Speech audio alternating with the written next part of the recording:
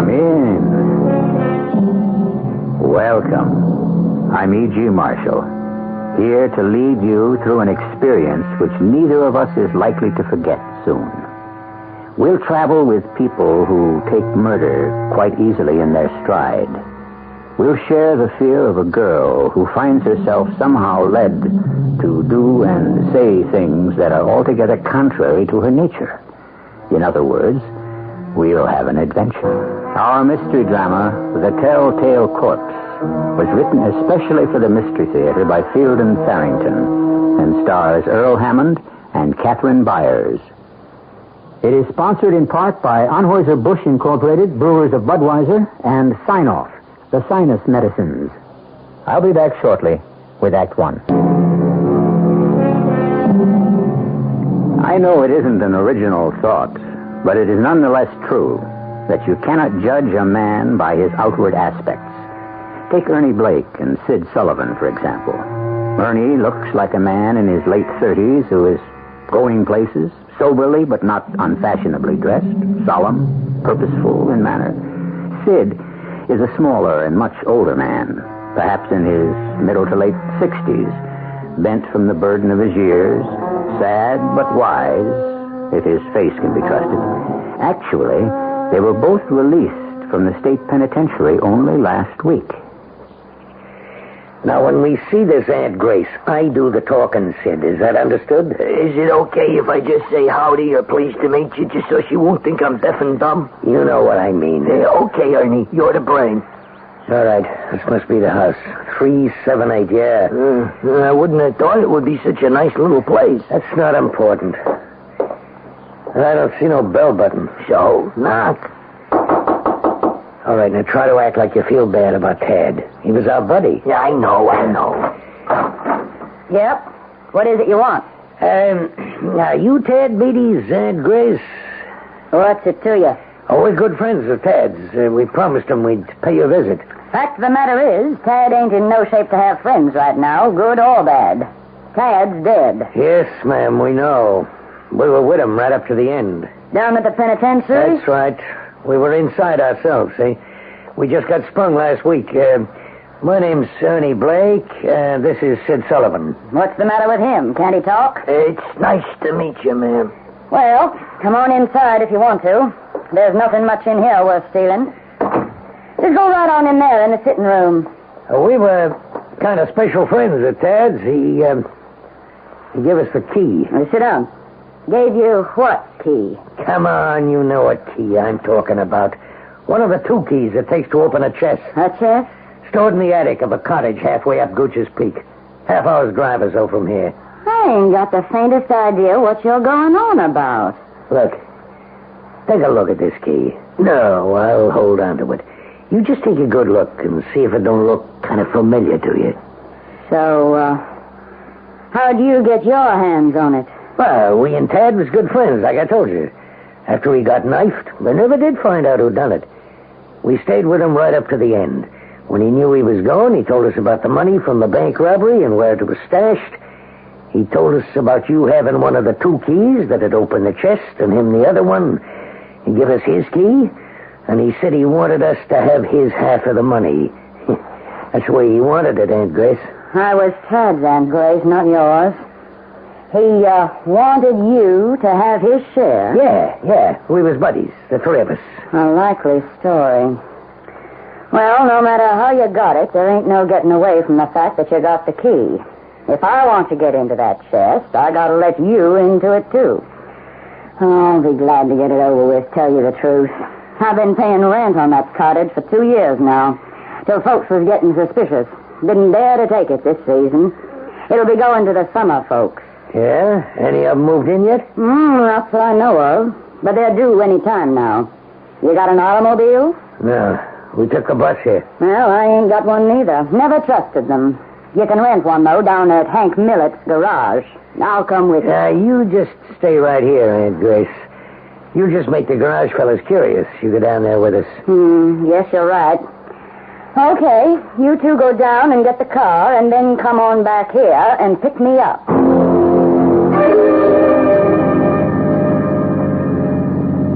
Steve, What does the red light on the dashboard mean? It means the motor's overheating, and that's the reason I'm poking along at 40 miles an hour. Won't it blow up or something? No, there's no danger of that, Alice.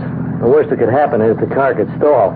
I figure we can limp into Windville this way. It can't be more than 5 or 6 miles. And Windville's the last town before we get to the cottage? Right, and it's not much of a town either.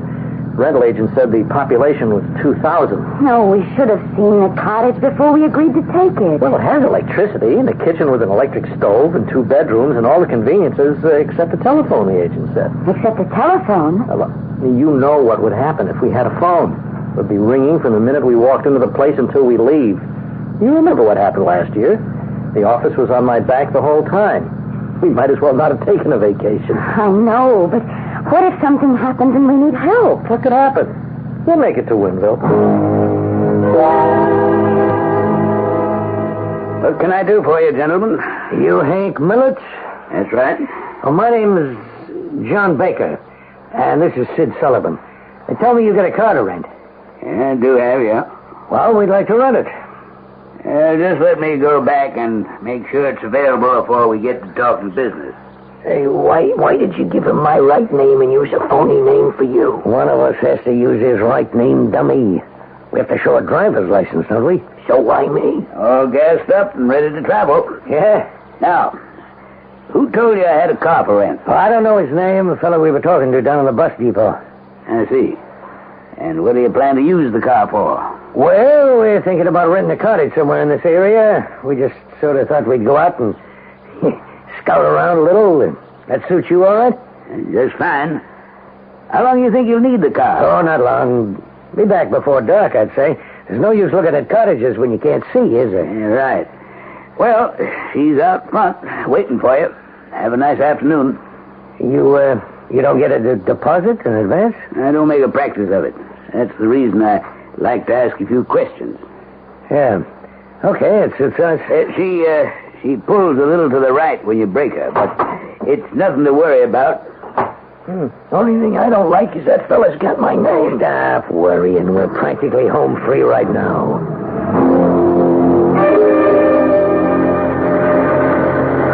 Here it is, please. There's the garage just up ahead. Oh, good thing, too. 1 block more and I don't think we'd have made it. And just hope it isn't beyond help. Do you think we'll be held up long? I have no idea. I certainly hope not. Howdy. Pulling in, you sounded like you could use some help. Overheated, that's for sure. Well, I just hope she's not too far gone. You know, she's been running very hot in the last 5 or 10 miles. Yeah, just let me see what we're up against here. Way too hot to touch, but it wouldn't surprise me if we found a cracked block in there. How much of a delay would that mean? Hard to say till I can get a better look. What's happened, see, is one end of that hose came loose, and you've leaked out mighty near all your water. New hose wouldn't take a minute, but I'm afraid you've done more damage. Well, let's see if I can get a better look now. Oh, we should have stopped the minute that little red light went on the dashboard. Yeah, cracked block, all right. I'm afraid it's going to cost you some money. How long will it take? Well, it's hard to say. Whatever parts you'll need, I'll have to wait till I can get them in from Concord. Don't carry them all here. We have to have a car. Oh, I suppose we could take a taxi up to the cottage, but then we get stuck there. Oh, she's right. We do have to have a car. Couldn't go by taxi anyway. Charlie Castle's got the only one in town, and he's laid up with his arthritis. Which cottage you going to? The Carswell place, I think the agent called it. It's partway up toward Gooch's Peak. Old Aunt Grace finally letting go of that, is she? Aunt Grace? Town character, sort of. Old curmudgeon kind of lady. She's been renting that cottage for the summer last couple of years, and then never going up there. Nobody's figured out why. Well, we can't manage without a car. I'll tell you what. I got a car I rent out. Old buggy, but I keep her in good shape. Party's got it out right now, but I'm expecting them back before nightfall. I could let you have her while you're waiting for your own car to be put in running shape. Oh, that would solve our problem, all right.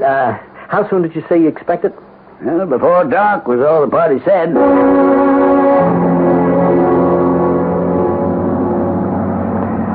Somebody ought to trim this brush back. No, I've been paying rent on this house 2 summers running now, just to keep the nosy summer folks away from that chest up in the attic.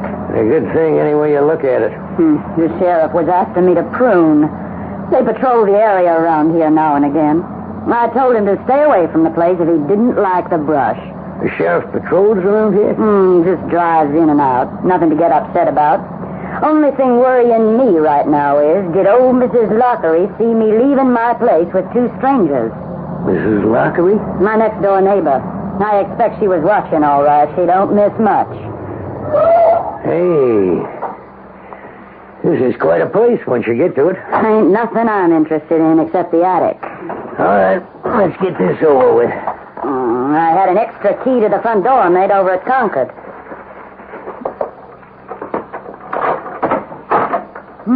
Kind of musty, and there may be some cobwebs.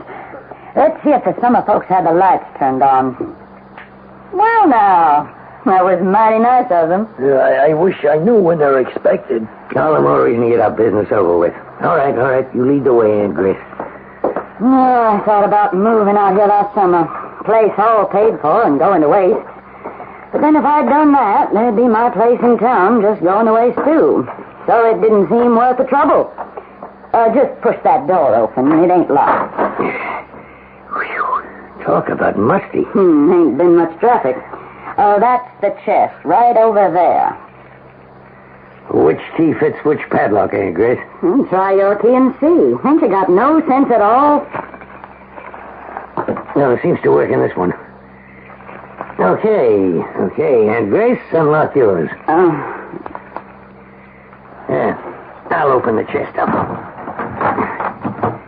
There's nothing but a suitcase in there. Full of 10s, 20s, and 50s. $100,000 worth. Yeah? Look at that.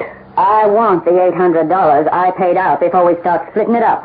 That's what it cost me to keep the summer folks away last couple of seasons. You don't have to worry about that. No, I ain't worrying. I just want what's coming to me, that's all. What's the gun for? To make sure you get what's coming to you, Aunt Grace. Honey, there's plenty to go around. No, don't. No, come on now, Aunt Grace. It won't do any good to act like this. Let me go. Stand away from us, Ed. Honey, I don't think you ought to. Pete's sake. Whew. She put up a better fight than Ted did.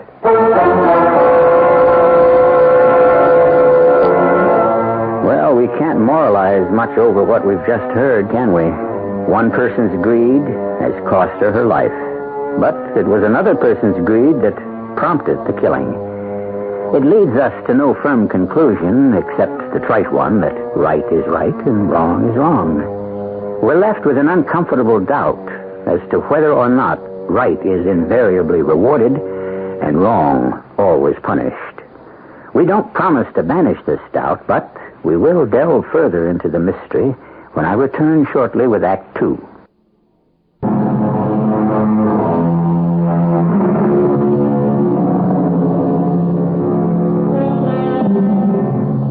A dead body is an awesome thing, and I've often wondered why. Aunt Grace's body, for example.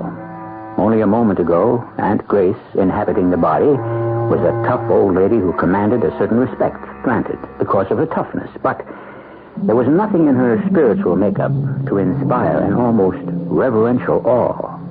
Now, the spirit having departed, the body lies on the floor of a cottage's attic, halfway up a New Hampshire mountain. And at least one of the two witnesses to its transformation is frightened. You shouldn't have done it, Ernie. Don't be stupid. $100,000, she said, is in this suitcase. If she took half, that would have left 50 grand for us to split. 25 apiece. Now we got 100 to split, and that makes 50 apiece. Come on. Let's get the body out of here. She wasn't much of a bleeder, was she? You mean you're going to take her somewhere else? Well, what do you think, stupid? We're going to leave her here? Well, I don't see why not. Well, then listen close and learn something. You better believe the cops know that she's Tad Beatty's aunt. They'd never found the loot from his bank heist. They'd find Aunt Grace up here, and they know the only reason anybody want to knock her off is for the money. They already got her tied into that, so they start asking around. Who knew Tad Beatty in stir? Who got sprung lately? And what they'd come up with is you and me. So they better not find the body. Oh, yeah, I suppose so. Okay. You take Aunt Grace's feet. Where are we going to take her? Down to the car first. We'll stuff her into the trunk and drive till we find a good place to stash her. Don't you think we ought to take the money first, though? It's been locked up here for 2 years. It'll be okay for another 10, 15 minutes. We'll come back for it as soon as we got Aunt Grace safe in the trunk. All right, take hold of her feet, Sid. Well, okay. It's going to give me the creeps, though. Oh, she weighs a ton. Yeah. All right, watch yourself backing down them stairs. I wonder why she got mixed up in the bank thing in the first place. No money, what else? She must have been pretty well fixed, though. I mean, if she could spend $800 renting this place. Yeah. So she was willing to spend $800 to get $50,000. Yeah. All right, watch yourself, will you? You're coming to the bottom of the stairs. Okay. Can we put it down and rest for a minute, Ernie? She's breaking my back.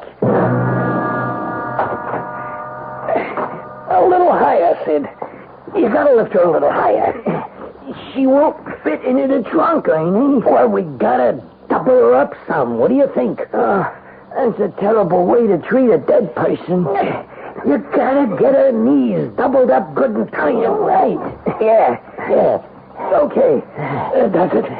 I don't think the trunk lid's gonna close. Yeah, sure it will. May crowd the old gal a little. She won't mind. I just wish we didn't have to do it. Yeah, shut up, Sid. I'm getting sick of it. Well, I just ain't used to things like this, that's all. All right, just think $50,000.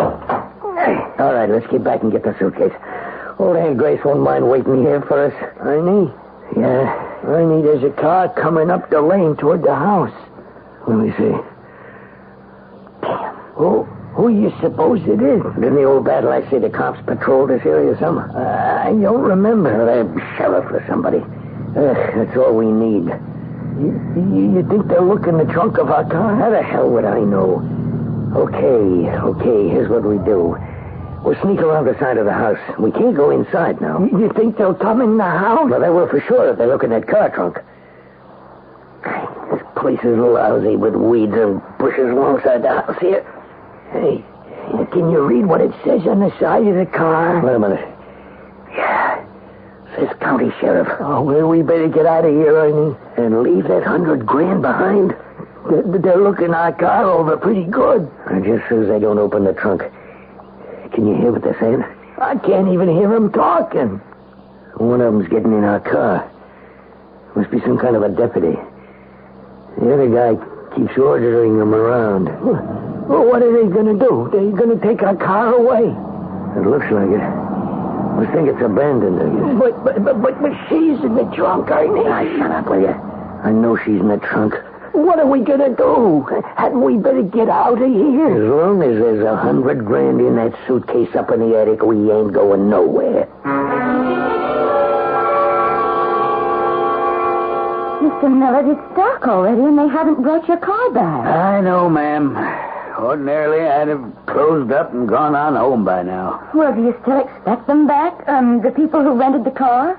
They said they'd be back by nightfall. That's all I know. Well, isn't there some other way we could get up to the cottage? Not with Charlie Castle down with arthritis. He drives the only taxi in town. What are we going to do? Only one thing I can suggest. Miss Purdy lives over back of the church. She takes in tourists sometimes. I expect she'd be able to put you up for the night. Excuse me. Hello.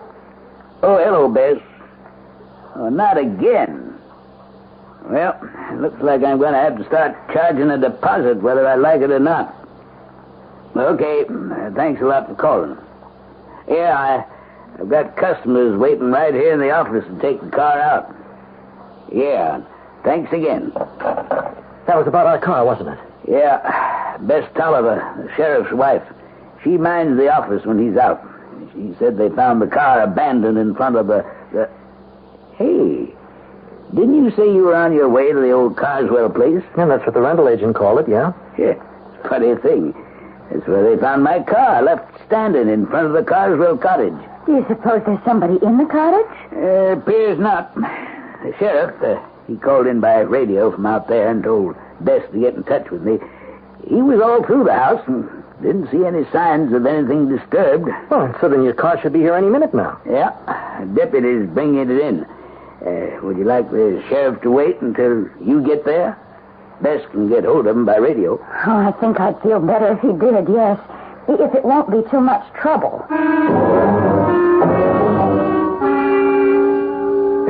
Watch out for this one bush here, Ernie. It's thorny. I tore my shirt. Yeah, shut up. I want the sheriff to hear you. He was up there in the attic, Ernie.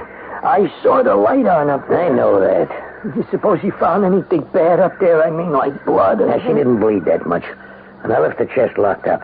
He didn't find nothing. Why doesn't he start his car? What's he waiting for? Well, maybe they found the body in the trunk, Ernie. You think that could be it? How do I know? I think if they found that thing in the trunk, we ought to get out of here, because that's murder. We ought to try to get clear of this part of the country altogether. I told you before, and I'll tell you once more, we ain't going nowhere as long as there's $100 grand in that chest up there. Okay, Mr. Carter, she's all gassed up and ready to go. Good. Well, you ready, Alice? I've been ready for hours. Did you put the luggage in the trunk? Oh, I tossed it in the back seat. There are only 3 bags, and we'll be there in 15 minutes. Mr. Carter, are you sure you and Miss Carter want to go out there tonight? Are you sure you wouldn't rather stay with Miss Purdy? When we can get to our own cottage? Oh, I'm certainly in favor of going on. Oh, don't you think we should, Mr. Millett? Well, I don't want to frighten you or nothing, Miss Carter, but this car was found abandoned right in front of your cottage, and, I guess it's all right, and the sheriff's waiting for you at the cottage. If you don't feel perfectly safe after talking to him, you can just turn around and come on back. Right. So, let's go, Alice. All right. I guess. I hope I haven't upset you none, Miss Carter. No, I just... Oh, it's nothing. What, Alice? Oh, for a moment, I just didn't want to get into the car. Oh, it's nothing. A goose walked over my grave.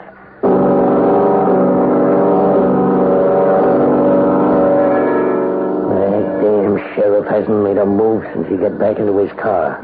He's reading something, some kind of a book. Yeah. All right, let's go. Go? We're going to clear out like I said, Ernie? No, stupid. We're going in the cottage. Oh, come on, Ernie. As long as he sits there in his car reading or listening to his radio or whatever he's doing, what's to keep us from sneaking in the back way, taking a suitcase full of bread and sneaking out again? What's to stop us? The sheriff, if he catches us in there. Well, he's not going to catch us. For Pete's sake, Sid, ain't you got no guts at all?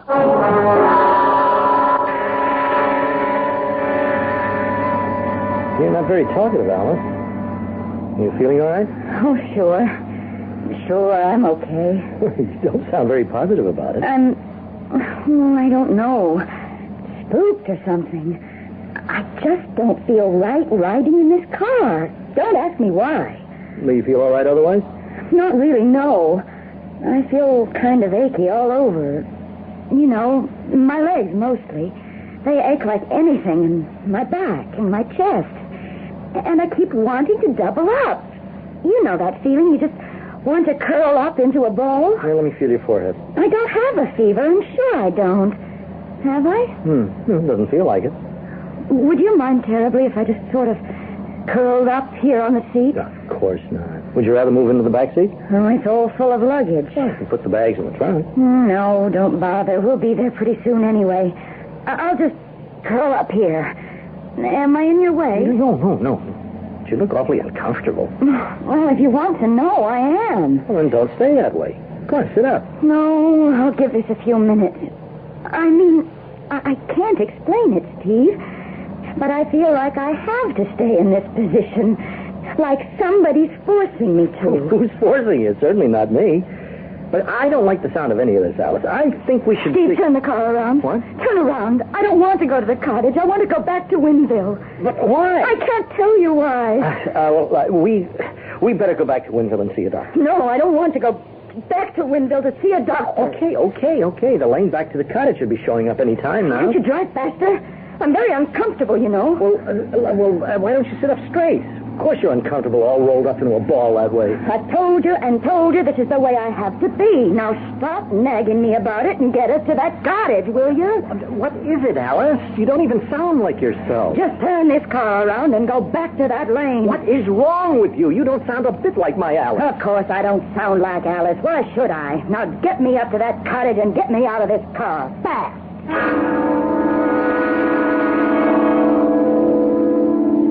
Why should Alice sound like Alice? She really doesn't sound like herself, does she? To me, she sounded like, well, call me fanciful if you wish. She sounded more like Aunt Grace. Although Alice and Steve are not aware of it, Aunt Grace is right there in the car with them. She's dead, of course, and that ought to be the end of her in this world. But is it? I'll return shortly with Act 3.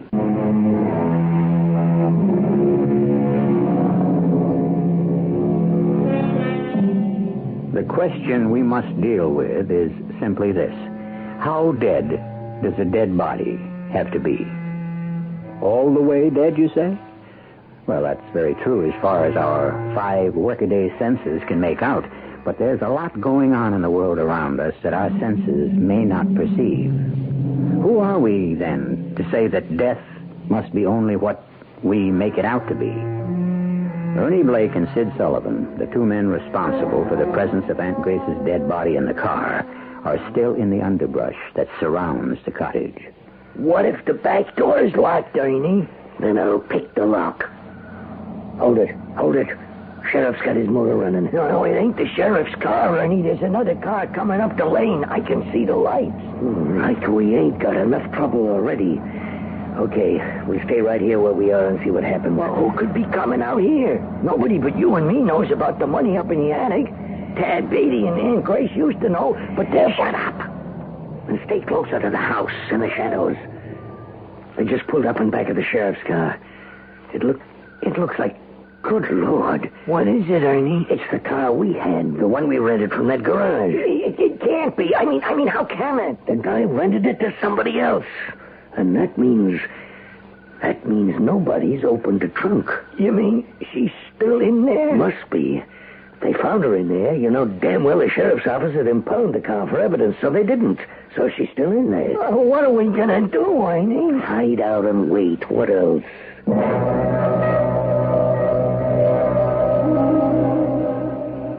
You Mr. and Mrs. Carter, are you? Yes, that's right. Well, I'm Sheriff Tolliver. My office radioed me that you 2 are on your way. Well, we thought since the car was abandoned right in front of our cottage, we'd feel better about things if you stayed around till we got here. It's a funny thing, the car being left right here in front of the cottage you rented. Yes, it's quite a coincidence. Yeah. I can't stand the smell of coincidences. I just don't trust them. Steve? Oh, yes, Alice, you feeling better? Couldn't we just get in the sheriff's car and go back to Windsor with him? But why should we? I don't think I'm going to like it here. Well, I suppose we could. You're perfectly welcome, of course, if that's what you want. I've been over to the house, top to bottom, and there's nobody in there. Does seem like a shame for you to spoil your whole vacation just because a couple of nuts decided to ditch a rented car in front of your cottage. Alice? Oh, I suppose it's all right. I'm just feeling spooked tonight for some reason. Of course we'll stay. I was just being silly. Well, anything I can do for you folks before I go on back to town? I guess not. No. I'll be going then. If you should need me for anything, feel free to call on me. I'd like to know how we're going to call on him with no phone in the house. Everything's going to be all right, Alice. I'll go get the bag. Not sure I can get out of the car, Steve. Can't get out of the... Alice, you've been screaming to get out of the car all the way out here. Now you say... I know. It doesn't make sense, but it seems to have changed its mind. It? Changed its mind? So stop picking away at every little thing I say. Well, I know... Look, come on, Alice. You're just tired of riding, that's all. Now, once we're inside... Get away from me. Get your hands off me. Alice, something is wrong. It wasn't you saying that. It didn't sound the least bit like you. It didn't feel like me either. I didn't even want to say it. It was like something or somebody made me say it. She looks like she's sick or something. Yeah, the way he practically lifted her out of the car, and she's not walking so good. Maybe they won't stay, huh? They'll stay. They're going to be here for 2 or 3 weeks, maybe longer. Why do things like this always happen to me? But we'll just have to go away and leave the money in there, Ernie. I mean, for now, anyway. Will you shut up about going away and leaving all that money here? But what else can we do? We just can't walk up and say, look, Mr. and Mrs. Who's, it's the loot from a bank heist. It's stashed in your attic. Would you mind if we go up there and get it? Hey, you know something? That ain't such a bad idea you got there. Yeah, kid. You ain't really going to go up and talk to him, are you? Not out here. We'll wait a while after he goes back in. And Sid... Yeah? You let me do the talking, you hear? You button your lip and keep it buttoned. You mean I gotta be deaf and dumb again? Yeah, that's what I'll tell them if they ask. Alice? Alice, where are you? Back in the bedroom, Steve. I thought I'd just lie down for a minute. Oh, it's a good idea. You're just worn out, that's all. Oh, I hope so. I don't know. Somehow I feel so... I can't tell you. So creepy. Alice, what in heaven's name are you doing? Why are you all curled up in a ball there in the bed? Why do you keep doubling up like that? Steve, I'm sorry, but there's something very strange going on. I have to lie doubled up like this. That's all I can tell you about it. Steve, it's like I was in a little cramped space, all curled up this way, and there isn't room to straighten out. Like being in a closet. Oh, now that's just nonsense, Alice. It's... Steve, It's as if somebody else is controlling me. I think we'd better get you back to Winville. There must be some kind of a doctor there, and I think you need a doctor. No, I'm not going to see any doctor. Oh, all right, then you stay here, and I'll bring the doctor to you. Now, I'll go into Winville and get him. You're not to do any such thing. I don't want that car moved away from here. Do you hear me? Well, you just can't lie there tying yourself up in knots and talking foolishness. Oh, somebody at the door. Don't answer it. You're to stay away from that door. It's probably the sheriff come back for something. He and the garage man are the only two who know we're here. Don't let them in. Don't go near that door. It's all right, Alice. What can I do for you? Well, I'm sorry to butt in on you this way, but we forgot to take one of our suitcases when we left. I don't understand. Oh, well, you see, we were the tenants in here before you took the place. We had one of our suitcases up in the attic here. I can't remember how come, but we forgot to take it with us. That's them. They are the two. They are murderers. Alice, why don't you just... That one there, the young one, he killed me not more than a couple of hours ago. Shot me dead.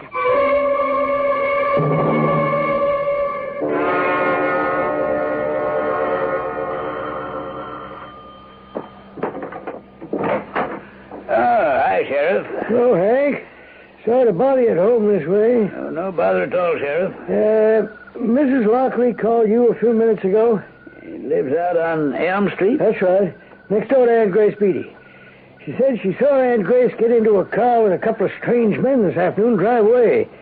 Says Aunt Grace hasn't come back, and it's dark now, and Aunt Grace never goes out or stays out after dark. I've heard that before, yeah.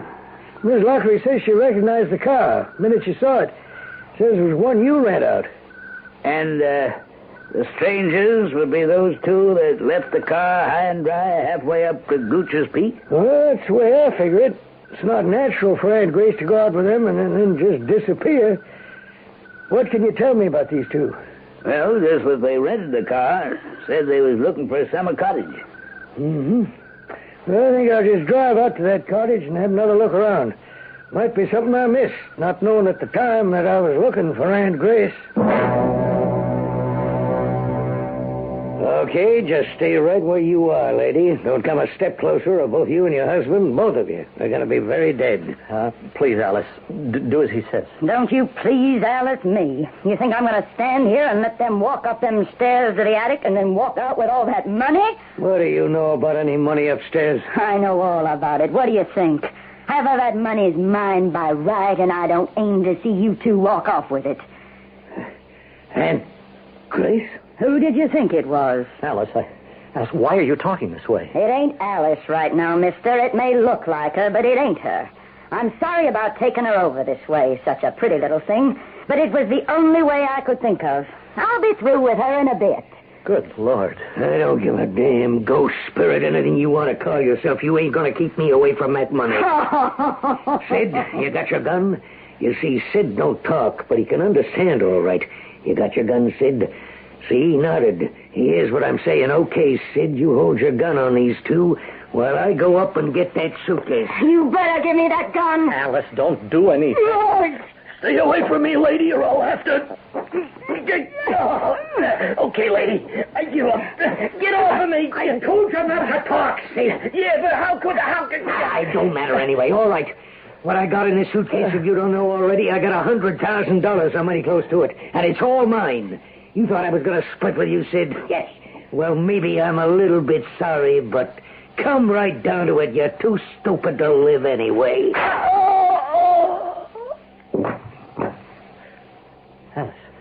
Alice, don't do anything. He'd just as soon kill you as not. I'm going to have to anyway, let's face it. You too. I can't have a lot of witnesses walking around shooting off their mouths, now can I? You're going to have to get past me if you expect to get out of this house with that money. I don't know which one you are, the old lady that's dead or the young one you look like. But a bullet's going to take you out whichever. I'll get past you, all right. I'll kill you. All right, hold it right there, everybody. Drop that gun, you on the stairway. Sheriff, he killed that man. And I ain't through yet, so... Alice, are you all right? Not yet, I ain't. That man dead, Sheriff? It's a shot in the shoulder, Mrs. Carter. Or are you... you sound exactly like Aunt Grace. Who else would I sound like? I'd like to know. Where's your own body? I'm in the trunk of that car outside there. Get me out of there, and I'll be finished with the lot of you. Do you still plan to spend your vacation here at the cottage in spite of what's happened? I think so, if it's all right with Steve. Very good. If there's anything I can do for you while you're here, be sure to let me know. We will, and thank you. Bye. Be safe, dear. Well, are you sure you want to stay, Alice? Yes, I really do. Oh, it was an unpleasant experience, I admit, but somehow now it's all over. I sort of like old Aunt Grace. Well, I don't. If I could have figured out a way to get at her without hurting us, she wouldn't have had things so much her own way, believe me. I'd have chopped you up and had you for breakfast, Sonny. Alice, was that wasn't... You'll never know, will you, Steve? So it was a simple case of possession. Oh, of course it was. That last bit about Aunt Grace chopping Steve up and having him for breakfast, that was just Alice having the last word. A simple case of possession. You don't think possession is such a simple matter? Good heavens, it happens all the time on Mystery Theater. And if you heard it here, you know you can believe it. I'll be back in a few minutes.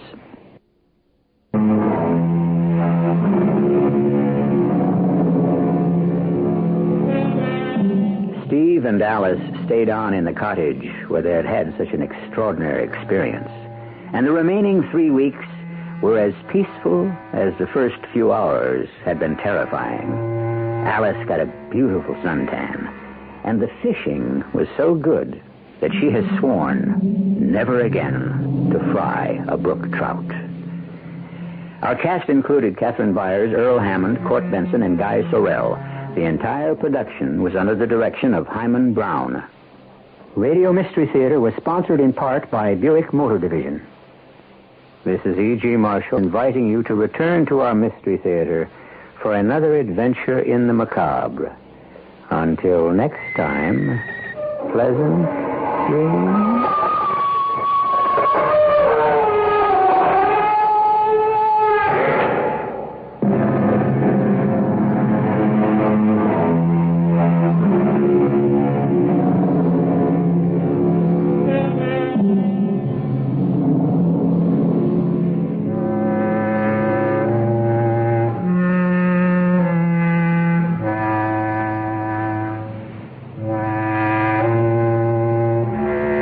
Tonight's WR Mystery Theater was also brought to you in part by ShopRite Supermarkets, where you get a lot more for a little less. The preceding program is furnished by CBS Radio. Radio Mystery Theater presents...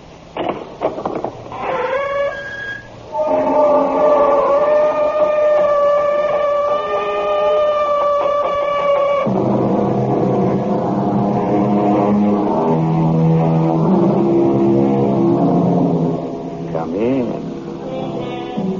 Welcome. I'm E.G. Marshall. They say the grass is always greener in your neighbor's yard. If that's what they say, then they're saying it wrong. The accurate quote is, the grass always looks greener, which is a different story, no? The basic truth is that on closer examination, it's the same grass, the same weeds, the same burrs, the same nettles, and the same rule that applies to your neighbor's grass also holds true for his house, his job, and even his wife. But what can I do for you? Make me young again. Make you young? But I am not a medicine man. I am a doctor. Take 25 years off my life. It can't be done. I have $20 million. That is still beside the point. Now look, I should be able to get something for my money.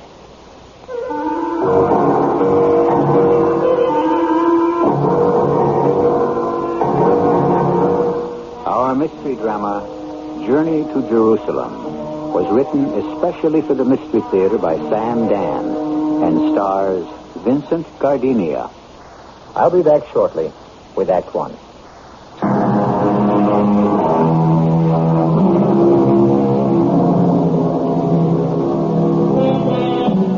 Can you find it in your heart to feel sorry for a man who has $10 million? Or is it 15 or 20? Well, what does it matter?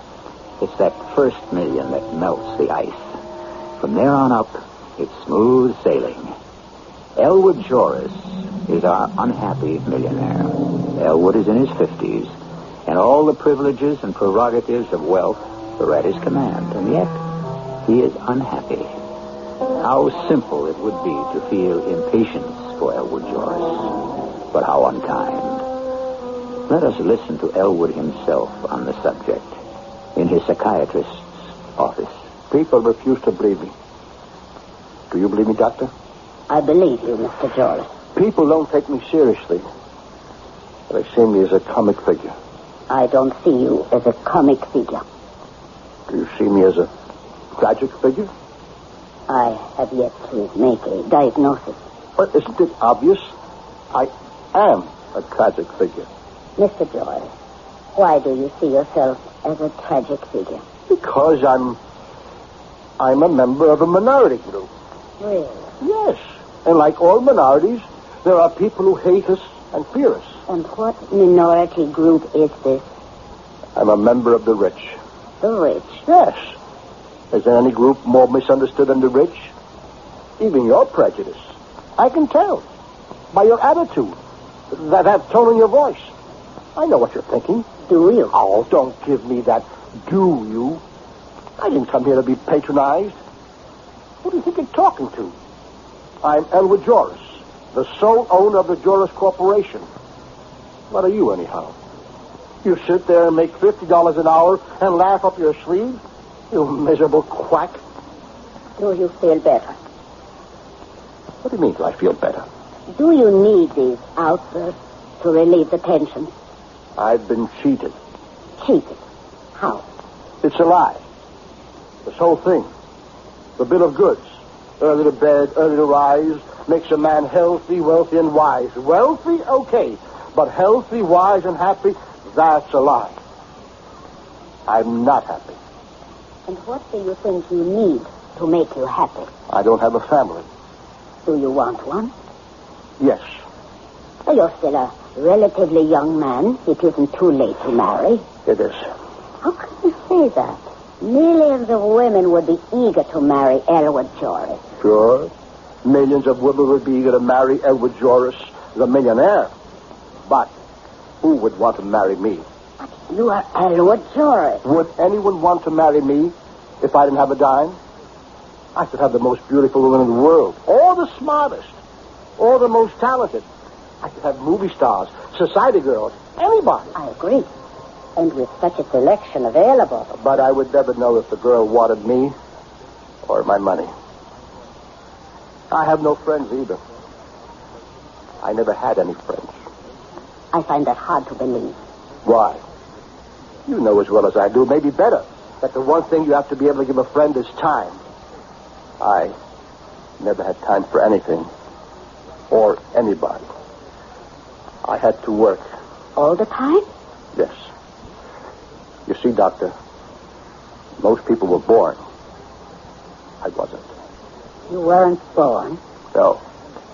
I was found. Big difference. The average person's got a mother, father. Surely you did too. If you never knew who they were, then they don't exist. Do they? If they never raised you, never gave you anything, never protected you, then you never had them. Right? Continue. I was found on the steps of a police station. A day-old baby wrapped in a blanket. My name is Elwood Joris. You know why? Because the police station was on the corner of Elwood Avenue and Joris Place. You must admit you've come a long way. The orphanages and the foster homes, they begrudged me every bite of food, every stitch of clothes. You had a hard life, but you did overcome. I never wanted to be cold or hungry again. So I worked day and night. I worked when other people slept or rested or having a good time. You have enough money. Why don't you stop? I don't know how to talk to people. Oh, I can in the office. I know how to order people. I'm a fireball. But talk? I can't talk. Why not? Because I don't have anything to talk about. I mean, I can tell you about filters.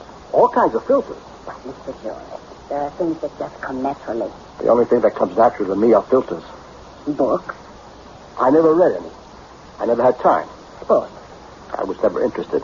If your money makes you so miserable, why don't you get rid of it? Then I'd be poor and miserable. Doctor, I don't know what I expected from you, but it doesn't look as if you're going to help me. Nobody can.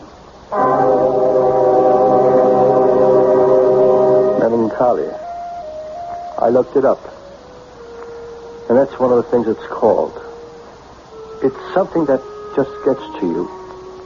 And it gets to a lot of people. Maybe that's what the music they call the blues is all about. I wouldn't know. Melancholia. A kind of sadness. More than sadness. Regret. And then something happened. Just out of nowhere. Yes? Mr. Joris, a lady wants to see you. Who is she? Madam Solanas. Does she have an appointment? Oh, no, sir. Then I can't see her. She says you must see her. What's it about? Just a moment, sir. I'll ask her. Miss Haskins. Miss Haskins, are you there? Mr. Joris, she says it's about justice. What kind of nonsense is this? Well, sir, she says... Never mind what she says. Listen to what I say. I was under the impression that I had a private secretary who knew how to protect me against kooks and cranks. But if I don't... I'm sorry, Mr. Joris, but she got into the building somehow. Have one of the guards throw her out. And let that be the end of her.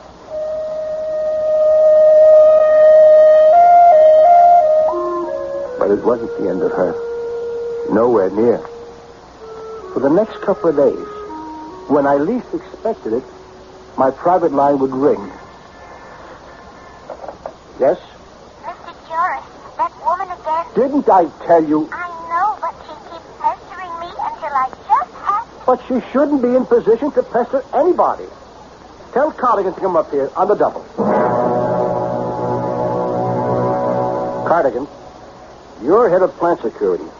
Your job is to see that no unauthorized visitor gets past the main lobby. And none of them do, sir. None. About a week ago, some woman was able to get to my secretary's desk. I remember that, Mr. Joris. I was called. I had her removed from the premises. She was wearing a kind of funny colored outfit. She keeps coming back every day. I know. You know? We try, but she keeps slipping by us somehow. Well, she's at the desk now.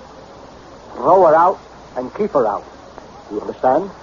Leave it to me, sir.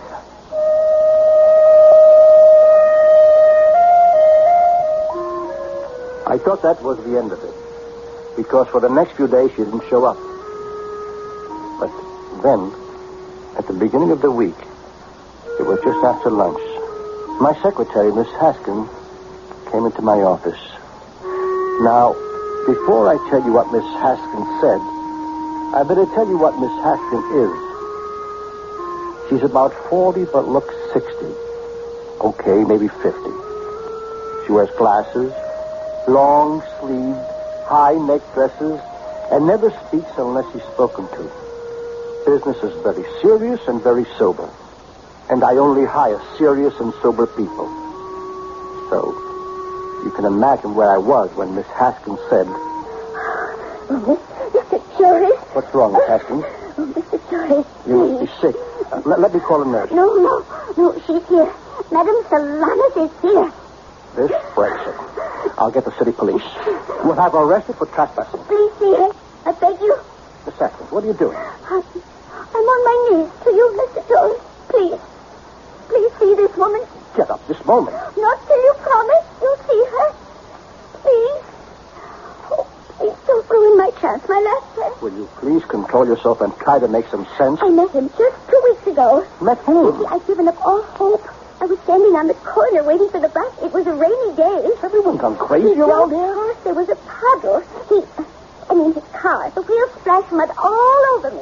And he stopped, got out, and insisted on paying for cleaning. What has all this got to do with the woman outside? Gentlemen, I know he will ask me. Now, will you sit down, and I'll get a doctor. Oh, please see her, just for my sake. In 20 years, I've never asked a favor. You've got to explain to me why. She looked at me, Madame Solanas. Her eyes are black as coal. When they burn, they are fiery red. And she said, you will tell Mr. Joris he must see me, or I will make sure that a certain man will never call on you again. How did she know? A shiver ran through me. Please. Oh, for crying out loud. All right. Send her in. She walked into the office. Madame Solanas. And something seemed to come in with her. An air. A feeling. I don't know what to call it, but it was something. She wore a long dress with all colors of the rainbow. She had black hair that fell across her shoulders. And the eyes. Miss Haskin was right about the eyes. Black eyes that bore right through you. And when she spoke, you listened. You are the Mr. Elwood Joris? Yes. What can I do for you? You can give me justice. Justice? If you need justice, you can only get in the court of law. What can I... Court, government. These are all for fools. You and I, we are people of power. We can give each other justice. But what is this justice you want from me? Simple justice. Or else... A change. Before I entered this room, I would have said, justice or I shall destroy you. But now that I look into your eyes, I say justice, or I shall allow you to destroy yourself.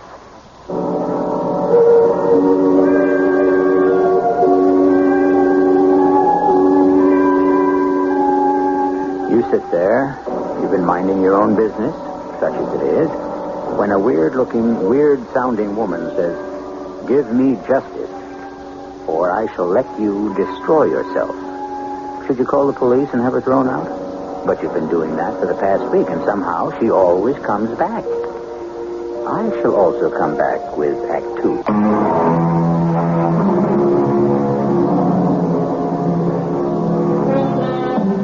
Today, we're giving you a classic story because it's concerned with the problems of the rich.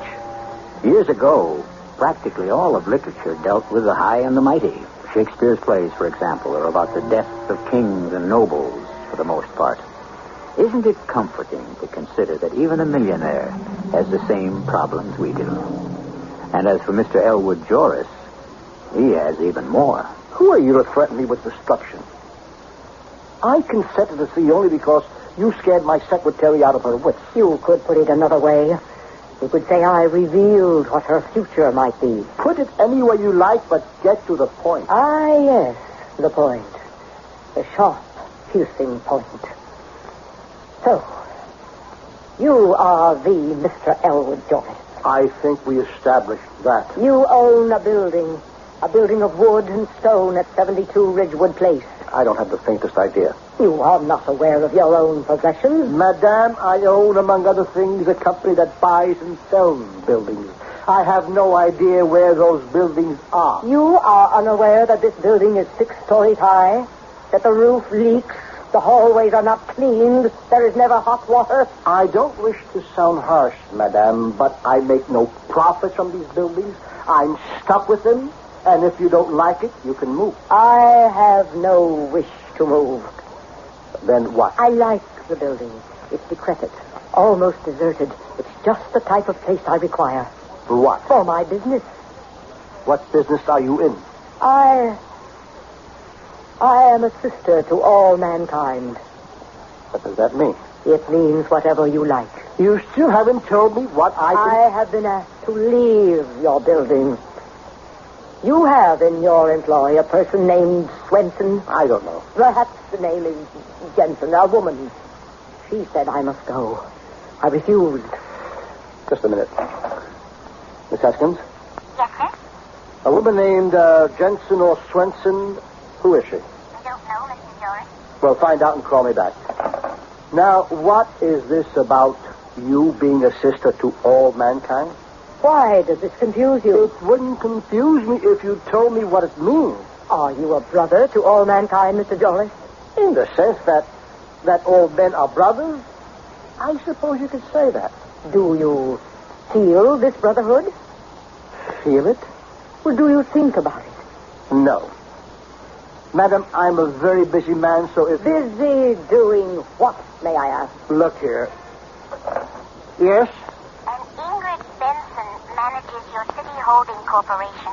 Thank you, Miss Haskins. Miss Benson. Oh, yes.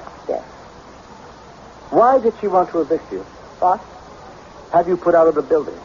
Well, why don't you ask her?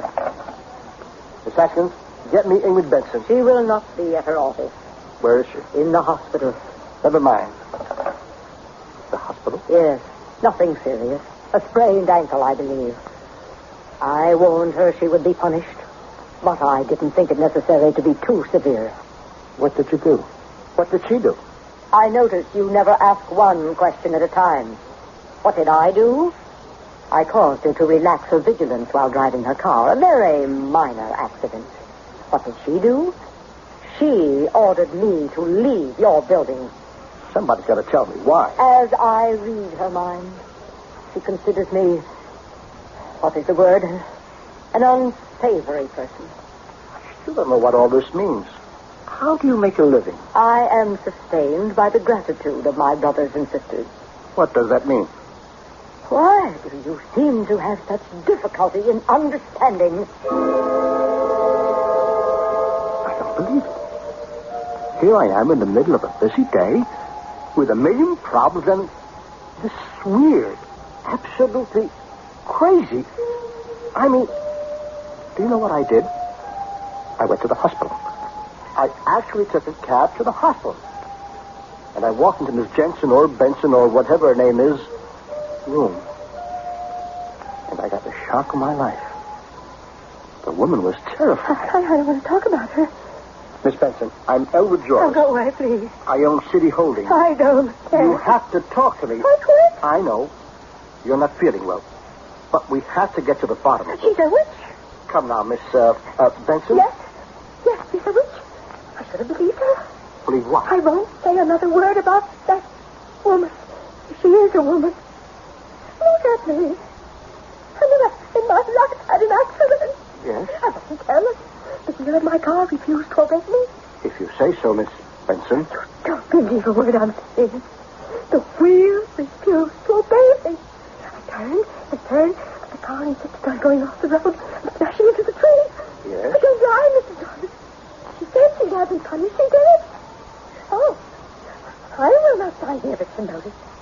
You'll have to fire me. Just tell me why. Why evict her? It's all we can do to get tenants for the building as it is. Tom Turner asked me to. Tom Turner? From the Department of Buildings and Structures. Why is she undesirable? What is she doing in the building? Tom Turner said she's running a confidence racket and some kind of bunco game. What kind? Mr. Joris, I can't run your buildings unless I play ball, unless I cooperate with the city government. Miss Benson, you shouldn't get excited. Oh, it's all very well for you to say those excited. You were almost killed. You were injured, of course, in the line of duty, and the company will pay for The it. company will pay for my pain, for my nerves. You should be calm. Control. You could have anyone. Yes, Miss Benson. Look at me now. I'm a wreck. Seeing her eyes, her cold black eyes, turning to fire, and I hear her voice. I will punish you for the pain you have given me for the insult. I ask only to be your sister. If you drive me away, I shall punish you. I had to get out of there before I would go insane myself. What kind of a game am I being suckered into? Who has time for this kind of nonsense? And yet, would you believe it? I had every intention of telling the cab driver to take me back to my office, but the words that came out of my mouth were City Department of Buildings and Structures. Yes, Mr. Joris. How can I help you? Mr. Turner, the premises at 72 Ridgewood Place. Yes, sir. Oh. Excuse me. Nothing. Got a funny twinge in my arm. Let me see. 72 Ridgewood Place. Yes. Yeah, that address sounds familiar. You asked Miss Benson, who works for me, to institute eviction proceedings against a Madame Solanas? I did? Well, yeah, if she said so, I guess I did. May I ask why? Why? Ow! Is there something the matter, Mr. Turner? Oh, that's my arm. I can't understand it. My arm is burning up. Oh, perhaps I'd better come back another time. Oh, wait a minute. I remember. The DA's office asked me to get that dame out of there. Did they say why? Mr. Turner, you seem to be in pain. Why? Oh, well, they said something about bunco, flim-flam, who knows? It could also be she's not paying off the right people. Oh, my arm. Maybe you better get some attention. Well, I can't understand why. I mean, I didn't hurt it or ever have any trouble, but... Oh, that dame. Dame? Oh, this is crazy. I was crossing the street coming back from lunch, and this dame in a crazy colored dress with long black hair, she says to me, "Are you Tom Turner?" And I says, "Who wants to know?" And she says, "Well, if you are Tom Turner, your right arm shall wither." And ow! Wait. Look out that window. Huh? Standing there, near the fire alarm box. That woman. Is she? Yeah, that's her. That's the one. Oh, my arm is killing me. Why is my right arm killing me? Of course. It was Madame Solanas. And she was looking up at the window. Her eye caught mine and she winked. I ran downstairs. What's happening here? What did you do to him? What did you say to him? The last question first. What did I say to him? I said, your right arm shall wither. Why? Why did you say that? Because he has forgotten Jerusalem. What kind of nonsense? You presume, and with great danger, to call the immortal book nonsense. Is it not written, if I forget the old Jerusalem, may my right arm wither? Get to the point. This is the point. What is Jerusalem? A city in Palestine, Israel. What are you? Jerusalem is more than a city. Jerusalem is humanity. Jerusalem is the spirit of justice. All right, but... He has forgotten Jerusalem. But still and all... Your second question. What did I do to him? I did nothing. I am but an instrument through which a certain will is expressed. Madame Solanas, what do you want? I want Jerusalem and the right to help others find it. Why must I be turned out of my home as if I were a common criminal? I can't go against the city government. Are you afraid? It isn't that. Yes. Yes, you are frightened. Fear is written on your face. Fear. Doubt. Yes, I see it. Now, Madame Solanas, wherever you are, whatever your game is, Why are you frightened? there is nothing I can do for You you. are terrified. What are you trying to do? Hypnotize me? Tell me. It won't work. Tell me. It won't work. Oh, you'll tell me. Tell you what? Everything. Everything that is tearing at your heart. Everything that is destroying your soul. I cannot prevent the city from putting you out on the street. We are above the city, you and I. We are two people who have a rendezvous in Jerusalem. You will tell me what is the sickness that is killing you slowly each day. No. No, do not turn away your face. Tell me. Look, why don't I give you some money? Money. So you can relocate yourself in another and even better place. Tell me. What is the serpent that gnaws at your vitals? We shall slay him together. Let me help you. Let me help you.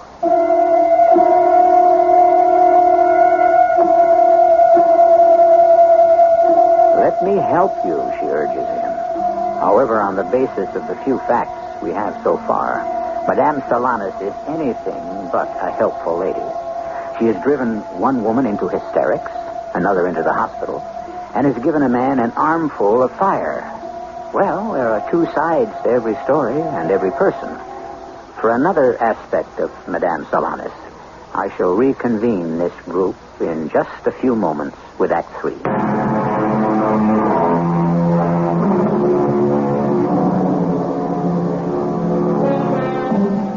It happens. Why? How? Who can say? But suddenly, like a thunderbolt, all the pent-up feelings, all the repressed emotions break loose. People whose great pride is in their stalwart self-control will, without warning, pour out their life story, reveal their innermost secrets to a complete strength. Look, if we really knew what makes people tick, we wouldn't have to do this for a living, would we? Anyhow, Mr. Elwood Joris is standing on a street corner talking to a lady with coal black eyes and raven black hair.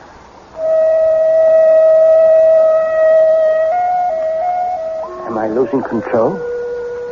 Am I being hypnotized? Nonsense. I have too much willpower. It can't be that. Yet, somehow this lady, this Madame Solanas can help me. No, not help. The word is save. She can save me. Before I know what we were doing, a taxi has pulled over to the curb, and I hear her say, 72 Ridgewood Place. I am like a man in a dream. I'm suddenly in a room, an ordinary room, with just a table and some chairs. It is never too late to be saved. It is for me. No. Speak. You wish to be saved. Saved from what? Loneliness. But you see, I have to be lonely. Why? Because my life has been thrown away. Yes, but it can be found again. Where? How? The answer is always to be found in Jerusalem. I have been to Jerusalem. I found no answers. I showed some filters, but I found no answers. You still do not accept Jerusalem? It is not a place on a map. It exists in the heart, the soul. Accept it. Tell me how. How will it help me? First, you shall tell me. Why do you say your life has been thrown away? Because I see it so well. What I am now is what I have created over the past 50 years. It's too late for me. No. Let me show you. Look into my eyes. Deep into my eyes. Tell me what it is that you want. I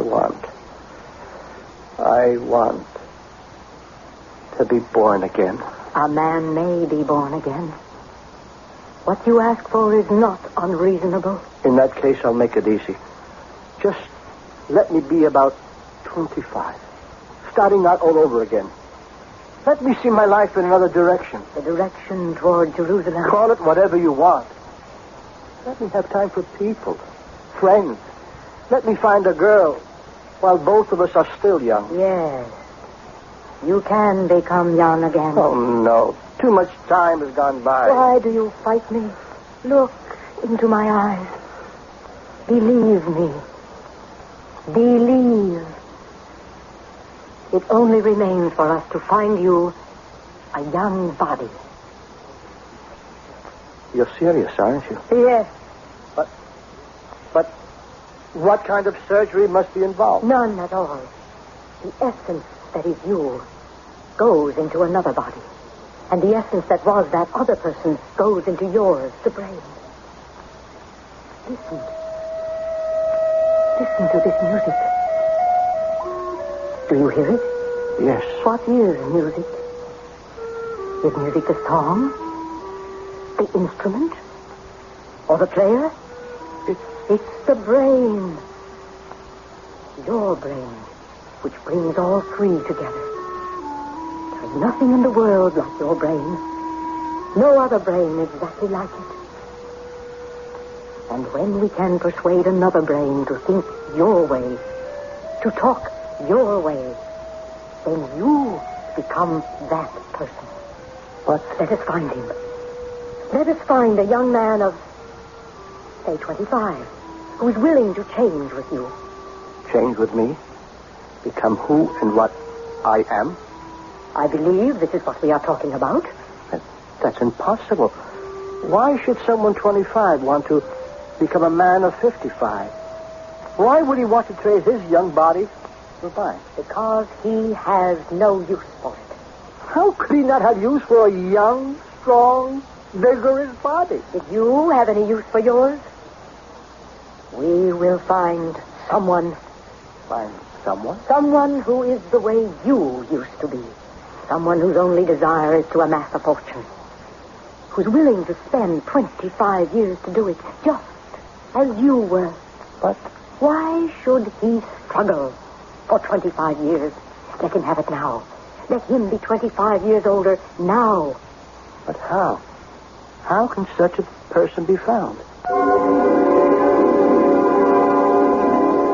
I placed myself completely in the hands of Madame Solanas, and we advertised for ambitious, conscientious young men willing to make sacrifices and work hard, but for great and guaranteed rewards. My office was swamped with applicants, but no one seemed quite right. Some were ambitious enough, but not young enough. Others were young enough, but we were getting nowhere till one morning, a tall, dark-haired, dark-eyed, serious-looking young man appeared. He looked very much the way I did at that age. And suddenly, I felt, this is the one. A question for routine. I knew we had struck pure gold. According to your application, Mr. Jones, you hold 2 jobs? Yes, sir. I work for a brokerage firm from 9 to 4, and I work in the accounting department of a bank from 5 p.m. to midnight. May I ask why you work such long hours? I want the money, sir. Man is nothing in this world without money. You're not married, I see. No, sir. Are you engaged? No. I really don't have time for frivolous activities. What do you do for recreation? Recreation? Do you ever relax? Oh, of course. I get to bed by 12:30, so I'm sure of 7 hours sleep. Have a sensible diet. Keep myself in good shape because I need my strength for my work. And don't you have friends with whom you... Oh, I have no time for that. What do you see for yourself 25 years from now? I see myself as a man like you, sitting behind a desk like yours, worth millions. The distance between you and me right now is some 5 feet of space. Do you know how much effort, how many long, hard years must be devoted to traveling that distance? Yes, sir. Suppose, by miracle, those 25 years of struggle would pass before you knew it. Suppose you were to wake up suddenly and be rich and powerful. Would you want to be 57 years old right now? I'm not sure I understand. To be wealthy and powerful. This is your dream? Would you like to wake up one morning and have it all now? Yes. Would you like to be me? Why? Well, I would like to be like you, sir. That's not what I asked. I asked, would you like to be me? Not in 25 years, but now. He stared at me, then at the office, at the furniture, but I knew what was in his mind. This All this wealth, all this power, suddenly his. Mr. Joris, I know you are not a frivolous person. You make an offer, and I must assume it's in good faith. Provided, of course, that such a deal can be consummated. I accept, but how could it be arranged? I don't know how it was done. We just sat there, the three of us. Madame Serranis, Mr. Jones, and I. She stared at each of us in turn. After a while, I grew nervous, then angry. And suddenly I felt stabbing shocks in my brain. And then, there was nothing. I had fallen asleep or fainted. When I recovered my senses, I was in Madame's room. Look at yourself. Here, let me hold a mirror to your face. Look. It isn't me. No? Who is it then? It's that Mr. Jones. No, it's you. It can't be. Why do I feel so... Yes, you feel strange.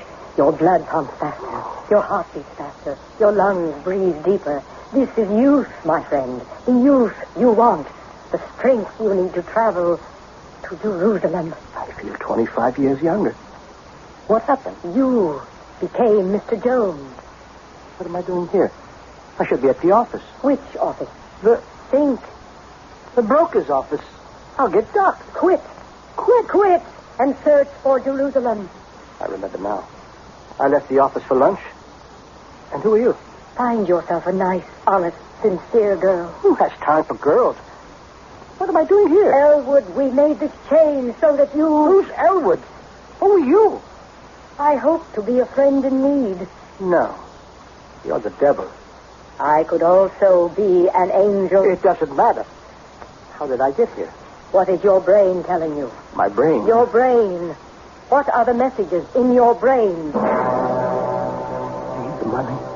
Money. Miss Drake. Pretty. Flighty. Can't go bowling. Cost $5. Miss Drake. Distraction.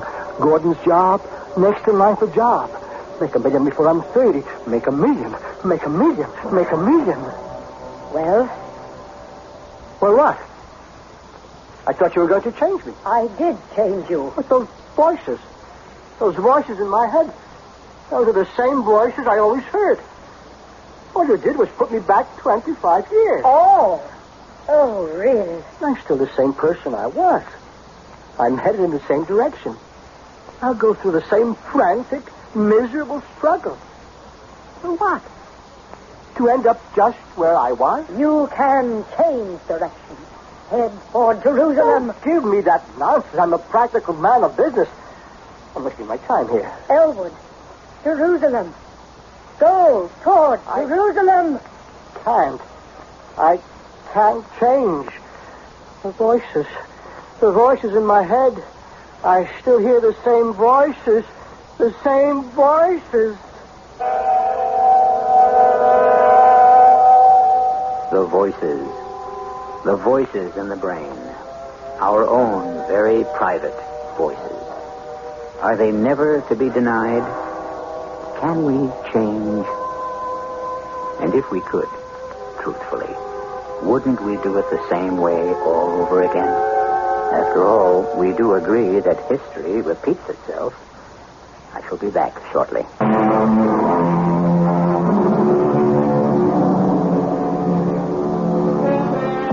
Somehow, Elwood Joris got his wish. He said, I have wasted my life and destroyed my opportunities for love, for friendship, for true happiness. If I only could live those crucial formative years again. If only. What about young Mr. Jones, who became middle-aged Mr. Joris? Was he happy with the transformation? That's another story. And you only get one each time. Our cast included Vincent Gardenia, Joan Shea, Evie Juster, and William Redfield. The entire production was under the direction of Himan Brown. A preview of our next tale. Didn't you say the banquet started at 7:30? Yeah, I thought I'd drive over and pick Emery up. I don't really trust him to attend a banquet, even in his honor, unless somebody sees to it personally that he gets there. Not a bad idea. Oliver, do you know a Nicky Bell? Nicky Bell? No, never heard of him. It's not a him, it's a her. Daisy says there's something going on between her and Emery. Emery Peterson? You've got to be kidding. Emery Peterson's the straightest husband I ever knew. Well, present company accepted. Well, it's not that kind of a thing. At least Daisy says it isn't. She's not sure Emery isn't being blackmailed. Well, that's almost as silly as the other. Emery never did anything he could be blackmailed for. I'd stake my life on that. Well, something strange is going on. This is E.G. Marshall inviting you to return to our Mystery Theater for another adventure in the macabre. Until next time, pleasant dreams.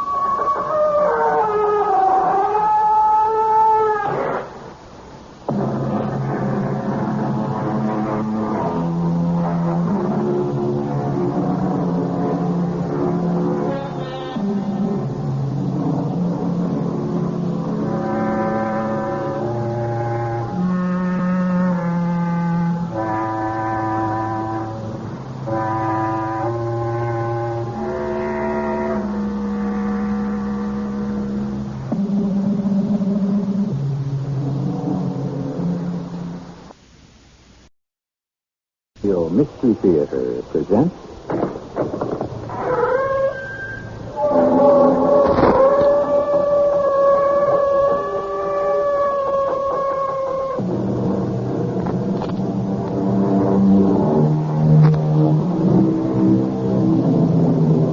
Come in. Welcome. I'm E.G. Marshall. Chief among my duties is to find and offer to you, nicely wrapped in drama, the most mysterious, intriguing, and, yes, terrifying tales to be found. I've come up with one this time that deals with quite ordinary people to whom you'd never expect the extraordinary to happen. But it does. Oh, yes, it does. Are you perhaps just a little jealous, Mrs. Peterson, because I carry my years well? Oh, well enough preserved and pretty enough. It's just that Emery's not that kind of man. Oh, my dear Mrs. Peterson, the man doesn't live who isn't that kind of man. I would like to make a little wager. I'm not a betting woman, but I wouldn't be afraid to put some money on a proposition like that. Oh, Mrs. Peterson, you are a fool. You want to put your money where your big mouth is. You're really serious, aren't you? Well, it wouldn't be a matter of money. It would be something harder to come by than money.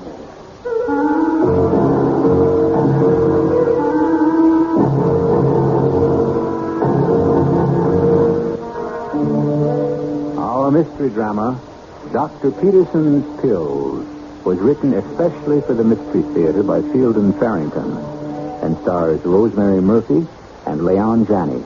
I'll be back shortly with Act One.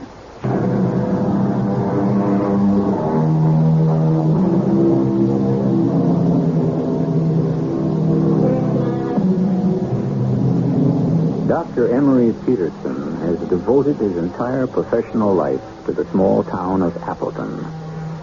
This is his story and the story of the people who wish to honor him for his lifetime of service to their small community. Nothing mysterious about that, you say? Nothing sinister? Well, just wait and listen. You want to know something, Daisy? The only reason I still make house calls? To get away from the sound of that darn telephone. That's fine for the doctor. It leaves the doctor's wife at home answering the phone and taking messages. You ever think of that? I thought you said you were coming with me this afternoon. Well, as long as the first stop is to see Agnes Sims, I thought I'd ride with you that far. I'll only be able to stay with her a half hour or so, though. Somebody has to be there. Don't forget your bag. Oh, I've got it right here in my hand. And your umbrella. No, it's not going to rain. Oh, for Pete's sake, answer the phone, will you, before I lose my mind altogether? Most likely left his keys in the car. Doctor's office. Oh, you again. He's not available right now. He always makes his rounds of an afternoon. I think you'd know that by now. Well, can you tell me when he Who is it, Daisy? Just a minute, please. It's that woman again, that Nicky Bell. Oh, all right, I'll speak to her. What for? She's not a patient of yours. Still, I think I'd better. Make a liar out of me. Yes.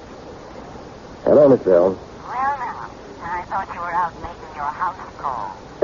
She didn't say I was out. She just said I wasn't available. And she didn't think I was. Now, what can I do for you, Miss Bell? Oh, you're so formal. Why don't you just call me Nicky? All right, what can I do for you, Nicky? Nicky, indeed. I think it's about time we had a little talk, don't you, Emery? May I call you Emery? No, I can't see you today. I can't see you until... Well, there's no way I can see you a minute before tomorrow night. Late at that. I'm not considered a terribly patient woman. Sure, you can find a free half hour somewhere in today's schedule. I've got a half dozen house calls to make this afternoon. I'll probably have a waiting room half full by the time I finish supper. When I get rid of them, I'm going straight to bed. I'm no good to anyone if I don't get my sleep. Tomorrow, I'll have the same schedule, except I've got to go to some kind of a banquet in the evening and won't be home much before 10 or 11. Now, where can I fit you into a schedule like that? If I had a stomachache, you'd find time for me, wouldn't you? I'm trying to imagine you with a stomachache. I'll see you tomorrow. I wish that woman would leave you alone. The Lord knows, so do I, but she won't. Well, what does she want from you? Nothing for a loving wife to worry about. And now I've got to get out of here. What was that about a banquet tomorrow night? There's going to be one, that's all I know. Ladies not invited? As soon as I get any details, I'll pass them right along. Oh, now where'd I put my bag? Right there on your desk. Oh. You left the keys in the car. I can see them from the window. Well, come on if you're coming. I can't wait around here all afternoon.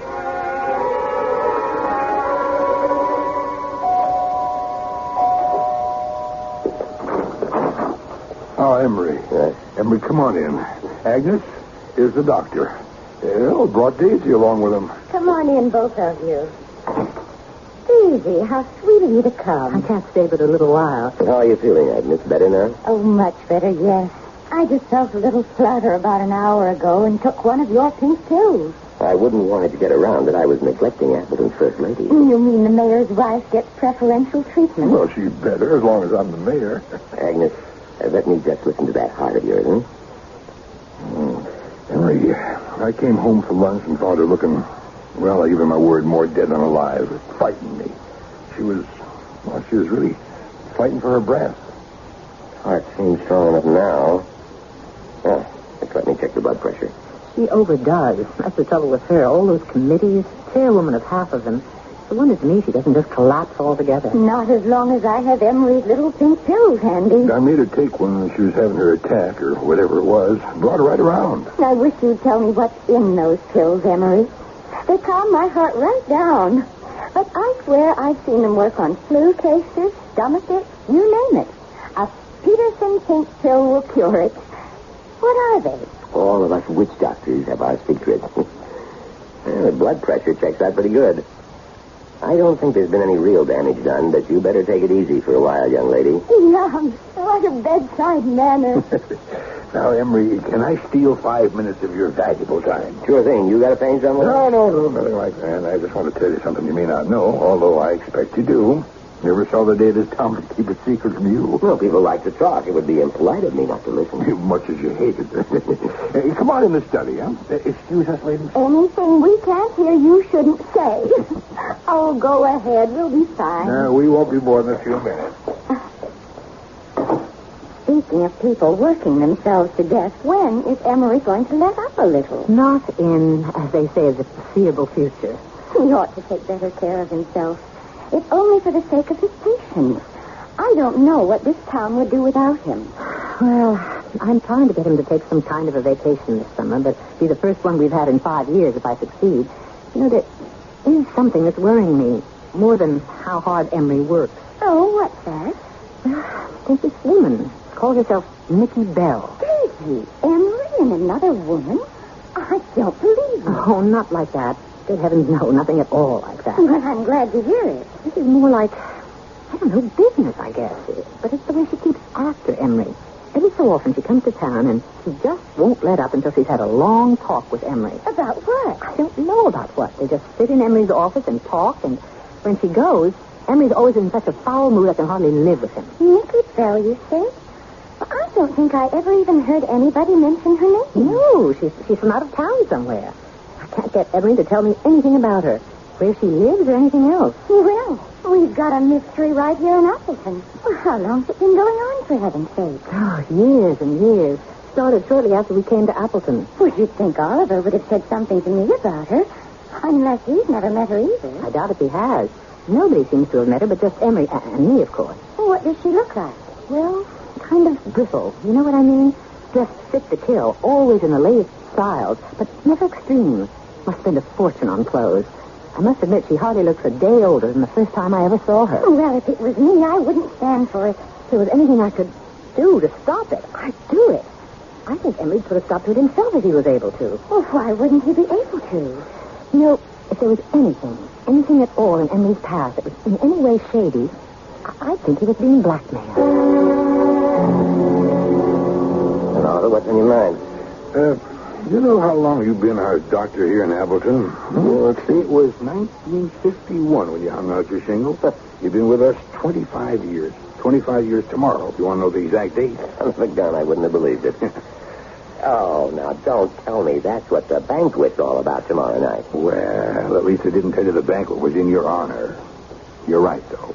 It is. Now, there's no use everybody going to all that trouble. Now, I thought I better tell you the whole thing today, though. Be just like you to refuse to come if you didn't know it was in your honor. No, I was planning to be there. Everyone figures to be there about, 7:30. Have a drink or so, and then eat around 8.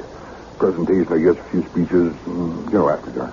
Presentation? Yeah, just a little something to commemorate the occasion, that's all. Well, now, if this town is figuring to put me out to pasture, let me just tell you they've got another thing coming. I've got just as much go in me as I ever had, and I don't... No, all right. It's nothing like that. Maybe come your 50th anniversary, but not this time, Emery. Better not try. 25 years. Yeah. Figures to be all over around 10, would you say, tomorrow night to blow out? Yeah, about then, I guess, yeah. I got this person pestering me. Not a patient. I might as well see her tomorrow night and get it over with. Her? Oh, Daisy knows all about it. If she feels she's got no call to worry, I guess you don't need to either.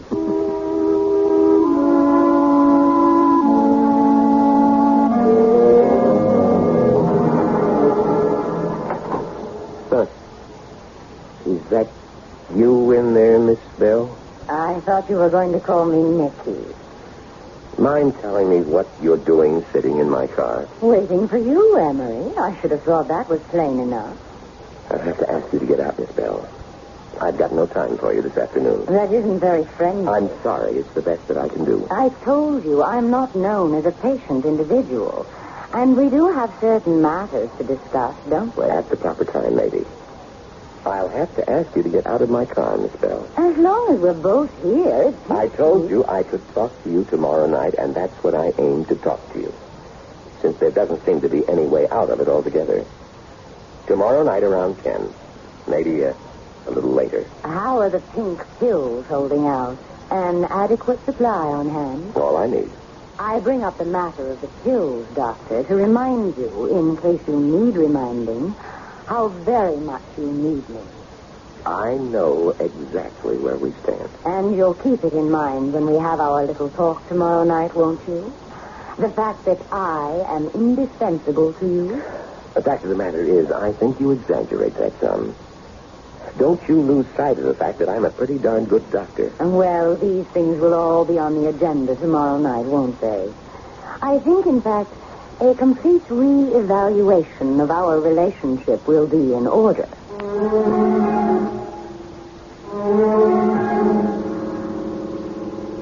Everyone in Appleton is acquainted with everyone else. And, as in other small towns, there seem to be more workable friendships than are found in large cities. Everybody's business is the property of his neighbor, and there is little fertility for the growth of dishonesty.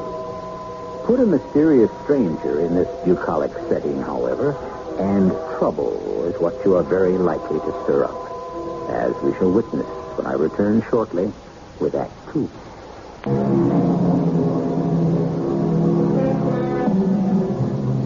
The country doctor member of a dwindling breed, is a man who knows more secrets, perhaps, than any other person in his community.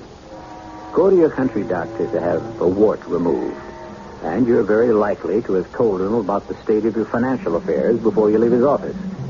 Our old-fashioned general practitioner, Dr. Emery Peterson, is the receptacle of many confidences, but he keeps his own counsel. Even his best friend, Oliver Sims, Appleton's mayor, is not privy to the doctor's secrets. I don't understand it. Why does she have to change things around all the time to hide things? Agnes? Yes, Oliver? Where did you hide my good black socks? Well, they're right where you always keep them, as far as I know. I didn't mean for you to come and get them. Just tell me where they are. You're supposed to be resting. I'm not even tired. They're right here, Oliver. Well, that's my handkerchief drawer. And you keep your good black socks there, too. Oh, first I knew of it. You're dressing awfully early, aren't you? Didn't you say the banquet started at 7:30? Yeah, I thought I'd drive over and pick Emery up. I don't really trust him to attend a banquet, even in his honor, unless somebody sees to it personally that he gets there. Not a bad idea. Oliver, do you know a Nicky Bell? Nicky Bell? No, never heard of him. It's not a him, it's a her. Daisy says there's something going on between her and Emery. Emery Peterson? You've got to be kidding. Emery Peterson's the straightest husband I ever knew. Well, present company accepted. Well, it's not that kind of a thing. At least Daisy says it isn't. She's not sure Emery isn't being blackmailed. Well, that's almost as silly as the other. Emery never did anything he could be blackmailed for. I'd stake my life on that. Well, something strange is going on.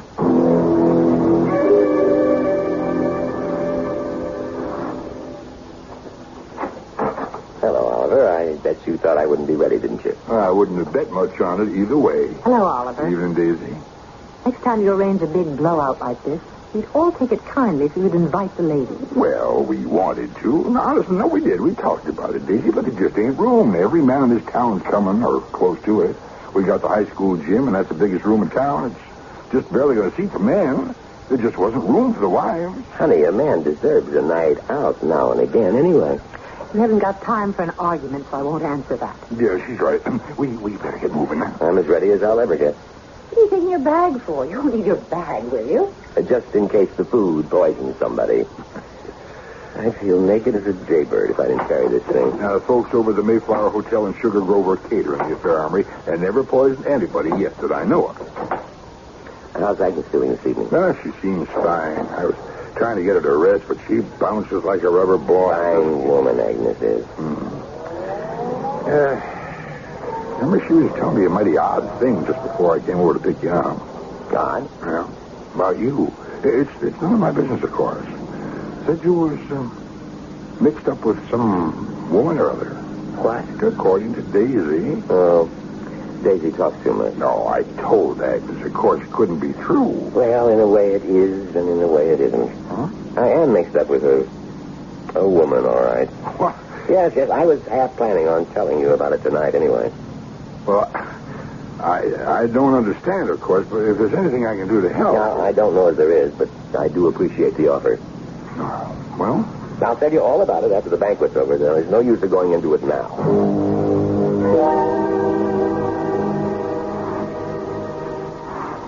Just keep your shirt on, whoever you are. I'm coming.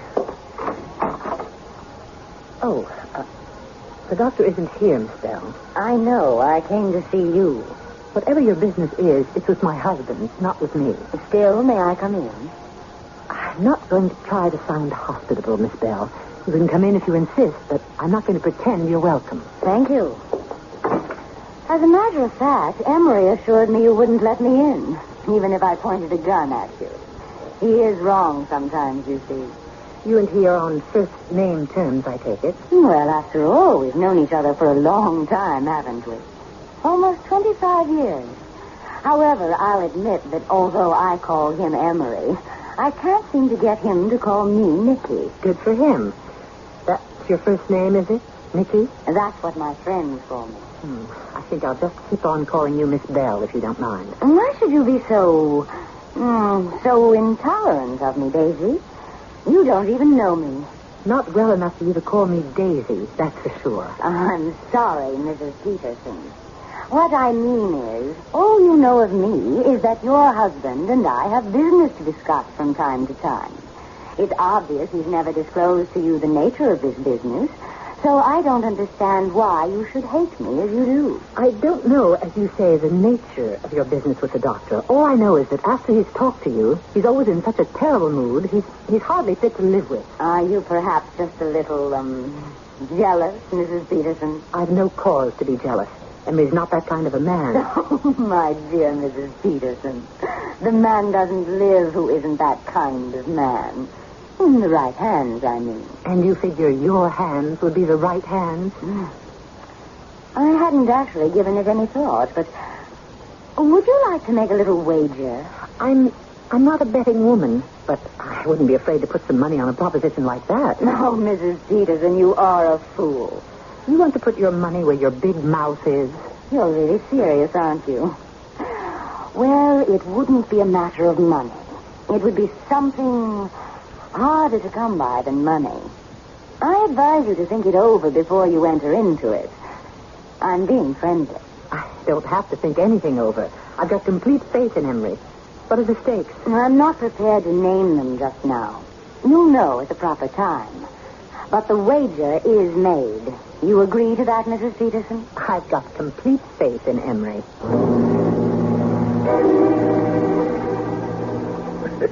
Well, Emery, I have to compliment you on your acceptance speech. You went right through it from start to finish without insulting a living soul. And I didn't even speak disrespectfully of the dead, if you noticed, Oliver. Now, look, I'm going to say this only once. I was touched. It really kind of got to me. Well, it was meant to. You want to come over to my place for a nightcap? No, you've got an appointment. You forget about that? No, I didn't. Fact of the matter is, I think it's about time you met this woman I'm mixed up with. Well, if you say so, of course. There's a thing I've been struggling with strictly on my own for a long time now, and I've just about decided it's time to let you and Daisy in on it.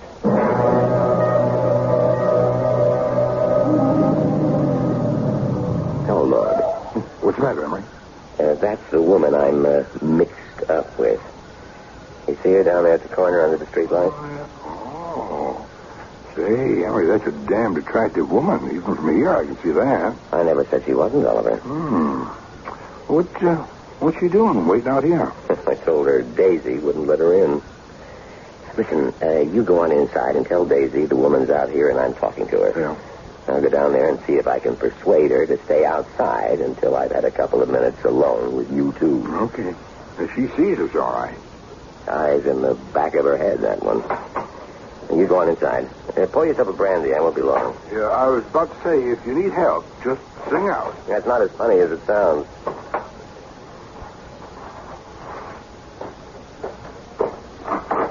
I saw the two of you drive up. Where's Emery going? This person he has an appointment with was standing outside waiting down the corner. I ordered it out of the house. She was in here? Yes. I'd like to know what they're talking about down there. Come on in, Oliver. Oh, thanks. Emery suggested I pour myself a brandy, and frankly, I could use it. Just go on in and help yourself. I'll be right with you. Wouldn't you like to have one with me? I was warming some milk for myself. Maybe I'll just put a drop of brandy in it. Seems like the kind of night when a person's justified. Miss Bell? Yes, I've been waiting for you, Emery. I do wish you could bring yourself to call me Mrs. Not a matter of bringing myself or not bringing myself. It's just that I don't want to. But we've known each other all these years. Don't you get tired of the formality? I get tired of a whole lot of things. Things could be different for us, Emery. Very, very different. Just what are you getting at? I'm trying to be friends. Can't you understand that? You're getting off to a pretty late start. Do you know one of your greatest faults, Emery? You constantly downgrade yourself. Don't you ever look in the mirror? You're a handsome man. I gave up worrying about whether or not I was handsome shortly after Daisy agreed to marry me. Perhaps that was a mistake. Emery, tell me. I want the truth now. Do you honestly love Daisy? With all my heart. Oh, well. This may take a little longer than I thought. What are you talking about? Don't you think we ought to go in? Daisy must be wondering what we're doing out here all this time.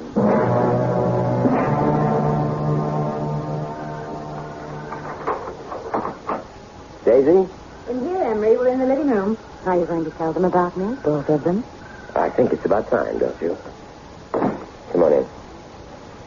I was about to send Oliver to look for you. The two of you out there all alone. And there was no need. That's nice. So, a battle is lost. The war is still on. What are you two talking about? Silly woman gabble. Would you like a little brandy, either of you? Nothing for me, thank you. I think I'll have one, yes. Fact is, I think I'll have a double. And this is Mr. Sims, isn't it? The mayor of Appleton.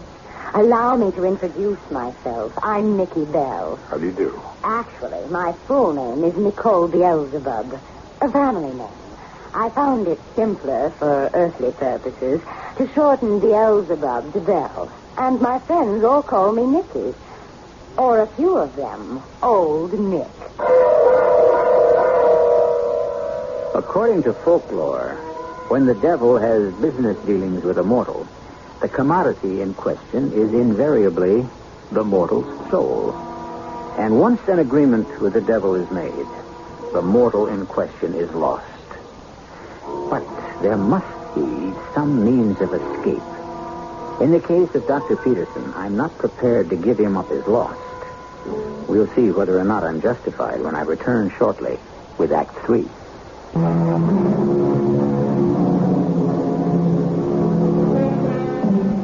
Dr. Emery Peterson, it is clear, has been trafficking with the devil. But the devil, a woman? Well, how often have you heard the expression, she-devil? And is the devil not reputed to have the ability to appear in many guises? Besides, considering the number of affairs in which the devil is interested, he must surely need assistance to handle those things to which he is unable to give his personal attention. Yes, my full name is Nicole Beelzebub. So, you are Beelzebub? I represent the central authority, yes. We have a large and complex organization. My territory is the eastern United States. I am kept busy. Wouldn't think you'd have time for a simple country doctor, would you? What we call the essence of a country doctor, a good old-fashioned one, is highly prized. In very short supply, too, I might add. Emery, how in the world did you ever get yourself into such a mess as this? Well, you know, Dick Salisbury. It was when he had polio. Just a month or two after Daisy and I came to Appleton to live. Yeah. I'm not sure he wasn't my first patient. Your third, Emery. I remember it well. Anyway, I was going to lose him. I'd just come from the Salisbury place and was sitting in my office badly depressed. I said something like, I'd sell my soul to save that boy. I would sell my soul to the devil. Those were your exact words. Naturally, I came to call on you. Dick Salisbury was dying. What could I do? I wasn't even convinced at the time that she was what she is. She offered me Dickie's life and the lives of my other patients in Appleton for... How long was it, we said? We didn't set a definite period, Emery. My wording was very careful. I remember. This agreement to cover a reasonable span of years. Miss Bell, may I see the document, please? I'm Dr. Peterson's attorney. Oh, there is no document. We both remember the terms, and we both pledged our word. There is no written document? There never is in these matters, Mayor. You're thinking about the signing in blood and all that nonsense. Old wives' tales. She's right, Oliver. I pledged my word. Henry, maybe it'd be better if you let me handle this. Well, I guess it can't hurt. Now, Miss, whatever you call yourself, I'd like to explore the time element involved here. This agreement to cover a reasonable span of years, isn't that what you said? That was the wording of the agreement. Now, my client may have been willing to sign to agree to something as vague as that, but I find it much too vague. What do you consider a reasonable span of years? 25 was what I had in mind. 25? But that'd be... Well, that's practically right now. A month or so. I object. To whom, Mayor Sims? It's no good, Oliver. I agreed to her terms, and I've got to live up to my end of the bargain. There may be a way to negotiate an extension, however. Oh? On what terms? I should like to be alone with Emery for a short time, if you please. I think maybe you and Daisy better do as Miss Bell says and leave us alone together for a while. No, that woman is dangerous. Oh, don't I know it? All the same, Daisy, I do. Don't you trust your husband, Mrs. Peterson? Oh. All right. You just be careful, Emery. That's all I've got to say. Just you be very careful. Let's go, Daisy. But we'll be right out here in the hallway if you need us, Emery. I'll remember that. You don't want to give up your soul so soon, do you, Emery? It will be just under 2 months. Of course I don't want to. What would the terms of the compromise be? Well, to start with, you might try to be a little nice to me.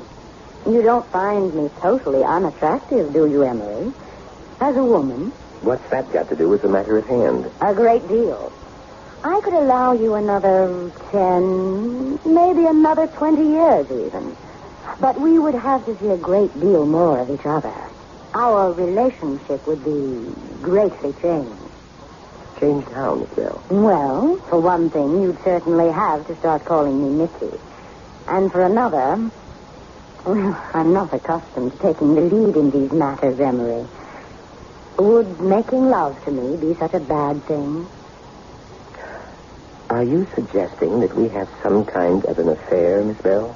Since you were too shy to make the suggestion, yes.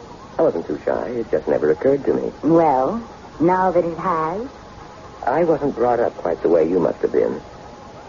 I'm happy with Daisy. For 20 more years of life? Useful life, Emery? You'd better think it over. When it involves making Daisy unhappy, I don't have to think it over any longer than I already have. I thank you for the offer, but I find I must decline. And now, if that's all, I'll just call Daisy and Oliver back in. Not yet. I'm not through. Well, it's most likely for me. All right. But this isn't the last of it. You have another month or so to think it over. I won't need them, Miss Bell. Daisy, was that for me, the phone? It was Agnes, Emery. She's had another attack, I think. Oh. She sounded just awful, like she could hardly get her breath at all. Get in my bag, please. It's right here. Oliver will drive you over, and I'll come over a little later in our car. Oliver's waiting out there now. All right, I'll see you later, Daisy. Wait a minute. We haven't finished our talk. For right now, we sure have, Miss Bell. Your precious pink pills won't work anymore. Do you hear me, Emery? They won't work anymore. They won't help anybody anymore. Was it you made the pink pills? Is that why he agreed to make a deal with you? That part of it is off as of now. Until he sees his way clear to abiding by my terms. Didn't get anywhere with him, huh? So you won another battle, Mrs. Peterson. But the war has just begun. If you want my opinion, it's already over. I've got faith in Emery. Incidentally, what were the stakes? Our bet, you know? They were and still are. Emery's soul is all yours if I lose. Both his and yours are mine if I win. And I intend to win. Mighty high stakes, I must say. But you've lost already. I took 2 of the pink pills. They're not... They don't seem to be helping much. Adrenaline. Oh, I wish Daisy were here. Emery, is she going to be all right? I hope so. Oh, God, if we only had a hospital in Appleton. She needs to be in a coronary care unit right now. Well, shall we get her into Bangor? That's the closest hospital, isn't it? I don't want to move her that far. That woman said the pink pills won't work anymore. And they're not working. All right, I'll have to ask you to leave me alone with my patient, Oliver. I'm going to see what I can do with God's help.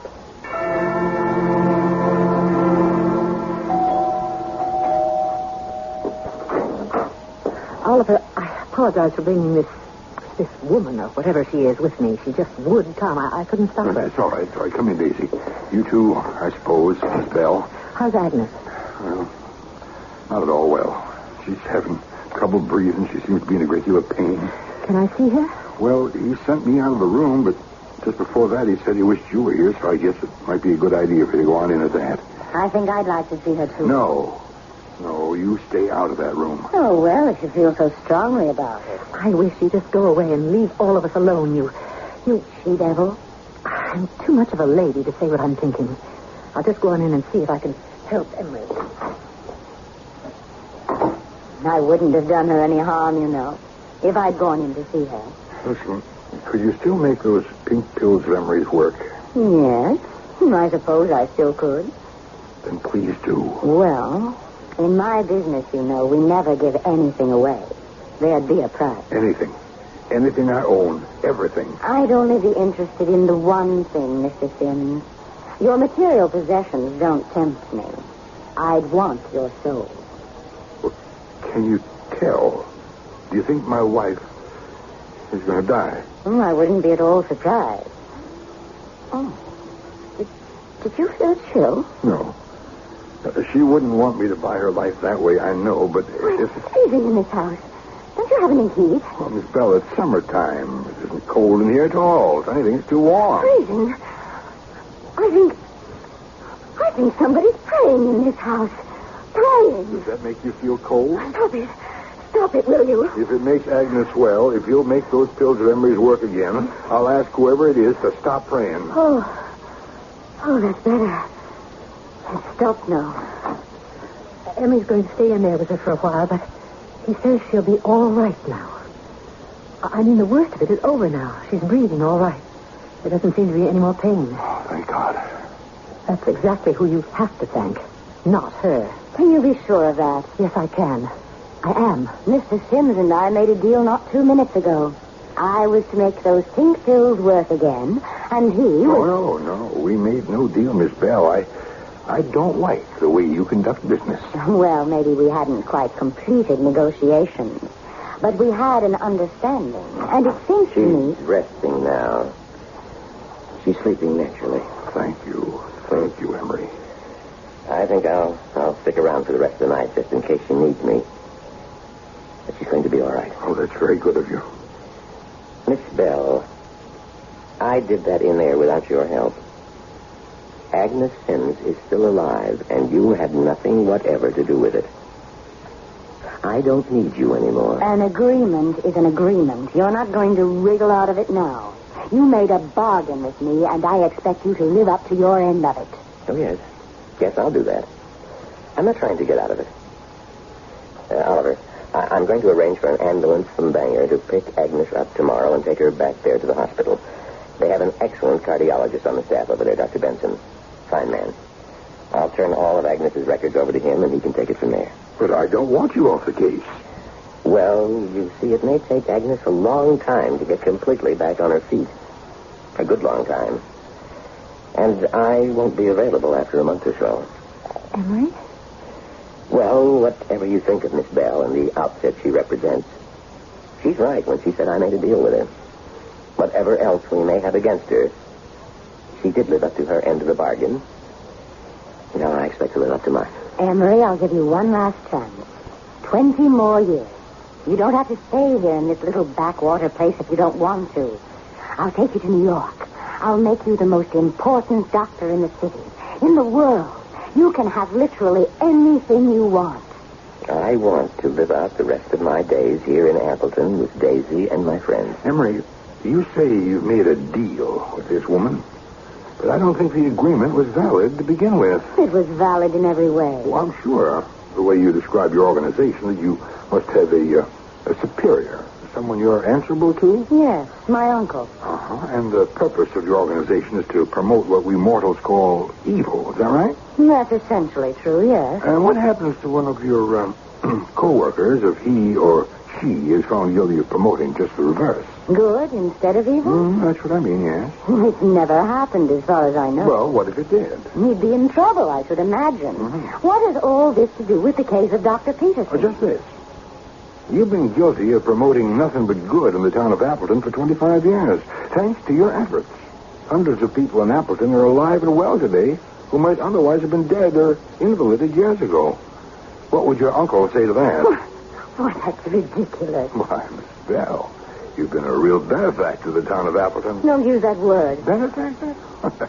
Well, just look at the facts. But I've got Emery's soul to show for it. What do you say to that? I'll be bringing Emery in soon. And also bringing all your good works in Appleton to the attention of your, uncle. I think that'd be wise. Well, he'll understand. Well, what he'll understand, I suspect, is that he's been harboring a downright angel in his organization. Now, if you'll take my advice, Miss Bell... I don't want your advice. Well, if you'll take it anyway, you'll go far away from Appleton and forget that you ever got mixed up with a country doctor by the name of Peterson. If there's anything in this world that I hate, it's a down east lawyer. All right, all of you. But you haven't seen the last of me. She'd already lost anyway. Emery's soul and mine, too. The minute Emery refused to go off to New York with her, she lost.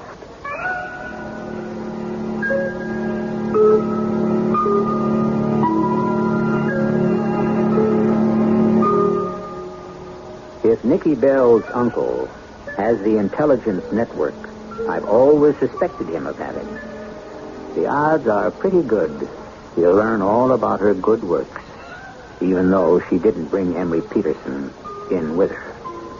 It would be interesting to know what his reaction would be. Interesting, but not interesting enough to tempt me to go down there and inquire. I'll be back shortly.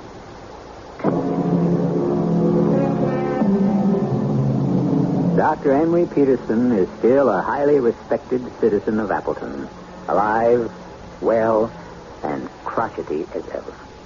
He still prescribes pink pills for many of his patients' ailments, and finds that even though they're made of nothing more curative than good down-east maple sugar, they work very well. Our cast included Leon Janney, Rosemary Murphy, Joe Silver, and Catherine Byers. The entire production was under the direction of Himan Brown. This is E.G. Marshall inviting you to return to our Mystery Theater for another adventure in the macabre. Until next time, pleasant dreams.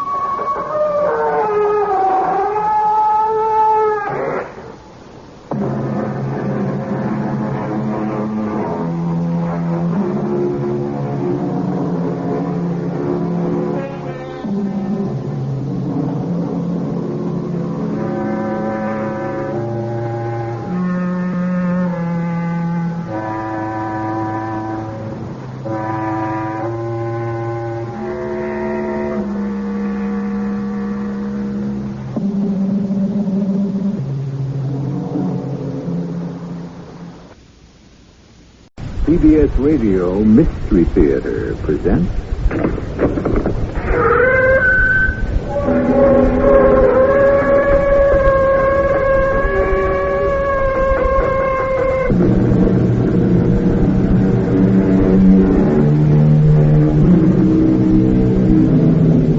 Come in. Welcome. I'm E.G. Marshall. The young soldiers fret and worry about the bullet that has their number on it. But it doesn't bother the old soldiers at all. They can feel fatalistic about and resign to the bullet that has their number. The one that really worries them is the bullet that's labeled, "To whom it may concern." Don't come near me. Rebecca, what are you saying? Keep away. But I love you. Leave here. No. But we're going to get married. Go away before I cause something terrible to happen. Oh, darling, how come you cause something terrible? Believe me, it will be horrible. A fire. Rebecca. A flood. What do you say? Earthquake. Listen.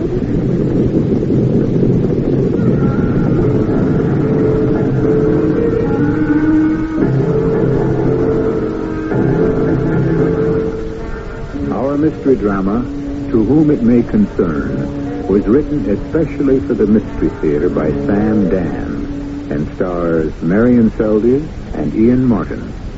I'll be back shortly with Act One. Something beautiful and vital has gone out of our lives. The ability to just sit back and relax.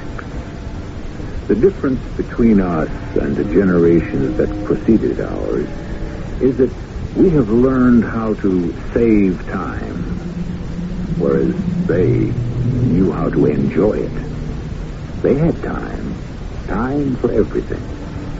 And this is the story of a man who lived back then, when there was time, just before World War I. Come with me now to the New York Club of Dr. Adams Mandeville, a place of fine old wine, mellow cigars, gleaming crystals, and easy conversation on a May evening in the year 1915.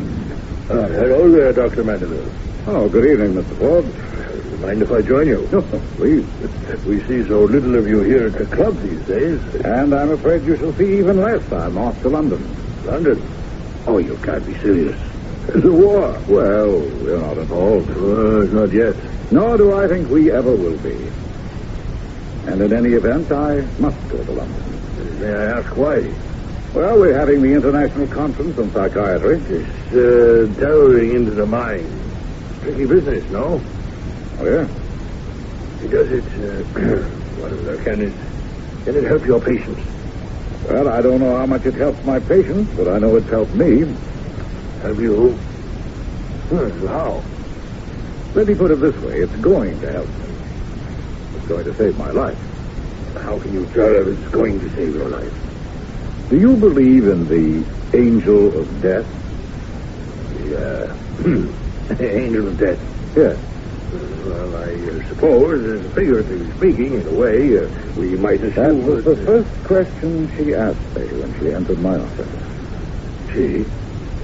Mrs. Rebecca Orne, a widow, most beautiful woman. Well, when I say woman, I mean a woman of almost 40, when the fair sex are in the glorious August of their beauty, a fully realized woman. Well, I must say, this doesn't sound like a doctor speaking. Well, doctors are also men. It was a month ago.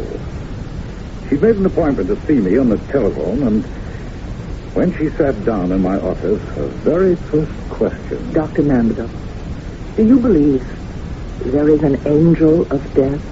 Why? Why do you ask? I understand you are one of those new doctors of the mind.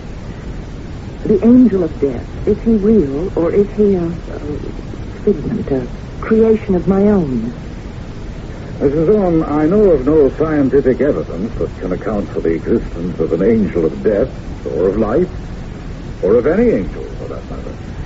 Well, nor is anyone else such evidence, except perhaps myself. And what is your evidence, may I ask? An awareness of his presence. Uh-huh. What sort of awareness? Feeling that I'm not alone. Awareness, feeling, but is there anything tangible? It's tangible enough to me. The word tangible literally means something that can be touched. I know. And I feel his touch. Where? Oh, this may sound indelicate. I feel his touch all over my body. Yes? It feels as if I was suddenly chilled by an icy wind, and my skin seems to burn. It sounds contradictory, I know. Ice and fire. No. Please continue, Mrs. Orne. And I feel as if my hand is being taken.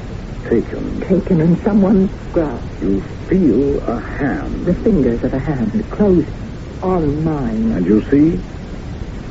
No one. Nothing. But you feel these fingers? Yes. And how do they feel to the touch? Well, again, fire and ice. Burning fire and cold ice. The icy coldness of death. And then what happened? The fingers of the hand that has closed over mine. It seems to hold me in its firm grasp, and it begins to pull me. I cannot. I have no will to resist. And then? And then the ice becomes warmer, and the fire becomes cooler, and the fingers of the hand that is holding mine seem to slacken their grip and slip away from me. And suddenly, I feel his presence no longer. He's gone. You're quite sure of all this? Oh, yes, it's exactly the same way, each time. Oh, then this has happened several times. Oh, yes. How many? Oh, innumerable. I have a theory. Would you like to hear it? Oh, yes, please. He wants me. Well, you might say if he exists, he wants all of us. When our time comes. But I think my time has already come. I'm afraid I don't understand. And that he was unable to take me at that time. And since I escaped him, he must keep after me. And it becomes more and more difficult for him each time. And so he tries harder and harder. And yes, Mr. Holmes. I've never been able to say so much to any doctor. Most of them would give me pills for my nerves long, long before I could get this far. Well, I promise to hear you out. Well, it's about all, except that they keep getting worse and worse. What keeps getting worse and worse? The disasters. So many people die. And it's because of me. He doesn't really want them. He wants me. And the reason they die is because they happen to be there. Yes? Well, why do you say yes? Do you know what I'm talking about? Do you really understand what I'm saying? Mrs. Owen, did you have a happy childhood? Why do you ask? Well, in psychiatry, we begin with the child. Well, that makes sense. Yes. Well, it all began with my childhood. That was when he first came for me. When who came for you? Well, who have we been talking about? The angel of death. Oh, yes, of course. And that's when I felt his grasp for the first time. It happened when I was 5 years old. We were living in Johnstown, Pennsylvania. Johnstown, Pennsylvania. That name seems familiar. I'll never forget. I was in the kitchen of our house. We had a farm, a big farm, about 500 acres. And I remember there was an argument. Mama and Papa were having a fight. It was about the South Fork Fishing and Hunting Club. These were the very wealthy men who owned the property where the dam was located. Now, Mama, be reasonable. Be reasonable? Have you lost your mind? No, I haven't lost my mind. What's more, it's a found $100. Well, I don't want that money. You post the no hunting signs this year like every other year. Mama, it's just for 10 days, and the only ones who'll be allowed to hunt are members of the club. Look, I won't have people tramping all up and down the property, firing off guns every which way. Mama, these are all millionaires, rich men. They have a lot of respect for private property. And they know how to hunt very good, too. Well, don't they have all that property of their own around the dam? Wait, you know that over by the South 40 is where all the deer trails cross? And another thing. I'm against killing poor, dumb animals. Well, so am I. But for $100... And what about Rebecca? Rebecca? She goes running around the woods all the time. There with all them hunters shooting away. Well, so, for the next 10 days, you gotta keep her in the house. How can I keep the child cooped up all day? For $100, you better find a way to do it. Mama couldn't. Although she laid down the law in no uncertain terms, I was a restless child, filled with unlimited energy. I couldn't sit still. I always wanted to be where I wasn't. And so, one afternoon, when Mama stretched out for her nap, I was just out the door, running through the woods, happy the way only a child can be. And I heard a voice suddenly shout, "Look out, Andy!" But the voice was too late. There was a noise and a flash, and a dull blow against my chest. That was the first time I felt the icy cold and burning hot fingers close about my hand, and the gentle pull that urged me forward. And I heard a voice. Hey, good Lord, Andy, you killed her. Look at the blood. The bullet went right through her chest, through her heart. Oh, she must be dead.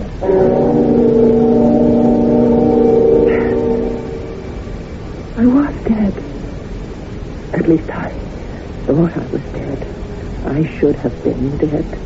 The angel of death had come for me. Suddenly, the fingers that grasped my hand loosened their grip. The ice became warm, the fire cool, and I just slipped away from him, or he from me, and I was free. You, were shot through the heart? Yes. Could the bullet have missed? No. But surely... Oh, the doctors came from miles around, the best doctors. The club saw to that. They were amazed. Well, how did they account for it? They didn't.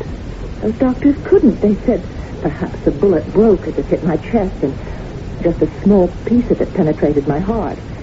Perhaps the tissue was able to repair itself. But really, they were only guessing. I was shot through the heart. That much is certain. And you lived. That much is obvious. I lived through other things, too. I was bitten by a copperhead a year or two later. Well, people do survive snake bites. Oh, rattlesnake bites sometimes. But very few folks are ever actually bitten by copperheads. And those that are... You're very lucky. Very imaginative. You know, you're a charming lady, Mrs. Owen. May I ask why you have never remarried? Right. Of married? I believe I told you. The angel of death is so intent on capturing me that those around me are always in danger. Now, you're sitting here in my office. Am I in danger now? Yes, Doctor. How? I don't know. The building might collapse. It's not likely. It's a new building constructed of steel and stone. There might be an earthquake. There never have been any here in the east. Or a flood. Well, hardly. Well, there was a flood once. Actually, it was 26 years ago. When I told you I came from Johnstown, Pennsylvania, you said the name seemed familiar. Do you remember why now?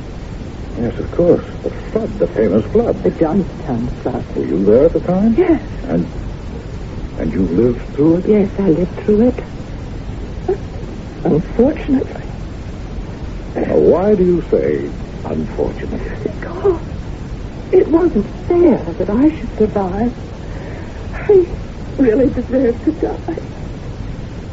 I caused the flood, Doctor. I'm the one to blame for the Johnstown flood.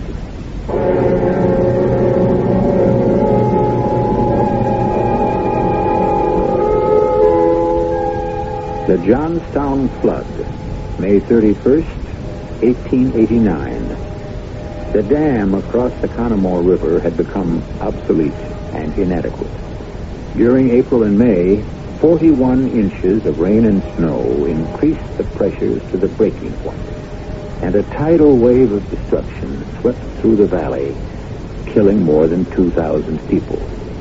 This is the historical fact. Now, if Mrs. Rebecca Owens has other information, we owe her the courtesy of a hearing in Act 2.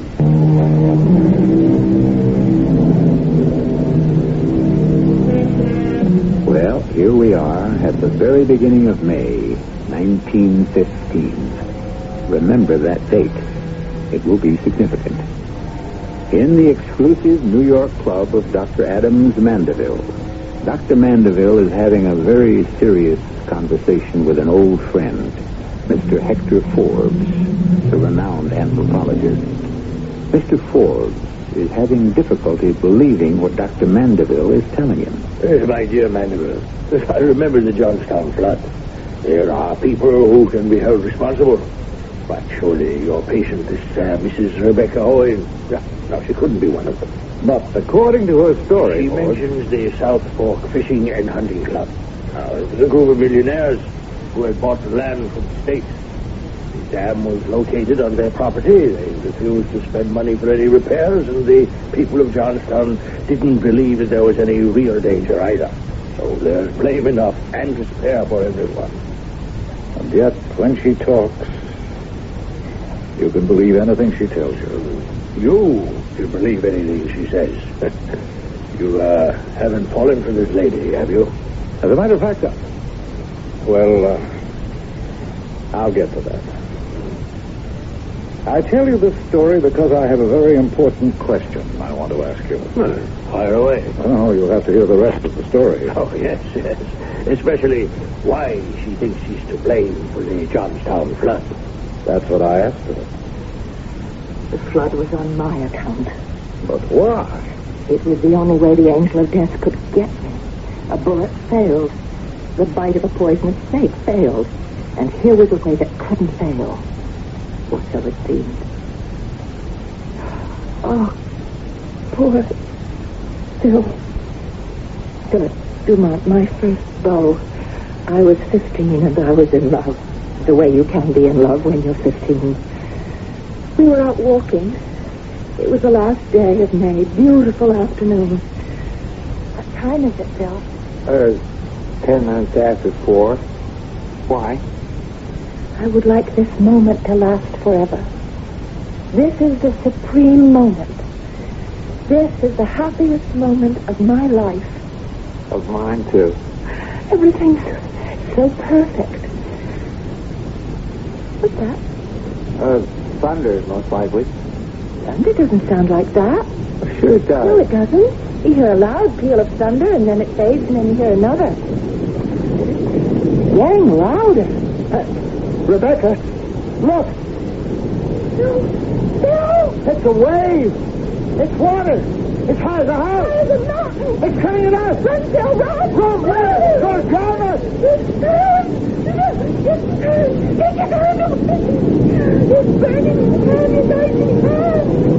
The angel of death is holding me. He's holding me. He's holding me, Phil. You know it. An enormous mountain of water traveling at breakneck speed was sweeping everything in its path.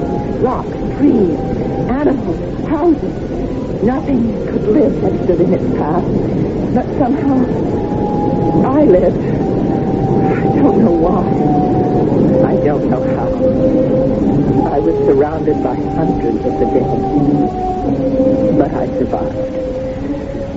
Once again, the fire became cold and the ice warm, and his fingers fell away. Why? I don't know. Poor Phil. He was with me. And more than 2,000 of us. Was it my fault? Oh, of course not. And how do you explain the fire? The fire? The fire in Chicago. That was only 12 years ago. That dreadful conflagration in the Iroquois Theater. Oh, yes, of course I remember that. We moved to Chicago. Mama and Papa had survived the flood only because they'd gone to Pittsburgh to visit my grandmother. So there was nothing left for us in Johnstown, and Papa was offered a job at Chicago. It didn't matter to me. After the flood, I was like one in a dream. I just stayed in the house, in my room. I went nowhere. I saw no one. Oh, Papa, you must do something about that girl. Me? Well, she won't listen to me. We're going to take her to a doctor. Oh, hasn't she seen enough doctors? Then what do you want? She'll be 28 years old. Make it 30. It's even worse. She'll spend the rest of her life this way, an old maid. Some girls, they don't get married. It's their fate. Well, it's not going to be her fate. You have to fight it. Get your coat and hat, young lady. You can't shut out the world forever. We're going to the theater. I don't want to. You know why? Because it's medicine. The pills you get from the doctors don't help, so I know another kind of doctor. His name is Eddie Foy, and his cure is a good laugh. But I'm not in the mood. You're going to turn down a chance to see Eddie Foy and Mr. Bluebeard? You know how hard it was to get tickets? Please, Papa. No. Up, out. He was right. The minute I stepped into that theater, a great weight seemed to disappear from my heart. I felt useful and carefree. The music, the dances, the jokes, I was laughing and applauding, and then suddenly, in the very midst of it, at the very height of it, I felt the fingers of my arm, the icy fingers, the burning fingers. And I said, no, what do you want with me now? What will you do to me here? Please. And then I heard the most dreadful cry in the world in the theater. Fire! Almost a second. There was a deathly stillness. And then there was a panic. More than 2,000 well-dressed, civilized people were transformed into raging, mindless, stampeding animals. And when it was over, finally, almost 600 were dead. Yes, I read about it. The fire actually did very little damage, I recall. Most people were trampled to death. Papa died to save me. He saw we couldn't make it to the exit, and so he protected me with his body. I'm sorry. Papa left the world, but I came back to it. Mama became ill, and it was up to me to support her. I learned how to use a typewriter and to write in shorthand. And soon I secured a position as a secretary to a Mr. Walter Owen, who was middle-aged, very proper, but kind, most generous employer. Mama became better, but she was quite sad. I'll have some soup now. Mama, you're crying. No, I'm not. Rebecca, I do want you to have a life of your own. I'm content. But you'll never have a husband. You'll never have children. I don't want anybody close to me. Rebecca, that's not natural. Please, let's not talk about it. But a husband, children, they would make you happy. Yes, Mom. Very happy. But I couldn't make them happy. Why not? Because they die. They die young before their time. What are you saying? Nothing. I don't want to talk about it anymore. We plan our lives, but it isn't we who decide our destiny. The ordinary give and take of daily living wears us, shapes us, changes us, and we may not even be aware of it. One morning, Mr. Owen asked me to come into his private office. Miss Randolph, you have been my secretary for 5 years now. Yes, sir. I have never seen a more devoted, conscientious, and efficient person. Thank you, sir. I find, Miss Randolph, that I would be lost without you. You are a treasure. Oh, really, Mr. Owen? No. A treasure is something that a man must guard securely. If you were a stock or a bond or a bill or a jewel, I would shut you up in a vault, lest you be lost or stolen. I'm not sure I understand. Miss Randolph, will you marry me? Marry? Yes. We could be quite happy together. Oh, but Mr. Owen, I'm not in love with you. No, we are not children. Love to us is not a sudden, intoxicating adventure. We can marry without it. Marry without love? Yes. Marry without love. At first. Marry because we respect, admire, and need each other. Now, we are both lonely people. I know in my heart that love will come to us. All day at the office, he would ask me to marry him. He enlisted Mama's help, and then all night at home, it was more of the same. Oh, he's handsome, kind, intelligent. Oh, he's devoted to you. And he's rich. Mama, I will not marry him. But why? I could never explain it to you. I will not marry him, and that is my last word. But it wasn't. Little by little, in so many subtle and gradual ways, the pressure, the constant pressure told on me, and suddenly, before I knew it, I was in his arms, saying, yes, yes. Oh, no. Let's go. And so we were married. It was the event of the social season of 1911. I knew Walter was rich, but I didn't know how rich. He had as much money, as much influence, as much power as the biggest of them. The Carnegies, the Morgans, the Fricks, the Mellons. They were all there at my wedding. Mr. Andrew Carnegie himself took my hand and wished me well. Kindly-looking man. And suddenly, I knew I had seen him before. I heard a voice. The same voice I had heard 38 years before when I was a little girl on my father's farm in Johnstown, Pennsylvania. Look out, Andy! Look out! Oh, good Lord, Andy, you killed her! The South Fork Fishing and Hunting Club, the Millionaires Club. All these great men were members of that club. And they might have been out hunting the day the dam burst, when I was 5 years old. Andy, the man who had evoked the warning, the man who had accidentally fired the shot. And could he have been Andrew Carnegie? I looked into his eyes. I couldn't tell. My dearest, may I present Mr. Andrew Carnegie? I'm honored, Mr. Carnegie. Oh, such a sweet lass, Walter. She's a treasure. Yes, I think so. Hey, do you know, dear Mrs. Owen, it seems to me you look familiar. Do I, sir? Yeah, I have seen you before. Or is it perhaps an old man's livery? Hey, be happy, both of you. You be happy. Yes, we have met before. On my father's land in Johnstown, Pennsylvania, when I was a little farm girl. But somehow that seemed out of place.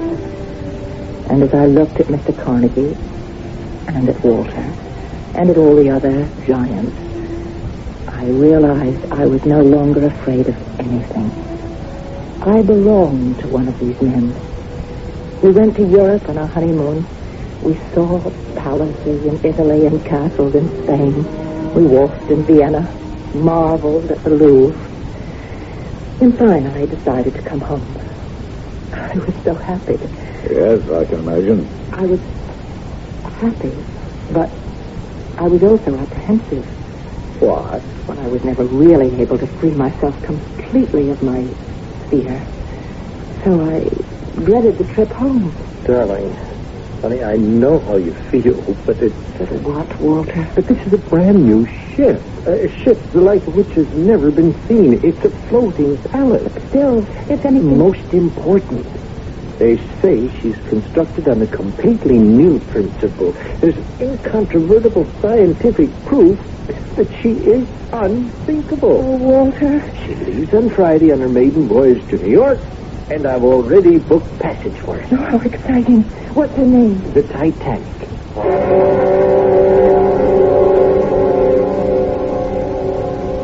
On April 15th, 1912, a minute before midnight, the Titanic struck a killer iceberg, some 2,000 miles from New York, with the loss of some 1,500 lives.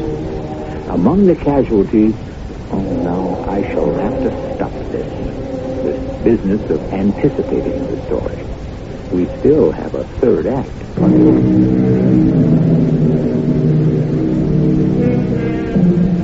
Dr. Adams Mandeville, a New York psychiatrist, is at his club talking with his friend Hector Forbes. The subject of the discussion is, as you know, his patient, a woman named Mrs. Owen. And what can we say about Mrs. Owen other than she must be the victim of the most extraordinary string of coincidences in history? Are we perhaps, Doctor, in some psychic area? Is it possible she is not a human being? No, she's human, completely human. Human and lovely. She continued to see me over a several-week period. And each time I saw her, I fell more and more deeply in love. Rebecca, darling.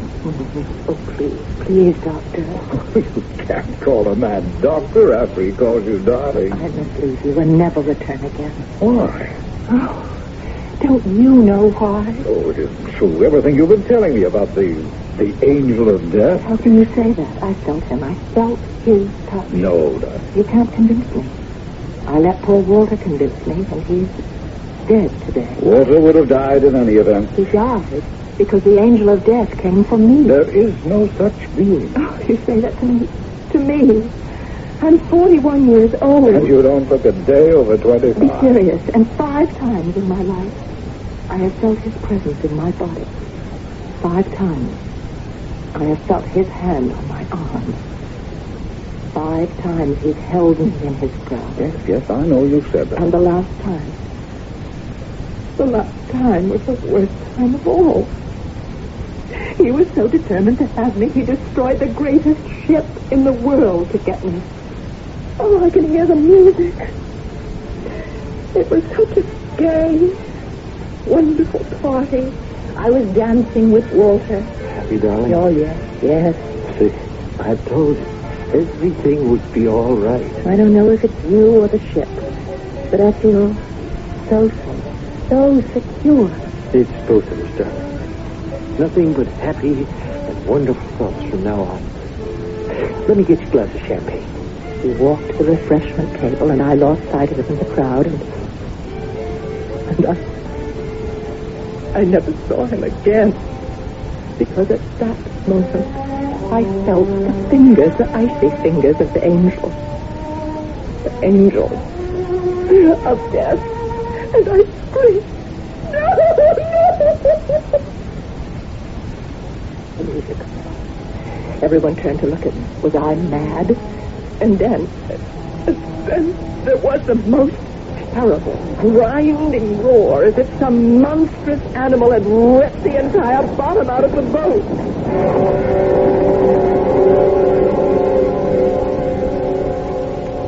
The next thing I remember, I was on board the rescue ship, Carpathia. But 1,500 others had died. And Walter. And Walter had perished. And now you tell me it isn't my fault. Yes. How? All the evidence proves nothing. Oh, listen to me, my darling. Let me tell you what this is. It's the law of averages. Oh, no, that's not good enough. The touch of the angel of death. It was real. Of course it was real. Then you agree. It was real to you. Oh, my darling Rebecca, we're only now beginning to understand the mind, to comprehend its fantastic complexity. Then why was it real? Because you wanted to be punished. Punished for what? For disobeying your mother. When? That day when you were told not to go into the woods. You remember that day? That day when you were 5 years old and your mother took you aside and... What was it she said to you over and over again? She said, you are not to go into the woods. You are not to leave the house. If you disobey, you will be punished. Severely punished. Punished. That's right. Punished. But you did disobey, didn't you? Yes. And Rebecca, you were not punished. And then because you were almost killed, you were rewarded. You were fussed over and coddled and spoiled. And all the time you knew that you were to blame. You remember the face of the man who'd shot you. You could see his agony and his anguish. No. This is necessary, dear. You look for death. You seek him out, you court him, you spin fantasies about him. Oh, darling, there is no angel of death except in romantic mystery. But Face it, your whole world will be changed. I never looked at it that way. Oh, my darling. We'll go to England on our honeymoon. I'd like you to meet Mama. Oh, well, of course. Could you leave now? I bought Mama a house in Ossining. It's up on the Hudson River. Oh, let's tell her today. Well, certainly. Let's see, it's 10:30 now. I have some hospital calls to make at 11, so I should be free by noon. We can get the train at 1 o'clock. Meet me on board. I'll be sitting in the last passenger coach. 1 o'clock on the Ossining train, the last coach. Yes, it's the only one that isn't a smoker.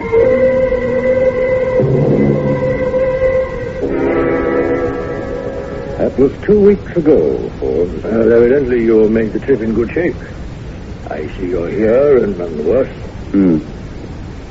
You don't know what happened 2 weeks ago on the railroad. You see, I was delayed at the hospital, and when I arrived at the station, the train had already pulled out. You missed it, yes. Yes, and the train had traveled some 25 miles to a place called Tarrytown when there was an accident. Oh, no, don't tell me. Yes, some switching instructions had gone wrong, and an express train plunged into the rear of the Ossining local. The rear car? It was completely demolished. There were 5 passengers, 4 were killed immediately. But the 5th, Rebecca, suffered only from shock and a very few superficial bruises. He exists. He is real. He came to me again. He came looking for me aboard that train. He came for me. I felt his hand, his fingers. The fire, the ice. You mustn't make fun of me. What I say is true. Of course it's true. Don't humor me. It is true. Do you mean that? Yes. And the angel of death exists. I'm very much afraid he does. Then it's over. It must be over between us. I love you and I want to marry you. You must never see me again. I don't want you to die because of me. And I don't want to live without you. Oh, darling. You're a doctor. Be sensible. Oh, I'm in love, so that's impossible. Face reality. Reality is that I love you. Reality is that if you had been with me on that train, you would be dead now. Ah, but I wasn't with you. And next time we won't be so... I wasn't with you on the train. That's it. That's how to do it. No, it won't Yes, work. yes, it's how to reduce the odds. That's how to fight the old boy. That's how to put him in his place. But I still... We must never travel together. We must never board the same boat, the same train. We must never go to crowded places where disasters can strike. Theaters, restaurants, concerts. But I never go anyhow. But you can't shut yourself away. Rebecca, I don't need crowds. I only need you. So we shall live by ourselves, quietly, carefully, in safety. You see? I see now. And if he comes for me again, let him come for me alone. To a house that will be stone so it can't burn. Or steel, and then it can't fall apart. Away from rivers and floods. Away from forests and fire. Now will you marry me, darling? Yes. Yes.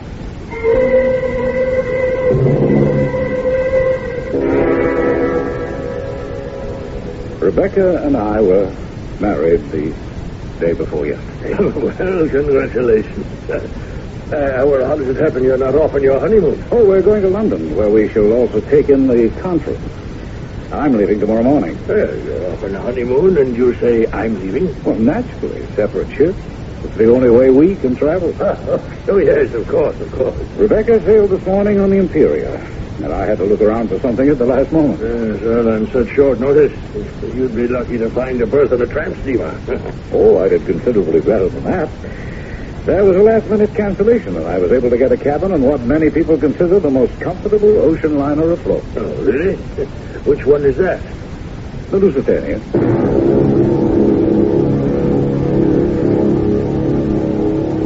The Lusitania. On May 7th, 1915, at approximately 2 p.m., the German killer submarine, the U-20, fired its torpedoes into the Cunard liner Lusitania. The ship blew up and sank almost immediately. About 2,000 people lost their lives. Among them, an American physician, Dr. Adams Mandeville of New York City. I shall return in just a few moments.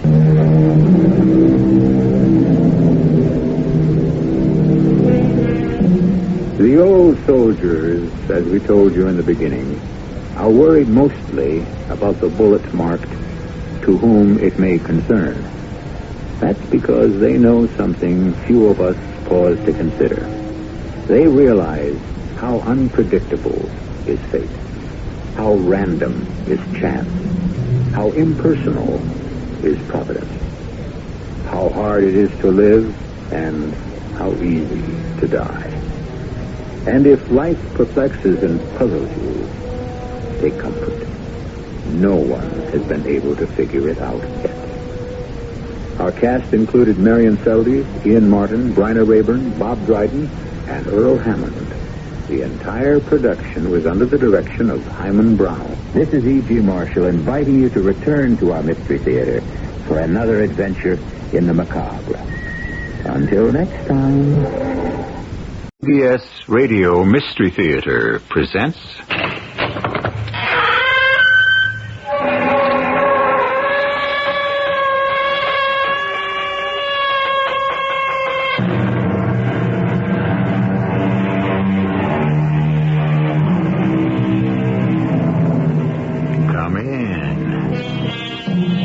Welcome.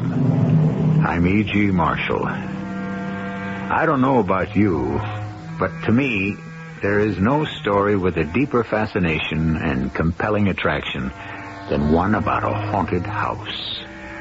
No matter how often the bells are rung, there is an infinite variety in the changes.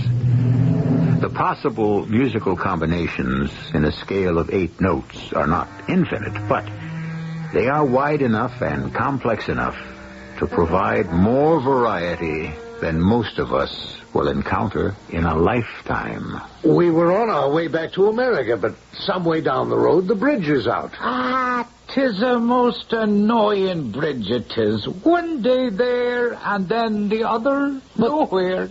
There must be some way so my daughter and I can continue south. Now, there is a strange thing entirely. Do you know that that's the only bridge that exists anymore?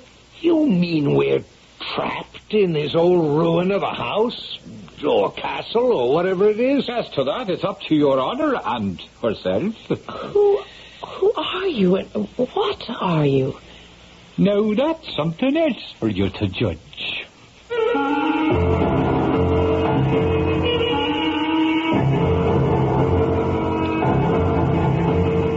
Our mystery drama, A Very Dear Ghost, indeed, was written especially for the Mystery Theater by Ian Martin and stars Russell Horton and Court Benson. It is sponsored in part by Anheuser-Busch Incorporated, Brewers of Budweiser, and Contact, the 12-hour cold capsule. I'll be back shortly with Act 1.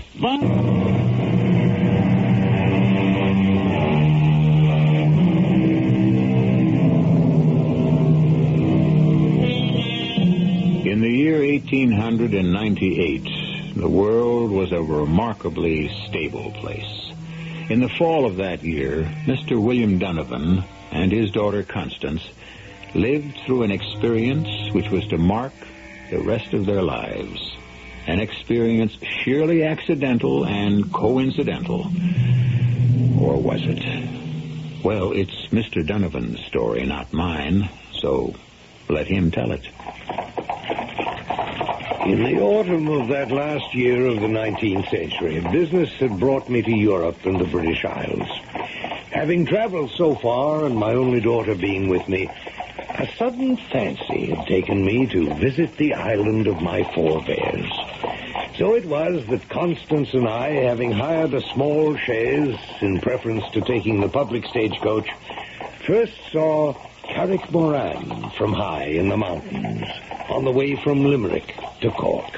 Oh, look, Papa. That lovely big old house sprawled in the clearing in the forest, halfway there down the mountain. Isn't it magnificent? With all its turrets and battlements and buttresses. Well, it may have been once, Constance, my dear. What's the matter, dear? Oh, nothing, Papa. I am sorry. It just went out of sight. Good heavens, daughter, don't startle me like that. What? What went out of sight? The castle.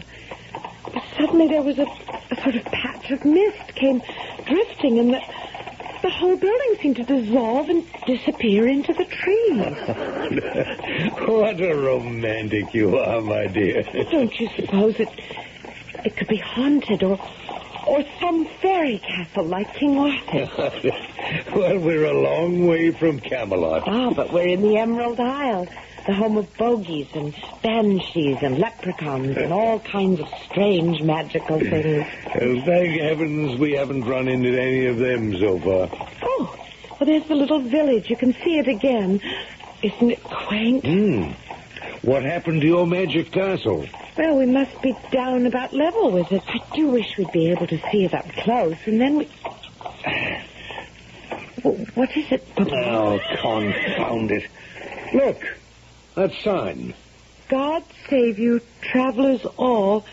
Don't try to cross the bridge.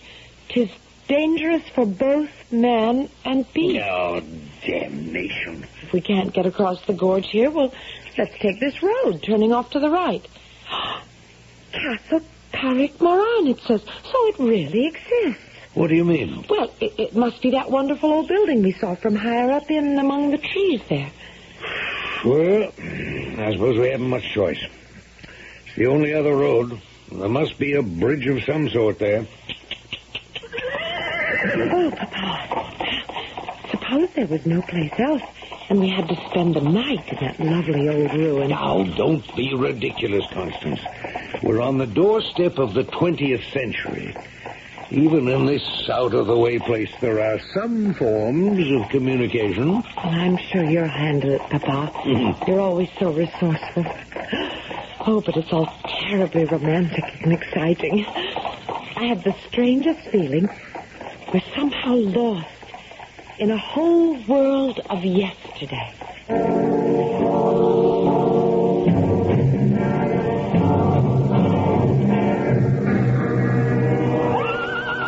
What is it, Papa? I don't know. Silly horse doesn't want to go through the gates. Is it so far to the house, do you think? Well, it's hard to determine with all these trees shadowing us. I wouldn't mind a little walk. Oh, we haven't much choice. There isn't any other road. I'm sorry, my dear. I'll tether the horse to the hitching post and let's head for your castle and see if it can produce some magic for us.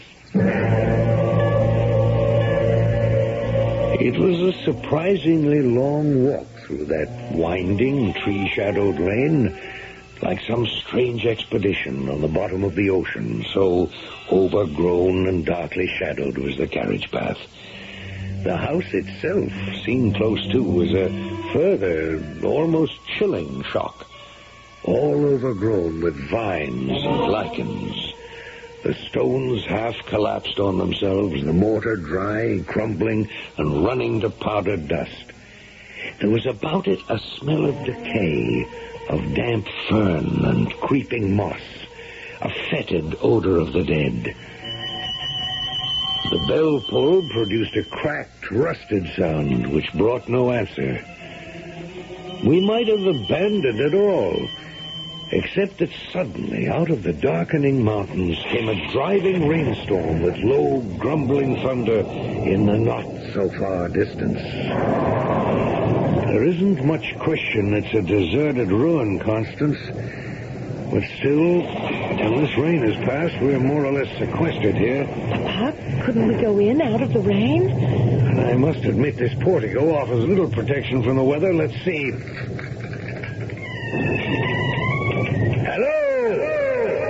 Hello, anyone home?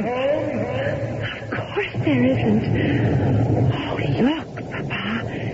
The cobwebs hanging in the hall and the dust rest on the floor is undisturbed. Well, I doubt if we'll find much help here for our plight. We better get back to the chairs. Oh, can't we explore it just a little? No, it's far too dangerous. Dangerous? Well, the floors are half rotten, my dear, and I don't know how much I'd trust any of the ceilings, let alone the crossbeams. Oh, is that all? What does that mean? I thought...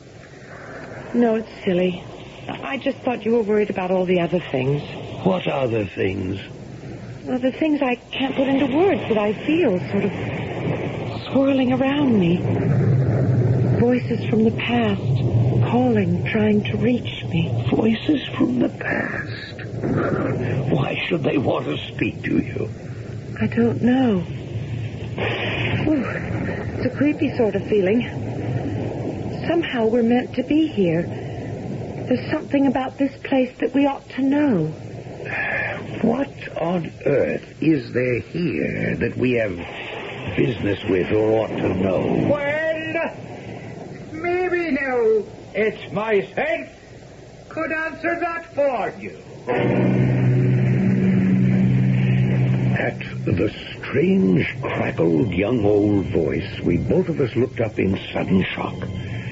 Halfway up the great curving open staircase, in a window niche, darkened by the storm outside, sat a small, hook-shouldered man in a dress of bygone days. He was all in green, save for his square, bottled black shoes, and he wore a truncated, conical hat with a wide brim that shadowed his face. Now, suddenly, using a little walking stick to support himself, he hopped down and came to us, saying, Is there some way now I could be of service? Well, my daughter and myself were on our way to Cork. Some way down the road, the bridge is out. 'Tis a most annoying bridge there, so it is. The one day there, the other nowhere. Yes, but there must be some other somewhere so we can continue south. Do you know, that is the only bridge exists anymore. You mean we're trapped? We either go back to the main route and back over all those mountains, or we wait till the bridge on the main route is repaired? Well, now, as to that, it's up to your honor and herself. If you was to ask me... Well, let's put it that I'm asking you. Well, then, I would trust the folk hereabout that the bridge would get put back to itself before the posterior of the day, as you might say. And in the meanwhile, what would you suggest? Why, as to that, is up to your honor. With an hour or two to while away, you might be interested in a bit of the history of Carrick Moran. To make a lean purse a little fatter, it could make interesting listening. Could we... forgive me, Papa. Could I see your purse? Sure. Little fear I have of showing what has of small interest. There it is, then, for all it's worth. A shilling. So it is. All that's there. But if I took it from you, it would make no difference. Another one would take its place. Sure and all, you'd have me with one shoe in my hand is all, and busy remaking it at the same time. What are you two talking about? I think your daughter, if she be so, takes me, perhaps, for a leprechaun. And what are you? Just what I seen, God save you then. A man minding his own business till you stumbled in my privacy. Oh, forgive us. Sure, McCushna, though it came unasked, I'm not one bit ungrateful for the invasion, do you see? You're not one to go out in that. With the weather what it is, maybe you'd like to perhaps hear the legend of Carrick Moran? Oh, yes. You have my daughter completely under your spell, Mr. I don't believe we've exchanged names or cards. There's no need for formalities here. We're all children of the fates. 'Twas all ordained, eh? So, here's my story now. Indulge an older man. What would you guess my years to be then, sir? Well, it's hard to say. The 50s? Middle, perhaps? Oh, yeah. A long, long span of years beyond that. and a long, long span still to go. I've a way of thinking you were led to this door, and that what I have to tell you may affect the rest of your life.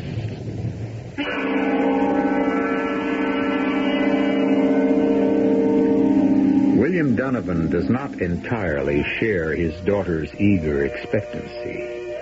He eyes his unexpected host with a much more puzzled eye. Who is he? And what is he? And some uneasy twinge deep within him even suggests to his practical mind that perhaps he has been wrong to deny the supernatural all his life. Maybe, at last, he has met up with it. I shall return shortly with Act 2.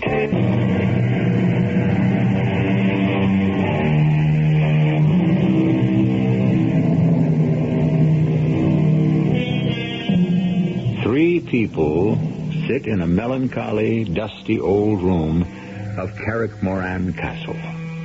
The girl is young, lovely, and still pale from a recent tragedy in her life. Her father is a square-set, successful American businessman. The third is... we're in Ireland, the Emerald Isle, just before the dawn of the 20th century, halfway from Limerick to Cork. He affects the dress of the 18th century. Knee breeches and stockings, buckled shoes, wide lapels, and tails on his coat. 'Tis a story about the devil himself. Oh, you'd have to go back near 100 years or so to just before the union of the English and the Irish. It was a time of trouble, you understand, and anyone who owned a property at all was after yearning for peace and stability, like the owner of this castle, who had a daughter the likes of you, Mavourneen, with too much spunk and spirit for her own good. Why, damn the young rapscallion, I tell you, Marine, I'd put a bullet in him out of hand if he so much as shows himself near you again. But I love him, Father. How can you love a man who hasn't two pence to rub together? Oh, Jamie can't help it if he's poor. No more can I, so it seems.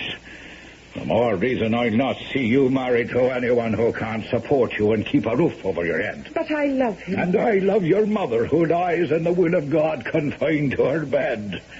I'll not see her put forth from Carrickmoran as long as she lives. And what has Ma to do with me? We're in a bad way, daughter. The potatoes failed us. There are no men to work the bogs and bring in teats, and there's no money at all. The only thing will save us all is Lord Connor and all the gold he offers. You're going to sell me to that fat old pig. I won't marry him. You'll do as you're told. 'Tis for your own sake and your mother's. Oh, you should be ashamed, Da. Well, 'tis done and will not be changed, and it's Lord Connor you'll marry, or the devil himself will have us all. Ah, it's you he should take and save the rest of us. Now, there's a terrible thing for a daughter to say to her father. Oh, that's so terrible. He half owns you already. You might as well go all the way and make a pact with him to sell your soul entirely. Well, many a word is said in anger we'd all like to recall. And sure, a sweet Colleen born the likes of Maureen never meant at all the sort of curse she laid on Sir Seamus, her father. Now, look, sir, if you think to entertain us with some thinly disguised version of the Faust legend about a pact with the devil, I'm afraid... No, Papa. No, let him go on, please. Oh, we can't leave anyway in weather like this. Or until the bridge is fixed. Very well. You came down over Steve of Batahora, of course. Over what? Oh, forgive me since you don't have the tongue. Over the mountains, I mean. Oh, yes. Then, on the way, you'd have passed where Moreau Wood used to be? Well, I wouldn't know. Well, 'tis no matter, perhaps. But it was there that Padre Duneen and Maureen used to meet among the blackthorn and the rowan with a carpet of buttercups and daisies spread at their feet, and the song of lapwings and robins all around. Oh, Acushla. Oh, Paddy, beloved. My own. My own. What is it then? Tears? Why? Oh, because I'm not your own. I can't ever be.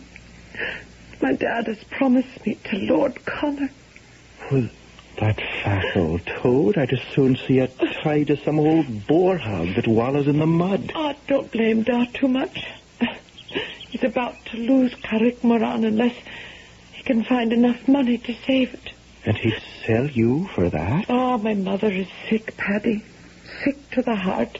He has to protect her, too. He should have thought of that before he gambled away a fortune. Oh, Lord, if I only had some money. But how? How? I'd sell my soul to the devil just to reason it won't be necessary, Padre Godin. Or if you won't leave my daughter alone, I'll be happy to send you there to join him at no cost. Stand aside, Maureen. Sir Seamus, I beg you, in all conscience... If you had any conscience, you are trespassing on my property. You'll show yourself here once again, and I'll shoot you down like a poacher. Come, Maureen. No, if I have to make the choice, I'll go with Paddy. You'll do as your father says. If that's her choice, then we'll face the future and find it some way. And as to you, sir, may the devil take the hindmost. Come, Maureen. Yes, Paddy. I warn you, you're taking her in lust and against all the laws of man and God. As you forced me to, you made her choose. You'll never have her. I'll kill you first. You wouldn't dare. The devil I wouldn't. No. With no absolution. You've killed him. It's dead. And good riddance. That's the end of him. Only it wasn't, you see, the end at all. But only the beginning. Bad enough a daughter that first wept herself out and then took to her bed like her mother. Bad enough the dreams of tortured conscience that kept Sir Seamus awake night after night with his shame at the sudden blind rage that had made him pull the fatal trigger. But worst of all, the final outcome, that it had all been for nothing.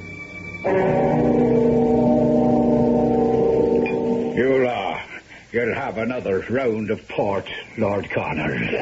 No, sir. My gout is nagging at me enough already. What I will have, Sir Seamus, tonight, for once, is some converse with your daughter.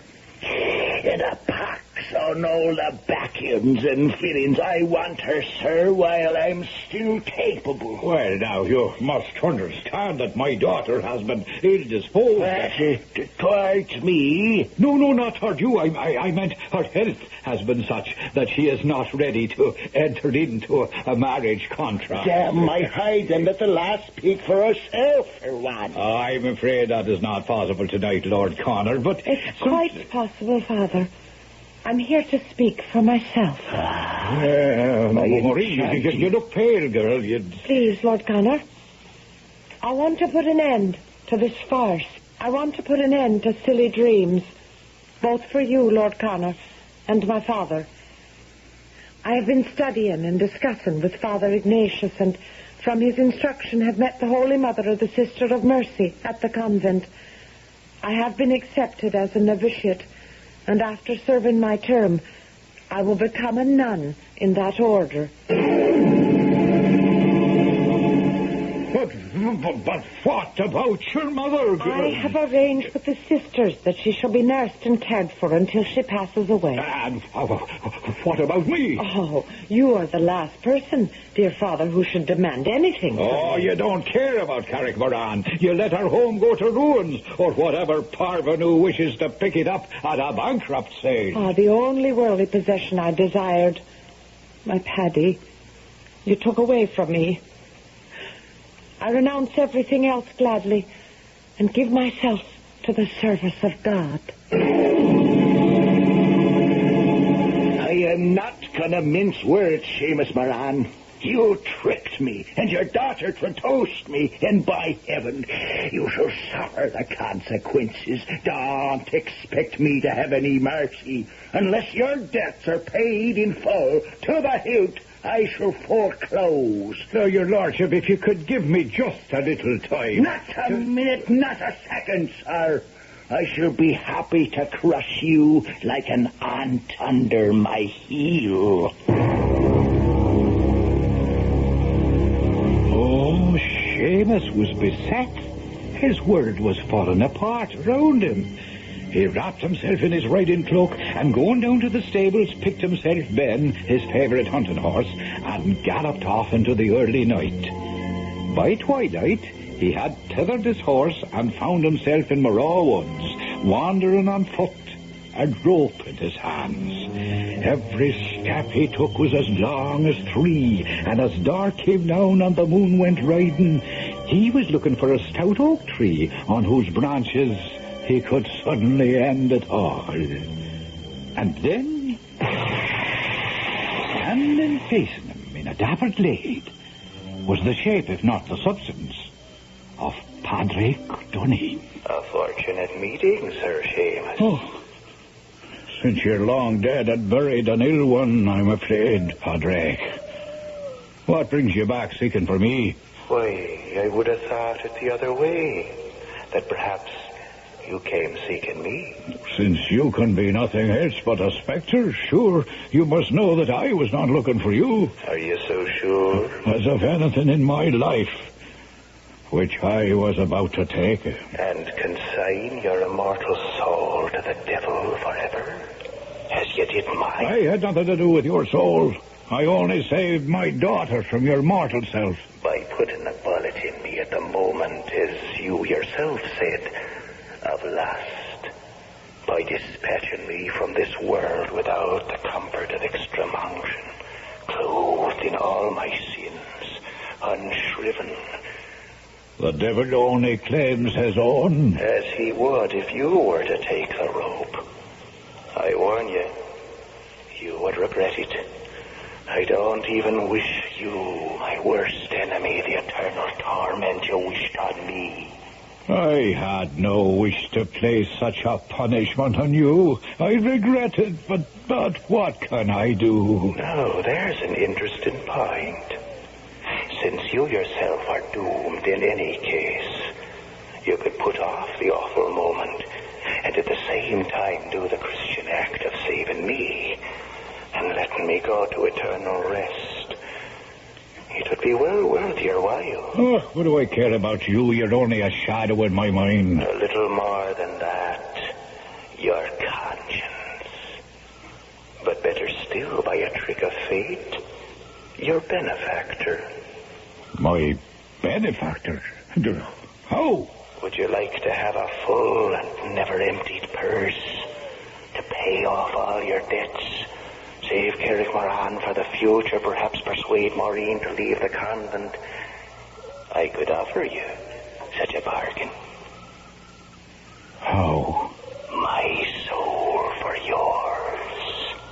A pact. I would find peace this moment, and you would not have to reap the whirlwind for as many years as you could manage to escape it.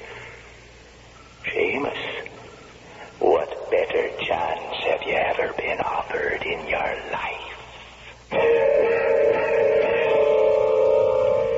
In the dusty old parlor room in the decaying castle, William Donovan and his daughter Constance are trapped in the enchanting spell of this ancient story, as I trust you will be also, long enough to wait till I return shortly with Act 3.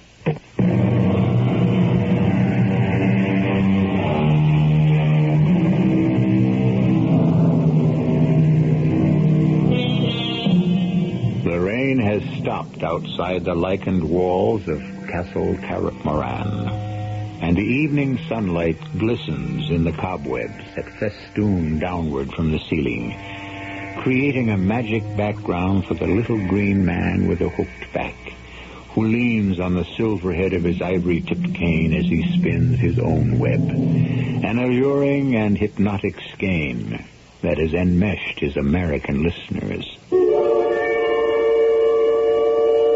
Well, you're not going to suppose that Sir Seamus was about to accept a pig in a poke? Taken aback and awed for all he was at holding converse with a ghostie, a man he had shot himself in cold blood. No, there was still a mite of bargaining to be done.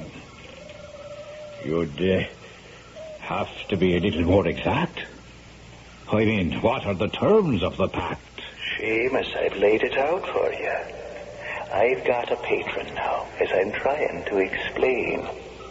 Old Nick himself. Aye. Who else? You delivered me to him. And he's willing to take me for you. When you're ready. A better chance than I had, sure. Oh, what does it mean when I'm ready? We'll make a compact fair and square. I'm authorized to act in my present master's behalf. You can make your own terms. A full purse that's never empty? Like the leprechaun who always has a shilling whenever he opens it. I'd want a bag of gold on the same terms. You'd have it. And how long would I have it? How long would you ask for? No, there's the whole trouble, do you see? I'm willing and allowed to make any reasonable bargain, even to giving you a trial run, as you might say, from now to the 1st of March. What is that? A bag of gold coins.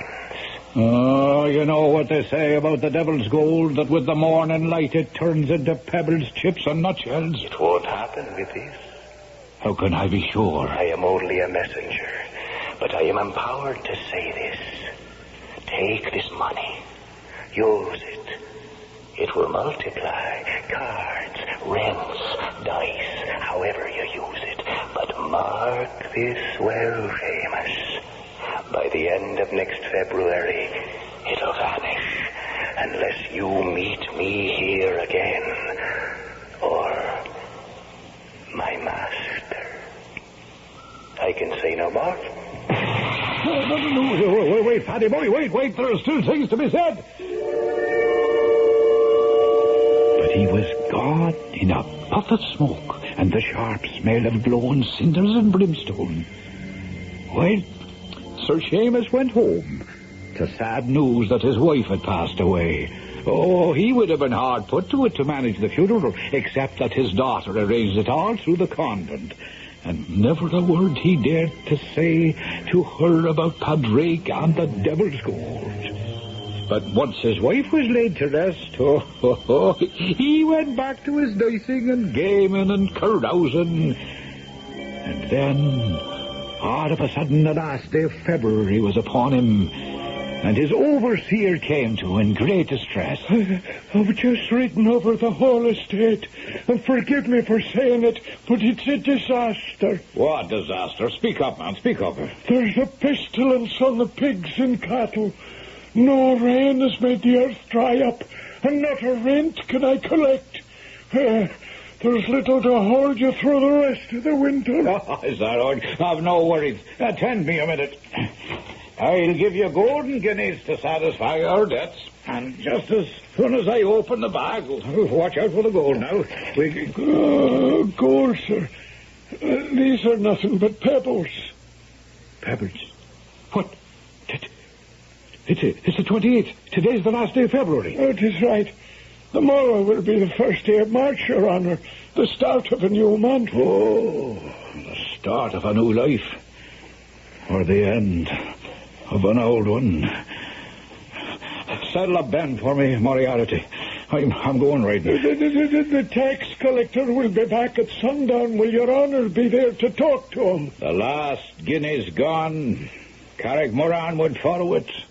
Unless I turn up some fresh. But when will you be back? The question is not when, but if. And you'll know that within the next 2 hours. Sir Seamus, Are you sure you should ride to Morale Woods this day? Why, what do you know of where and why I'm going? Not a thing. 'Tis only a foot to cross my grave, lad. Whoa, wait a minute. Who's that coming up the parkway there? Sweet Mary, bless us. It looks like the little mistress herself, with a nun driving the shay. Maureen, come from the convent? Today of all days? Hold Ben here while I talk to her alone. What? Maureen, what brings you here? Hello, Da. Sister Aloysia had to go marketing, and the Mother Superior gave me permission to visit a little with you on the way back. Oh, well, there, now, it's good to see you. Da. Oh, you look pale, though. Da, I had a vision last night when I was telling my beads. An angel that spoke to me and said you were in trouble. But when I asked if I could help, the vision only shook her head and said that it was a devil's choice at best, and perhaps it was the only chance for remission of your sins. And so what did you think you could do about it? Only to offer my prayers and my help and my love. If you'd offered them sooner and kept your love directed where it belonged, your father might not find himself with one foot buried in the wrong grave.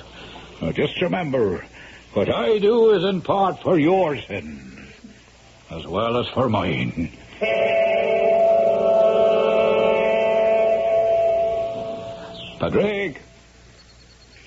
Padraig Duneen, are you here at all? I'm here, Seamus. Seamus, do you have to sneak up on a man like that? I was here, only you didn't see me. Padraig, I'm having second thoughts. Oh, now I wouldn't do that. There'd be the devil to pay for both of us then. Seamus, you have nothing to lose, for he'll get you in the end. But I had everything to gain, for I never should have been his slave. In the name of your daughter, take advantage of a pact you couldn't hope for otherwise. What terms? What terms? There's a bargain date for 7 years, until March the 1st of that year, that you shall have all the pleasures and the glory of the world, and unlimited money to enjoy them. And when the lease is out? That is between you and the principle I represent. What sweet Mary protect me? I'm out of hell.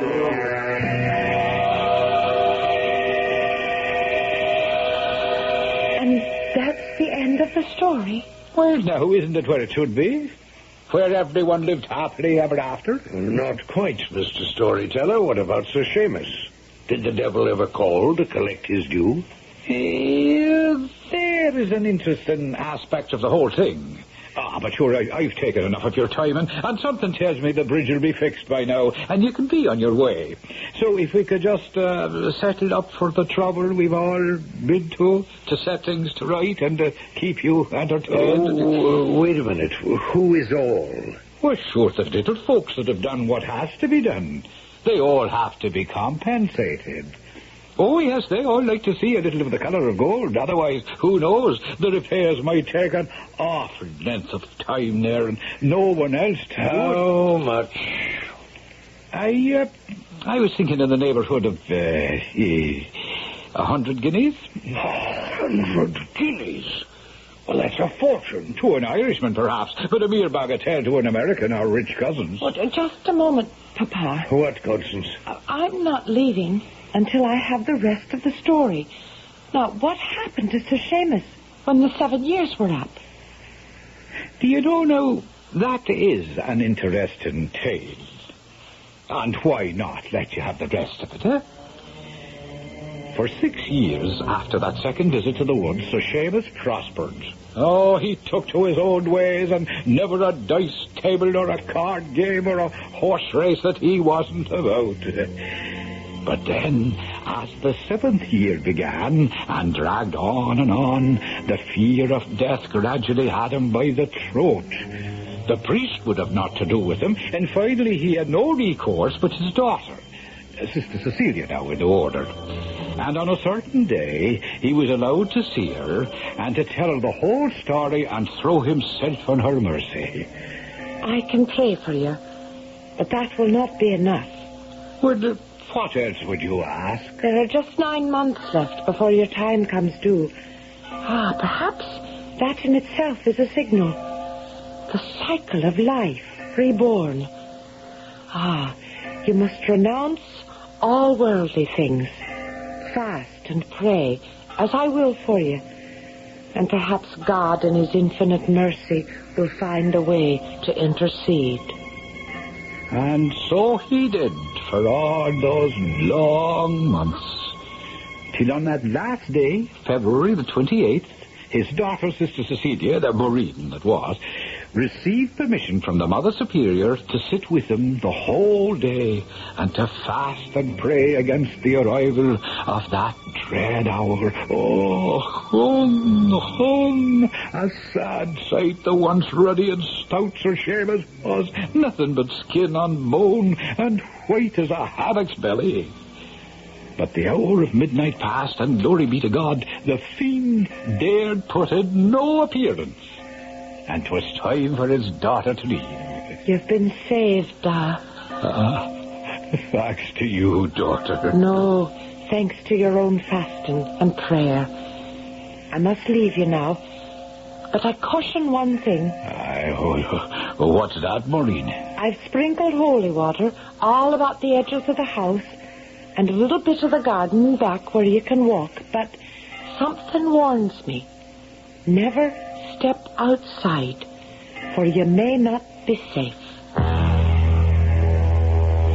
And so saying, she returned to her convent retreat. And Sir Seamus? Well, no, that wasn't all so simple, for, you know, there was a little mistake there, do you see? It happened to be leap year, so there was a whole day to go till the 1st of March, and the contract was due. So what happened? Say, he just stayed on here at Carrickmoran and is still alive this day to tell the tale that he waits for passing travellers sitting up there in his little window niche and ready to recite his story so he can still live inside the magic circle of the house. And that when time for questions arise that are too many, he just... Where did he go? I'm damned if I know. It just disappeared, like a puff of smoke. Papa, you don't suppose that he is Sir Seamus and that... Don't be ridiculous, darling. He'd have to be nearly 300 years old. What is it, Papa? Do you know, if you keep me here any longer, I might begin to believe such nonsense. This damned enchanted isle.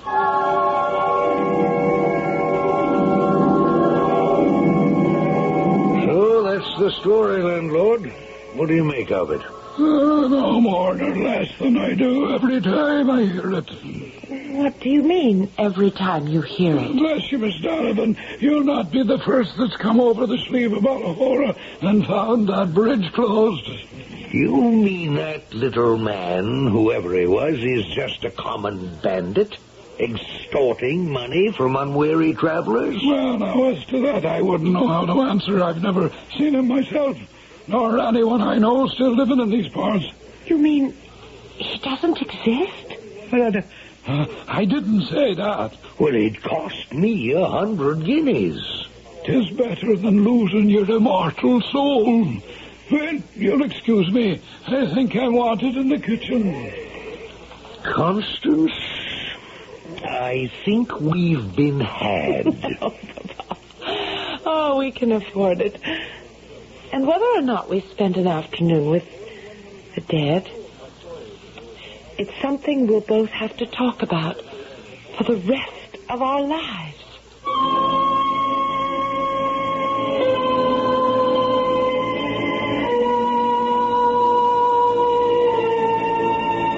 A 300-year-old man, a shade from the past, a leprechaun with a glitter in his eye, or a master storyteller who waited for the right moment and the right audience to keep his coffers full of gold.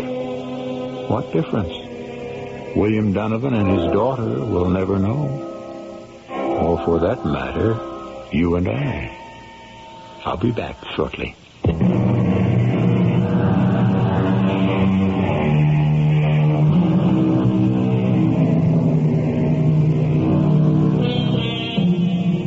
interesting that the title most think best suits Era, or Erin, or Ireland, is the Emerald Isle. Of course, it refers to the incredible green of the grass that grows there. But the cognomen was first applied in a poem written by a Dr. Drennan in the 18th century. It seems fitting to close today's tale with a quote from it. Nor one feeling of vengeance presume to defile the cause or the men of the Emerald Isle. Our cast included Russell Horton, Patricia Elliott, Cork Benson, Ian Martin, and Earl Hammond. The entire production was under the direction of Himan Brown. Radio Mystery Theater was sponsored in part by Buick Motor Division. This is E.G. Marshall. Mystery Theater presents...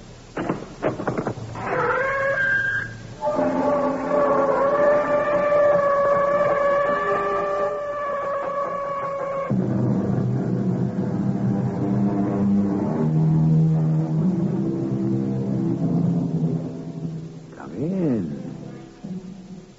Welcome. I'm E.G. Marshall. The Encyclopedia Britannica defines the term medicine man as a name loosely applied to any man in a primitive culture who practices sorcery, prophecy, or magic, or who treats illness with charms, drugs, etc. Some 125 years ago, our own Wild West was a primitive society, and we had our own medicine men. This is the story of one such. Thank you, my friend. Clumsy of me to drop that card. Getting to be an old man. Still want to bet? Well, maybe I'll try just one more. Splendid. Now, watch carefully. Yeah. I place the 3 cards on this board face down. Move them in a figure 8. Hop round them, mix them up. To make sure all is honest and above board, would you like to mix them yourself? I reckon I don't have to. Very well. 2 reds, 1 black. Pick the black 10 and you win. What is your bet? Well, sir, I'm going to go for broke.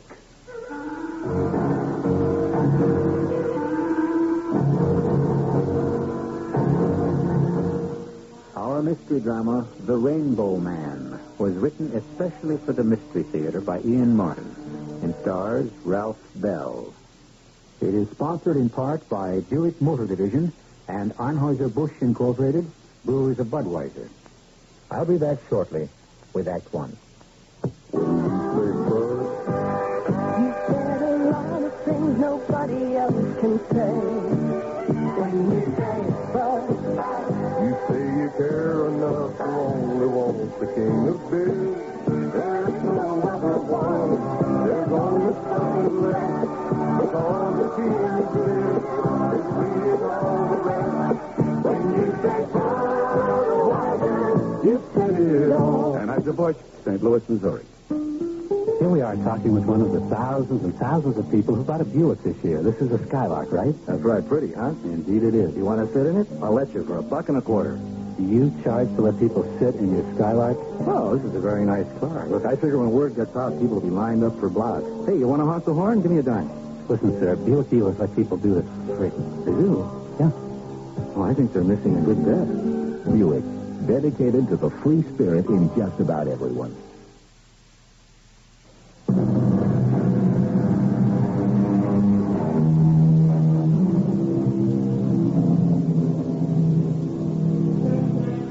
Sometimes he just sold snake oil, or whatever the name was that he gave to his magic elixir, which could cure all evils. He was a blend of doctor, minister, faith healer, charlatan, salesman, comedian, and entertainer. He was as welcome as he was frequently unwelcome, depending upon how successful he was as a confidence man and unsuccessful as a gambler. For the shell game, or 3-card Monte, was usually part of his stock and trade. He was a colorful, delightful, hard-working, lonely, fascinating figure. This one's name was Dr. Phineas Merriweather, and he called himself the Rainbow Man. Now then, Mrs. Moonlight, my fatal phantasmagoria, feline femininity. Still your cries? Oh, I know. With the rainbow gone, nothing is the same. And the vagabond life is not what it once was without her. But what will be, will be. Like all pussycats, you are nothing if not practical. You smell the effluvium of that broiling Rocky Mountain trout I caught this afternoon. Very well, my dear. We shall share it together. Oh. What about that, Mrs. Moonlight? Even in the desert waste, we attract the curious crowd. Or at least one of them? Oh, just a cowhand sloping on out. Saw your fire.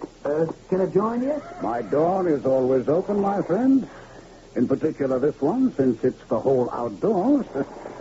I have nothing to fear. Not for me, that's for sure. Ain't borrowing no trouble, just carry enough. I don't need no more. Then hobble your pony and join me and Mrs. Moonlight for dinner, such as it is. Oh, I don't hanker much to eat, mister, but might try a little of your coffee. Help yourself, sir.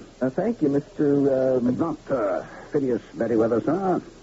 Student of the Anatomicus Humanitas, skeletal articulation, splenidic spontaneity, the cycle of the circulations, the fundamental functions, and the health and vigor of the digestive tract.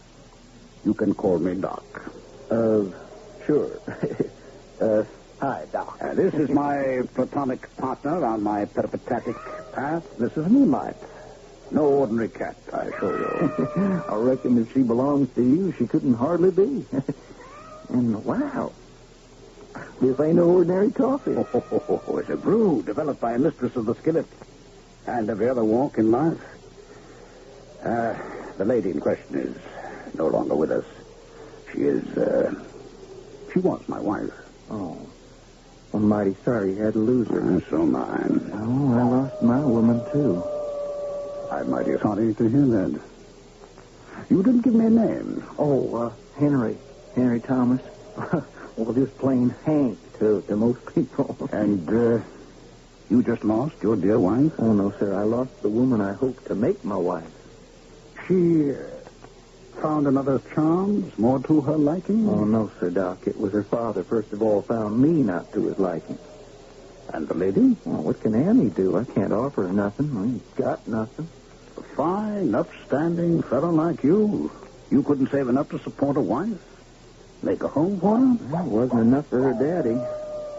But I was stupid enough to think I could build what I had into some kind of stake he might see his way clear to give his blessing.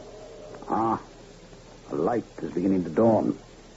You thought to increase your worldly wealth by application to the gaming table. Yeah. Always figured I played a right smart game of poker till I got took by Champ Rutledge. Well, of course, I don't know the gentleman you mentioned, but I have a sneaking suspicion I know his breed. Yes, of course, Mrs. Moonlight. Hank, do you believe in divination? Mr. Doc, I plain have to say I don't know what that is. Well, first, let's eat some dinner. And then I have a feeling our fates are somehow hopelessly entwined.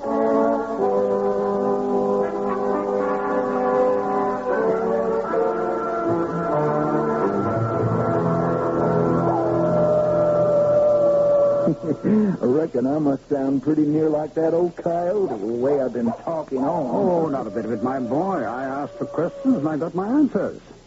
Mr. Carter Billings runs the biggest cattle stand in this part of the country. He has a daughter beyond compare. She loves you. You love her. But Mr. Billings is taken with a sickness, and somewhere he feels what is best for his daughter is a man with money and position. And that is not you. No, sir, Doc, it sure ain't. You mentioned something about a stake. Well, that was just what I'd put by for my wages, plus a claim I'd staked on a gold mine never got broke ground on. And those were the assets which were conned away from you in a poker game? Only myself to blame. 5-card stud? Yes, sir, Doc. Hank, my boy, what is the name of your little town that you're trying to put behind you? Painted Butte. Far from here? Oh, no, about 5 or 6 miles. You see, The moving finger writes... Pardon? I was headed for Saxton Falls, but no one waits there to greet me. Nor do I have anyone there to greet. So, why not Painted Buttes? If you will be my guide and take me there. Oh, Doc, I can't go back there. Mr. Billings sure ain't going to take me back as ranch hand. There ain't no way I can make a living there other way. I'm not quite so sure, my boy. How'd you like to work for me? You? Doing what? That's just what I'm about to explain to you.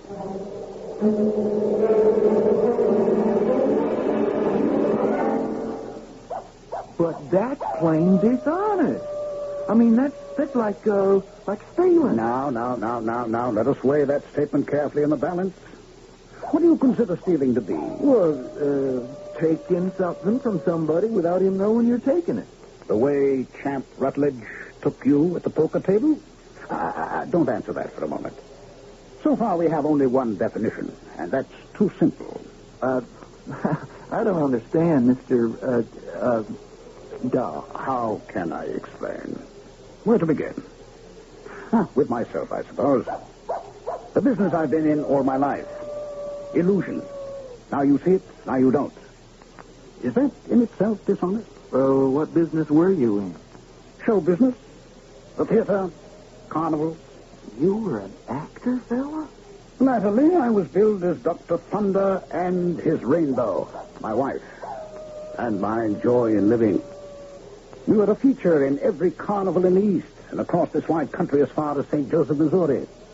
Our supreme triumph, the moment of glory when that resplendent woman, beauteous as the natural phenomenon I named her after, the Rainbow, stepped into the cabinet, spangled ablaze of the dancing stage lights, with a smile that outshone her glitter, and to the audience's amazement and titillation, I sawed her, not in half, but in 3 parts: head, torso, and her exquisite legs.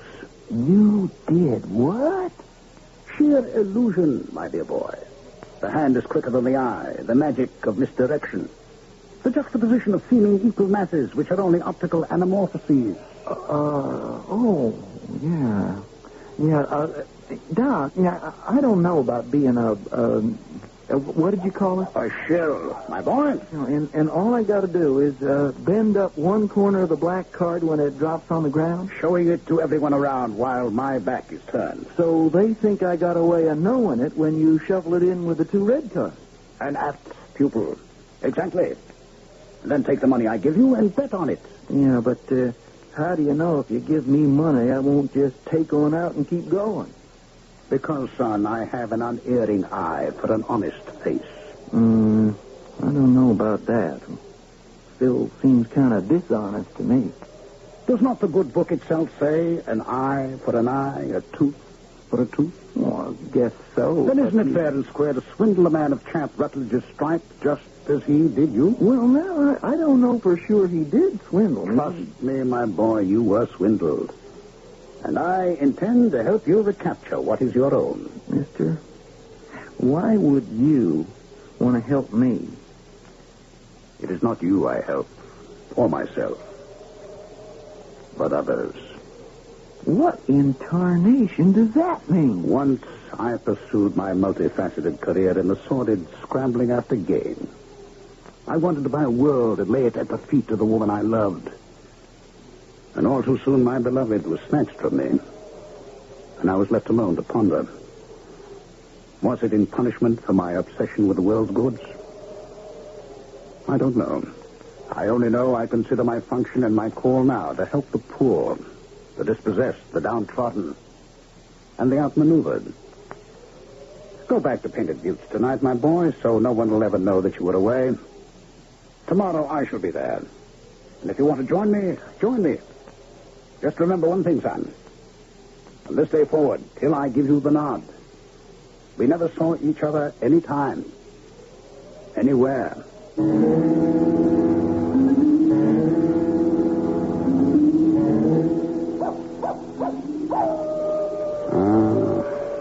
There never was a night, moon up or moon down, that I don't ache for you, Rainbow.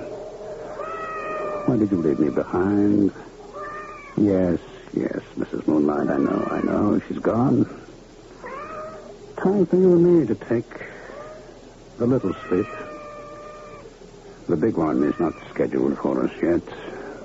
The future is still ordained. I wonder what it holds.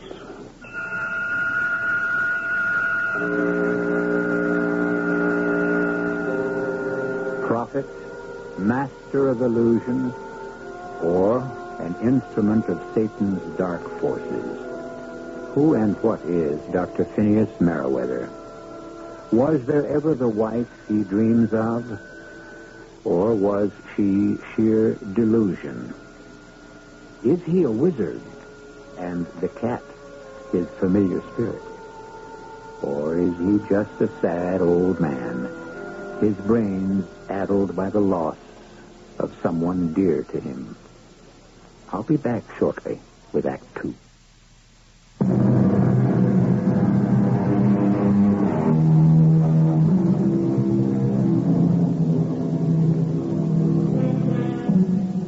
In the 1850s, Painted Buttes wasn't much of a town. More than it is now, for it doesn't exist anymore. But a century and a half ago, it was all that a territory comprising a quarter of Colorado had to gather in and kick up a little dust. One street, the bank, the tonsorial parlor, the hotel, the saloon, the local assaying office, the general store and post office, the blacksmiths and the livery stables. And on rare occasions, a special attraction like today.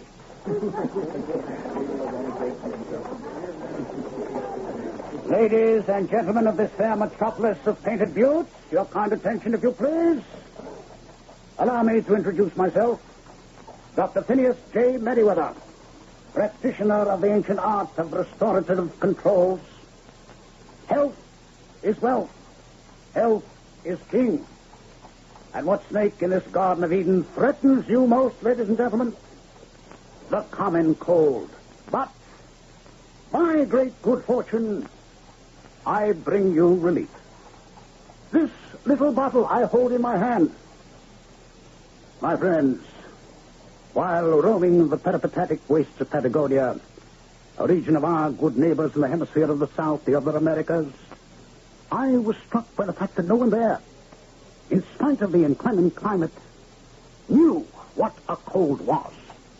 On study, I found that the Europhagus root was indigenous to their culture, and that from this root could be brewed a liquid compound of such miraculous versatility in curing not only the cold, but also every other form of invasion, bacilli and bacteria used to erode the human condition. Here it is, available for only $1 a bottle. 16 ounces, which should be worth their weight in gold, since they are in such limited supply. But, ladies and gentlemen, I would not ask you to try something like this without some independent and unbiased proof. Are you, sir, young man, in the third row? You mean me? I do indeed, sir. Would you care to step up here for one moment and join me on the wagon? Well, I don't rightly know. I mean, I ain't looking for no medicine. Well, if you will pardon me for saying so, my trained physician's eye has noticed that your eyes are red-rimmed and affected by ruin. And I have been conscious of your heavy cough. Cough, Hank. You see, ladies and gentlemen, this young man, healthy specimen as he seems, is flirting with death. Now, sir. That's splendid, but don't overdo, Hank, don't overdo. Now, sir, I don't know your name, but let me offer you a spoonful of my peerless placebo. I don't know that I can afford to spend money. A man as sorely afflicted as you, my dear boy, money is no object. Rather than see you suffer, take this bottle as a gift, and this first spoonful as a promise of things to come. There we go. Now. Stop a moment and allow the full unfolding of the healing heat to penetrate. And now, sir, I dare you to cough. Well, I sure don't feel like... But try. Just try. I can't, Doctor. I just purely can't. There you are, citizens of St. Butte. You see the dramatic powers of rainbow liquor, the elixir supreme. $1 a bottle, ladies and gentlemen, but remember, the supply is limited, so first come, first serve.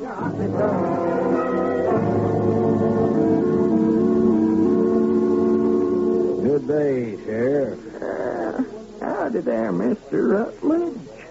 Care to join me in a drink? Well, a little early in the day. Oh, come on, Sheriff. Belly up to the bar. It's on me.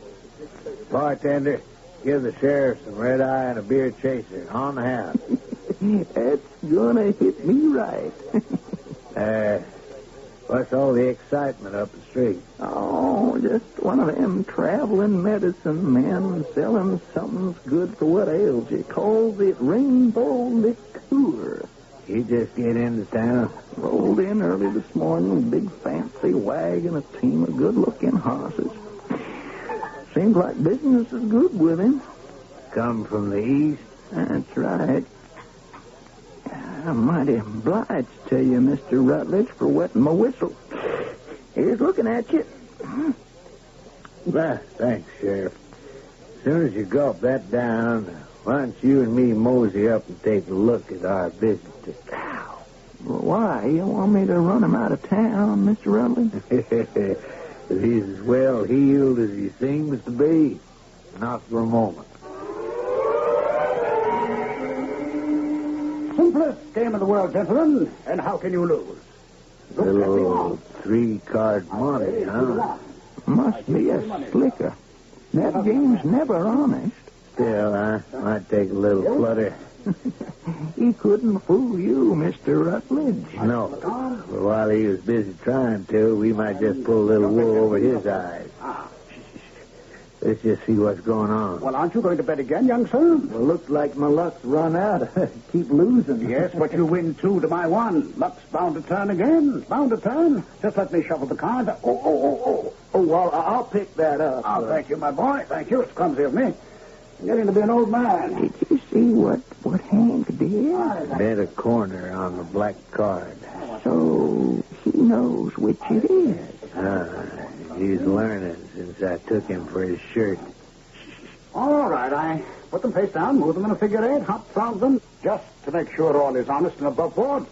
Would you like to mix them around yourself? No, I reckon I don't have to. Very well. 2 red 10s, 1 black 10. Pick the black and you win. What is your bet, sir?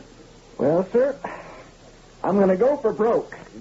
Put your money down. 5 in that jack and 1, 2, 3, 4, 5. And in all, the gentleman bids on the middle card. Anyone else care to bet? A friendly game open to all. What are your odds, sir? 2 to 1, sir. More than fair. Would you care to take a flyer? I believe I will. I'll wager $50 if you can cover it. A right heavy bet, sir. But I think I can. Which card do you select, sir? For the first time, I find myself on the same side as Hank Thomas. Here, the middle one. I am closing the betting. It is quite heavy, and while I like to win, I don't like to see people lose. Except within reason. So, the magic card, and it is... red. The 10 of diamonds. Such a pity. I'm afraid you lose, sir. Will you play again? Champ. Mr. Rutledge, you were taking it. No, sir, not for the moment. That exhausts all cash I had in my pocket. Besides, this is not my game. But you seem like a gambling man. I have devoted a large part of my life to it, yes. Are you in town till tomorrow? Oh, yes. My name is Champ Rutledge. Perhaps you'd care to join me in a poker game tonight. I suggest it's something you shouldn't miss, if you are a gambler. I am, sir. The name is Dr. Phineas Merriweather, and I should be proud to join you. Where? Why don't you meet me at the hotel as my guest for dinner? Oh, I feel I should be the host. No, please. I own the hotel and the saloon. Be my pleasure. Then at the hotel. And at what time? Shall we make it 7? No, 6:30. By the time we've finished dinner, the sun will be down. I shall be there, sir. Now, if you would excuse me. Forgive me, ladies and gentlemen. Now we must turn from fun and games to the world of trade. The lure of the merchandise marts which I have combed the world to bring you, ladies. Cottons from India, silks from mysterious China, and other bolts of material such as we transform you bet on had the corner turned up just like the one Hank did. Now, how could you... One of the oldest switches in the world. You mean he cheated you? That's right. And you're going to stand still for that? A little bait, my slow-witted Benner. To turn the tables, to have the biter bite. Only one thing concerns me. Oh, well, what's that, Mr. Rutledge? Why should Hank Thomas be in league with that old swindler? I think maybe we better have him at that poker game tonight, too.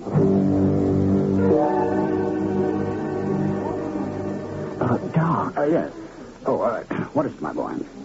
Can I talk to you here in the wagon just a moment? Just a moment. Run the goods through your fingers, ladies. Feel the richness and the allure. How can you resist them? And, ladies, forgive me for a moment. Hank, I told you we should not appear to know each other. What is it? Well, 2 things. Why did you accept the idea of playing poker with that no-good champ Rutledge? We can discuss that later. What is the other? It's Annie. She wants to see you real bad, Doc. Well, I'm here. Can't she come right up and buy like the other women? Oh, no, she don't want to buy nothing, Doc. It's what you are and what your name is she needs. She asked me to tell you she's got to talk to you as a doctor.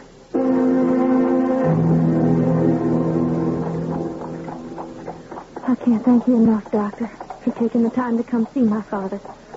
Well, perhaps I will be of less use to him than to you. I don't understand. Time enough for that. Oh, in the West, it's so difficult to get a doctor. And those we do have don't seem to know what's the matter with my daddy. Miss Billings, I don't know that you can count on me to be any better. Well, not from what Hank told me. He thinks you're pretty wonderful. Does he now? That's the way you feel about Hank, I take it, I can't talk about that. Daddy made a marriage contract between me and Champ Rutledge. That's the way it has to be, I reckon. But here we are at the ranch. Right now. Nothing matters except my father.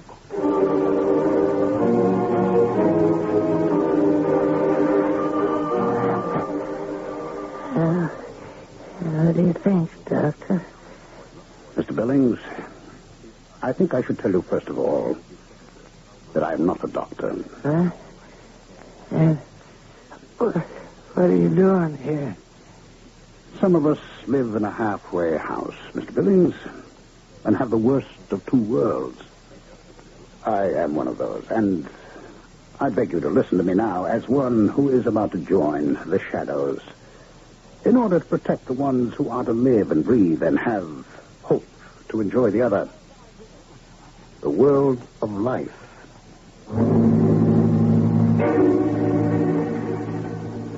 With every device of misdirection and the ability to juggle fantasy and reality, when are we going to believe Dr. Phineas J. Merriweather? When does he lie, confuse, and when does he tell the truth? Maker of dreams, the Rainbow Man. Let's follow him to the end of that rainbow, if there is one, when I return with Act 3.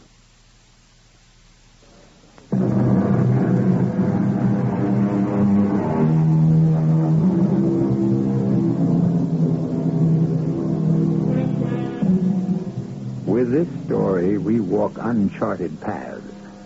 the byways of whim, of unreality mixed with down-to-earth problems.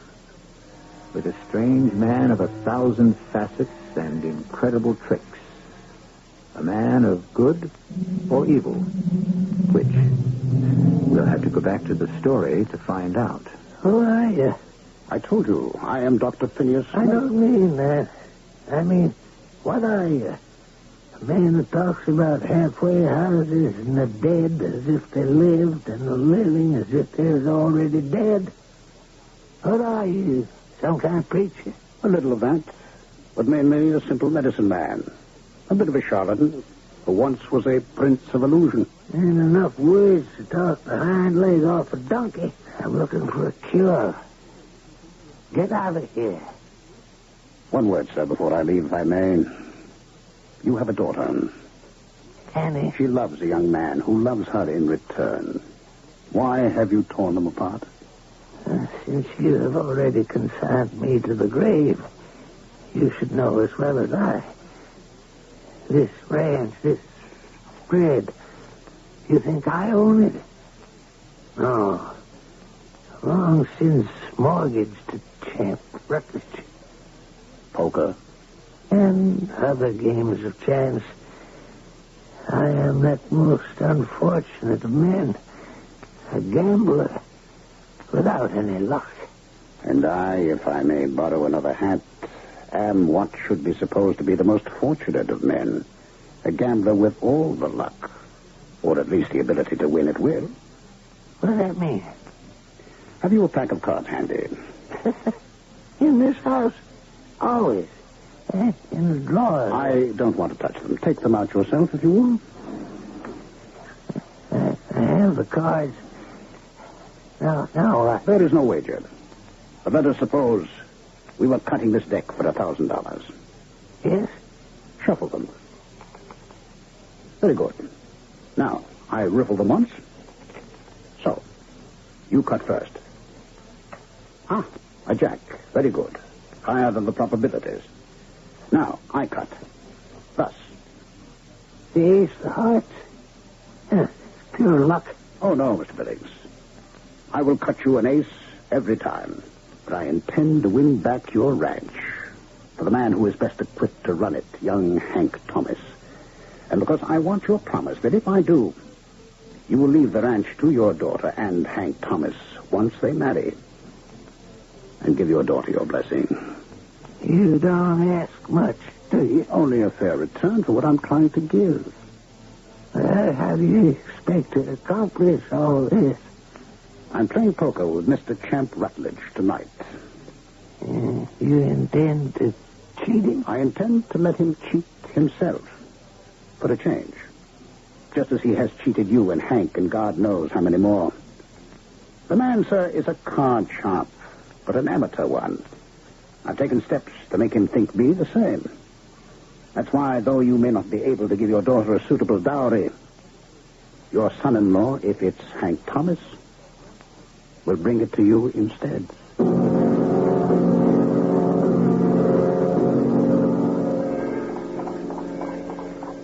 And are you trying to tell me, Dr. Merriweather, that my father is going to change his mind? What I'm aiming to have him do. I can't believe it. There really is a chance I might not have to marry Champ Rutledge. There sure is. And now, my dear, I reckon we're just about back to my wagon. How can I thank you, Doctor? My daddy seems so much better after seeing you. I hope his mind has been relieved, at least. I take it kindly of you to bring me home, Miss Billings. Doc, where have you been? I got a... Oh, Annie. If you two will excuse me, I've got to see that Mrs. Moonlight gets fed. Hey. Now, no use starting up anything again, Annie. You better head for home. Would you help me down just a minute?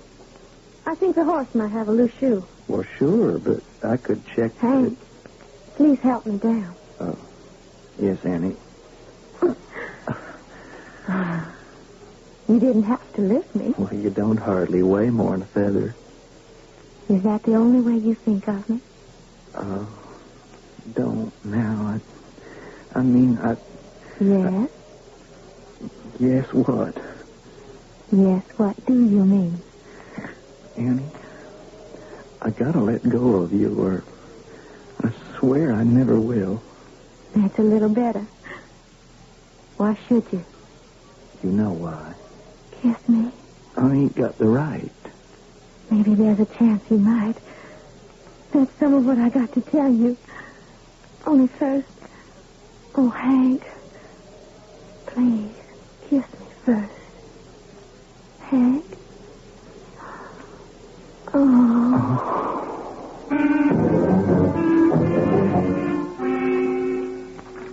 I'll see you. Raise your 5. Meet the raise and add 10. I'm staying. Sheriff, Billy, you out? Okay. Let's make it interesting. I'll bump it 50. I'll see.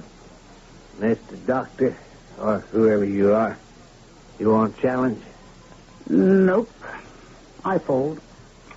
2 pairs. 10s and 3s. Read 'em and wait. Well, I got lucky.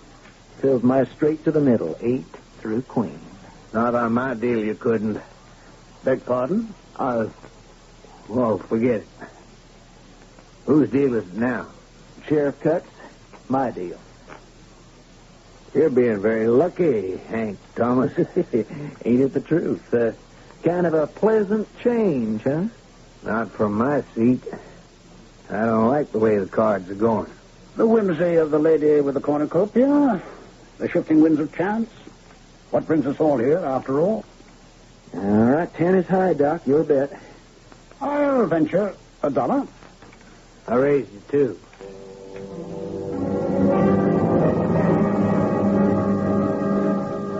Two to the doc, 7 spades to studs, big king to the sheriff, 7 of diamonds to Hank, and the dealer, hey, lucky strike, ace of spades. I'm running far behind. Looks like my makeup hand. All right, I'll go $50. Who's in? I'll cover the 50. I'll fold. I'll stick. So, 4 in the pot. 3rd card. 7 to the doc. Deuce of nothing to studs. Your deuce, huh, Doc? Queen of spades to Hank, and a big ace of hearts to the dealer. Still high. All right, I'll up the ante. This round costs till it hurts. Make it 1,000. I'll cover you. Ooh, I'm out. I'll see you. Raise you everything I got. 9,000. 9,055. Well, it's suddenly a big game. And I'll see you and double that. I think I'll fold. Meet your bet. Double it again. Where are you getting the money to bet? What do you care? You see the color of it, you match it. Ain't that many chips left. I'll give you my IOU. I'll see you and raise. No paper at these high stakes, unless the paper is valid. You suggesting my signature on my word ain't bond? I'm not suggesting anything except that we keep this game honest. That's the last coming from you. I'm out of it, sir. And you're the dealer. Okay, Hank Thomas. What do you want to cover? The mortgage to the Billings Ranch. You kidding? There ain't that much money involved. Enough so you can't foreclose. The rest you'll get fair and square. Okay. Stud, here's the key to the safe. Go fetch it. And everybody just keep his hands nice and easy on the table.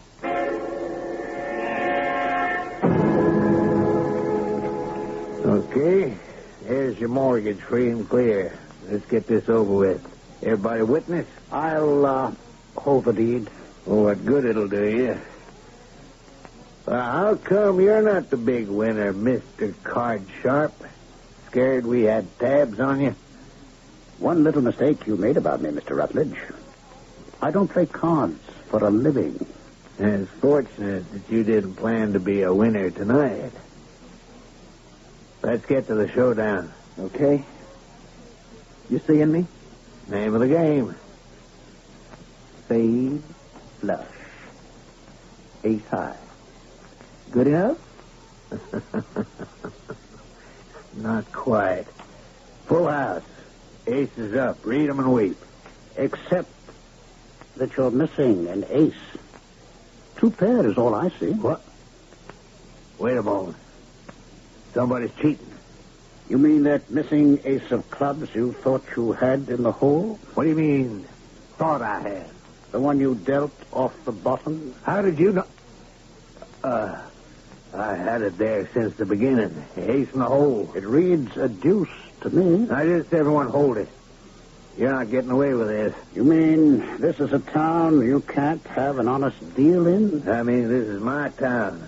I run it my way. Not anymore, champ. I'm off the hook as far as you're concerned. Doc Merriweather here helped me take this town back. Nobody tells me I'm through. How'd you get here, Billings? That was my suggestion. I thought he ought to see you for what you were before... Before what? Before I died. Thank God someone was wise enough to show me the truth. Only I got the draw, and I'm cutting out. Nobody's going to stop me. Have you ever heard of Nemesis, Mr. Rutledge? Get out of my way, con man. You've caused enough trouble. You want to find yourself dead? As it happens, yes. We're going together. You had a gun, and you... I didn't want to be the instrument, but someone had to lower the boom. Oh, Doc. Doc, are you all right? Oh, I couldn't be better, son. Wouldn't want it to be any other way in the world. You're bleeding? What can we do for you? Just see those 2 kids get married. And all I could wish them is that they have a time together like me and Rainbow had. We sure will make a try. It's a lovely world, you know. If we just keep it that way. And now that I'm not going to have it anymore, I'd like to leave it that way. Doc, I ain't going to let you do it. I wouldn't have you stop it if you could. Rainbow is waiting for me. And that lovely world beyond. To be united with the one you love. What else is better in the world? Or the world to come? The saddest tragedy is to be alone.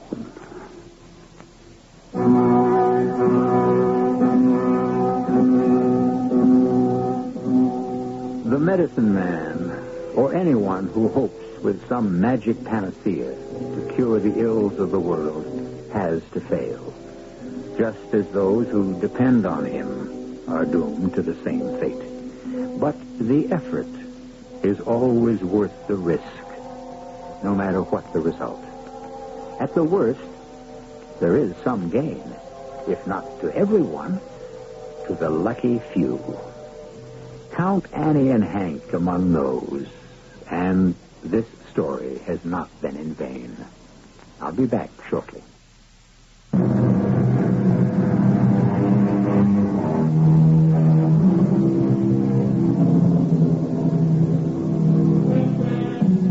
As I said somewhere earlier, Painted Buttes is a ghost town today, haunted by what ghosts I wouldn't know. Although Hank and Annie and her father, who died quietly in his time, are buried there. And in the quiet of sundown, may whisper together in the breeze. Our cast included Ralph Bell, Jada Rowland, Robert Dryden, and Russell Horton. The entire production was under the direction of Himan Brown. Radio Mystery Theater was sponsored in part by Sign-Off, the sinus medicine. This is E.G. Marshall inviting you to return to our Mystery Theater for another adventure in the macabre. Until next time, pleasant dreams.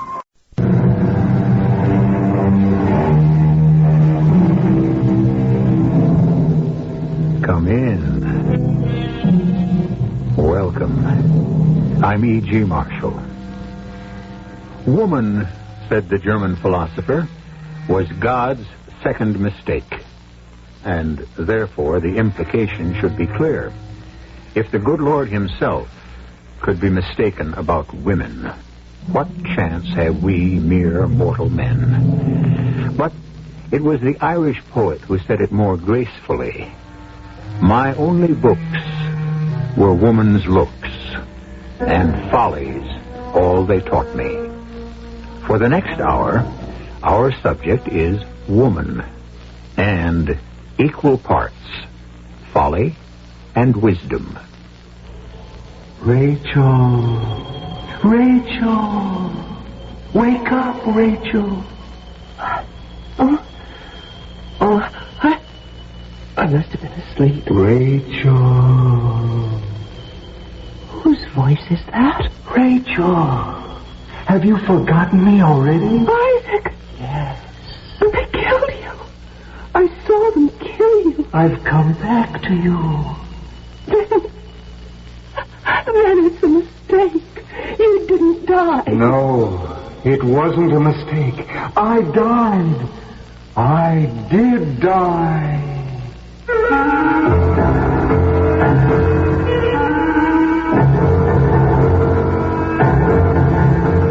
Our mystery drama, Queen of the Deadly Night, was written especially for the Mystery Theater by Sam Dan and stars Marion Seldes.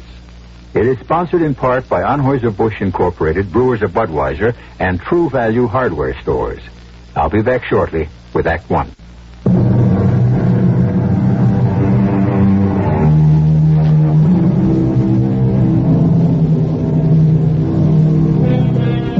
The year is 900. We are deep in the Dark Ages. It has been 500 years since the civilization of the Roman Empire has been blotted out. It will be 500 more till the world will awaken to the light of the Renaissance. The year 900. A bad time to be weak or poor or a woman, especially a woman. And our tale concerns a woman. Her name was Rachel. She lived in Clairvoyant, a tiny village near Paris, which wasn't much bigger than a village itself in those days. She was, of all things, a writer. She compiled stories and legends of those faraway, long-ago medieval times. And like all good writers, she made herself the central character of all of them.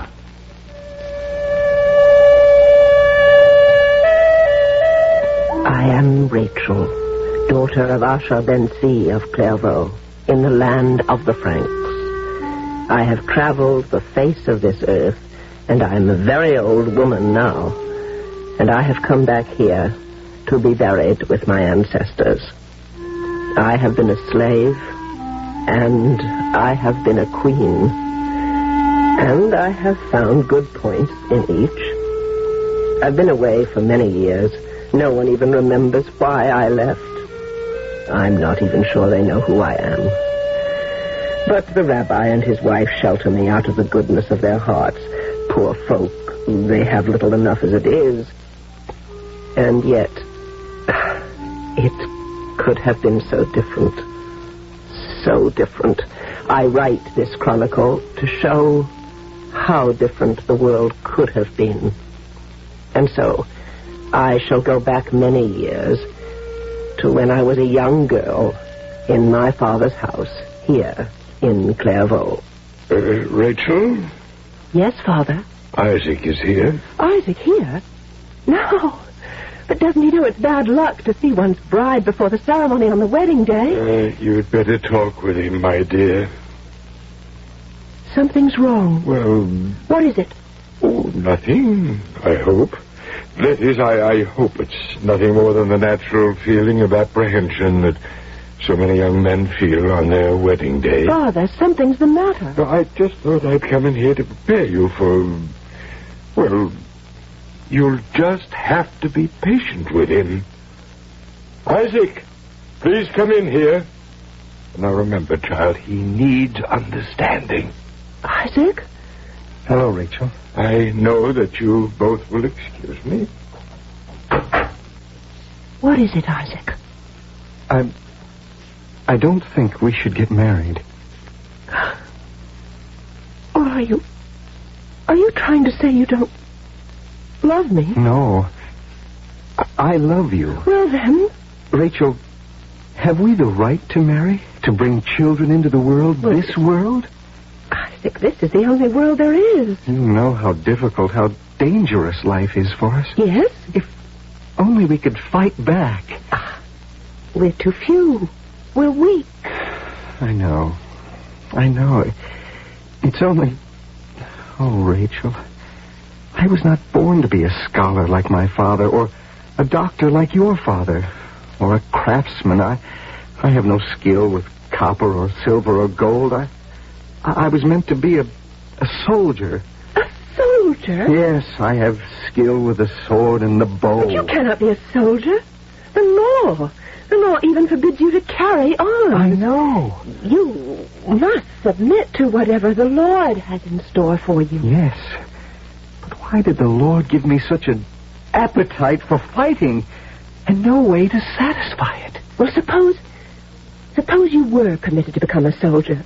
You speak of how uncertain life is now.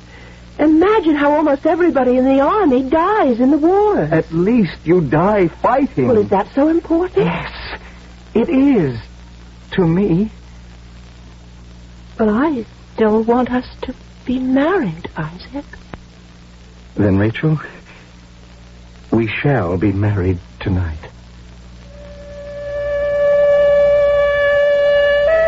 I still want us to be married, Isaac. With those words, I condemned him to death. I pronounced the sentence of doom on my beloved. And I changed the course of my entire life. Had I not insisted on marriage, I might never have left the village of Clairvoyant. Well, there's no point in thinking about that. After Isaac had left, my father came back into the room. And what have you decided, my child? We will be married. But, Father, is it a wise course? It is the only course. Our mission is to survive. Father, I'm afraid. Afraid for Isaac. He has a quick temper. It's true, he refuses to be humble. And it's because he has too much strength. Oh, no, child. He hasn't strength enough. Anyone can strike out in anger. Oh, Father, if only... Yes? I was about to say something silly. I was going to say, if only there was a land where our people could walk tall and straight. No one walks tall and straight anywhere, except for a few nobles. Father, who are the Khazars?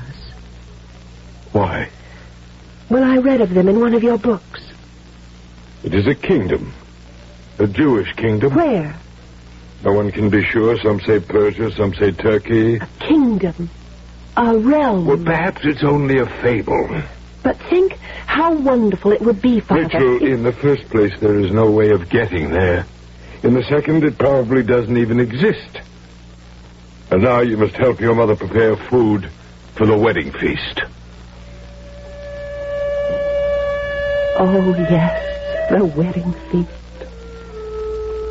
I don't like to think about it, but if I'm going to tell my story, I must tell everything.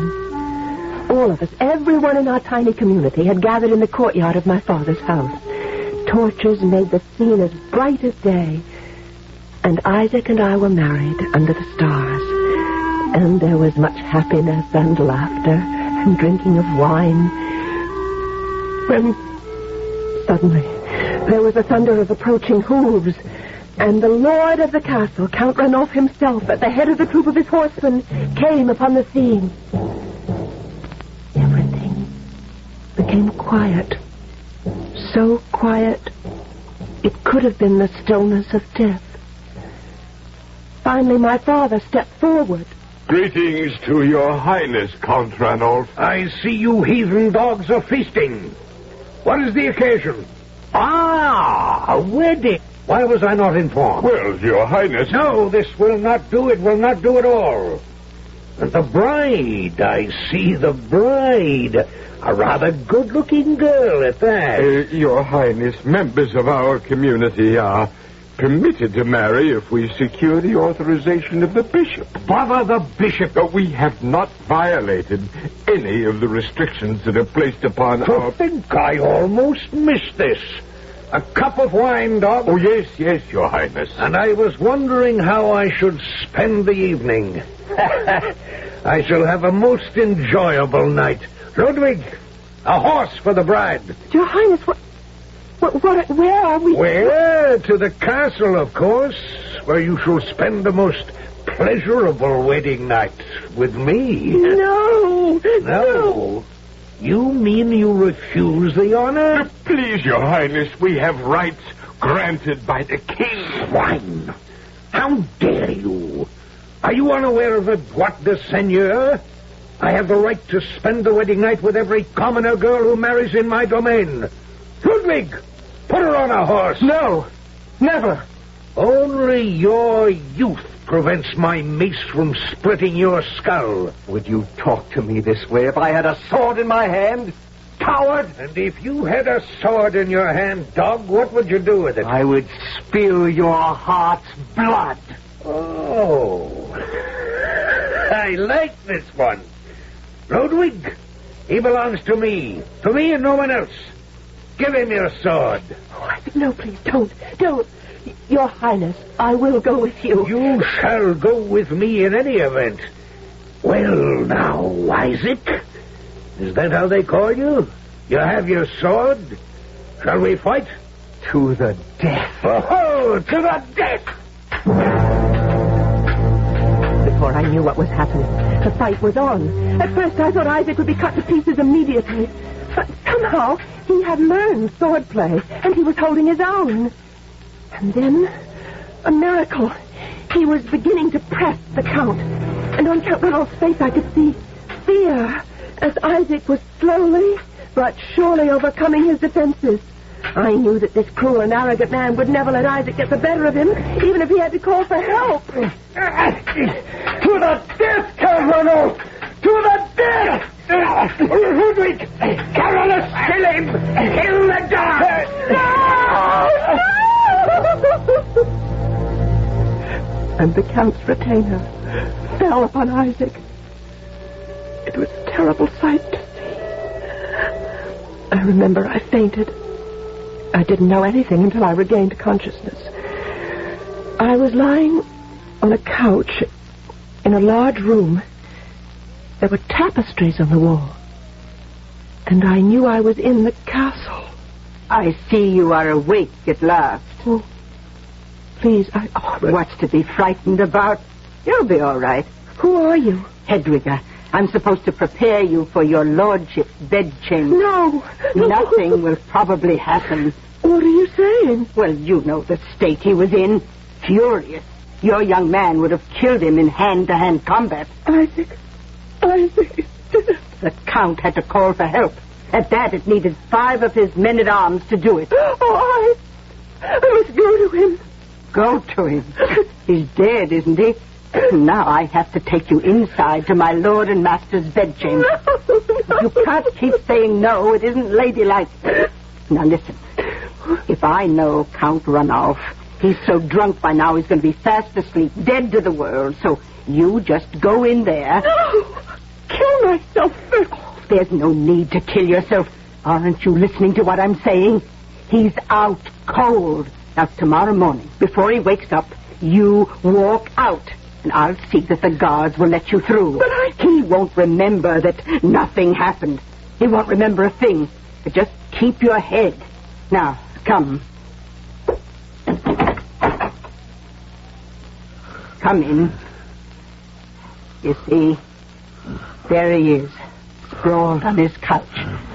Listen to him. There, behold the great lover, dead to the world. He can sleep like this for days. You're going to have a very dull night. Where are you going? Don't leave me, please. I'll have to lock you in.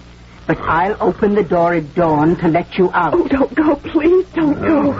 A shame you didn't bring anything to nip. Oh, don't leave me alone. Don't leave me.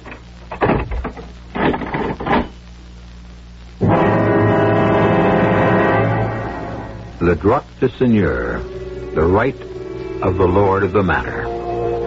This is how it was under feudalism. And so, here is our terrified Rachel, who only a few short hours ago was a single girl, and in rapid succession has become a wife and a widow. She's locked in the room of the Count Ranulf, whose intentions are perfectly clear, provided he sobers up. I'll be back shortly. Doing fall.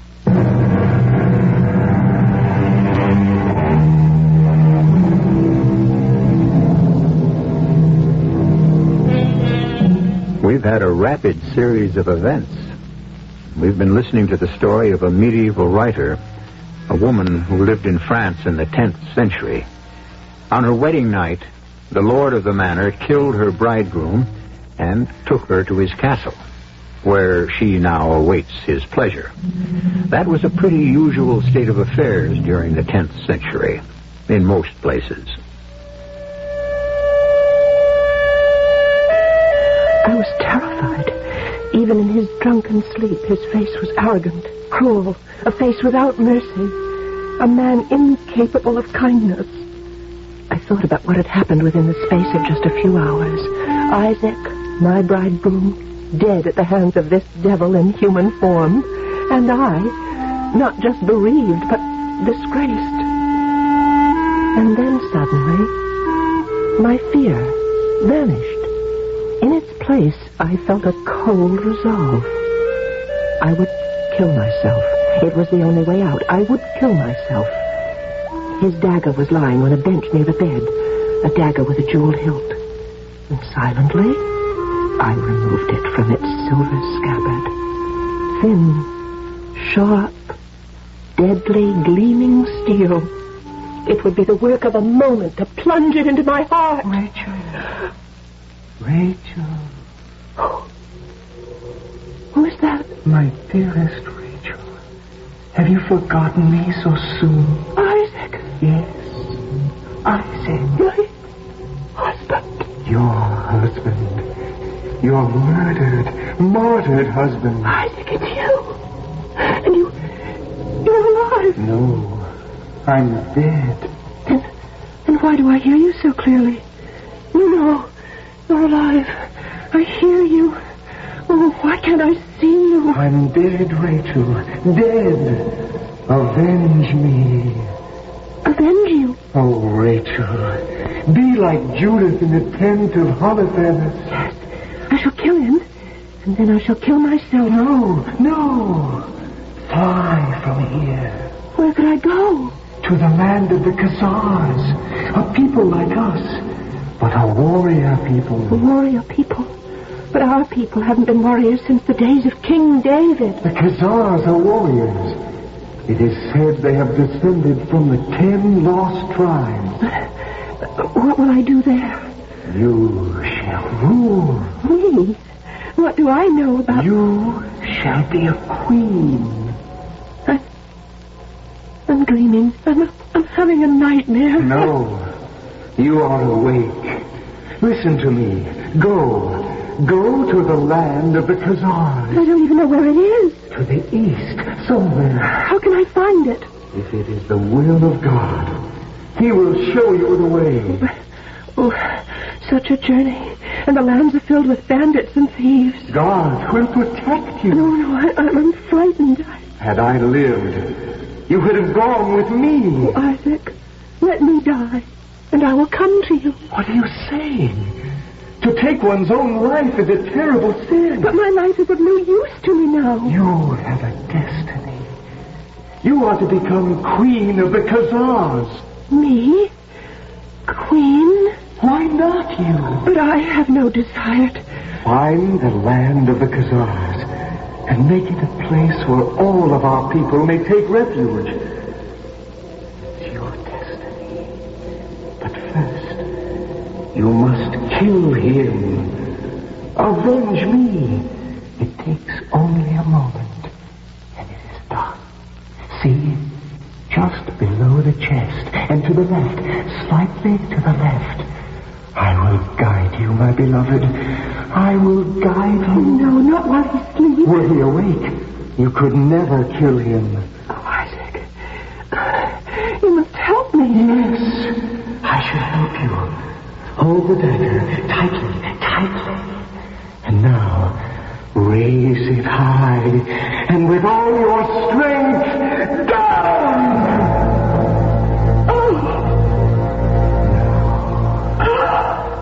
Cover him. Cover him with the blankets. Yes. Who would know he is dead? How quickly a man dies. How quickly I died. Goodbye, Rachel. No, stay. Stay with me. I cannot stay with you, Rachel. I'm dead. Come back, Isaac. Come back. Speak to me. Isaac. Isaac. Isaac. Isaac. Come back. Wake up. Come, girl, wake up. Isaac. Oh, there's no point bellowing after Isaac. He's dead and gone. Have you been lying on the floor all night? Is this how you slept? On this cold stone floor? Oh, it was a dream. Isaac was a dream. Get up. On your feet, girl. Time you were leaving. Like I told you, nothing would happen, didn't I? Well, didn't I? Yeah, you told me. Say, that's funny. I never heard him like this before. Like what? Oh, how quiet. He usually snores like a drunken pig, which he is. But he's lying there, still as a corpse. Maybe he's sick. I better... No, I better not do anything. He hates to have people wake him. He might even plunge a knife into me. Come. Where are you taking me? I told you last night you can go home. Home? But I'm in disgrace. What kind of disgrace? You're not the only one. Besides, you're a woman. I killed him, Father. I killed him. Quiet.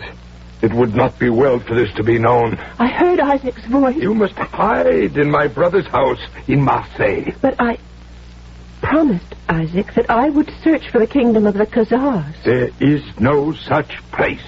It's only a fable. There are no such people. But, Father... You must obey me. You will go to the house of my brother Benjamin in Marseille. Marseille, a city of Greek sailors in the country of the Franks.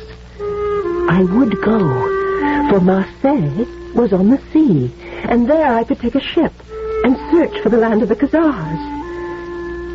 The journey to Marseille, as all journeys are, was long and difficult and perilous. But I wore the clothes of a young man, a poor young man at that. I was so small and so slight, so humble and unimportant looking that nobody noticed me. After some weeks, I arrived at the home of my uncle Benjamin. Well, my child, your fame has preceded you. Fame? You killed the mighty Count Renault. Then it wasn't a dream. Oh, no, indeed. You must keep hidden, of course, till this all blows over. But I'll bring danger to your house, Uncle Benjamin. We have so much now. A little more won't matter. You must keep wearing that boy's costume. It's a good disguise. And it's best all round for you to be mistaken for a young man. Uncle Benjamin, I know how hard the times are.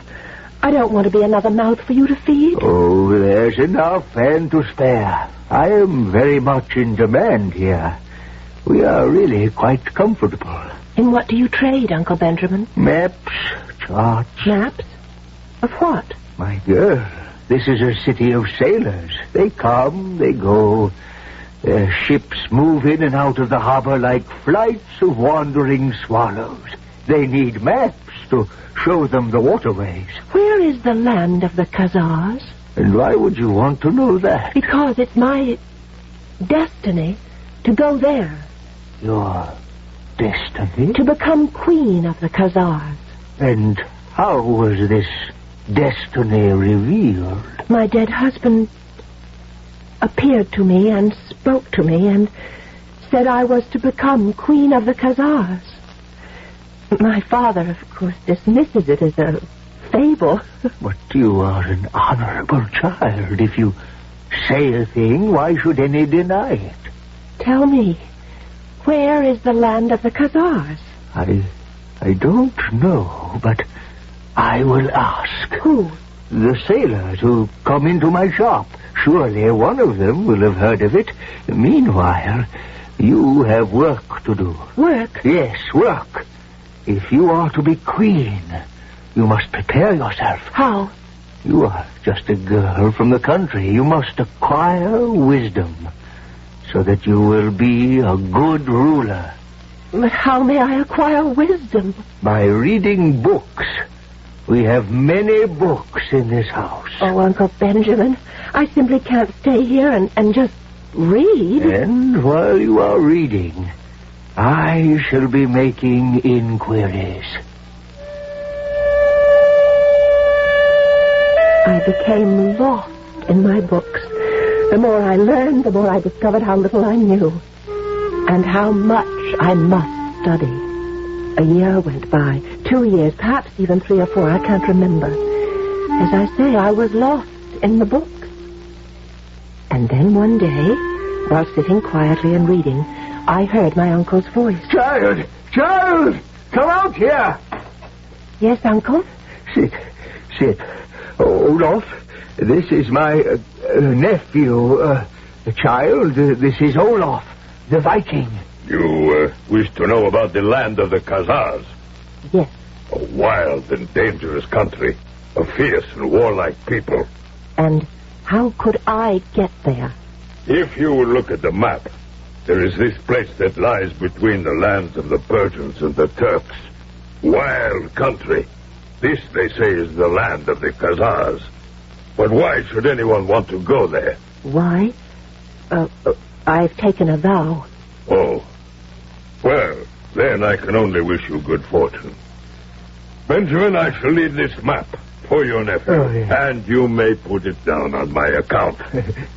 A pity, young man, a great pity. Why do you say that? For they're a strange people, and yet they are suspicious of strangers. It would be better if you were a woman. Why? Why would it be better? As I have said, they do not welcome strangers, but they do have great respect for women. Oh? Especially for women who have wisdom. Wise women? Yes, because only women have time to acquire wisdom. The men are too busy fighting or trading. And so when a king, or any man for that matter, wants to take a wife, he does not look for beauty, as we do, but for wisdom.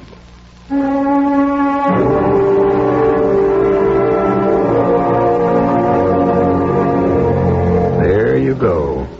Destiny. Destiny. It seems to be leading the way to its own fulfillment. So far, everything our Rachel has done has taken her a step further along the road. But the perilous journey is still ahead. What shall await her once she arrives there? Well, I shall arrive with the third act in just a few moments.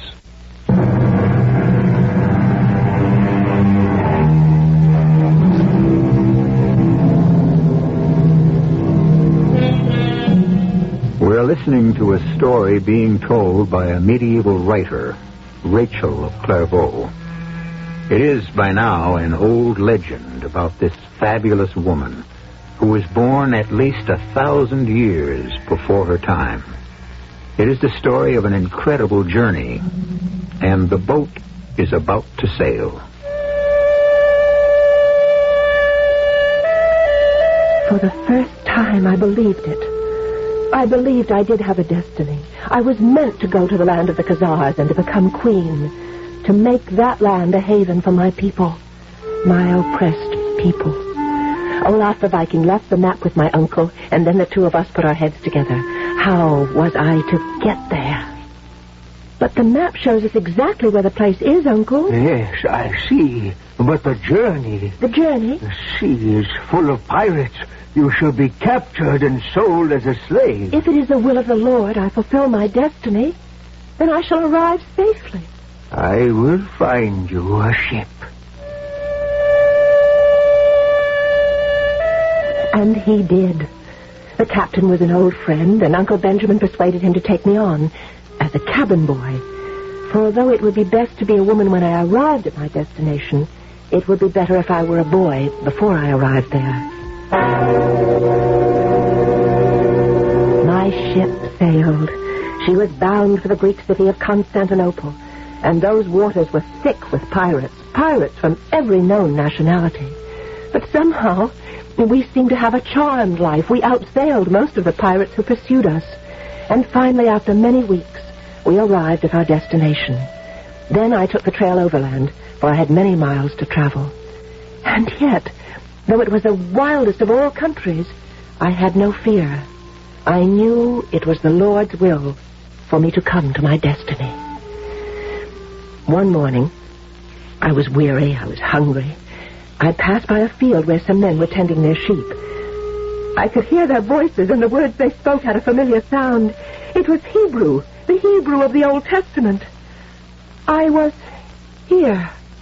I had arrived at the land of the Khazars. And soon I was in a town, and there was a splendid house, and I knocked at the door because I needed food and shelter and a place where I could dress to become a woman again. Yes? I ask hospitality. Oh, enter, young man. Thank you. From where do you come? A far country, the land of the Franks. Oh, I've never heard of it. How does it happen you speak our language? Oh, I am one of you. My name is Bathsheba, young man. What are you called? Rachel. Rachel? But that's a woman's name. I am a woman. Where may I bathe and dress?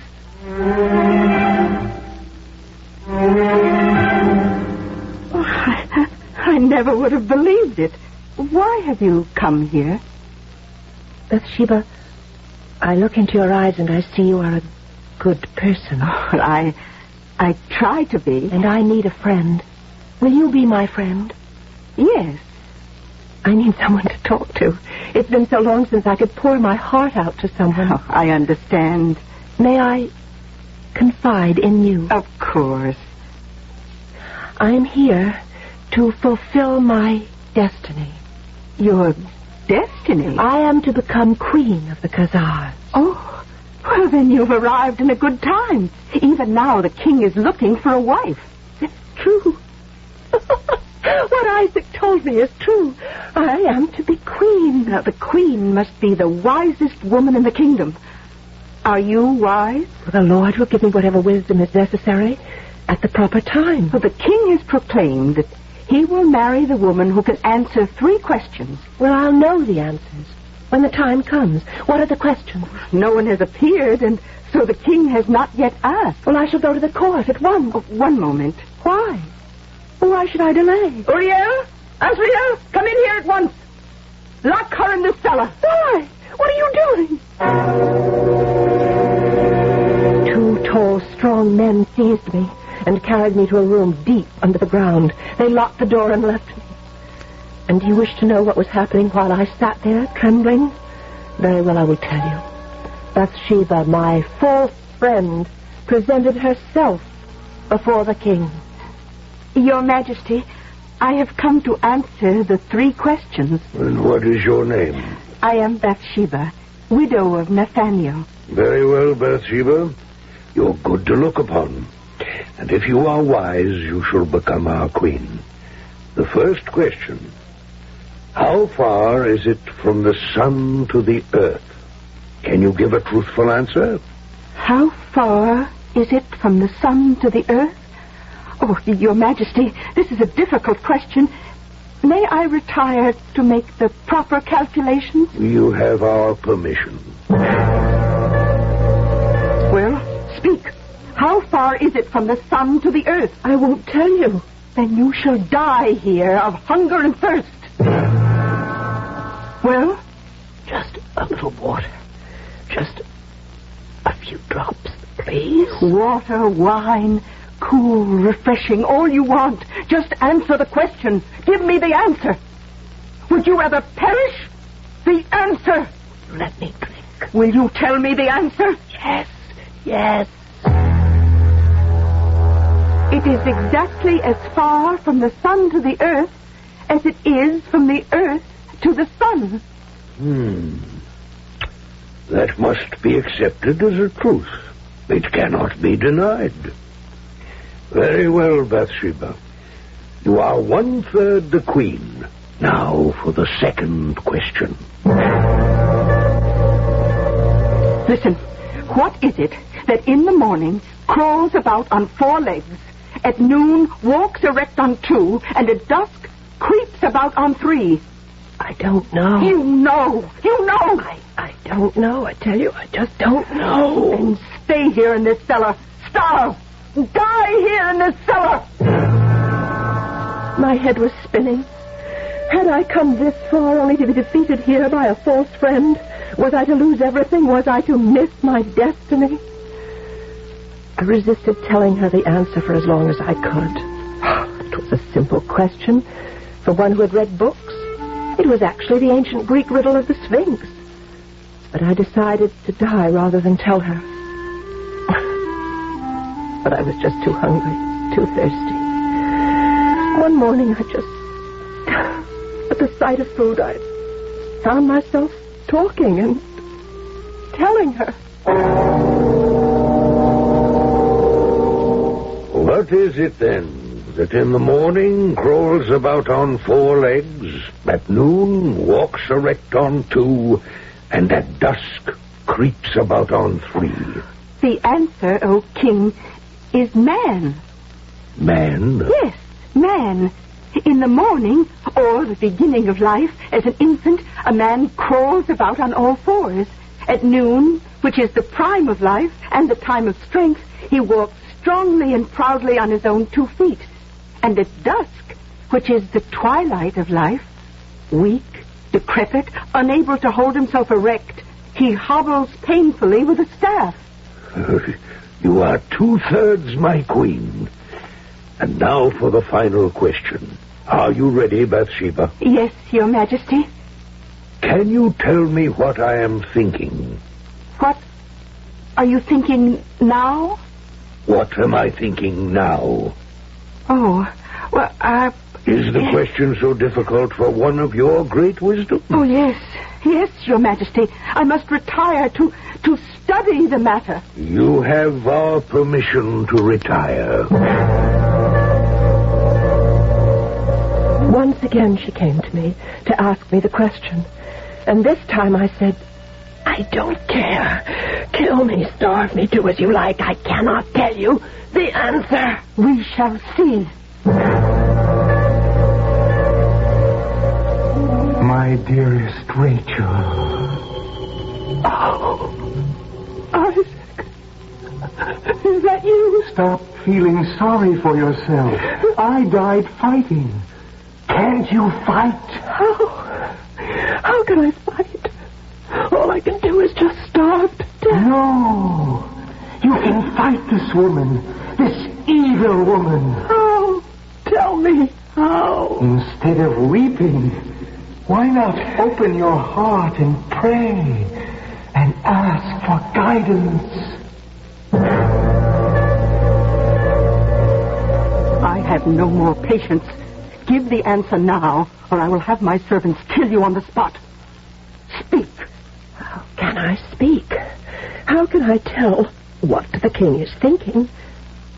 Unless, of course, I can watch his face and hear the tone in his voice as he asks the question. That's impossible. It could be done. How? Let me dress in your robes and cover my face with your veil. Then I could go to the palace and... You take me for a fool? Do you think I can be trapped so easily? Once I let you go, you would never come back. I promise I shall not try to escape. Why should I believe you? Because I am a religious woman. I cannot lie. I promise I shall not try to escape. Very well. We shall exchange clothes.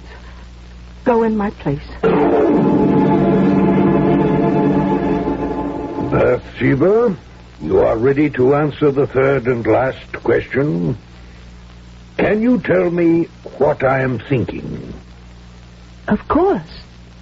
Your Majesty is thinking that I am Bathsheba, widow of Nathaniel, when in reality I am Rachel, daughter of Asher ben Zvi, from the land of the Franks. What? It is true, Your Majesty. Remove your veil. Do any in this room know the woman Bathsheba? She's not Bathsheba! Silence. And now, may I withdraw? Withdraw? Why? Because I promised Bathsheba I would return.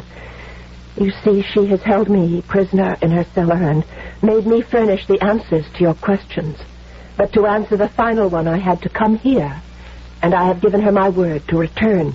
You were the one who really answered the other two questions? Yes, Your Majesty. Then you are the queen. And so I became queen of the Khazars, queen of a fierce and warlike people. I had hoped to find here a haven for all the oppressed of Europe, but it was not to be. The kingdom of the Khazars disappeared one day in flames and death, as all kingdoms do.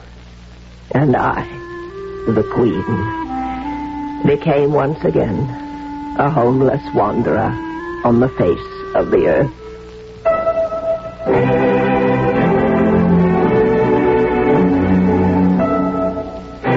Don't say we never give you a happy ending. After all, we've told you about a lone, defenseless woman who lived during one of the most hazardous periods in history. And we've given her a full share of happiness, adventure, love, some sorrow, true, but ripe, contented old age. Could you ask for more? I shall return shortly.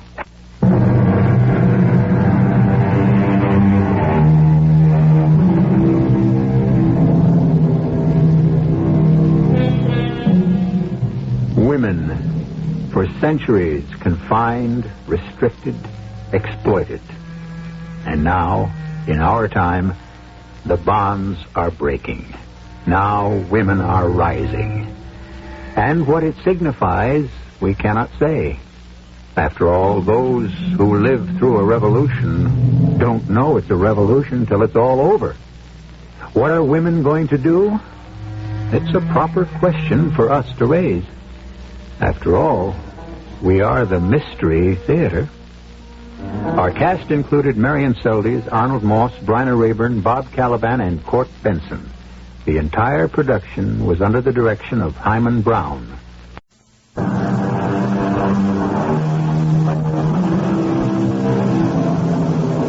Come in. Welcome. I'm E.G. Marshall.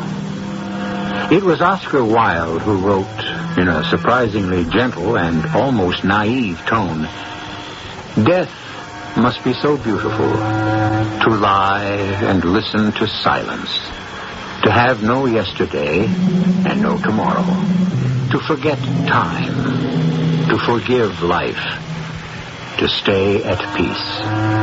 The trouble is, not all the dead will stay quietly asleep. That's why we have ghost stories." Frightened to death? More than that. Asphyxiated, smothered. I don't know how to describe it. During the war, I had a friend who was in a building that was bombed. The force of the blast drove him against the wall, and he looked like that. I do not know the exact word in English, but flattened and spread wide.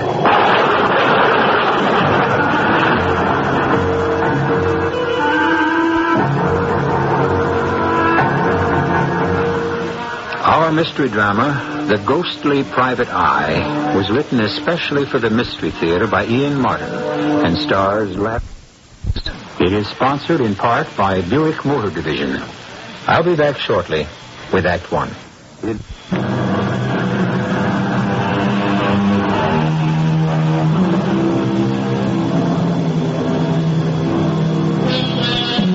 Whenever the argument about the oldest of professions arises, along with the prostitute, the actor, the moneylender, and others, certainly we must include that of the private eye. Sometimes honorable beyond belief, as in the case of Cain and Abel, when Jehovah himself solved the murder. Many more times, not the most prized member of society, still a figure to be reckoned with. Of all the modern ones, no one is more special than the parapsychologist, the man who deals in the explanation of that vast middle world of clairvoyance, extrasensory perception, and psychic phenomena. The explainer of the inexplicable, such a man as the singular Mr. Flaxman Lowe. Hello? Mr. Flaxman Lowe? Yes, the same. This is George Blackburton. You know, we've seen each other casually at the club. Oh, yes, of course, Sir George. I feel like the devil bothering you like this, but you were pointed out to me as someone who, well, was more or less an expert in the occult and supernatural. Well, I have made a good deal of investigation, yes, but, I'm in desperate need of help. Could you come right down to my place in Surrey? We have something that even my wife can't cope with. Something? Perhaps it's an old curse. I don't know, but there is a thing that is trying to crowd us out of the house that you can actually taste and smell. Disgusting and terrifying. I need help. Well, I don't know about immediately. I'm expecting a guest from France whom I must pick up shortly. By all means, bring him with you. Let him be our guest, too, for the weekend. If you don't help us, I'm afraid I'll go stark, staring mad. Well, very well. I think it might be arranged. Monsieur Lowe, I recognize you from your photograph. Oh, my dear boy, you must be Professor Jean Thierry. I am. Well, you look young enough to be my son, and with such a formidable academic background. As I come to meet you, I am a child at the feet of the master. Oh, now you make me feel like the all-wise spirit. Well, are you not the king of ghost killers, the master of the spirit world? Oh, scarcely. I'm a child in the wilderness of the afterworld. And, at the moment, an embarrassed host. Oh, why? Well, what would you say if instead of taking you home to my comfortable fire, as I'd planned to, I whisked you off instead into the depths of Kent for a weekend at a haunted house far beyond your belief and which even stretches mine? What would I say? What am I here for? Well, so we stay right here in the station and catch the next train for Yand Manor House.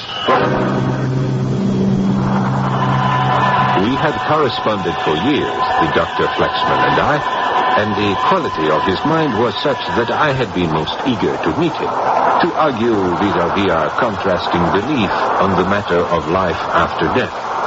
So what matter that our first conversation was on a train headed for this house with a strange name, Yand Manor House. This house that you have been asked to investigate, it has a ghost? Oh, most definitely, yes. Is it any specially convincing ghost? Well, I think you'll find that it is. Then you are promising me an exceptional adventure. One not without a great deal of danger. Well, I can't judge that, though, without trying, can I? Well, that's the nature of contact with the world beyond. But first you must prove it to me. I simply do not believe in ghosts, or spirit manifestation, occult phenomena, whatever is the rubbish bin into which most people throw any belief they cannot understand. Well, this rubbish heap is what I spend my life investigating. Chacun a son goût. To each his own. And yet, are we all so sure and secure about what we think we know? I realize that you're aware, but I've had some considerable success searching through the trash that most people discard. Well, what can I answer? That I rebel against the whole idea? After all, I have no experience in these matters, except vicariously through studying and reading. Very well. And now you're about to have some first-hand direct experience. which I hope you will not come to regret. We went straight to Yand Manor House, certainly on my part totally unaware of the terror that was to face us, and of a gaping world of swirling doubt, bottomless, and as insecure as that dreadful dream of falling from incalculable heights to impossible depths, a dream beyond belief that was to haunt me the rest of my days. We were met at the train by Sir George and quickly transferred to a large and luxurious landau with a magnificent pair of horses. I had been prepared for something quite magnificent when we approached Yand Manor House, but actually it was not so impressive compared to the property that surrounded it. A square brick house, notable only for a strangely out-of-character building at the end of the garden that was unmistakably a mausoleum. But our hosts I found quite charming. Your rooms are comfortable, I hope, Mr. Lowe, Professor Thierry? Oh, I find mine even better than that. Cozy. Oh, yes, mine too. I feel quite at home. And you need have no worries. I've swept them myself. What Cynthia means is that she has, not literally swept them for dust, but for any sign or evidence of supernatural occupation or presence. I assure you they're quite clean. In fact, I've combed the whole house, and there's not a jot of evidence that any spirit forces or spectral emanations exist. Save for, of course, the dead. I'm a psychic, too, you know, Mr. Lowe. Oh, well, you flatter me, Lady Blackbird, and I don't consider myself one, only an investigator of psychic phenomena. You do not believe in the spirit world? Ah, that's a different matter. I think you will find, madame, that he is a true believer. I am the fly in the ointment. Well, monsieur, before you leave Yand House, I can promise we will have made a true believer of you. Well, you sound almost as though you enjoyed this ghost which so concerns your husband. Oh, no. No, this is something malignant, destructive. It must be exorcised. I tried to reach it through spiritualism, but without success. I only hope that with your help, perhaps we can. May I ask when we're to see the room? We're waiting only for my nephew, who'll be joining us for dinner. We will be 5, the Pentateuch, the perfect number for a seance. One reason why we were delighted when you asked if you could bring a guest, Dr. Lowe. I only hope, madame, that I will not be a limiting factor. We ask only for your cooperation. I feel quite sure we'll end up by winning your belief. That'll be Charles now. Don't you think, my dear, it might be a good idea for us all to go straight into dinner? I think perhaps it would. Gentlemen, will you join me? There had been a curious little family byplay between Sir George and his wife, which was soon explained to me after I met Charles Volney. He was a large, heavy young man with an athletic build. I can't say I found him an attractive personality, but what was most noticeable about him was that he was already on his way to another evening, which could only lead to a hangover in the morning. And so on, Cynthia, we're to have another table-tapping session? Charles, I won't have you talk to your aunt that way. Well, good Lord, Uncle George, has she really got you believing in all this twaddle? The strange things that happen in that room can't be taken lightly. He doesn't really take them lightly at all, George. The bravado is just to cover up his own fear. Rubbish, Auntie. Some wind blowing down the chimney, rustling the ivy and swinging something loose against a window, or the creaks and groans of this drafty old house. Nonsense. Are you seriously interested in all this balderdash, Dr. Lowe? Yes. After all, I have made it my life work. Yes, of course, but to expose frauds and to show up fakers. In part, yes, that is a byproduct. Now, you're not going to tell me you actually believe in bits of ectoplasm bumbling about, droning and clanking chains. May I quote you from Hamlet? There are more things under heaven and earth, Horatio, than are dreamed of. Oh, Lord, I'm in a nest of nuts. No, not quite. You have another skeptic at the table. Professor Thierry, huh? Yes, you see, we're a good balance. 2 for, 2 against, and Sir George somewhere in the middle. Well, I'm not so sure anymore, Flaxman. Not after the last experience. The one that sent me scurrying to you for help. My information about the room, we're about to, what's the best word? Shall we settle for invade? Was still sketchy. Naturally, Dr. Lowe. It has to be all the things you can't question, only interpret. The wind blowing, a shutter clacking. You know, it's so easy if you can't see anything face to face. Yes, sir, but if you'll excuse me, Charles, I think there have been other manifestations. Am I wrong? Far from it. Hearing and seeing are not the only senses. One can actually feel the presence. Oh, it's all in the mind. It's a lot more than that, damn it. I tell you, one can smell it. Smell it? The fetid odor of death, the grave and decay. It's not only smell, but taste. It runs true to form. After a certain hour, none of us will be able to remain in the room. Why? Because, my dear nephew, we shall be crowded out. But why would this presence, or whatever it is, want to, your strange phrase, crowd anyone out? It's an experience one can't describe, that one has to live, Professor Thierry. As if, somewhere in one's daily life, one closed one's eyes for a second and suddenly realized he was standing at the verge of a gaping hole that plunged into such terrifying darkness and eternal damnation that a bile of terror rises in the throat and threatens to suffocate you. There's an enemy in that room at such times who presses against you so massively that you feel as if you're being trampled under a multitude, helpless against a torrent. A stifling, a force that you must move from or be smothered to death. Oh, forgive me. This is not exactly after-dinner conversation, but it is a reality in George's and my life that we must face or run from if we can. We've decided to face it. Will you chance it with us?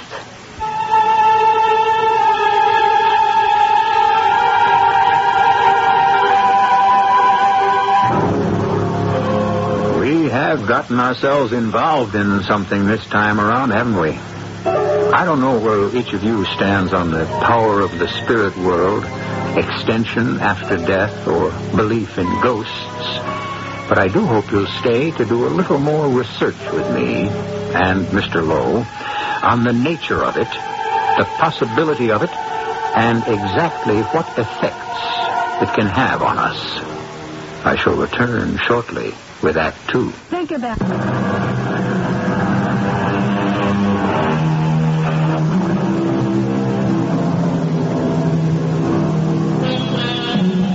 5 people sit in the shadow of the great carved chimney piece which rises above the mantel to the high ceiling. About a dark table of fumed oak, they hold hands. 4 of them watch Cynthia go into trance and wait for the manifestations from beyond. The room is dark and brooding enough to raise Satan himself.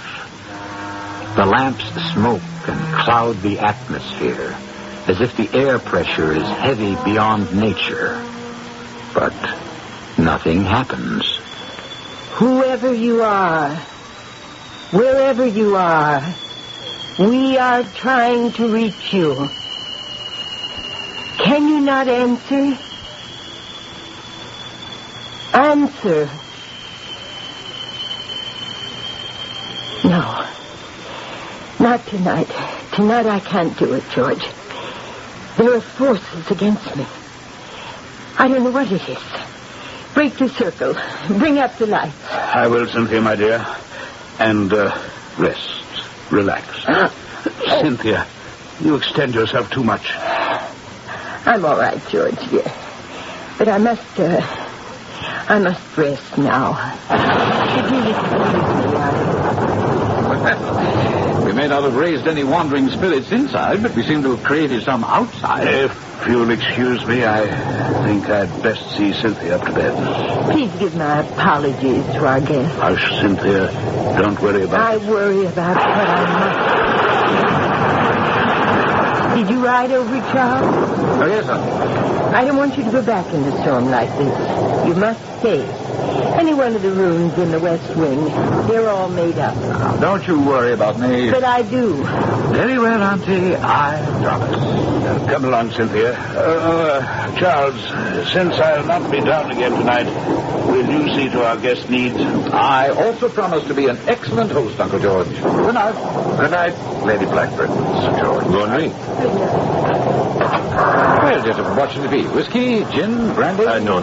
For me, nothing. It was a long journey from Paris. Noon's trip has finished the job. I am exhausted. No, I don't think I want any either. Why don't we all just go up to bed? Yes, bed, sleep. Those I welcome. But, I'm not going upstairs. Well, you're not going to ride home in weather like this. No, Mr. Lowe. I'm going to spend the night, right here. You mean in this room? That's right. Either I will sleep the sleep of the unrighteous, or if I'm wrong and my aunt's right, I'll have some company. Now, I mean to put an end to all this nonsense about ghosts and ghouls. Then I shall sit up with you. Oh, perish the thought, Mr. Lowe. With your reputation, I'm sure any self-respecting member of the other world would give you a wide berth. Well, are you still sure you won't join me in a brandy? Very well. Mr. Morley, may I ask you to be serious for a moment? You may ask me. I don't think you should take your aunt's warning lightly. Even though there's been no physical evidence tonight, apparently some malignant and dangerous force considers this room its province. Then if it does, I intend to disabuse it of the idea. More than that, I'd want it off my turf. You see, this house will be mine one day, very soon, if my aunt and uncle decide to return to traveling. And I want it, whoever or whatever it might be, and mark you, I don't believe it exists. I want it to know that when I take over, there'll only be room for one of us. And no amount of discussion would persuade this headstrong young man to change his mind. Personally, I couldn't help agreeing with his point of view. The idea of anything supernatural daring to intrude in this temple of the normal and the everyday seemed ludicrous. So, Flaxman and I went upstairs. John, yes. I'm concerned. About me? Actually, I must admit my concern was more for that young man downstairs. I should not worry about him. One more drink and the wine will put him straight to sleep. Well, I'm not worried about anything that may threaten him in this world. I left my practical French friend and went to my own room. The storm was still whistling and moaning about Yan Manor House, but it was a perfectly natural phenomenon, and there was certainly no cause for alarm. I must have been sleeping lightly, for a grandfather clock striking the 3/4 hour somewhere in the house woke me up. I glanced at my watch and saw that it was 1:15 to midnight. I shrugged into my robe and slippers and stole downstairs. The house was silent, save for the moan of the wind and the steady drum of the rain outside. The door to the den was closed, and I opened it, filled with a nameless apprehension. I could have saved myself my uneasiness. Stretched out comfortably on the couch, a still unemptied glass in his hand, lay Charles Gourmet, snoring contentedly and looking to my middle-aged envy, the picture of health in spite of all his drinking. I removed the glass and set it aside. For a moment I considered getting him out of there. But he was so soundly in his cups and such a heavy young man, the effort was beyond me. And besides, I was getting cold. So I stoked up the fire and left him. To my eternal regret, as it turned out.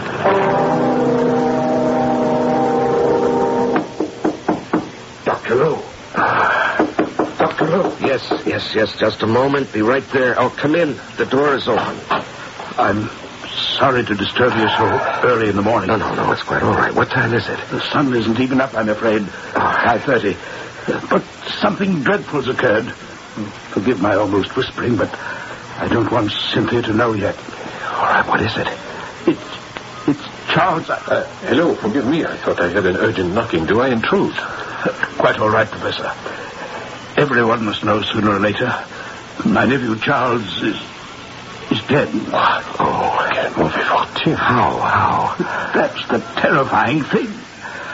I want you to come and see for yourself and answer me that question.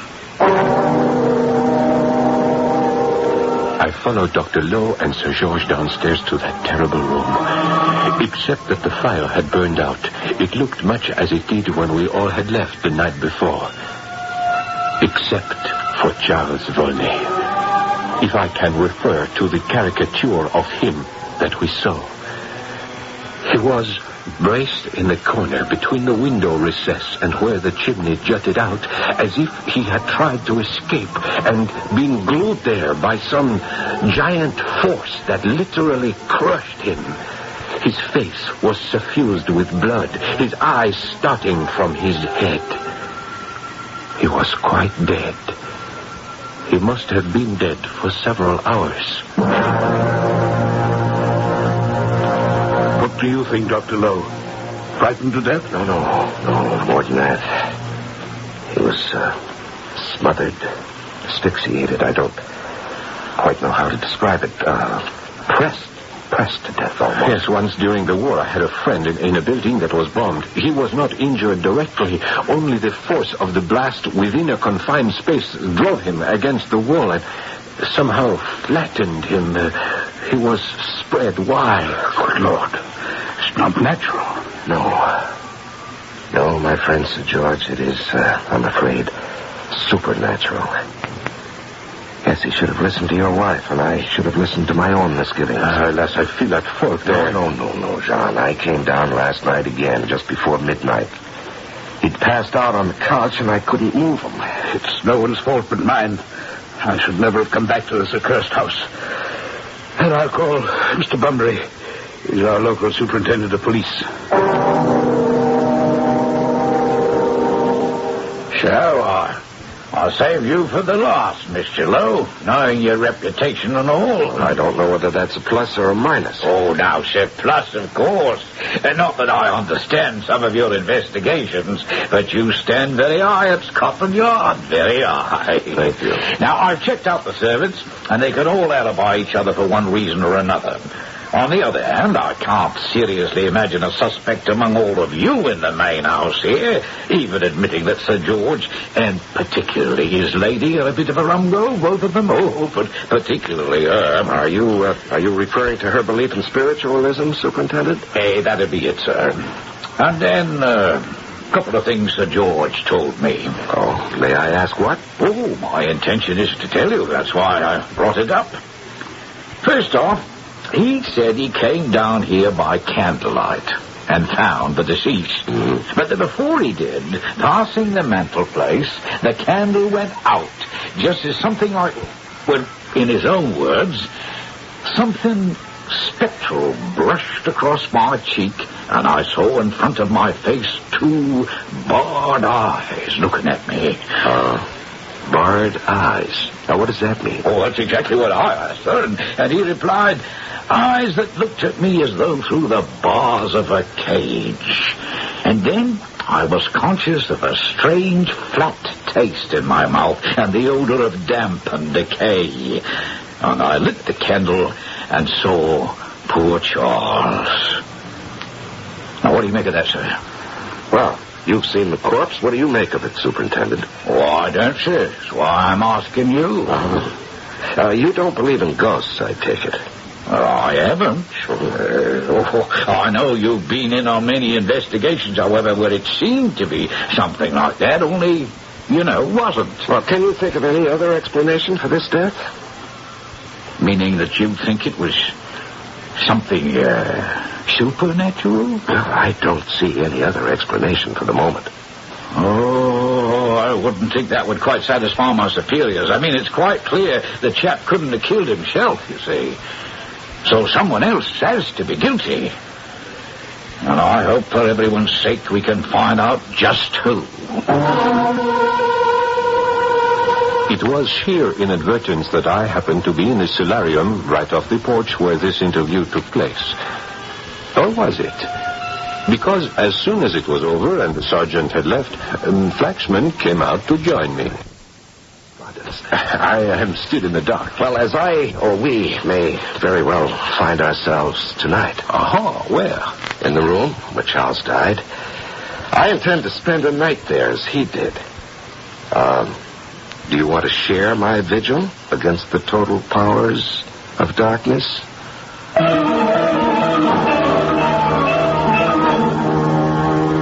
And as Professor Thierry regards his brilliant but strange friend and intellectual enemy, remembering the horrible death he has seen one man suffer, but pondering the challenge of ultimate proof on a basic principle, I must leave them, and you, till I return with Act 3. Wonderful.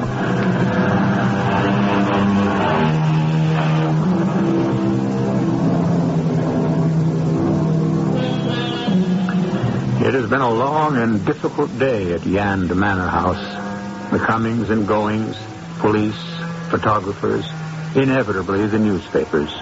Finally, the undertaker and the removal of what is left of Charles Volney's terrestrial presence. Sir George and his wife have naturally been totally involved in this, and it is not until evening that their guests, who have tactfully tried to stay out from underfoot, have been able to exchange more than a few words with either of them. Now, Mrs. Blackburton has at last been able to find a moment alone with Flaxman Lowe, walking in the garden. It's all my fault, you see. No, I don't see. I was the one who talked George into coming back to Yand Manor after all these years. Oh, Lady Blackburton has a bench right here. Would you like to sit down? Oh, beside the mausoleum? Why not? It's strangely appropriate. Why? What is this building? Well, that's part of it all. Yand Manor has been in George's family since a sort of granduncle willed it to his grandfather, with a specific reservation. And that was? That in perpetuity, till the last of the Blackburton heirs, Yand House must remain in the family's hands. And that if the family didn't occupy it, it couldn't be rented. Well, now, I doubt if that would hold up in any legal court. Possibly not, but beyond that, there was the curse. The curse? That anyone who broke the promise or the letter of it would die a horrible death. Oh, I see. And, Sir George believed this? George is such a decent man, Dr. Lowe. It wouldn't have had to go that far. He would have just lived up to a family promise as his father and he had in their own way and kept Yand House without living in it. But you see, I was the one who forced the issue. You decided that as long as you were back in England, it was silly not to live in a house you already owned. Yes.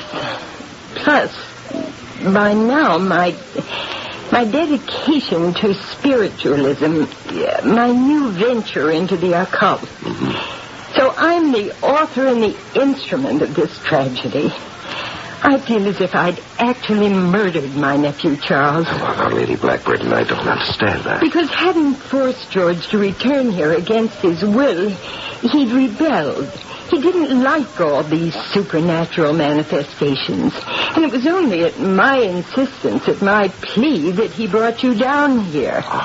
If they couldn't be stopped or explained, he determined to sell the property and destroy this mausoleum as soon as it was legally possible. And, may I ask who rests here? That uncle of George's grandfather who started this whole thing. His body is actually in that tomb? Yes. Locked in a strange lead casket. A lead casket? This uncle was a strange man with an inordinate fear of death. Oh.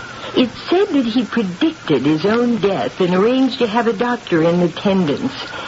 And he died very suddenly and unexpectedly. I see. Lady Blackburton, you're asking for my help, aren't you? I have no right to, but yes. I feel that my hobbies have inadvertently led my husband and his family into a terrible peril. The only one I know who might save them is you. I see. Then may I have your husband's and your permission to spend tonight in the dam as your nephew did last night? I don't want to risk your life. Well, I won't deny it may be risked, but first of all, I know what I'm doing, which your nephew did not. And second, I shall not be alone.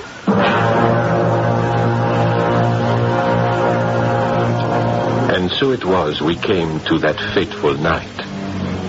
My friend Flaxman Lowe and I entered that fearful room, closed the door behind us, and settled down to challenge whatever malevolent spirit he thought still occupied it. I was still skeptical and remaining to be convinced. This is the account of that evening. It was very different from the night before. No wind was stirring. It had been a beautiful sunset. There was no need for a fire. And for some time, after long discussion, Jean, Thierry, and I were sitting quietly. All of a sudden, he rose. I'm thirsty. Would you like a drink? No, thank you, Jean. I want to have all my senses alert. I meant only plain water. No, thank you. Oh, what an abominable taste. What, the water? No, I haven't touched it yet. It is as if some horrible fly has flown into my mouth. It is disgusting. Yes, like a fungus growth. Yes, repulsive like that. Yeah, I ask only because I feel the same. Well, I think you're about to be convinced. You don't mean that. Why did you put out the lamp? I didn't. Light the candle beside you on the table. Very well. Tonnerre, give me your matches, Dr. Lowe. Mine now damp. Where are you? I'm here. Oh, it is as dark as Egypt. I am coming. It is so hard to get along. Hard to get along? Yes, I am unable to move. I am suffocating. Where are you? I am here by the door. The air in the room had become palpable to the touch.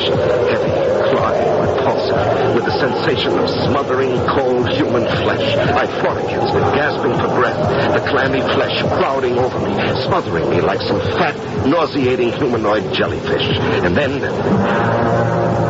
across my cheek, there was a stinging, reeking pain. With my last of the strength, I fled the terror. There was a crash of glass, a wild rush of air, and I knew no more. When I came to, I saw the dawn was breaking to the east, and I was lying on the lawn of Yand Manor House. Above me was a shattered lattice window swinging in the wind, and clutched in my hand was something dark in color, slender and twisted. It might have been the skin of an adder, a piece of bark rolling itself up like a parchment scroll, or the desiccated claw of some unimaginable beast from hell. I hurried into the house, barely conscious of the smarting pain in my left cheek, fearful only for my friend Jean. I found him unconscious just outside the door to that baleful room, but thank God, alive. Yes, just take it easy, Jean. All right, now, can you stand? Are you all right? Yes, huh? I think so. All right. You have a bruise on your forehead. Are you dizzy? No, not anymore. What happened to you? I don't know. I was literally crowded out of the room by that infernal thing. What was it? With its damp, swelling flesh, I was buried in that stifling pulp. It pushed and swelled against me, driving me away from you in the dark to the door. I called out, but I could hear no answer. What was that ghastly presence? Well, I think I can answer that now. It was what killed the young man, no? Yes, the very same. And I hope I can convince the inspector of that. Well, you have made a convert of me. Why not him? Well, we shall see. First of all, Sir George, the spectral hand that seemed to brush across your face as you told Superintendent Bumbry Yes? You were by the fireplace at the time, passing the ornamental foremantle that rises above it. Yes. You see all those figures carved there, in particular the griffin, and hanging from the sharp point of its beak, these? Human hairs. Yes, human hairs, black.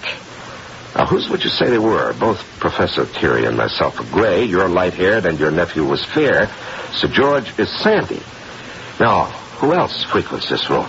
No one, except the maid, who is also graying. But these are a woman's hair. Why? Why? Because they're long? Well, yes. And this? What is that? Could I see? Sure. A long, thin object, half brown, half yellow, and twisted like the blade of a corkscrew. I have no idea. Well, suppose I suggest it's a human nail, which time and neglect is allowed to grow to superhuman proportions. Mon Dieu, it would have to be 12 inches long. Nobody but an ancient Chinese mandarin could grow such a monstrosity. Or a corpse who refused to die.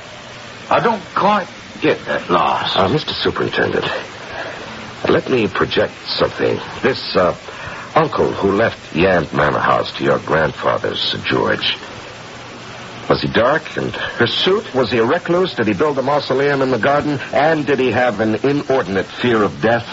Yes, to all counts. And is it not true that both you and the nephew who might have been your heir were ready to take all steps to get rid of this mausoleum and or Yand Manor House, particularly your nephew?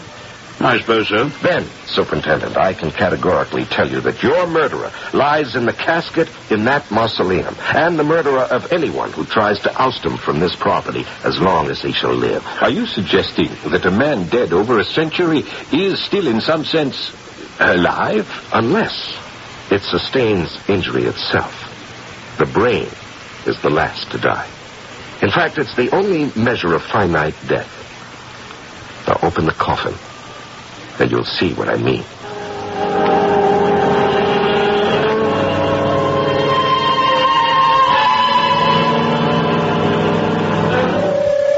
It was complicated, of course, with all the necessary red tape.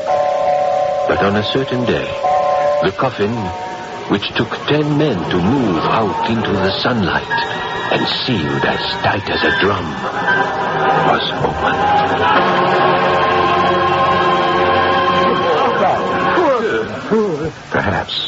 Perhaps, Lady Blackburton. But you see, the urge, the dream, the thirst for immortality persists. His own special coffin, sealed airtight, so confining that when his soul stirred beyond his finite body, he must have had an illimitable desire to expand and choke out anyone who stood in his way. But after 100 years, the flesh, the form, still undisturbed. Except for the hair and the nails and the eyelashes. Look at the length of them. All of them must have kept growing since he was locked in the coffin. Are you suggesting this man was, or is, still alive? In a sense, yes, Superintendent. You see, he seems to have mastered some ancient formula whereby the body is saved from complete disintegration. And you can see that evidence before you. So that closes your case for you, Mr. Superintendent. Now you know how young Mr. Volney met his death. And what about us, Dr. Lowe? Oh, I think you'll have little reason for fear being haunted anymore. You see, in the sunlight, the body already is beginning to disintegrate. By the end of the day, there'll be nothing left but a fleshless skeleton. How can I thank you for what you've accomplished? Don't thank me. It's fate and the proper relationship of things. God and the world have a way of reestablishing those. And have I convinced you, Professor, that at least there is something beyond your pragmatic values? My dear Dr. Lowe, you have convinced me that you will add another branch to our sciences. But I must admit, you establish your facts too well for my total peace of mind. The Remarkable Flaxman Lowe, parapsychic private eye has been and continues to be a dominating figure in the field of parapsychology and in unraveling its mysteries, or at least illuminating them. If this is a field which interests you, perhaps I shall bring you other cases in the future.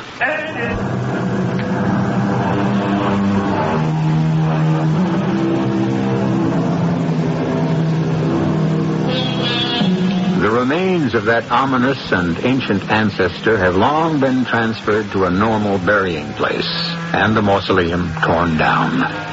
Sir George and his wife stay on at Yand Manor House. Cynthia Blackburton has long since given up spiritualism and assorted interests in favor of feminism. Of course, since she is still in the 19th century, you might not recognize it for what it is today. But her spirit lingers on through the women's suffragette movement, through memories of Emma Goldman and her sister standard-bearers, who were the progenitors of women's lib. Our cast included Larry Haynes, Paul Hecht, Betty Winkler, Guy Sorrell, and Ian Martin. The entire production was under the direction of Himan Brown.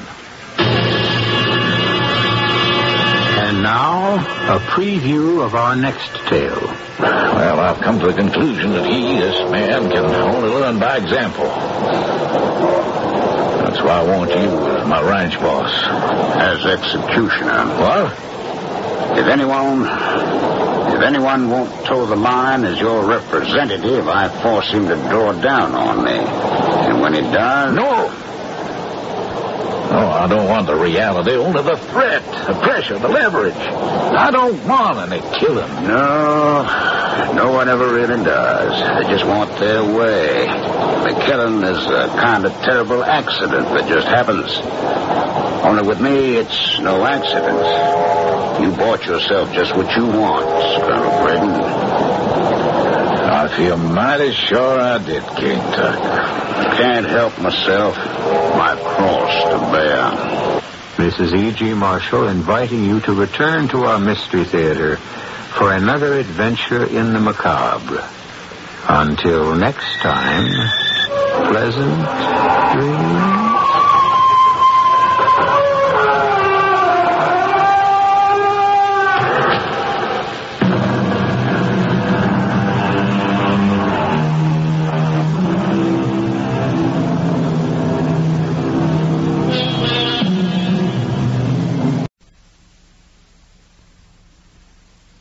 CBS Radio Mystery Theater presents...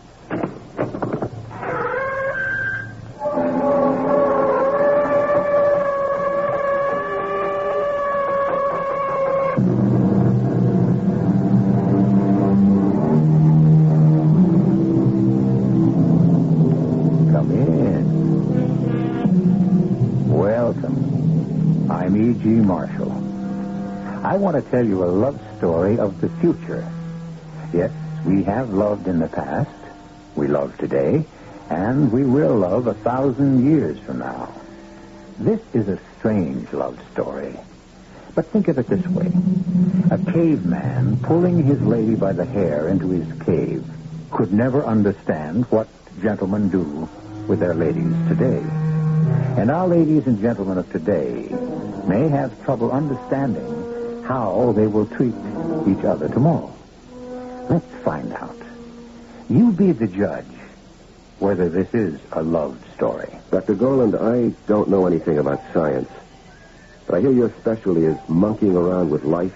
My dear Mr. Falcon, I've received the highest awards for my discoveries and techniques in genetic biology, chromatic manipulation, molecular biology. Sure. But could you make a girl? What? Make a girl? That's it. Make a girl. Make a girl who died 10 years ago.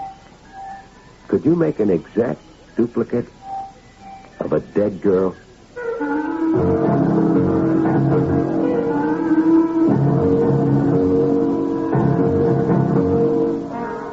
Our mystery drama, One Girl in a Million, was written especially for the Mystery Theater by Alfred Bester and stars Michael Tolan. It is sponsored in part by Sign-Off, the Sinus Medicines, and Buick Motor Division. I'll be back shortly with Act One. To the man who bought the Skyhawk, to the girl in the Century, we're glad you like your Buick, glad you set your spirit free. And to the family from Ohio, to the folks up in St. Paul, nice to see you join us, nice to see you all. There I was with my new Buick Skylark, and there he was, just coming out of the store with a new coffee table. I like your coffee table, I said. I was going to buy one just like it. Thank you, he said. I like the Buick Skylark, too. I was going to buy one just like it. Thank you, I answered. Then he suggested, listen, you like my coffee table and I like your Skylark. Why don't you get married? What can I say? I guess it was love at first view. It's nice to see you join us. We're glad it seems to be. Nice to see you join us. Like your spirit free. Buick, dedicated to the free spirit in just about everyone.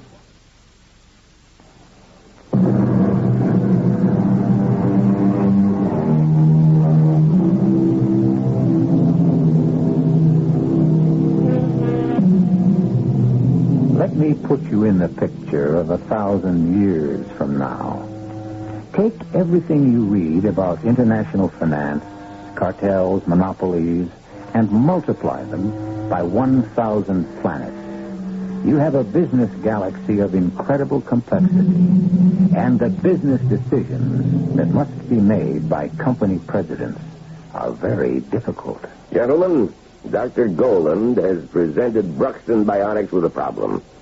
He's developed a new technique for molding plastic biotics which can cut our costs by 13% in a highly competitive market. But we'll have to retool, reorganize, and give up 3 months of production while we're regrouping.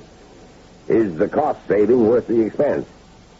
I have 50 traffic engineers and cost accountants on our staff, and none of them can find the answer on their slide rules. So, we'll have to hire John Clark. Yeah, John Clark. One of the most remarkable men of our time. Why? Because old Johnny can make decisions with a capital D. It's a complex world these days. But Johnny Clark can make big D decisions. And the odds are 9 out of 10 will be right. You ask any corporation president what he'd pay for that kind of guarantee. The fee, Mr. Bruxton, will be $100,000 plus 1% of the common stock of Bruxton Biotics. Good Lord. It is our standard fee. 1% of For the guarantee that John Clark's decision has 9 chances out of 10 of being correct. Of course, but... How often are your decisions correct, Mr. Bruxton? Any corporate president is lucky if he's right half the time these days. Which is why John Clark is retained so often. You're John Clark's business manager, Mr. Fisher? I am. You speak for him? Always. Well, we have a complex problem here at Bruxton. Our consultant, Dr. E.T.A. Goland, has made a brilliant discovery. It's a novel technique for molding protoplasm on the DNA level, and we must... You're wasting my time. The problem must be presented to John Clark himself. Now, do you wish to retain him on these stated terms? Yes, I do. We will have all the data ready for him when he arrives. When will that be? Let me see. I have our decision scheduled here. Yes, we have one open date for the last of next year. Next year? That's 18 months from now. That's the only open date. But this is urgent. They are all urgent. We can't wait a year and a half. Now, Mr. Broxton, John Clark is scheduled for 3 decisions a week throughout the entire business world. He is booked solid for the next 18 months. And all the clients say the same thing. Urgent. But our case is... Mr. Broxton, here is the list of our appointments. I suggest you look through it. If you know any of our clients or feel you may have clout with any of them, I suggest you try to coax, bully, bribe them into exchanging dates with you. As of now, you're booked for the last of next year. And we will hold you to it. XK-109 to Greta San Domingo. Greta, this is Bruxton calling, and you owe me. I'm collecting. I backed your paper, remember? Now, you damn well better back me, or else everybody's going to know what went on between us and the Orion cluster. I need John Clark real quick. I've got a late date, and you've got an early. I want to swap with you, and no arguments. XK-107 to Logistics, Inc. Bruxton here.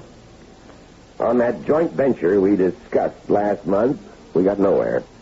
The hang-up was the differential between real time and event time, which would drop Bruxton Common a point on the exchange. All right, I'll concede it, but I want something in return. It'll cost us, but we can make it up if you'll exchange your session with John Clark for mine. All is Fisher to Bruxton Bionics. Your message tells me you have managed to exchange appointments. Information acknowledged. Your appointment with John Clark is now the 1st of next month. I will make final arrangements with you on the last of this week. My appointment must be kept. We leave this planet on the afternoon of that day for our next contract, and very special arrangements must be made for John Clark.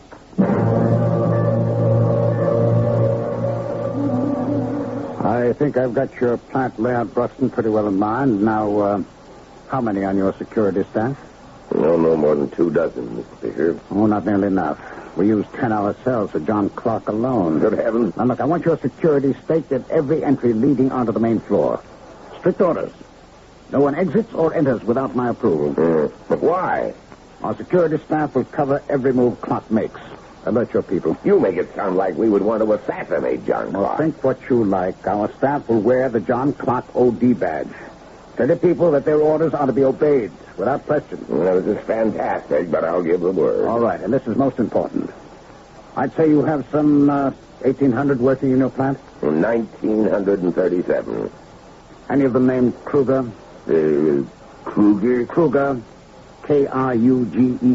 Oh, Fisher, I don't know all their names. I'm only the president. I don't expect you to, but personnel named Kruger cannot be here.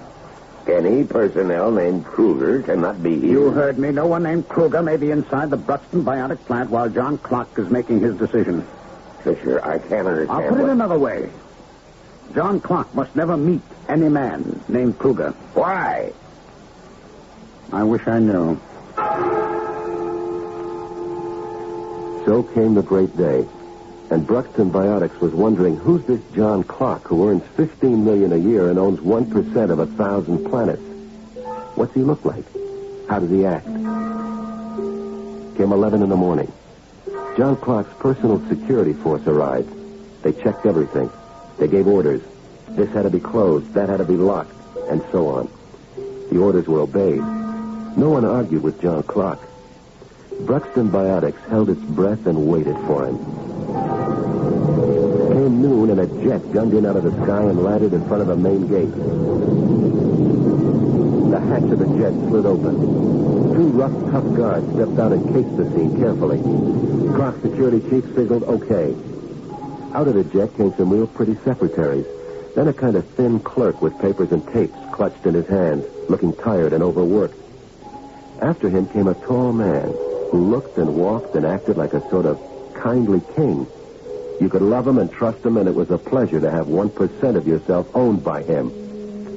Only when old man Bruxton jumped up to greet him in his office, it was the beat-out, overworked clerk who said, "Excuse the deceit, Mr. Bruxton. I'm John Clark." You're John Clark? Yes, Mr. Bruxton. The other man's only a decoy. You know, an image for the media and the public. I think I understand. May we get down to business? Where's your data? Oh, here, Mr. Clark, on my desk. Thank you. Would you mind if I used your desk? Oh, not at all, sir. Will you please? Take my desk, by all means. You're very kind, thank you.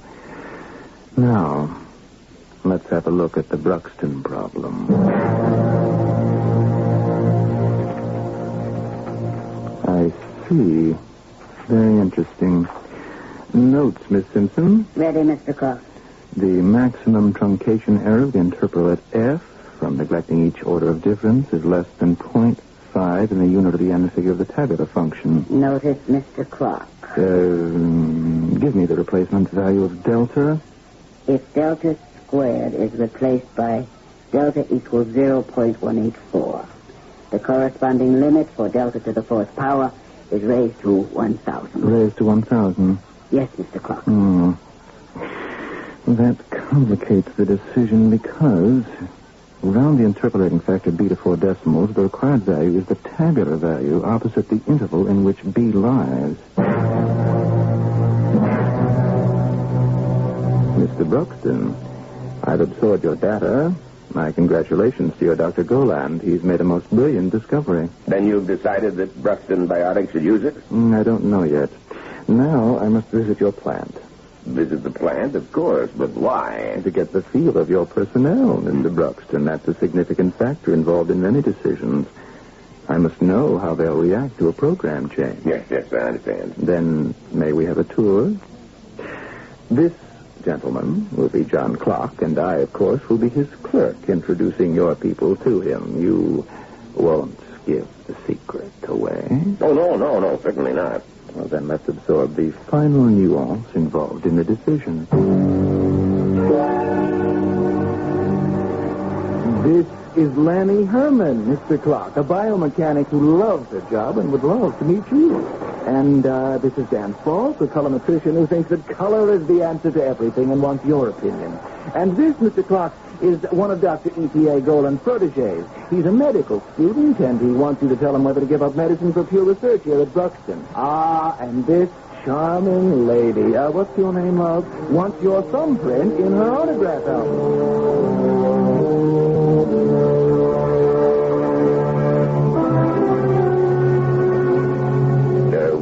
Mr. Clark? Give him time. He's absorbing. But Fisher... I said give him time. You'll hear the decision when it comes. Well, can I talk to him? You've paid for it. Here. Mr. Clark, yes or no? Yes. Back Goland's discovery.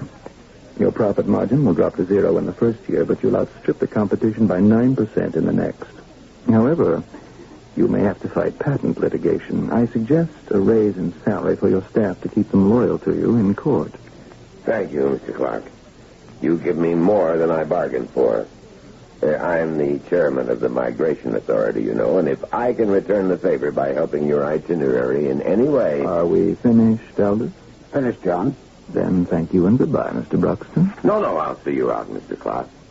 I'm honored. Oh, thank you, but I'm not John Clark anymore. I'm just the bookkeeper introducing your people to the great man. Fisher insists that we maintain the image. Mr. Clark, this is Pete Fine, who wants your vibes on his tape recorder. Now, don't hold Mr. Clark up, folks. He's got to get into the chopper. And this is Daisy Scrim with her wire flash, since she wants to know if you've got a favorite profile. Please, folks, Mr. Clark has got to get off the planet this afternoon. And this is, what's your name, sir? Mr. Clark likes to know people's names. What? What? Kruger? Kruger, you murderers! I've been waiting for this! I've been hunting you for 10 years!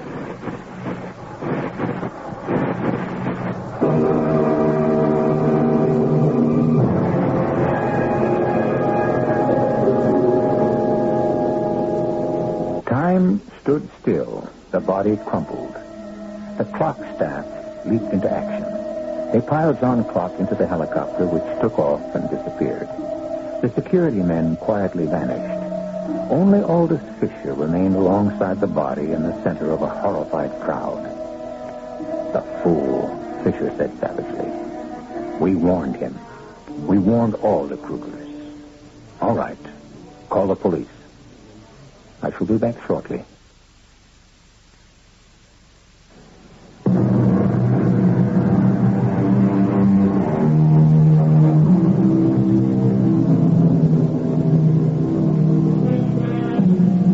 That was John Clark's 6th murder in 6 years, and it cost exactly $1 million to fix. The other 5 had cost the same. Half the amount went to the family of the murdered man, half went to a man desperate enough to substitute for the killer. There were 6 of them, languishing in various penitentiaries and asylums, enduring penal punishment or psychiatric torture. Their bank accounts, or their loved ones, $500,000 richer. I used the word desperate. So was Aldous Fisher as he consulted with the John Clark staff in the Hotel Al Corse Splendide en route to the next planetary contract. 6 killings in 6 years, Miss Simpson. They can't keep it quiet much longer. Sooner or later, somebody's going to put it all together and ask why John Clark always hires crazy clerks. What's the matter with him anyway, Mr. Fisher? Oh, no, Simpson. He's got a Kruger fixation. He meets a man named Kruger, any man named Kruger. He screams, he curses, he kills. Don't ask me why. Something buried in his past. A woman named Kruger? Oh, never. Always a man. Have you ever asked him? How can I? It's like an epileptic fit. He never knows it's happened. You'll see. When he wakes up, he'll come in here as innocent as a baby. Take him to a psychoanalyst. Answer the question. Why? You're new on the staff, Ms. Simpson. You don't understand. All right, Mr. Fisher. Make me understand. I'll do it with an analogy. Back in the 20th century, people played cards with 52 cards in the deck. Those were simple times. I read about that. But today, everything's more complex. We're playing with 5,200 cards in the deck. So, what's the moral? A mind can figure 52 cards. It can make decisions on that total. I had it easy in the old days. But no mind is big enough to figure 5,200. No mind except clocks. We've got computers. And they're perfect when only cards are involved. But when you have to figure 5,200 card players, too. Their likes, dislikes, motives, ambitions, so on. What clock calls the nuances. Then clock can do what a computer can't do. He's unique. The psychoanalysis might destroy that. How? Because it's an unconscious process in clock. He doesn't know how or why he does it. If he did, his big D decisions would be 100% correct. It's an unconscious process, and for all we know, it may be linked up with the same insanity that makes him murder Krugers. If we get rid of one, we may destroy the other. We can't take the chance. Well, then what do we do? Protect our property. Never forget that for a minute. I've put in too much work on John Clark to let it be destroyed. We protect our property. You know what, Mr. Fisher? I think he needs a friend. Why? Well, he could find out what's bothering him without destroying anything. People talk to their friends. Mr. Clark might talk. We're his friends. No, Mr. Fisher. We're his associates. You're a shrewd girl, Simpson. Has he talked to you? No. Any of the other girls? No, none of us. He's looking for something he never finds. That's all we know. All right. We'll have to hire him a friend. I'll have to ease off the contract schedule to give the friend a chance to make Clark talk. From now on, we cut the program to one decision a week. Mr. Fisher, that's cutting $5 million a year. It's got to be done. If it's cut back now, we'll take a total loss later. We're rich enough to stand it. Yes? Oh, yeah. What are you going to do for a friend? I said we'll hire one. We'll hire the best and give him a proposition he can't refuse. There ain't no such animal. Oh, yes, there is. The friendliest guy in the world. And he's the kind that can never resist the challenge. I'll hook him in on the clock problem, and I'll get him. Who? Get on the telefax. Tell him to locate Frankie Falcon and put him through. Urgent. Fatal Frankie Falcon. Oh, I fooled. You dig, huh? Oh, I saw him fight Longo Jordan. I've seen all his films, and... Well, you just can't help loving that hunk even when he's beating somebody's brains out. Yes, and he's twice as fatal with women. I'll give him a challenge and a contract he can't resist. He'll be Clark's friend. As soon as John Clark meets him, he'll... Meet who, Elders? Did you have a nice sleep, John? Very nice. Very nice. Whom am I going to meet? A man almost as famous as you are. Oh? Am I supposed to be famous? An all-out heavyweight champion named Frankie Falcon. He banded us for an introduction to you, and I can't hold him off much longer. Frankie Falcon? Famous? I never heard of him. Sure he never heard of me. Why should he? Sports were not his thing. Of course, I knew about him. He was real famous. But I got a surprise when I met him. Johnny and I took to each other right off. It was like a flash friendship. And I said to Fisher, no, it really is like friends with us. I gotta admit, you hooked me with a brand new challenge. And the contract? Now, I just went along with that because it's the only way you feel comfortable. I don't like to make people uncomfortable. You know I don't need the money. The IRS does. Interplanetary revenue takes 70%. They can't take any more. No, I don't need the money. And old Johnny needs me. Somebody's got to try and straighten the poor kid out. Kids? At his age? Age has got nothing to do with it. Anybody in trouble, I feel like it's my kid. Well, it sounds like you think he needs a father. What's the difference? Look, Fisher, I've torn up your check. You tear up the contract. I'm going to straighten out old Johnny on my own because he's a friend. So while John Clark Associates zigzagged from planet to planet, Johnny and I enjoyed ourselves while his decoy gave interviews and posed for pictures. We went off, often as not hitting the night spots, and having a ball, especially on planets where a night lasts 20 hours. But I found out something funny, and I told Fisher in private. I don't know how close you've been watching Johnny, but if you think he's been sleeping every night safe in his little trundle, you better switch notions. How's that? Old Johnny, he's been sneaking out nights when you thought he was getting his brain rest. The devil. How do you know? By his reputation. They know him everywhere. They know old Johnny in every bistro from here to Orion. And they know him in the worst way. By name? By nickname. Wasteland, they call him. Wasteland? Uh-huh, Mr. Devastation. He runs through women like a prairie fire. You don't know this? No. How? Well, like we go into a club. Johnny cases the joint, table by table, looking over the women, looking for a type that interests him. Yes? If there's a show, he cases the chorus, looking for a type. The same? Yep. And if he locates one... Now, wait a minute. Always the same type? Yep. A girl with jet hair and inky eyes and very white skin. And then the trouble starts. What trouble? He moves in on the girl and makes a pass that any cop would call assault with intent to kill. Clock? Oh, no, that's impossible. I'm sorry, Fisher, he does. Me, I've been around, but I'm scared by it. I never saw such a hasty man. And so violent. What happens? Nothing. That's the crazy part. Absolutely nothing. That's why you get no complaints from the cops. But the women... Well, some girls fight, others want to give in. But Johnny's never satisfied. He leaves them cold. He pays up like a gent out of his own pocket and moves on. He could have almost any woman agreeable if he'd slow down a little, but he can't. He's driven. By what? I don't know. It's like he's working against time. After Johnny and I were real close friends, he let me come along with him on a crazy treasure hunt. Every time we hit a new planet, he'd go to the Bureau of Vital Statistics, which has got everybody computerized. He bribed the chief clerk and give him specifications. Height 5'6", weight 110, hair black, eyes black, bust 34, waist 26, hips 36, size 8.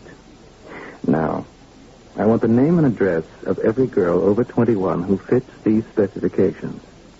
I'll pay you 100 per name.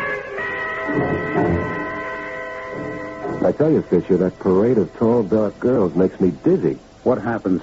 Same thing as in the clubs. He looks, he talks. And? Nothing. Always nothing. What's he after? Well, I got it figured out this much.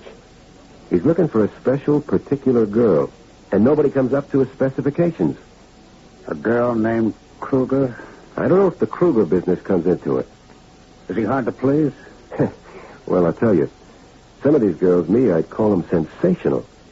But he don't pay any mind to them. He just looks and moves on. Others, real crows, practically. He jumps. What is it? I think it's a kind of test. Something to make the girls react hard and natural-like. It ain't passion with Johnny. It's a cold-blooded trick so we can watch him. Well, what's he looking for? I don't know yet, but I'm going to find out. I got a little trap I'm going to spring at the fight arena tonight. A trap that may give us some answers. I got all the arrangements set up. I'm taking a chance of getting myself killed, but old Johnny's worth it.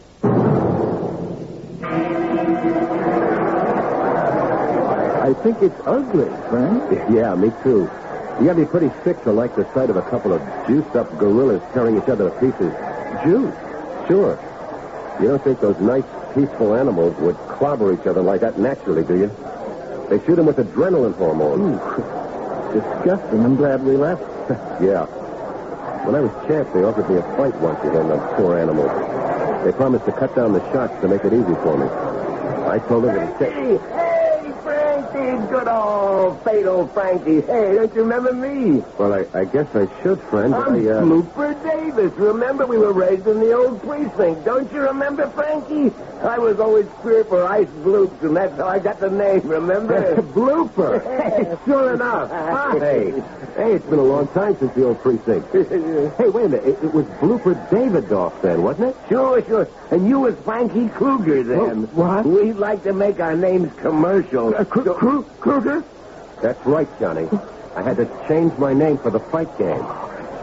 You filthy murdering rat. I've been waiting for this. I've been waiting 10 years. Frankie, you never told me there was... I'm all right, Blooper. Beat it, quick. I got it. Yeah. Kruger. All right. I'm Kruger, Mr. Clark. Kruger's the name. So what? What are you going to do about it? Killer.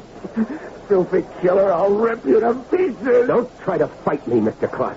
I got you pinned and outweighed, and I'm a pro. Why me, Mr. Clark? Why Frankie Kruger? What did I ever do to you 10 years ago?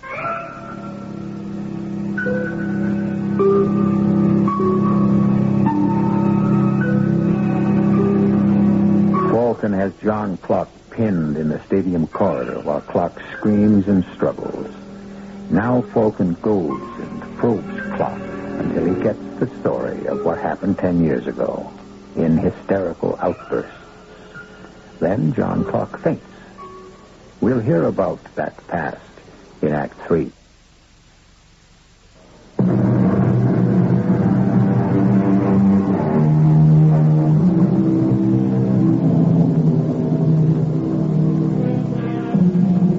Frankie Falcon slings the unconscious John Clark over his shoulder and carries him back to the hotel. There he puts him to bed, and then goes out to report to Aldous Fisher and the Clark staff. He shows them the laser pistol with which Clark tried to murder him, and describes the trap he'd set with the aid of Blooper Davis.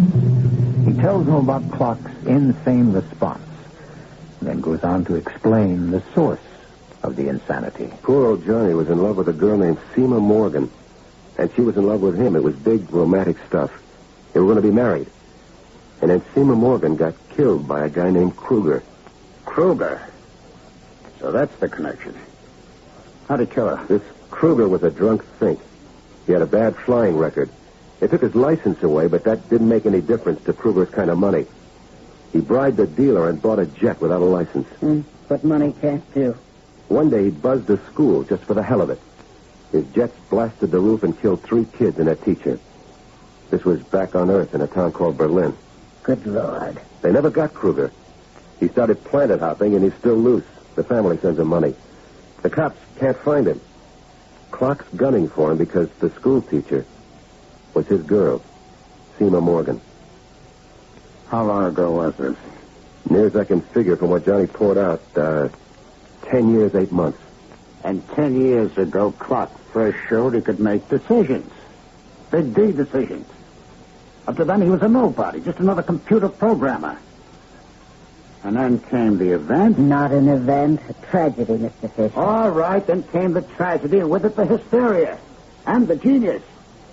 Don't tell me the one didn't produce the other. Nobody can tell you anything, Fisher. All right, so he kills Kruger over and over again, right? Revenge, fixation. What about the girls in the wasteland business? You ever hear the expression, one girl in a million? Oh, who hasn't?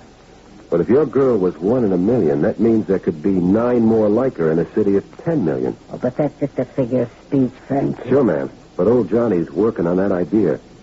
He thinks he can find Seema Morgan's duplicate. How?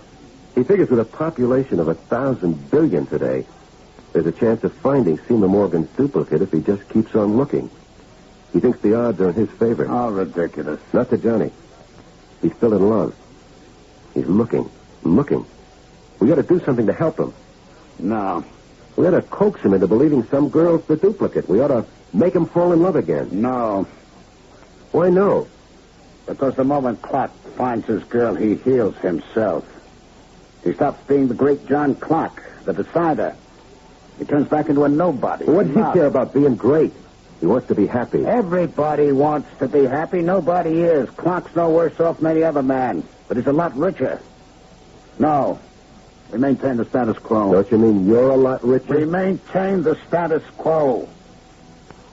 I think we'd better terminate our contract. We have no further use for your services. Fisher, we terminated when I tore up your check. You're talking to Johnny's friend now. I'm sorry, Falcon, but Clark won't have much time for his friends from now on. I'm stepping up the schedule. You'll never pull it off. I'll see Johnny when and where I please. You want John to see the contract? It's still in my files. I never part with anything. Now, how long do you imagine he'll believe in your friendship after he sees the contract? No, Falcon.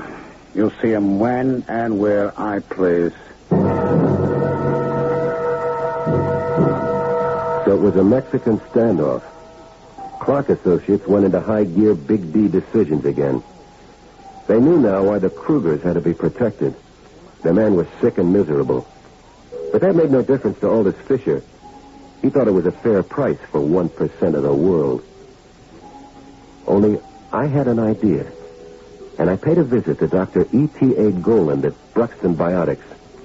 He's the genius who invented new techniques for molding life. But yes, a most ingenious notion. You could duplicate the girl that died 10 years ago? Oh, without any difficulty. She'd look the same? Act the same? Be the same? Up to 95%, plus or minus 0.975. How would you go about it? Oh, complete psychological pattern of the girl in the Centaurus master files. They'll telex a transcript upon formal application and payment of fees. Well, I'll pay it. The modern embalming process, which she is buried, which is 98% perfect.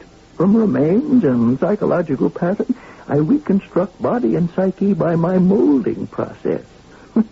I do it without any difficulty.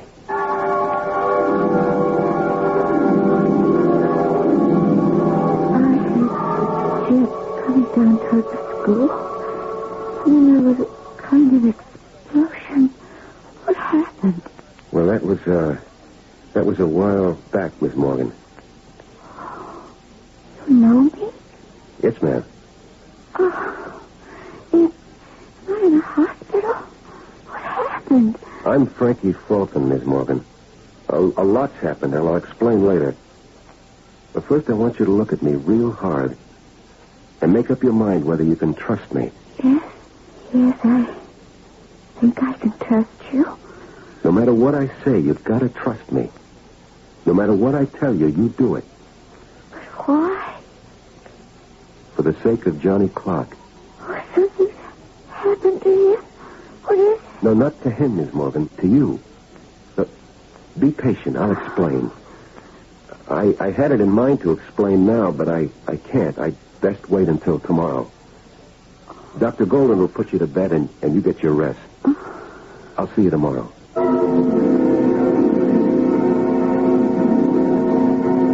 She's asleep, Falcon. Thanks. She is in splendid condition, a beautiful, healthy creature. I'm very proud. You should be. You're a genius. Yeah, of course. But what's disturbing you? Well, I've got to tell her that she's a duplicate 10 years later. Well, she can cope with that. What's bothering you? It shows? It shows, my friend. I remember that story about the statue that came to life. Pygmalion, yes. Seema was just a statue I wanted to bring back to life for Johnny Clark. And now she's alive again. And she's only for Johnny, only. But when I saw her alive, it's crazy. I saw dozens so much like her when Johnny was on the search for a duplicate. Why did I fall for one of them? What's happening to me? Well, we both know, but that is not the question. The question is, what are you going to do? Be a friend to both of them and get them together for the happy ending. What else can I do?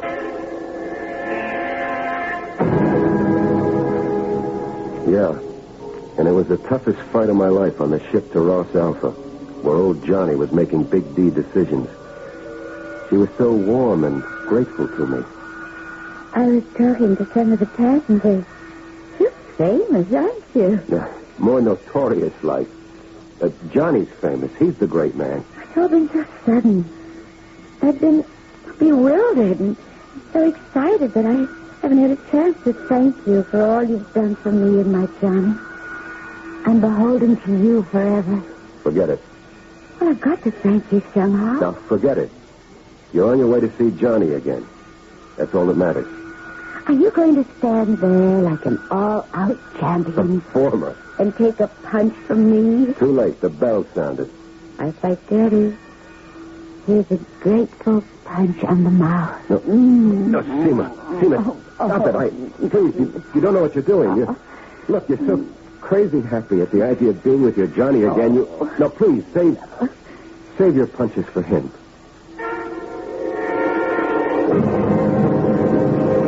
So we put down on Ross Alpha with one girl in good condition and me a wreck.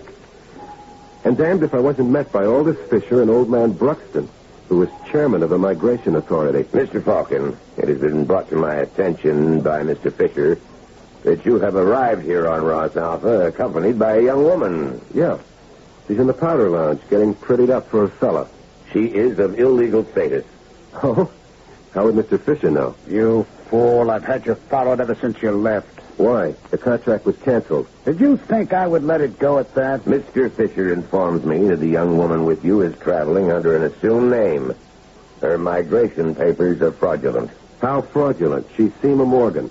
Her papers say she's Seema Morgan. Seema Morgan died 11 years ago. The woman with you can't be Seema Morgan. And until the question of her identity can be resolved, she will not be permitted entry. I'll have documentation on Seema Morgan's death telex within a week, Falcon. Oh, you don't know it, but you're making it easy for me, Fisher.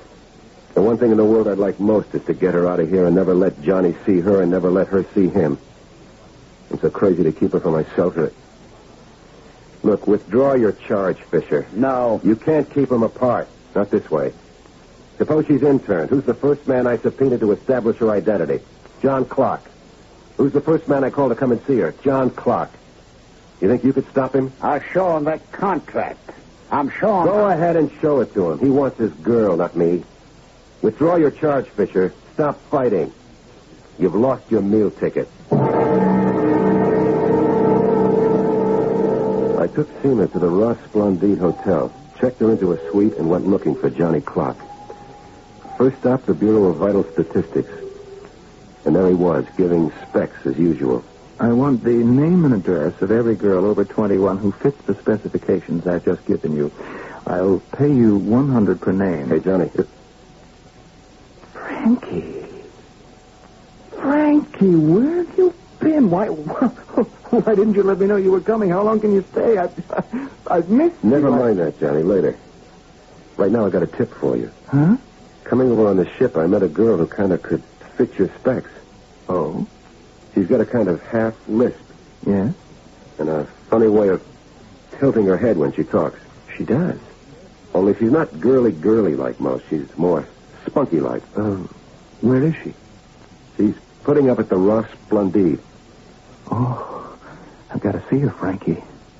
I've got to. She sounds exactly... Can I see her? Sure, nothing easier.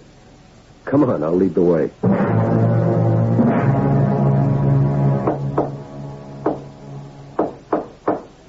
Yes? Who's there? It's me. All clear. Open up. Just a minute. Cheers, Johnny. I think you're going to find what you're looking for. I'll wait outside. Frankie, did you... Good evening. Well, My name is Clark. John Clark. My friend Frank Falcon told me about you. You met coming over on the ship? No. You're not... But he did tell you about me. We're all friends. No, but you're not John Clark. Yes, I am. No. My Johnny's young. My Johnny's sweet. You're not Johnny Clark. You're another man who looks like him. Let me go. Let go of me. Are you my Seema? Are you my Seema? Let me feel you. I can hear you. You're not dead, are you? You come back to me,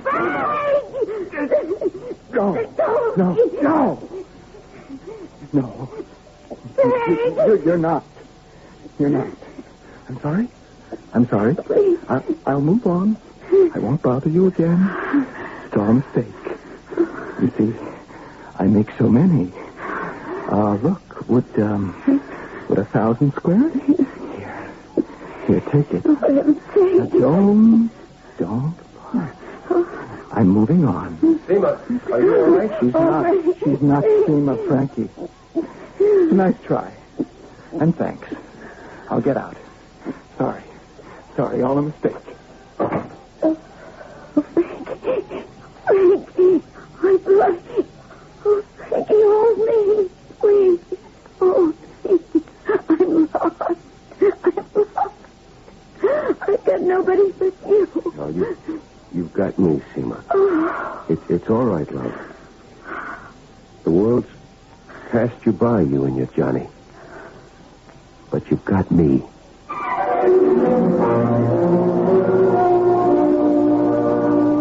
Falcon takes a step towards Seema Morgan, then hesitates.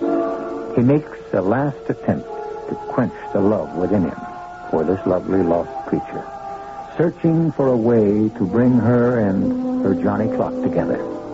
Then he loses all control and takes the girl in his arms.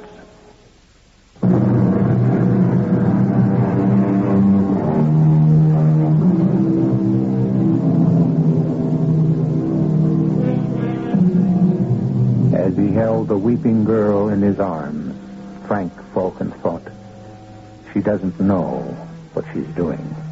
She's so frightened, so afraid of being lost. She's not mine. Not yet. Maybe never.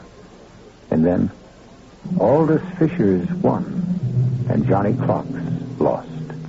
Our cast included Michael Tolan, Ralph Bell, Evie Juster, Leon Janney, and Russell Horton. The entire production was under the direction of Himan Brown. Radio Mystery Theater was sponsored in part by Anheuser-Busch Incorporated, brewers of Budweiser. This is E.G. Marshall inviting you to return to our Mystery Theater for another adventure in the macabre. Until next time, pleasant dreams.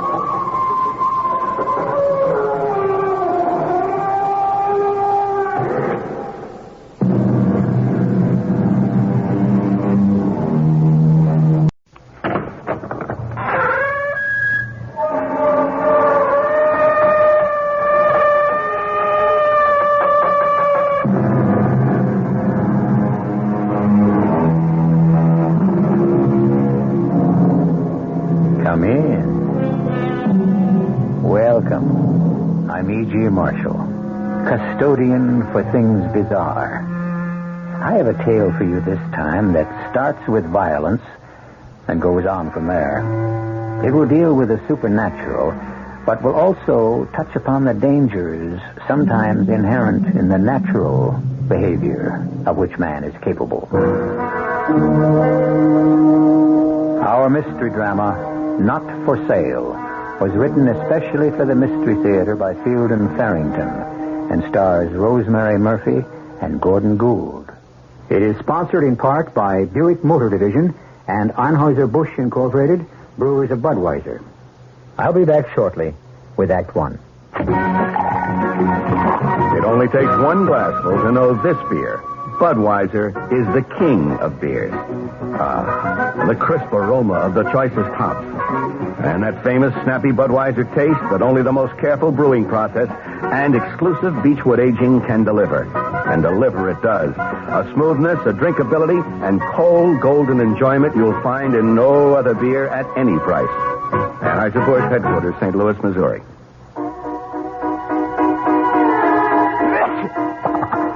Here in my hand is a little capsule. It's contact. It contains enough cold medicine to help relieve cold symptoms caused by every known virus. Think about that the next time you're sick. Sneezing, dripping, all clogged up. Then let us help you with real medicine, like Contact.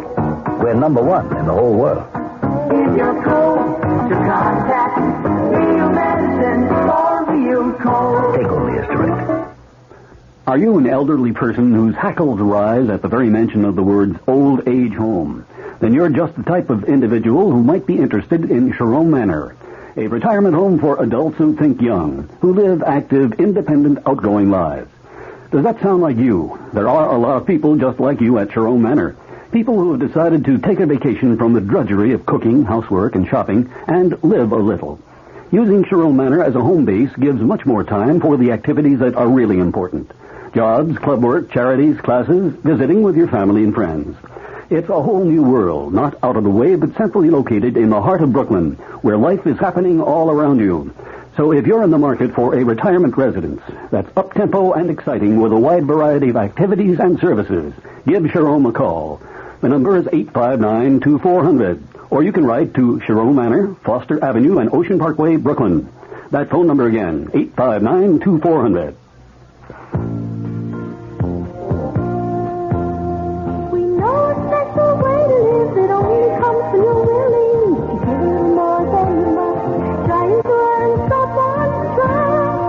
We try harder. At Avis, that's more than a slogan. It's a way of life, representing the innovation and pride that Avis has brought to the rent-a-car business. It's devotion to details, big and little, from making sure the engine is operating efficiently to seeing that the ashtray is clean in our Chrysler-engineered and other fine cars. It's doing those little extras that make your trip more pleasant. Basically, of course, it's people. People who are constantly trying harder to make things easier for you. Come to Avis. You'll see what we mean. Keep on trying, Avis. We try harder, Avis. Avis will know another way. Keep on trying, Avis.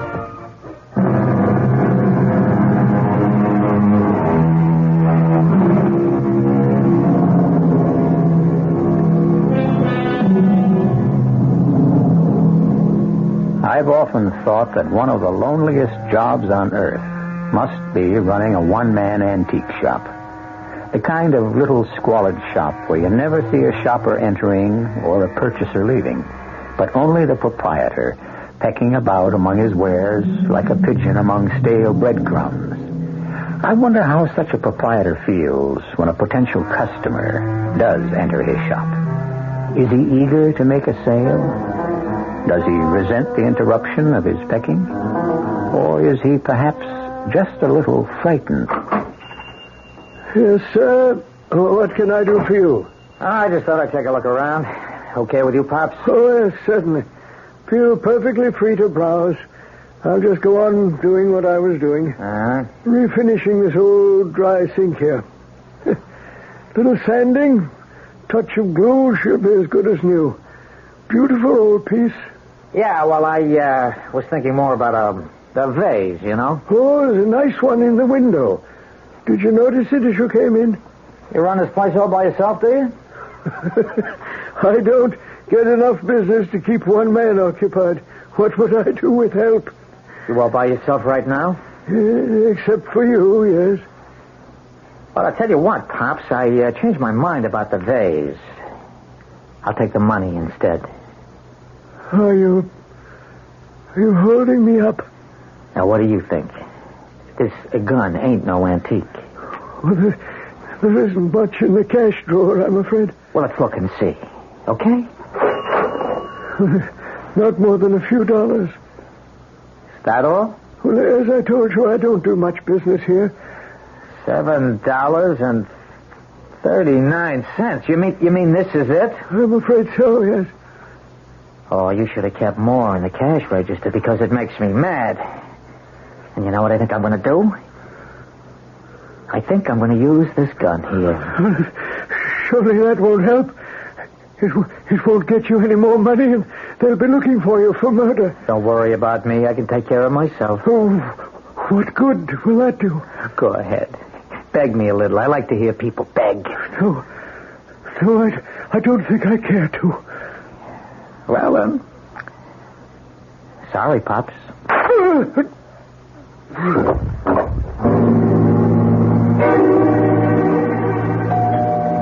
you get that, Brian? Got it.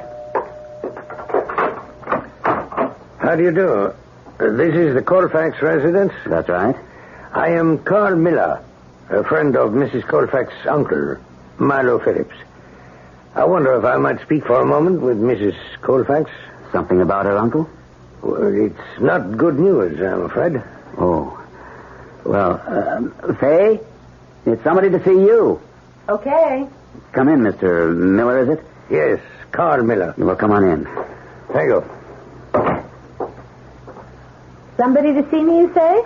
Faye, this is Mr. Miller. Oh. A friend of your Uncle Milo's. How do you do? How do you do? I am afraid I've some unpleasant news. Has something happened to Uncle Milo? I'm afraid so, yes. I came myself because I believed it could not be so painful to hear from one of his friends as from a total stranger. He's not dead, is he? I'm afraid that he is. Oh, no. Oh, Brian. Easy, Faye. I'm sorry to bring such news. Someone, the police say, was robbing the store and shot Milo. I was the one who found him lying there.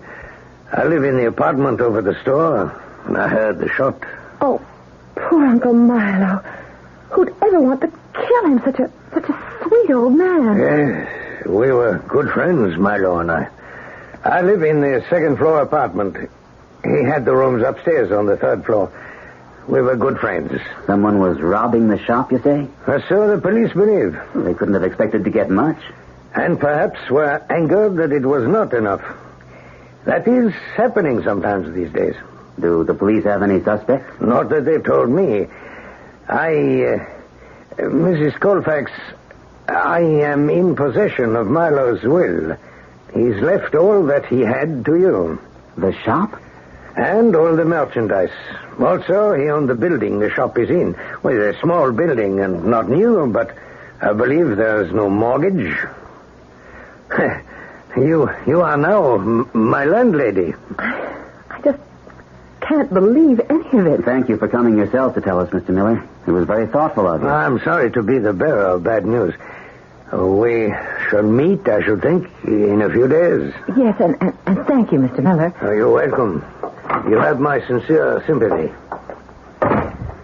Sorry about Uncle Milo, Faye.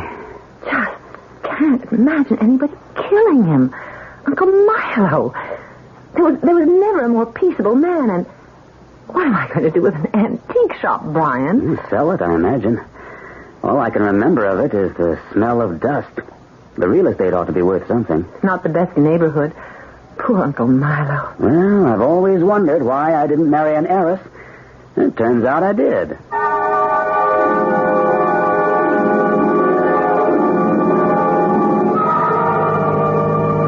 I hate funerals. There wasn't much of a turnout. He was practically a hermit, Brian. Worked in the shop and lived in that little third-floor apartment. His whole life was right there in that old building. At least he had one friend. I saw that Miller fellow at the funeral. Didn't get a chance to speak to him, though. Oh, driver, here it is. Right here on the corner. Here you are. Keep the change. Oh, Faye, watch your step. There's a puddle here. Thank you.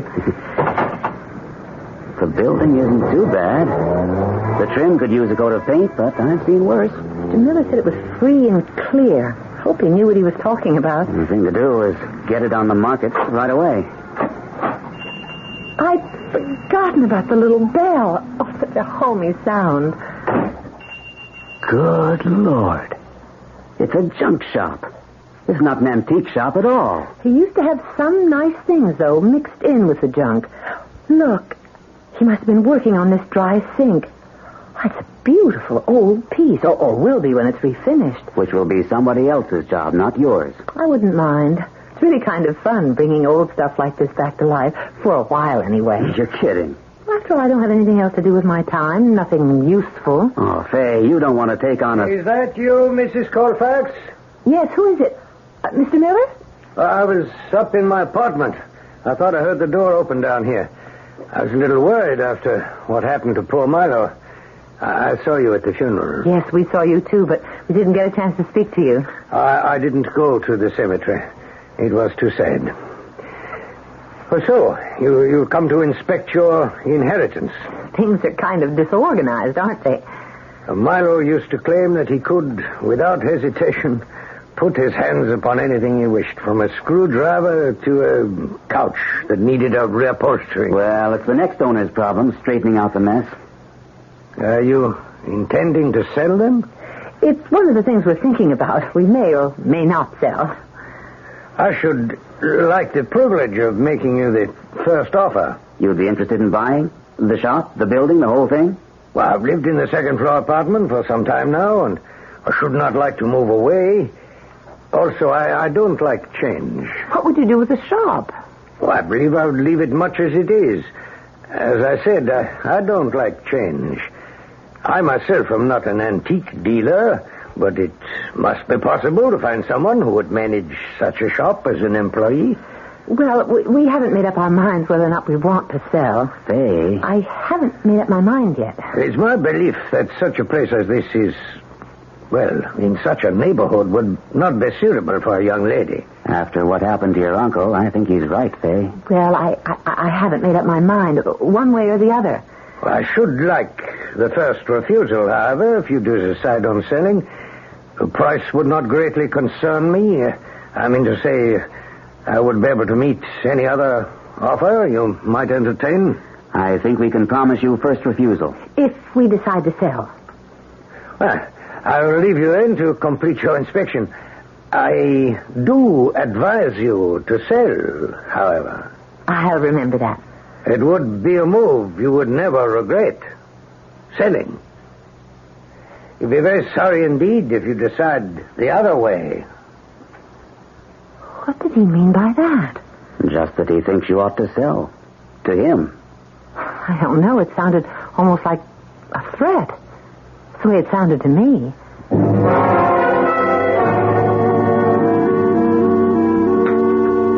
Delicious. I don't know how you'd be at running a second-hand store, but you make a fine dinner. It's not a second-hand store. It's an antique shop. At least it will be if I take it over. You make it sound as if you actually mean to go into the junk business. I haven't decided yet, and it won't be the junk business, not if I go into it. Well, I better be on my way. Do you really have to go out tonight, Brian? Well, this man I'm seeing is considering taking out a group policy for over 1,000 employees. If he wants to talk that kind of insurance to me, I'm his man. 8 o'clock at night or 4 in the morning. I guess the commission on a deal like that would be pretty big, wouldn't it? Like new living room furniture? You know something? I'll bet we could refurnish our living room right out of Uncle Milo's shop. A little refinishing here and there, some reupholstering. Oh, I bet we could. I'm getting out of here right now before you have a chance to say another word. Okay, bye. Don't be too late. I'll wait up. Shouldn't take that long. Bye. Faye. Is that you, Brian? No, it isn't, Brian. Then who... Where are you? I can't see you. I know. It's your Uncle Milo, Faye. Uncle Milo's dead. We buried him this afternoon. Yes. All the same, I'm your Uncle Milo. A ghost? I guess you'd have to call me a ghost, yes. You're not frightened, are you? I am a little bit. Don't be. I won't harm you. What do you want? Why have you come back? I want you to sell the shop and the building, but do not sell to Carl Miller. I should think you'd want me to keep the shop. No, it's safer to sell. Everybody keeps talking about my safety. And if I do decide to sell, why not to Carl Miller? It's for your own safety. You mean because of what happened to you? Because of the holdup? It was not a holdup what happened to me, Faye. Not a legitimate holdup. That young man was sent to my shop not to steal, but to kill me.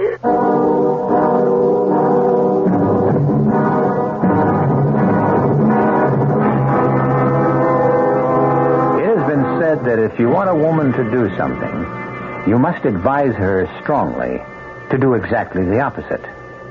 If this is true of Faye Colfax, then nothing will keep her from going into the antique business. Mr. Miller has advised her against it, her husband, and now even the ghost of Uncle Milo has joined the chorus of negative advice. So, What will her decision be? We'll find out when I return shortly with Act 2. Until now, a do-it-yourselfer needed a vise to hold his work, a workbench to hold the vise, and the space to fit the workbench. Hi, Pat Summerall to tell you that True Value Hardware Stores can help you change all that with the Black & Decker Workmate. It's a portable all-purpose workbench, vise, and more. It adjusts to hold wedge-shaped objects, pipe, even irregular and bulky items like bicycles for repair. Yet it weighs just 32 pounds and folds to the size of a collapsed lawn chair, so you can take the workbench to the work. See the Workmate portable all-purpose workbench at True Value Hardware Stores.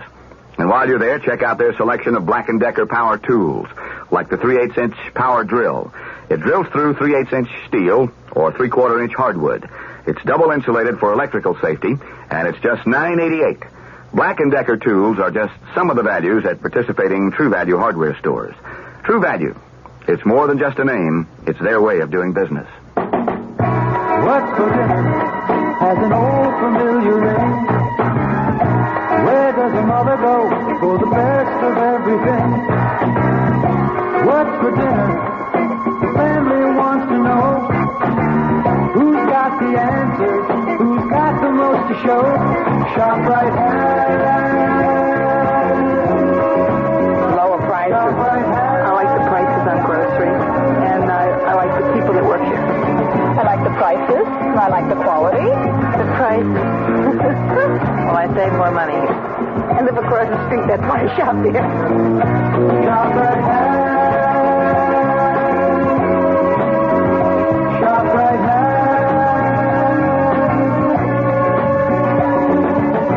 Hey, Mom, what's for dinner? ShopRite has the answer. ShopRite has. Would you buy an imitation when you can get the original, the genuine? Of course not. Krakus and Atalanta brands, the originals, are genuine imported Polish hams. They are available at your favorite grocer, supermarket, or butcher. Krakus and Atalanta, the original brands, are the only brands of imported Polish hams to carry both the Good Housekeeping seal and the Parents Magazine seal of approval. Insist on the best for your money. Fine, lean, great-eating Krakus or Atalanta brands of genuine imported Polish ham in 2, 3, 5, or 7-pound take-home sizes. You can also buy these fine hams sliced from larger sizes at your deli counter. Krakus and Atalanta Polish hams have been imported for more than 25 years by the New York Commodities Corporation, New York. Available at all Acme supermarkets.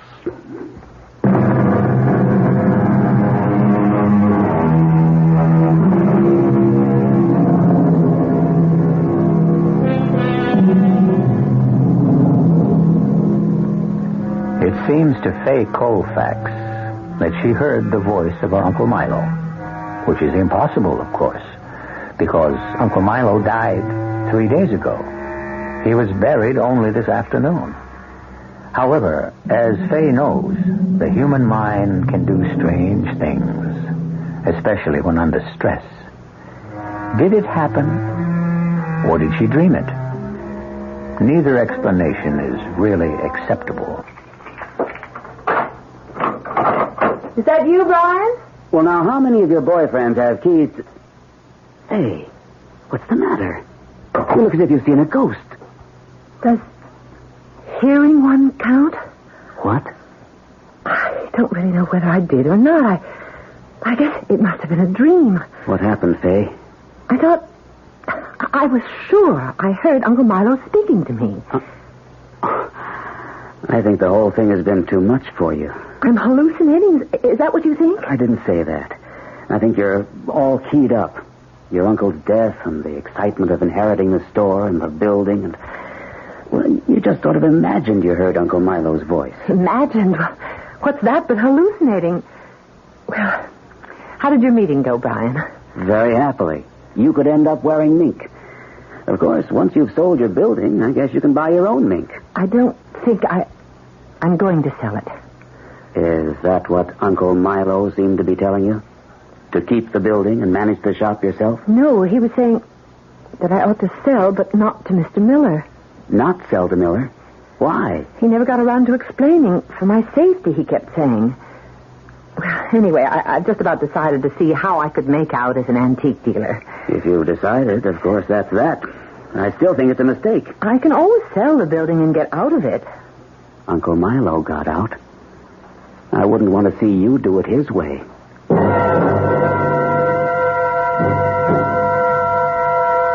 Brian? Are you asleep? I thought you spoke to me. Faye!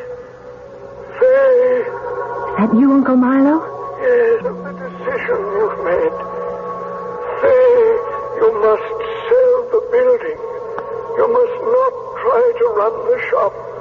You'll be in grave danger, believe me.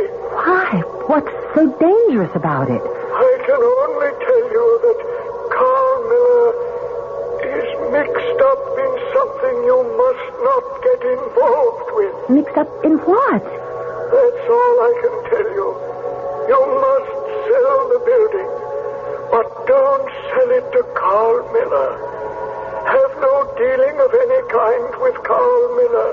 Is that clear? If it's so dangerous for me, I think you ought to tell me what it is he's mixed up in. Hey, are you talking to me? No, I was talking to... Oh, dear. I'm going now, Faye. Remember what I've told you. But you haven't told me anything, can't you? Faye, what are you talking about? Oh, he's gone. Well, who's gone? You'll just have to take my word for it, Brian. It was Uncle Milo again, and I didn't dream him. Faye, you can't start believing things like that, or you'll be in trouble. All right, then. I guess I'm in trouble.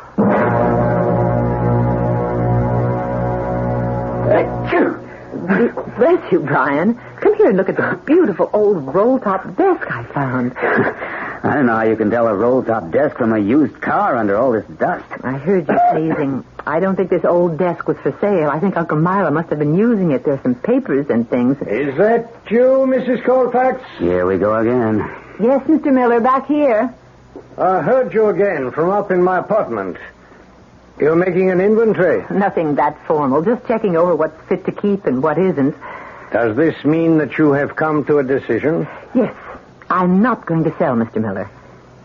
This is a mistake, I assure you. You can keep on living here. Don't worry about that. Oh, it's not as simple as that, Mrs. Colfax. There are complications here which I do not believe you would understand. Try me, Mr. Miller. I'm a fairly intelligent woman. I advise you to sell to me, Mrs. Colfax. The price is no matter. We'll pay you more than another would pay. I'm not going to sell the building to you, Mr. Miller. Well, you'll be sorry. I promise you, Mrs. Colfax, you'll be very sorry. Are you threatening my wife, Miller? I've made your wife a promise. I'll leave you now to think the matter over. That was a threat if I ever heard one, Faye. He's into something shady, all right. There is a kind of inventory here. I found it in the desk. Pretty well organized for Uncle Milo, too. A list of all this junk? Yes, under 3 headings. Saleable, needs mending, junk. You see, he did know some of it was junk. What's that scribbled down at the bottom? In end table. Can't make the rest of it out. Let me see. In end table, Miller apartment. In the end table, in Miller's apartment. It doesn't say what or which end table. I guess we'll just have to go through all the end tables up there. I mean, if you thought it was important enough to give it a separate listing, I guess it's important enough to look for. In Miller's apartment? Here's something else. More inventory? No, bank books. 3 of them. He had... Good Lord. What is it? There are 3 bank books here, and, Brian, 2 of them have a balance of $20,000, and the third, $12,500. $52,500. Where would he get hold of money like that? It must have been his life savings. Let me see those bank books. Here. Say, all these deposits have been made in the last 5 years. Each deposit for $1,000. Except one for $1,500. The last one. He must have been making a lot more out of the shop than we thought. No, he wasn't.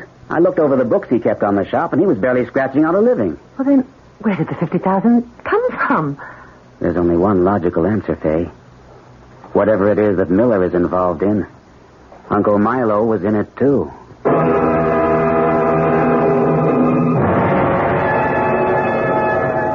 Hey, Miller, you trying to make some kind of a fresh air nut out of me? Making me meet you here in the park? It's the safest place. I don't wish the Colfaxes to see her coming into my apartment. Let me worry about these things, Eddie. They're not your duty. Okay. Hey, how about my bread? Bread? Oh, money. In this envelope. $2,500. Okay. The second half of your payment for the Milo Phillips affair. I did a clean job, didn't I? The cops, you read in the paper, they're still saying there was nothing but a stick-up. Yes. I've sent a commendation about you to our superiors. Hey, you ain't kidding? You really did? I went so far as to recommend that you be sent to our special training school in South America. You didn't know we have such a school there, did you? The other thing is, though, I don't want to go back to school. You cannot go on to better things without training, Eddie. Espionage is like war. It is war. The soldiers must be trained. Sounds like getting drafted or something. Okay, when do I start? Not quite so fast as that. You must prove yourself and earn the right. Well, I just did this good, clean job for you. What more do you want? Perhaps another good, clean job? Oh, yeah? Same thing? Essentially the same, but more complicated. There is a person who is refusing to do business with me and I think must be eliminated. I wish to buy a property from her, and she will not sell. She? Would that make a difference to you? That this time it's a woman? Oh, why should it? So a woman. Who cares?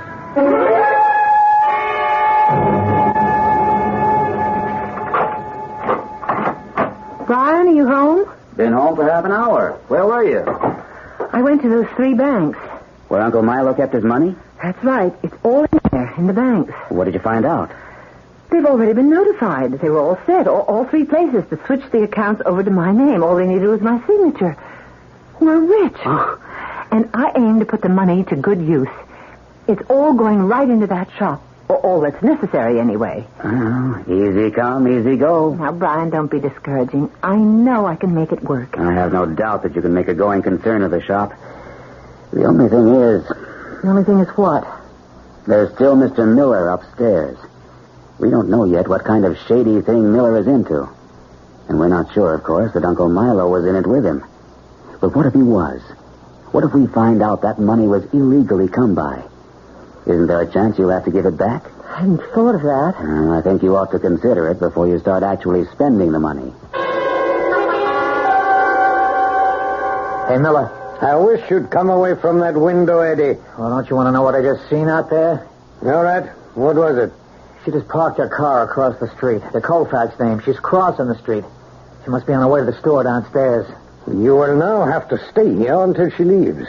Please come away from that window. Okay. Hey, what's the matter with right now, Miller? You mean to do what is necessary with Mrs. Colfax? Sure. She's alone for once without her husband tagging along. I just as soon get it over with. There's no point in waiting. But in broad daylight? I don't want her left in the shop. That would be too much like the other time with Milo Phillips. Well, I don't see anything wrong with leaving her there in the shop. I do, Eddie.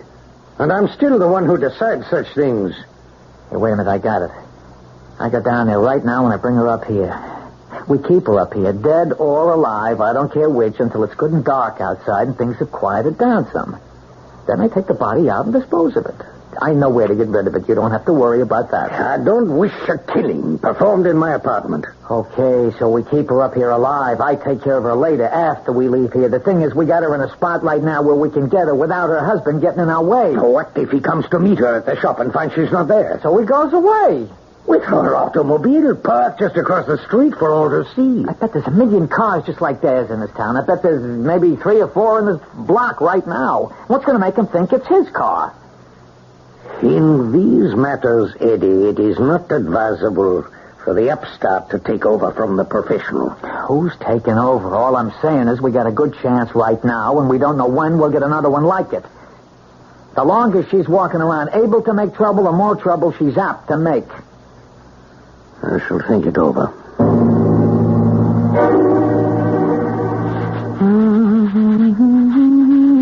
Hi, Mrs. Colfax. Oh, you startled me. What can I do for you? What you can do for me, Mrs. Colfax, is come along with me and not make any trouble. What are you talking about? Just come along with me nice and quiet. That's all you have to know. I will not go with you. Not even if I point a gun at you, Mrs. Colfax? Like this?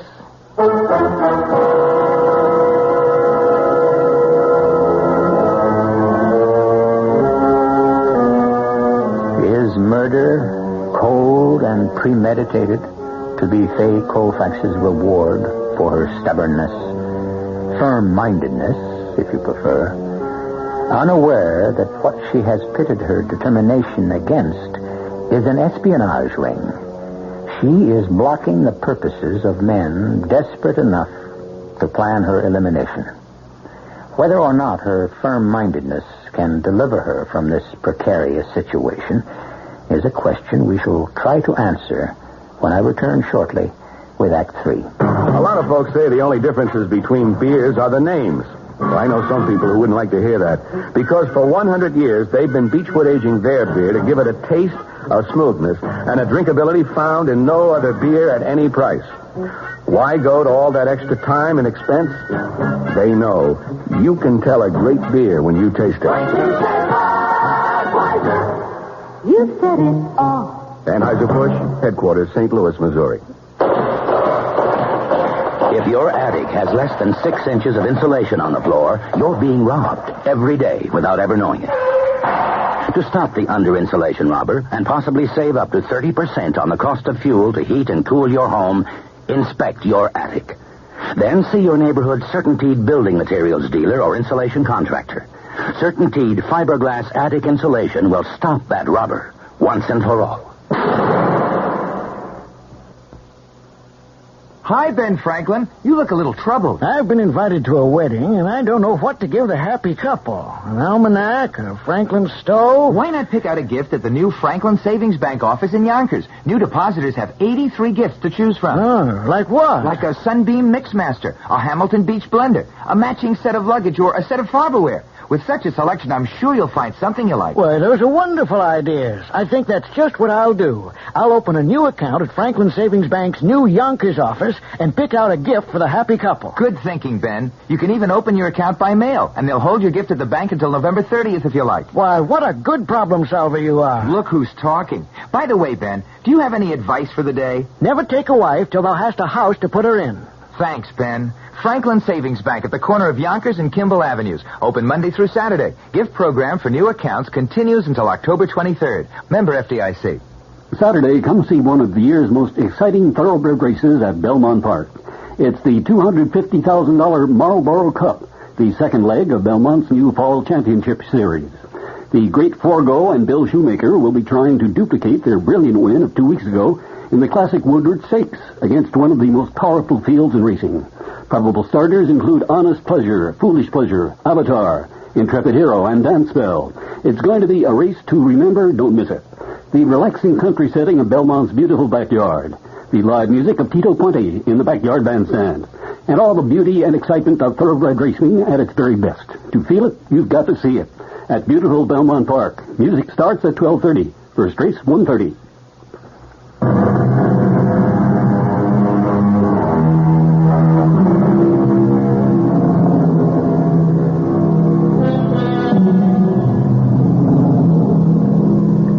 To most of us, espionage is a thing of two aspects, and the aspects are poles apart.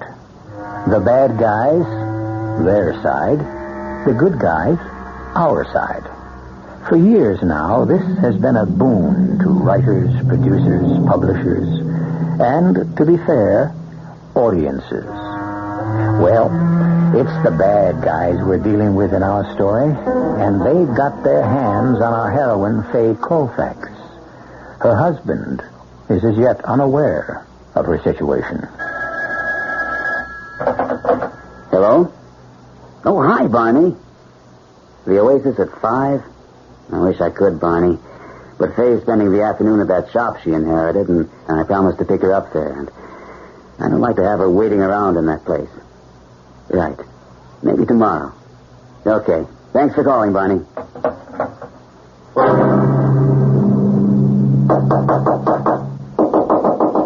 It's me, Miller. Eddie, I got the dame with me. Be quiet. How can we be sure no one is listening? I had nobody here but just you and me and her.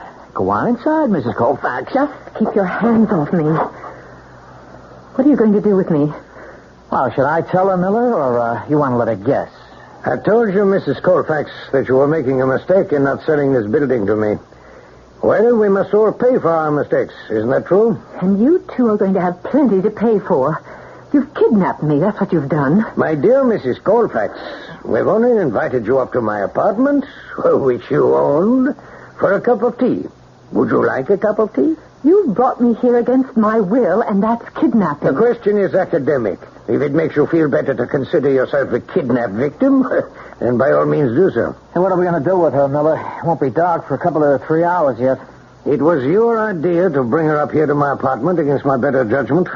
That's for you to keep her out of trouble until the proper time. Proper time for what? Well, I guess the safest thing would be to tie her up so she can't make trouble. Tie me up? And gag her. I leave it entirely to you. I take no part in any of this. Okay. You get your hands off me. Help me, can't you, Miller? She's got about 20 hands. Oh, it's close. I take no part. Okay, I'll have to do it my way. I'm sorry about that, Mrs. Colfax.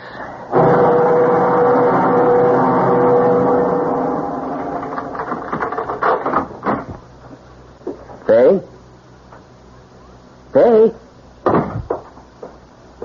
Faye!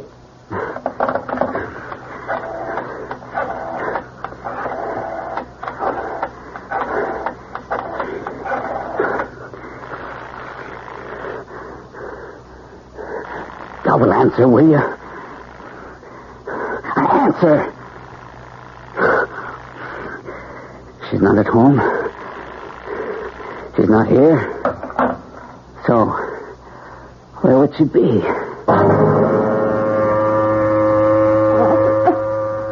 Eddie, I'm afraid the gag is too much for her mouth. I think she cannot breathe. So?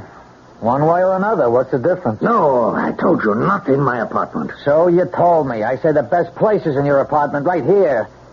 Who's going to ask questions? I see a couple of guys carrying a used rug out of the junk shop down there. I say we do it right here. You will do as I say. Why? Because if you do not, I will withdraw my commendation of you to our superiors. Oh. Yeah, well, look, I didn't mean anything, Miller. I mean, a guy's got a right to an opinion, ain't he? Take the gag from her mouth. Mrs. Colfax, if we remove the gag, do you promise not to scream or call for help? Nod if the answer is yes.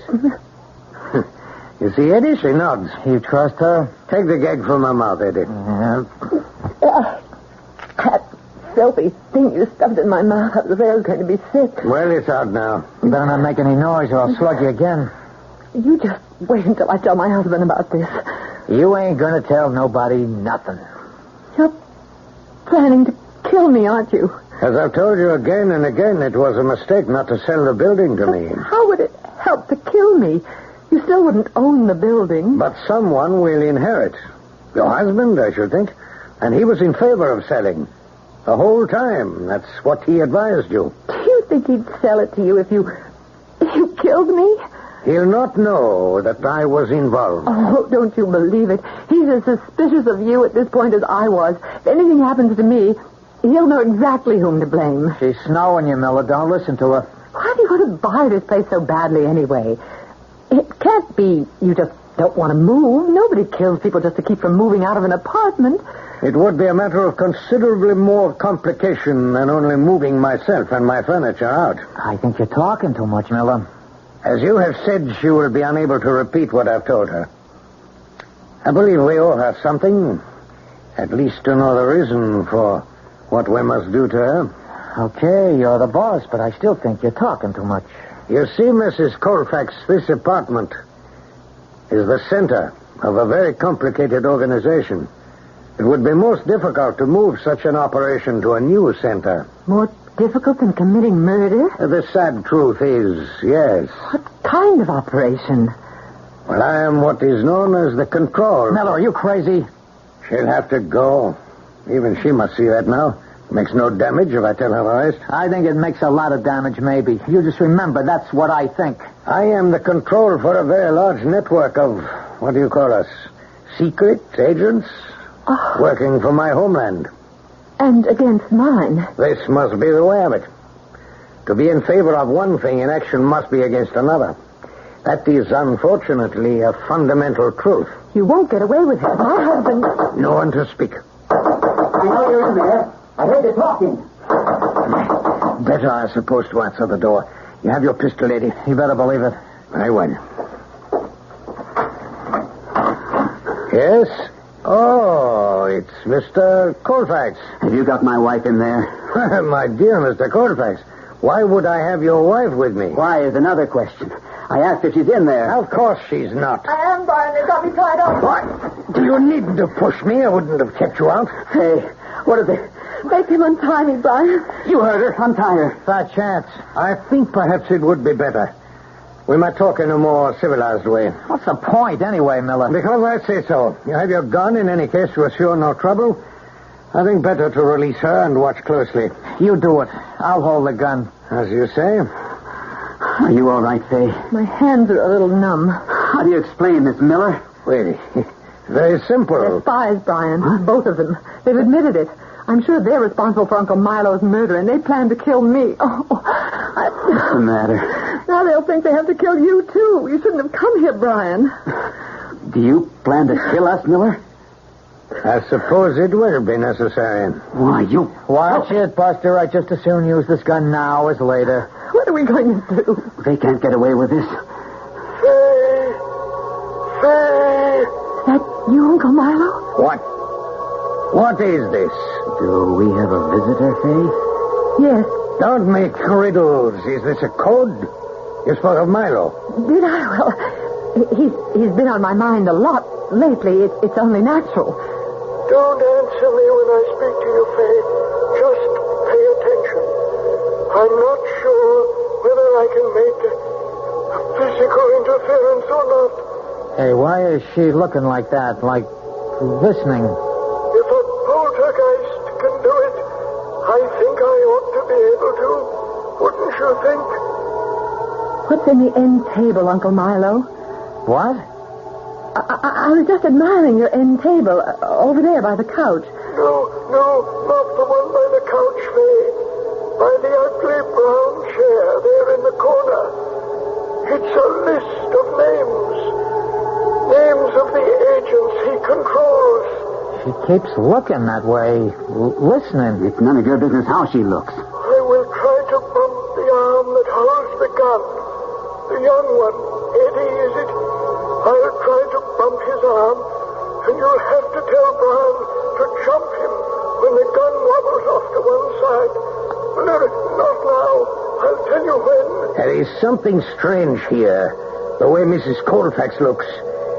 I believe, Eddie, we must do it now, and here, both of them... No, Faye, no! Jump in, Brian. Now, the one with the gun. Hey, what the... No! You're beautiful, Brian. Get the gun. I don't know how long the kid will stay out. Get the gun. I've got it. Here, Brian. I don't think I could do much with it. What's the matter with you, Miller? I'm shot. I'm wounded. Eddie shot me. Are you all right, Brian? Sure. He never laid a glove on me. How about you? I'm fine. You were wonderful, Brian. You hit him so hard. I was angry. I think he's coming around. Listen, you two. I've got the gun now, and I'm willing to use it if you make it necessary. I'm wounded. I must be helped. You're shot in the arm. You live. Eddie, you shot me. Why did you shoot me? Somebody pushed me. I don't know. Somebody pushed me. Hey, call the, I don't know, the FBI, I guess, if they're spies. Don't move, Eddie. Get on the phone, Faye. Don't forget the end table. That list of names in there could break up the whole spy ring. Can I talk to you now? Well, of course you can talk to me. Oh, you mean Uncle Milo? Yes. No reason why not now. You're better than a poltergeist, aren't you? Well, as good, anyway.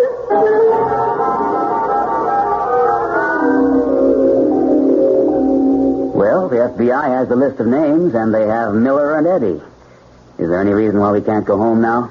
Not one reason I can think of, and incidentally, several good reasons why we should. You've lost your best prospect, you know.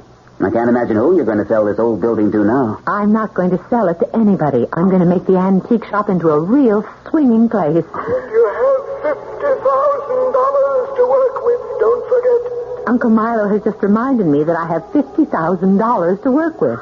Okay, I give up. Let's go home. I think I'll go home now, too. I'm very tired.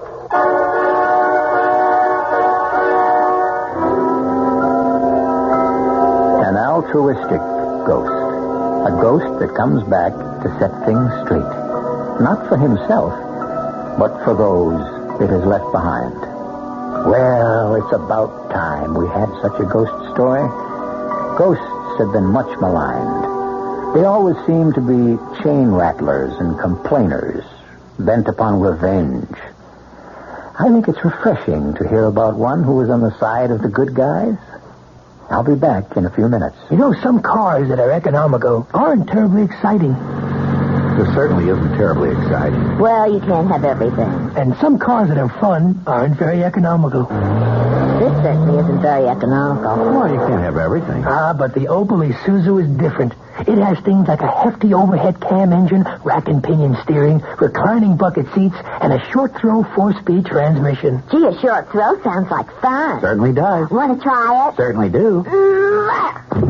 Good one. Now I'll throw you. And besides all that fun, the Opel Isuzu also gives you mileage you wouldn't believe. According to the EPA, with standard 4-cylinder engine and 4-speed transmission, the Opel Isuzu gets an estimated 23 miles per gallon in the city and a big fat 36 on the highway, bearing in mind, of course, the fact that your mileage may vary. Bob, we just passed another gas station. Yeah, and wasn't it fun? The exciting, economical Opel Isuzu at your Buick Opel dealers. What can cause hemorrhoids? Strenuous activity, pregnancy, constipation, change in diet. Oh, well, are pain, itching symptoms? Sometimes. If you suffer occasional pain and itching of hemorrhoidal tissues, use Preparation H to relieve discomfort for hours in many cases. And Preparation H actually helps shrink swelling of hemorrhoidal tissues caused by inflammation. You know, I'll try it. Use only as directed. Preparation H comes in ointment or suppositories. Relieves pain and itch. Helps shrink swelling of hemorrhoidal tissues. Gary Moore and Bob Maxwell highlight the year 1935 on this Saturday evening's edition of the Mighty Memory Mobile. 1935, the war in Ethiopia helped set the stage for World War II. On radio is the comedy of Will Rogers and Burns and Allen. All this and more is scheduled on this Saturday evening's Mighty Memory Mobile, following the news at 6, here at 7:10. Hello, everybody. This is Arlene Francis. And I don't know if you've been reading any of the interviews Diane Ladd has been giving out, but if she's anything like the way she appears in print, she'll give us a terrific program. The blonde actress, Broadway's newest sensation, she appears in the Texas Trilogy, has promised to meet me here tomorrow morning at 10:15, so please try to make it if you can, right here on WOR New York.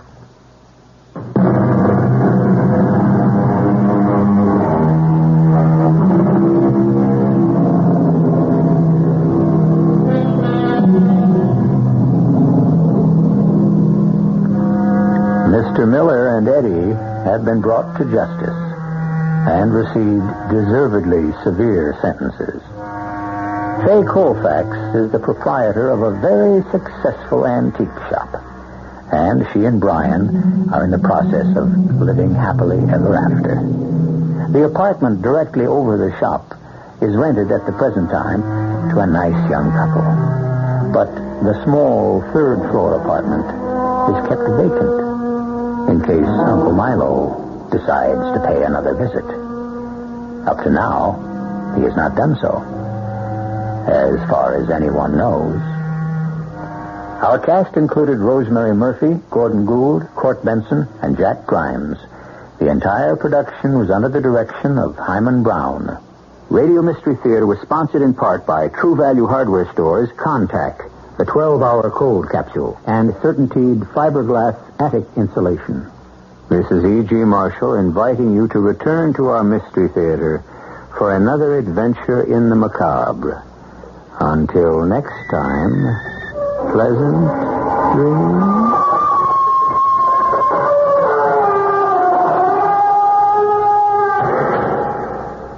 Mystery Theater was also brought to you in part by ShopRite Supermarkets, where you get a lot more for a little less. The preceding program was furnished by CBS Radio.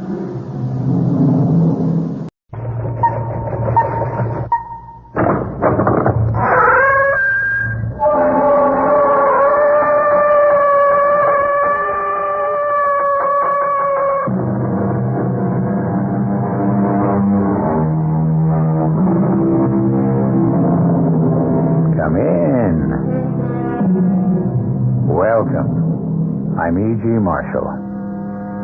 Nothing has concerned mankind longer or more consistently than the future.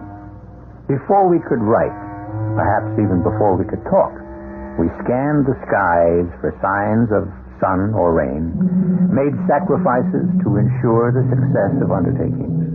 Always the inner eye gazed in fear and trepidation on what John Milton called the never-ending flight of future days. Always we have asked of no one in particular or of anyone, what will happen?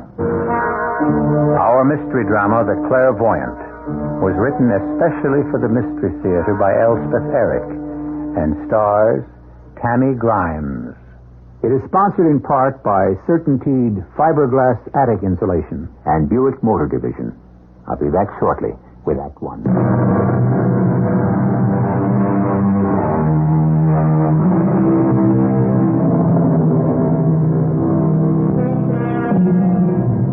In Roman times, it was the oracle who read the future in the entrails of sacrificial animals.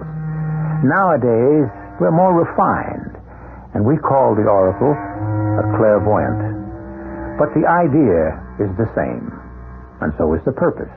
To know what is coming tomorrow. The better to take the fear out of our eyes. Excuse me, please. I want to apologize. It is, after all, part of my job here to occasionally read tea leaves, if you want to call it that. But, look, may I sit down at the table with you?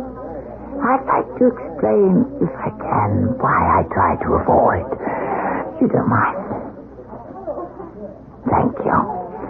You see, once upon a time, I was a clairvoyant. I had a crystal ball. I read palms. But all of that was really rubbish, just as the tea leaves are now. Absolute rubbish. They were only external things to aid my concentration, because without concentration, you can do nothing. Don't you agree? Everything requires a measure of concentration. You can imagine what is required to look into the future. Yes, thank you. I'll have some coffee. A small amount. I am Russian, you see. But I've lived here in London for better than half a century. My parents brought me here as a child when they fled from the Bolsheviks. Of course, once arrived in London, we spent most of our time with other refugees, all displaced, all frightened all the time. And as I grew a little older, I took to telling their fortunes. Tarot cards were the rage then. It was almost a joke at first, but when I turned out to be right, invariably right, then it was no joke, and I took to doing it seriously, for a living. All during the 30s and into the 40s, I was earning what they call a pretty penny with my crystal ball. I had become Madame Sonia. One day, my doorbell rang. Yes, coming. With you in a second. Yes? Madame Sonia? Yes? You don't remember me, do you? I don't think... Should I remember you?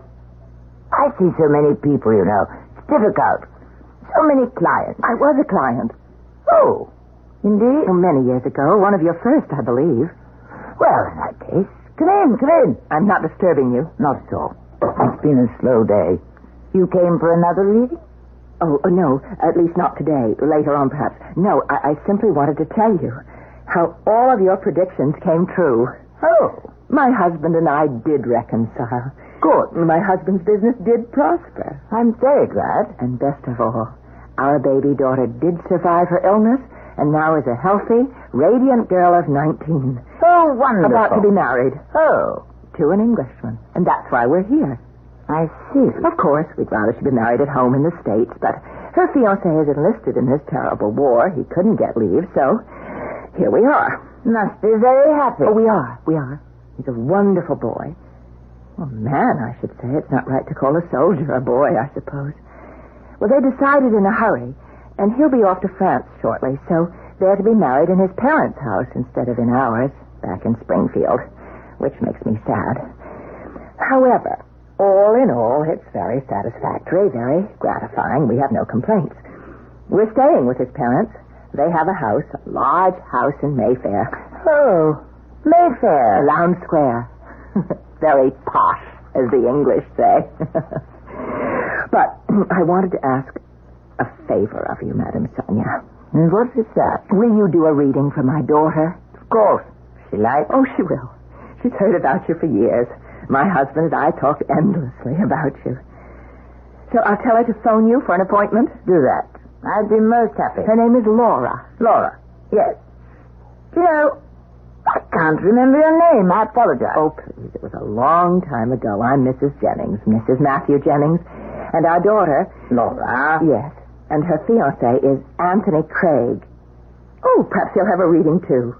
I'll suggest it. It was good to see you again, Mrs. Jennings. Oh, it was good seeing you, Madame Sonia.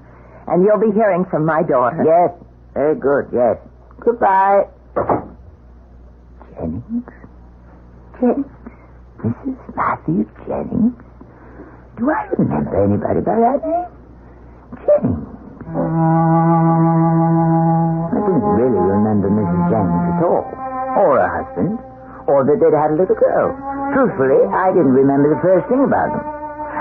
Of course, it was very nice of her to stop by and tell me that everything had turned out for them as I predicted. But in those days, I was very young. It had seemed then that everything I predicted came to pass. My power of concentration was so strong, so vital, and my intuitions flowed so surely, so strongly. It seemed only natural that they should be accurate. Young Laura Jennings did call me the very next day, and we made an appointment for a reading. I have to tell you, Madame Sonia, I'm mostly here to please my mother. She thinks you're so wonderful.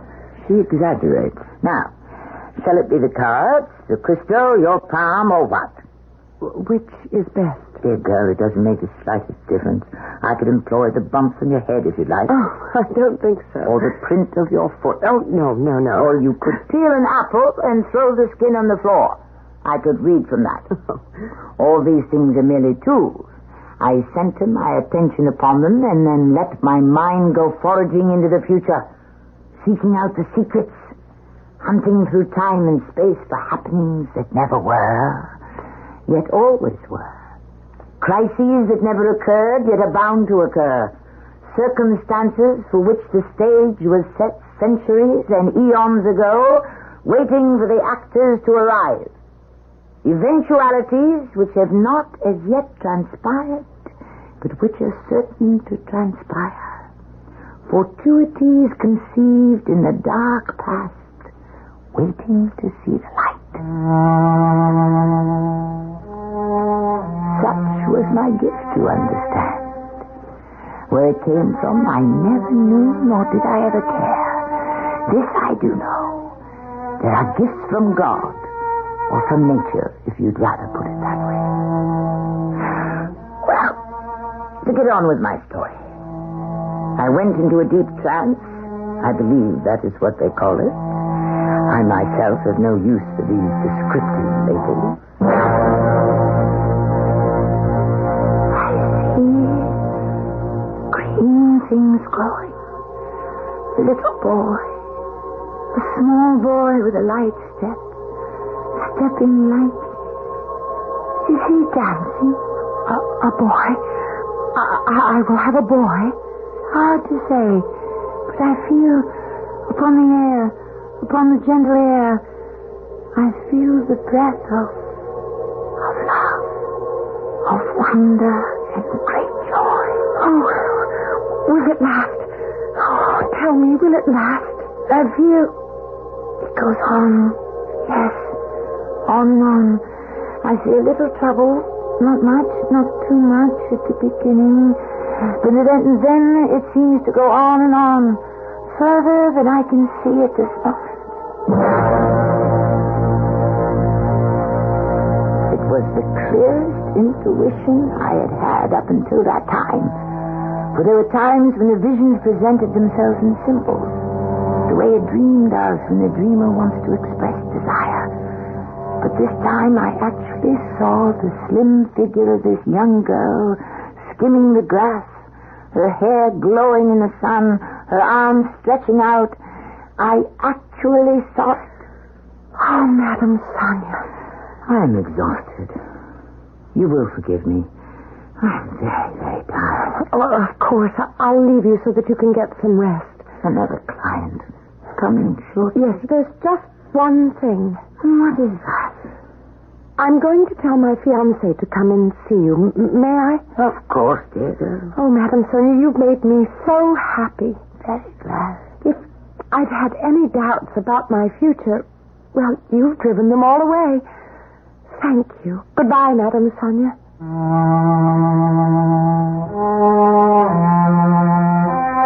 Such a lovely girl, this Laura Jennings. Such a bright future awaiting her.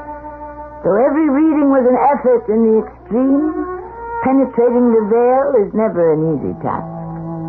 My recovery from this one was rapid, and I was soon able to enjoy thinking back on it. A few days later, the telephone rang, and I was not surprised to discover who was calling. Madam Sonia? Yes? This is Anthony Craig, Laura Jennings' fiancé. Oh, yes, Mr. Craig. Laura has this notion that I should have a thingamajig, what do you call it? A reading? Yes, that's it. But I have to tell you, Madam Sonia, I don't much believe in that sort of thing. Many persons don't, Mr. Craig. I've always considered it the most arrant rot. However, Laura can be very insistent and very persuasive, so if you could manage it tomorrow... 9 o'clock. He arrived on the dot of 9. A most punctilious young man and most charming, most handsome. We went into the small room I reserved for my readings. I placed my crystal ball on a little round table. Anthony Craig sat opposite me, and I invited, by the force of my concentration, the trance state. It hurt. It hurts me. Madam Sonia. I cannot. Too hard. I cannot. Are you all right? I begin to see. Oh, I see. Don't. No, I will not. You can't. Please, no. Madam Sonia, are you all right? Go away. Get out. Please, get out. Go away. I mustn't. I won't clear out. Go away. It's too hard. Too much. I was only faintly conscious of my own voice uttering these words, only vaguely aware of my own pain. When I returned to myself, Mr. Anthony Craig had gone. It was our own Henry Wadsworth Longfellow of a century gone by who wrote, "Look not mournfully into the past. It comes not back again. Wisely improve the present. It is thine. Go forth to meet the shadowy future without fear and with a manly heart." I shall be back shortly with Act 2.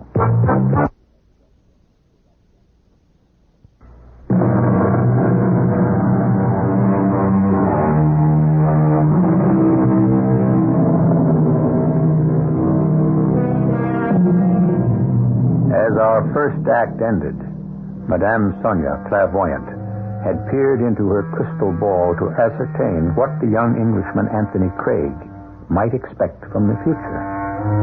Whatever she saw, or thought she saw, or might have seen, was so disturbing to her sensibilities that she became unable to continue the reading. With cries of "no, no," and "I can't," she recoiled from whatever it was she saw and entreated the young man to leave. When I returned to myself, Mr. Anthony Craig had gone. So shaken was I by my encounter that I canceled all my sessions for the next few days in order to recuperate. I did not even answer my telephone when it rang. But on the fourth day, this is Madame Sonia. Madame Sonia, where have you been? I've been indisposed. Who is this, please? This is Laura Jennings. I've been trying to reach you. What is it, Laura? I must see you. I'm not feeling well, Laura. I'm not giving any readings at present. I must see you. It's terribly, terribly important. Laura, in my present state, I don't quite trust myself. Oh, Madame Sonia, please, as a friend. Very well. Come round this afternoon, 4 o'clock. 4 o'clock. Oh, thank you. I'll be there. And thank you again.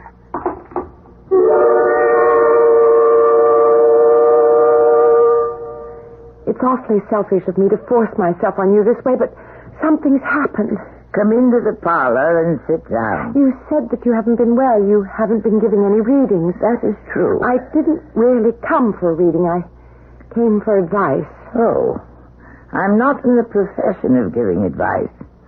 I always hesitate a long time, provided I am asked. But I can't go to my parents. They wouldn't understand. Why don't you compose yourself and tell me what's bothering you?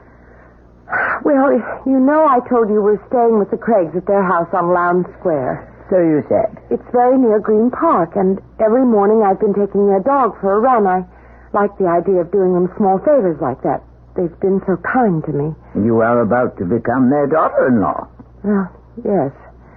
And that's what I've come to ask your advice about. You see, I've met someone. A man. A new someone? A new man? It was pure accident. I always walk the dog through Kensington Gardens, and I sat down for a little while near the statue of Peter Pan. You know the one? Yes, I know the one. Every day that I went there, a young man was sitting on a bench nearby, reading the newspaper. I always noticed him, but I never paid any attention to him until a few days ago. Excuse me. Mm-hmm. What?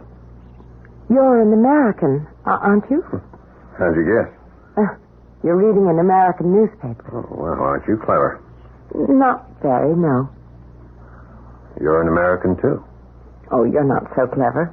You can tell by my accent. I'm not only an American, I'm from the Middle West. Yeah, so am I. This is the Chicago Tribune. I have it sent to me. It's a day late, sometimes 2 days, but it smells like home. I love the smell of newspapers. Yeah, it's like a familiar face. It's very hard to get used to a new face, isn't it? Very. Still, I suppose it can be done. I suppose. I'd better take the dog back home. You're a dog? No. No, I didn't think so. How could you tell? Oh, it's a King Charles Spaniel. Not many Americans own King Charles Spaniel. Well, that's true. Of course, you could have bought him over here, or maybe he belonged to your husband.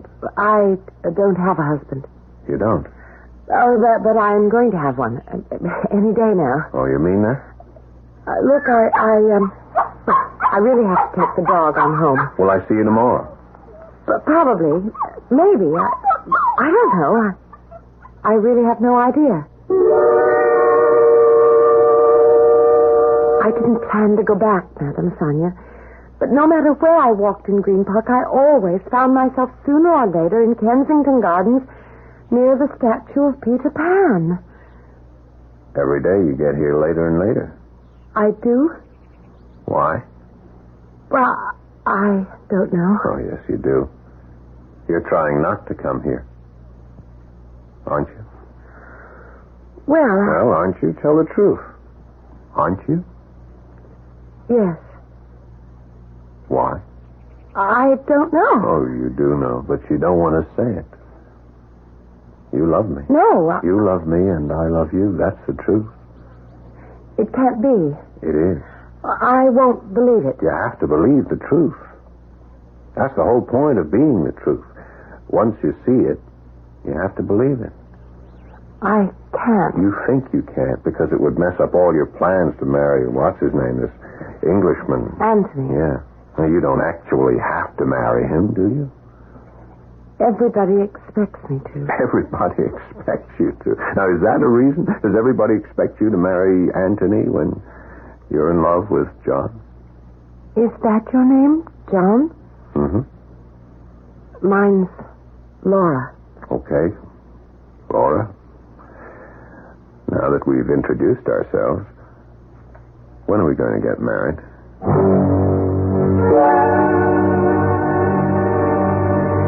So you see, Madame Sonia, why I had to come to you. There's somebody else. Do you expect me to advise you on a thing like this? Oh, please, I'm so lost. I don't know what to do. You think you love this American? Yes. You no longer love Anthony Craig? I don't know. Dear girl, what can I say? Except that you must follow your instincts in this matter. Go where your heart leads you. What more can I tell you? Nothing more. I'm sorry. Madame Sonia, do one other thing for me. Try to read my future again for me. Dear child, that's been done. But things have changed since then. Nothing's the same. I'm not the same. Oh, please. Please. She was so distressed. So appealing in her distress. I had become fond of the girl and had sympathy for her predicament. So weary as I was, shaken as was my faith in myself, once again I placed the crystal ball on the small round table, seated myself opposite to Laura, and invited the transect. Everything was the same as it had been before. I saw green things growing, spring melting into summer, a little boy dancing, love filling the soft air. All is before. And that is what I see in your future. Then it hasn't changed. I have told you what I saw. Oh, Madame Sonia, thank you. Thank you so much. And I do hope I haven't tired you. It was a pleasant reading. Not like some I have endured. Well, you must get some rest now. Yes, rest. All sessions are fatiguing. I'll leave you then. Oh, thank you. Thank you so much. To tell you the truth, I had had quite enough of the Jennings family, and likewise the Craigs. I wished them well, and I wished that I might never have to see any of them again. When Laura left, I retired to my private chambers and was about to run a hot bath when my door chime sounded. I groaned in protest. Was I to have no peace at all? No chance to restore my strength, renew my psychic powers? Whoever was at that door did not mean to go away. I went to the door. Madam Sonia? Yes. I am Horatio Craig. You said Craig? Anthony's father. May I come in? Why, yes, I suppose you may. I can't spare much time, I'm afraid. Please come into the parlor. I came to see you about my son. Oh, do sit down. He's been behaving rather oddly of late. Oh? In what way? Well, he seems abstracted, remote, as though his thoughts were far away. For a young man about to be married, he is singularly distracted and not altogether in possession of himself. Mr. Craig, what has all this to do with me? Anthony has been this way, locked within himself, as it were, since the day of his appointment here with you. Oh? Now, what could you have said to him to have effected such a transformation? I said very little. Yes, but what? I think you had best ask the young man what I said. I choose to ask you. And I refuse. No, you Mr. Craig, there are ethics in my profession as well as in any other. The doctor, the analyst, the lawyer, the priest. All these protect what is revealed to them in private. So it is with a medium. Whatever transpires in that little room back there at that small round table, it remains privileged information. No one is privy to it except my clients and myself. Do I make myself understood? You won't change your mind? No. I'm quite willing to pay. This has nothing to do with money. Oh, you could use some money, it seems to me, the way you live here. I earn enough by my readings to support myself. Then do a reading for me. What? Read my future. I'm very tired. It has been an exhausting day. Oh, it's not even noontime. Even so, if you care to make an appointment... I want the reading now. Next week. In a few days. Perhaps tomorrow. No, now, right now. I can't. I insist. Oh, very well. Come, I'll do my best. Well, that's all I ask. Sit down there, please. Very well. What should it be? The tarot cards, the crystal ball, the palm? What is your pleasure? Well, why not read my palm? Very well. Your hand, if you please. No, not that one, the other one. Be very quiet. Don't speak. Be as quiet as possible. Very, very still.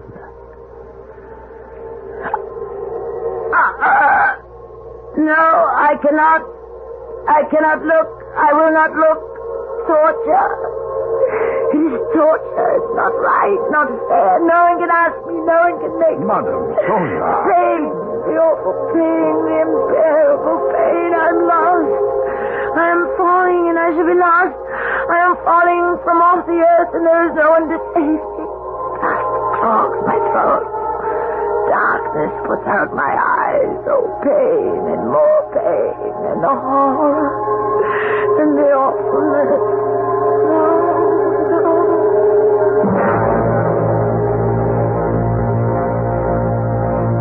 I suppose, as had happened before with his son, I fainted. When I was myself again, I was alone. Mr. Craig is gone.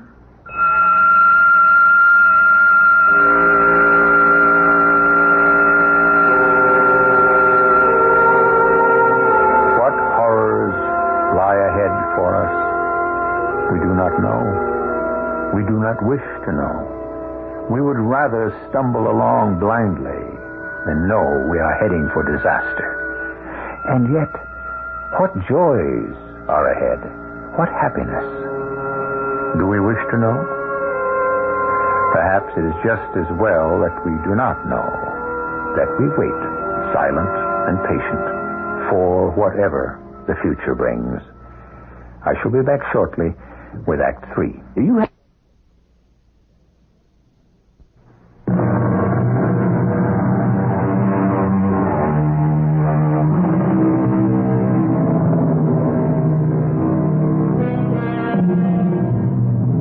At the close of our last act, Madame Sonia had emerged from her trance to find herself alone. Horatio Craig had gone just as a few days previously his son, Anthony, had left, after her anguished denial of what she saw in the futures of each of them. It is now the following afternoon. Oh, no, leave me alone, whoever you are. Leave me in peace. Oh, very well, very well. Mrs. Jennings. Madam Sonia, I must talk to you. Please forgive me. I'm not well. 5 minutes. That's all I ask. Try to understand. I've been under a great strain. Oh, what about me? Do you think I haven't been under a strain? I don't understand. Oh, let me come in. I don't want to stand on your doorstep and create a scene. Neither of us wants that. Very well. Come in. But I cannot allow you to stay. 5 minutes, that's all. Please sit down. Thank you. Now, what is it? Madam Sonia, the house on Lounge Square has become a place of horror, at least for me. The Craig house? Where you were staying? In the last few days, everything seems to have changed. I'd supposed it was a place of great joy and merriment. It was. And then in the space of less than a week. Tell me about it. Well, most recently, Mr. Craig, the elder Mr. Craig, has become sullen and taciturn. He was always such a pleasant man. Today, he hardly spoke to me at breakfast. He hardly ate anything. And the Craig household always serves those wonderful English breakfasts. Well, when I pressed him for a reason, He admitted to me that yesterday he'd come to you for a reading. Is that so? That, is so. Yes. But what on earth did you tell him? I cannot repeat it. You must. I am not even certain myself what I said to him. Oh, that's impossible. You must know what you said. In a trance state, I do not always hear myself. You remember nothing? Not with any clarity. Well, what about young Anthony Craig? He came to you for a reading, too. He told me so. Yes, a few days back. And he's changed. He's so distant, inaccessible, even cold and frigid. The English often give that impression. Oh, I know that. Believe me, I know that, and I'm quite prepared for it. But almost immediately upon our arrival here, we broke through that shell of reserve. We've become great friends, and I so look forward to having young Anthony for a son-in-law. Now, these last days, ever since he came to you, everything has changed. Oh, Madame Sonia, I beg you, please tell me what happened here. Mrs. Jennings, I cannot. Well, you must. The world seems to be crumbling about me, and I don't understand anything anymore. Even Laura. What about Laura? Well, she's changed, too. I'm sure that wasn't caused by her coming to you. You gave her such a wonderful reading. But she told us about it. The green grass, the sunshine, that her first child would be a boy. I said that? Well, indeed you did. Don't you remember? Mrs. Jennings, there is something I should tell you about Laura. Laura and myself. Oh, Laura told us about the reading. I told you she had. She came to me another time, not for a reading. Laura is in love. Well, of course.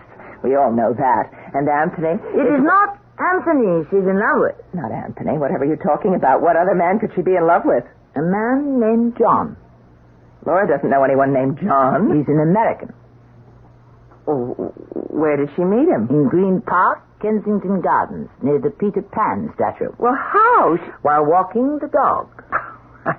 I simply can't believe it. It was love at first sight, on her part and on his. He's asked her to marry him. He's waiting for an answer. Oh, that's incredible. Love is always incredible, don't you think? Well, what's to be done? Whatever is to be done. Hush, Mrs. Jennings, listen.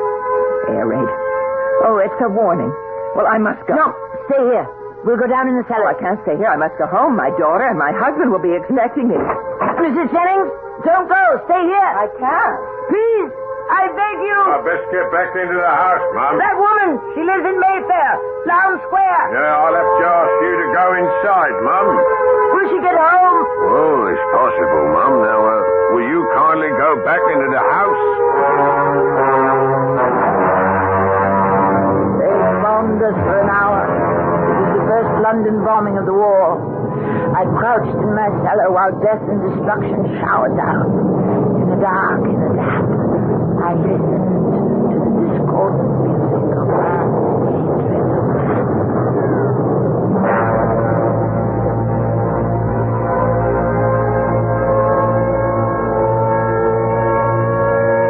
Even after the all clear, it sounded, the noise of the bombing stayed in my brain.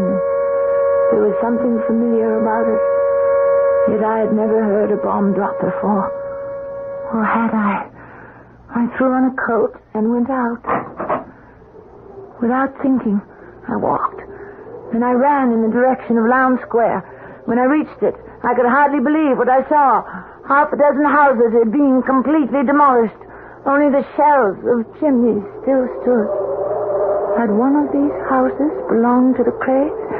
Had it sheltered them and the Jennings family, too? Then I heard something. Tommy, hush up. Come along now. Come along with you. I turned sharply and saw a woman in a house dress leading a dog on a leash. Come on now, my friend. Come with me. I beg your pardon. Yes, Mum? Do you live around here? I live in Bayswater, but I work in Lowndes Square. Did you by any chance know a family named Craig? Oh, Lord love us, I knew them. Which is their house? That one. That was their house. Bombed out, complete. Terrible thing. Did you know the Craig family well? I worked for them time to time. Quite a lot of late. They were getting ready for a wedding in that very house. Did you know their house guests? The Jennings family. I knew them. Oh, yes. Lovely people. Craigs. Jennings. All lovely people. Were they all killed? Well, they're still digging, of course. But it looks like all of them was killed, except maybe the girl. What about her?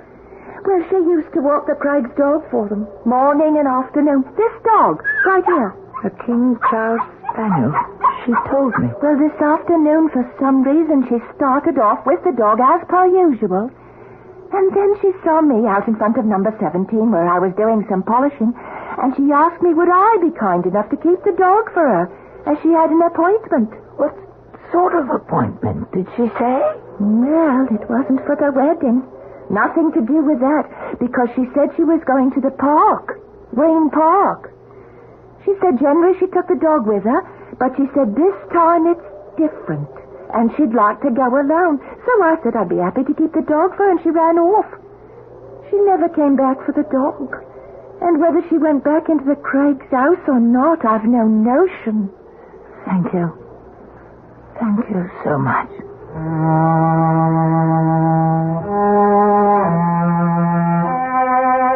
I went to the police a few days later, when the digging was finished. They'd found the bodies of the Craig family and those of Mr. and Mrs. Jennings. But the body of Laura Jennings was never found, and I never saw her or heard from her again.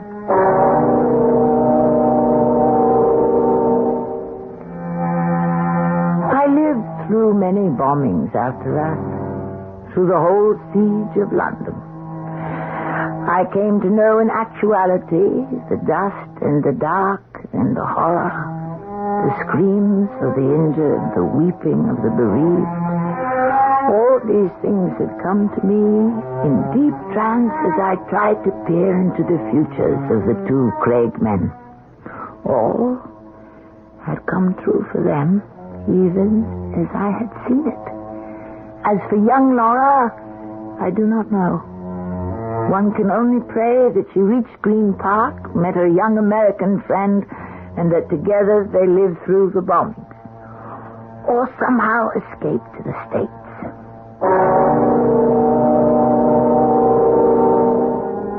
As for me, I gave up my profession, my calling, as I used to consider it. In the face of mass destruction, I was afraid to look into the future, anyone's future. I could not endure the strain. So, for the past 35 years, I have refused to give readings to anyone who did not understand that nothing I say is to be taken seriously. I myself do not take seriously anything I say. It is all a game, an amusement, something to pass the time. So, if you wish me to read the tea leaves, pour a little tea into this cup. I shall look long and soberly into the cup. You will think me very profound, but I am not profound. I am only a very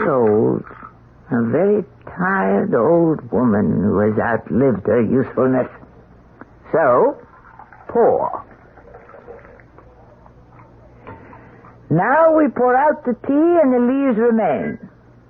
So let's see. Everything looks bright. So far, you have crossed an ocean. You will cross it again. Someone is waiting for you. Who is waiting for us, Madame Sonia? I think it is a young man. He is impatient. He wants you to hurry back. What's the young man's name, Madame Sonia? What do you expect from me? How am I to know the name of the young man? I tell you, my powers have faded. I can no longer... If you try, Madame Sonia. Yes, tell us the young man's name. Please try. What is it? The name of the young man waiting for us on the other side of the ocean. I could say a name. It would mean nothing. Not if you say it. So I will say it. I shall say the first name that comes into my head. Peter. The young man's name is Peter. Well? Incredible. Absolutely incredible. She knew. You mean I'm right? I guessed the young man's name? You didn't guess. You knew. I assure you, I knew nothing. Madame Sonia, the young man is our son. He's about to graduate from medical school. And then he's getting married. He wants us to come home for both these great events. And his name is Peter. My congratulations to you both. And now... Madame Sonia, do you know why we named our son Peter?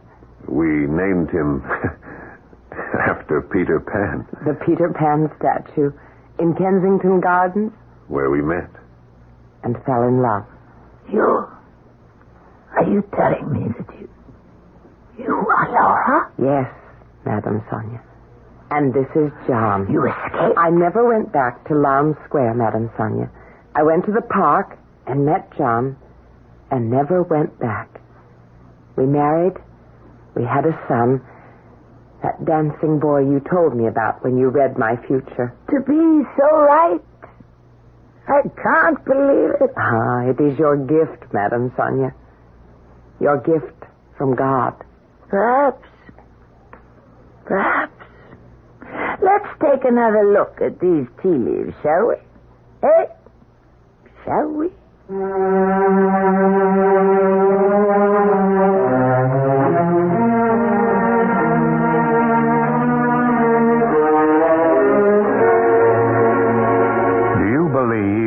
That there are persons who can project their imaginations so forcefully into the future as to detect what lies ahead? I have my own opinion, of course, but I shall not share it with you.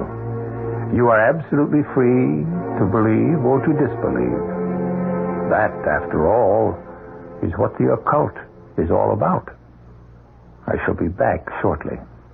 Our cast included Tammy Grimes, Marion Seldes, Patricia Elliott, Ian Martin, and Paul Hecht.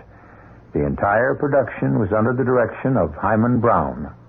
Radio Mystery Theater was sponsored in part by Anheuser-Busch Incorporated, Brewers of Budweiser, and True Value Hardware Stores. This is E.G. Marshall inviting you to return to our Mystery Theater for another adventure in the macabre. Until next time, pleasant dreams.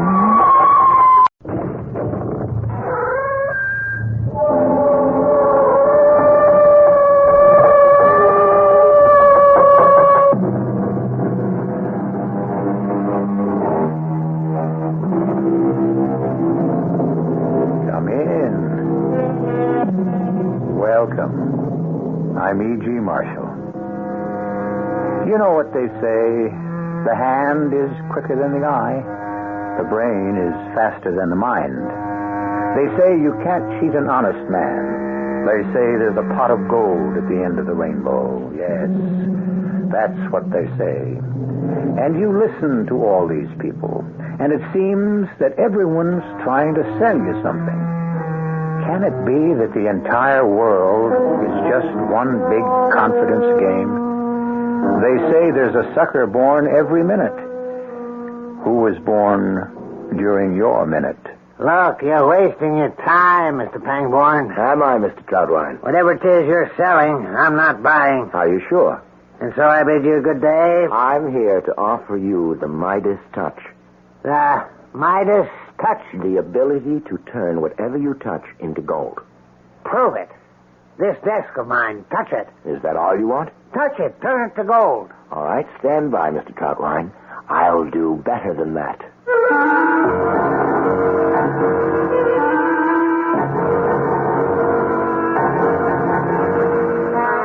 Our mystery drama, The Midas Touch, was written especially for the Mystery Theater by Sam Dan and stars Bobby Morse.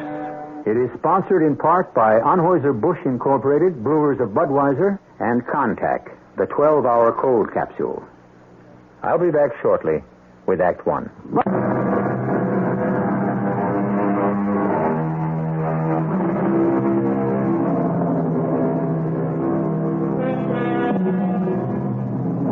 The pot of gold at the end of the rainbow.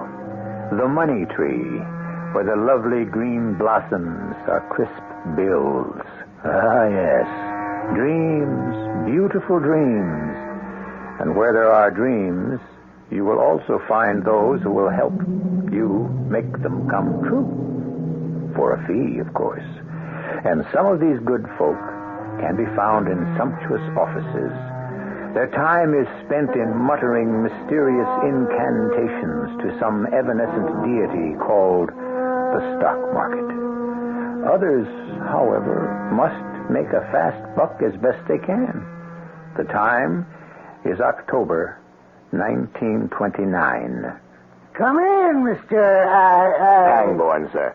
James Ulysses Pangborn. And I have the honor to present Una Nanakichi Chobe, or Princess Golden Dawn of the Cherokee Nation. Oh, I'm charmed, Princess. Won't you folks be seated? Well, thank you, Mr. Troutwine. And now, how can the Farmers, Merchants, and Stockmen's First National Bank be of service? The Farmers, Merchants, and Stockmen's First National Bank. A name to conjure with, sir. We have Farmers and Merchants Banks. We have Merchants and Stockmen's Banks. And we have First National Banks. But Farmers and Merchants and Stockmen's First National Bank under one roof. This is truly astounding. We try to be innovative here in Madison Corners. Oh, I must tell this to the princess.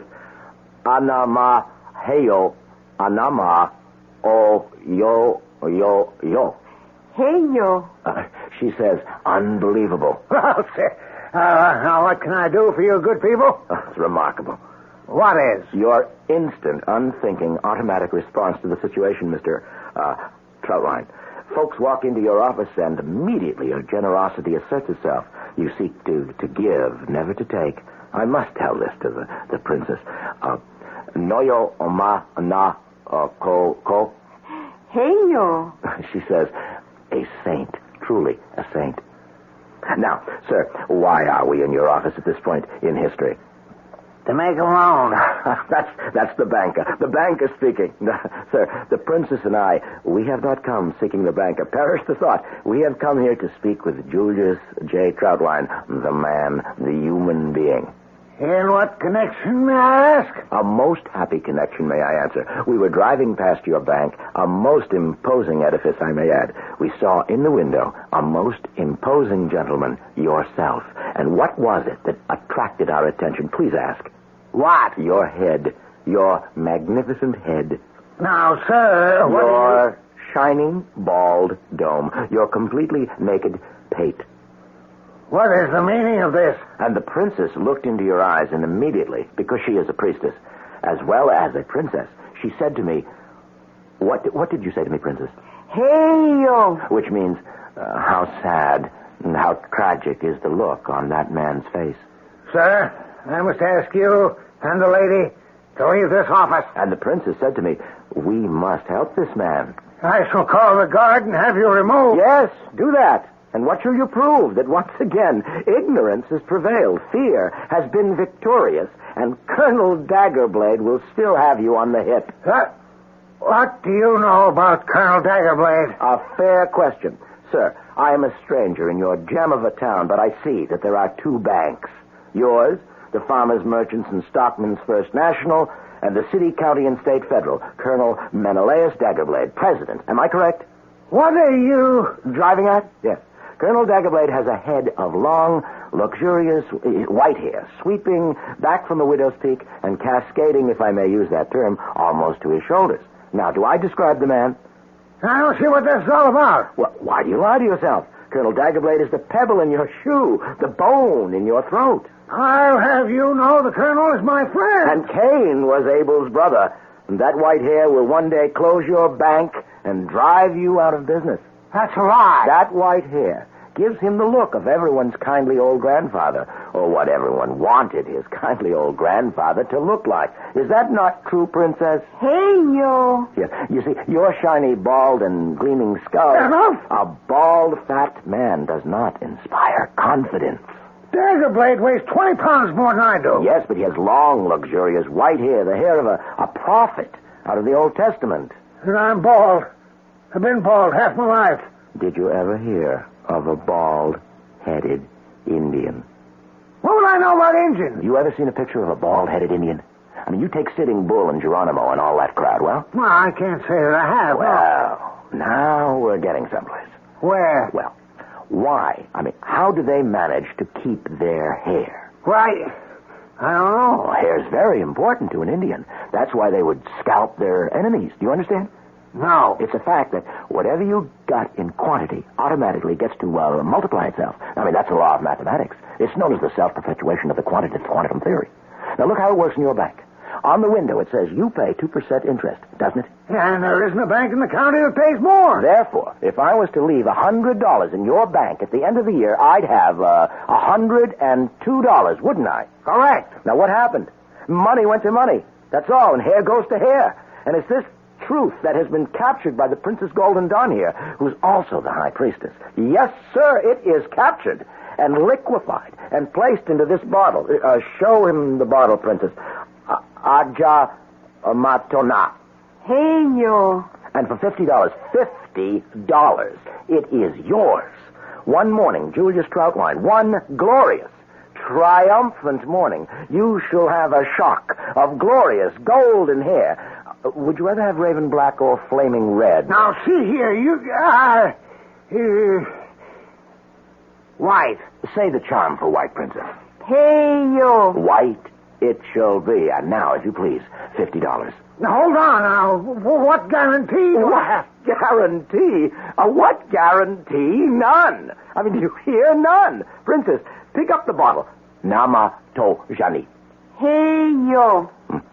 In parting, may I say, on a crisp spring morning in the year 1800, a man named Robert Fulton walked into a bank at the foot of Wall Street in New York City, and he said, I need money to build a ship called the Clairvoyant that will be propelled by steam. And the banker, who was probably a bald-headed, said to him, what guarantee?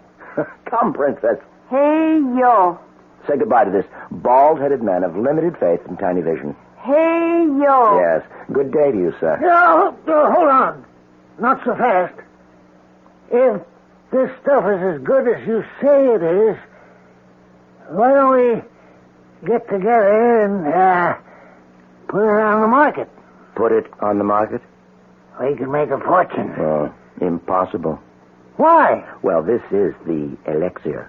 The famous but secret elixir of the High Priestess of the Cherokee Nation. Can you imagine how that would look in the ad? Yes, but the secret magical formula was not revealed to her in order to make her rich. No? No. She has been commanded to bestow the gift only upon those who are worthy, only upon those whose hearts are pure. It's so written on the label. Oh. Yes. So the money she receives, it's only calculated to pay her expenses. Well, I tried everything else so far. Let me go over to the teller and borrow $50. Excuse me? Oh, Jimmy, how do you always manage to do it? Oh, he can't hear. Oh, Jimmy, you're wonderful. I know. But can it really grow hair on a bald man's head? Sure. Oh, Jimmy, you're marvelous. The chump returns. Well, Mr. Pangborn, here you are. $50 in brand new bills. Count it. Your word, sir. Your word, sir, is sufficient for me, just as my word is sufficient for you. And now, sir, since I perceive you to be a very busy man, the princess and I will take our leave. Say goodbye to Mr. Troutwine, Princess. Hey, yo. And, hey, you to you, too.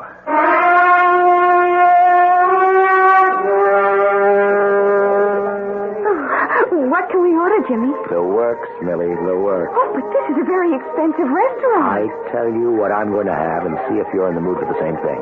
I think we'll start with a shrimp cocktail, then the onion soup, the salad with the French dressing, the sirloin steak with baked potato, corn macabre, mixed green vegetables, the apple pie a la mode, and coffee. But, Jimmy, that costs $1.50. Hang the expense, Millie. You only live once. Excuse me, sir and madam. Are you Mr. James Ulysses Pangborn? Yes, I have that honor, sir. Who am I addressing? Albemarle Fredericks, Esquire. Ah, yes. Well, what can I do for you? You and this young lady, who I believe is the Princess Golden Dawn, can come along with me. I beg your pardon? I happen to be the sheriff. Oh, the sheriff. Yes. Well, I'm glad to make your acquaintance, sir. We were about to have dinner. Would you join us? If we leave now, we can be just in time for supper at the county jail. I admit the food ain't quite as good, but you save $3. Especially since them $3 probably belongs to Julius Troutwine. Ah, yeah, enlightenment. Julius Troutwine. You see, it's to Julius' interest to help clamp down on flim-flam artists. And so he paid you in marked $10 bills, which I assume you still have on your person. Well, what do you know about it? And they shall be used as evidence against you in court. That's fantastic thinking. Oh, you gotta get up early in the morning to get the better of Julius J. Troutwine. A man of great shrewdness. Fellas like you blow into a town like this and you say, hicks, hayseeds, suckers, ripe to be taken. You ain't the first con artist to see the inside of our jail. Ah, nor shall I be the last. So if you'll just step this way. Well, what can I say, Sheriff? You've got me dead to rights.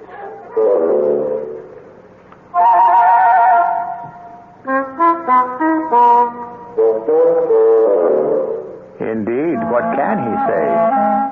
Have we here the case of the slicker slicked? Even upon such short acquaintance, we feel that James Ulysses Pangborn must have something up his sleeve. Certainly he will not meekly walk off to jail.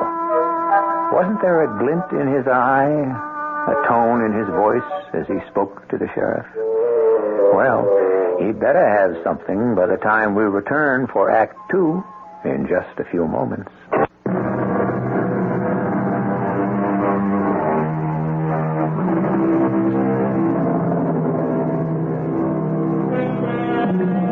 There is man, and there is money.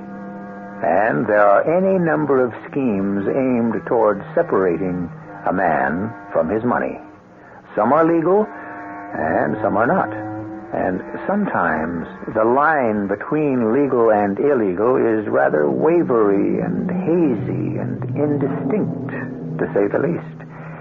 In many cases, in the final analysis, it all depends on who you are and what your game is. Style and grace also enter into it. Well, folks, let us be off. Hold it, Sheriff. Fredericks, is it? Albemarle Fredericks, Esquire, at your service. According to the rules of non-habeas corpus delicti, accused has the right to know the charges that are being brought against him. Yes, sir, Mr. Pangborn, you know your law. Anyone can see that. The charge, sir, is selling fake patent medicine. I see, yes. You a friend of Mr. Troutwine, the man who's pressing the charges? Mr. Pangborn, in this town, the sheriff is everybody's friend. Yes. I'd like to help Mr. Troutwine out. That a fact. Yes. Princess Golden Dawn here is too tender-hearted to see Mr. Troutwine punished by the great spirits for doubting the efficacy of a high priestess. Isn't that true, Princess? Hey, yo. She ain't got much of a vocabulary, has she, Mr. Pangborn? She's a lady of few words, but each one is well chosen. Now, we should like to stop off at Mr. Troutwine's and give him an opportunity to drop the charges. Well, that ain't likely. Are you a betting man, Sheriff? I've got $50 that says Mr. Troutwine will drop all the charges 10 minutes after we talk to him. Well, it's a free country, Mr. Pangborn. You want to lose $50, it's your constitutional right. Ain't that the truth, Princess? Hey, yo.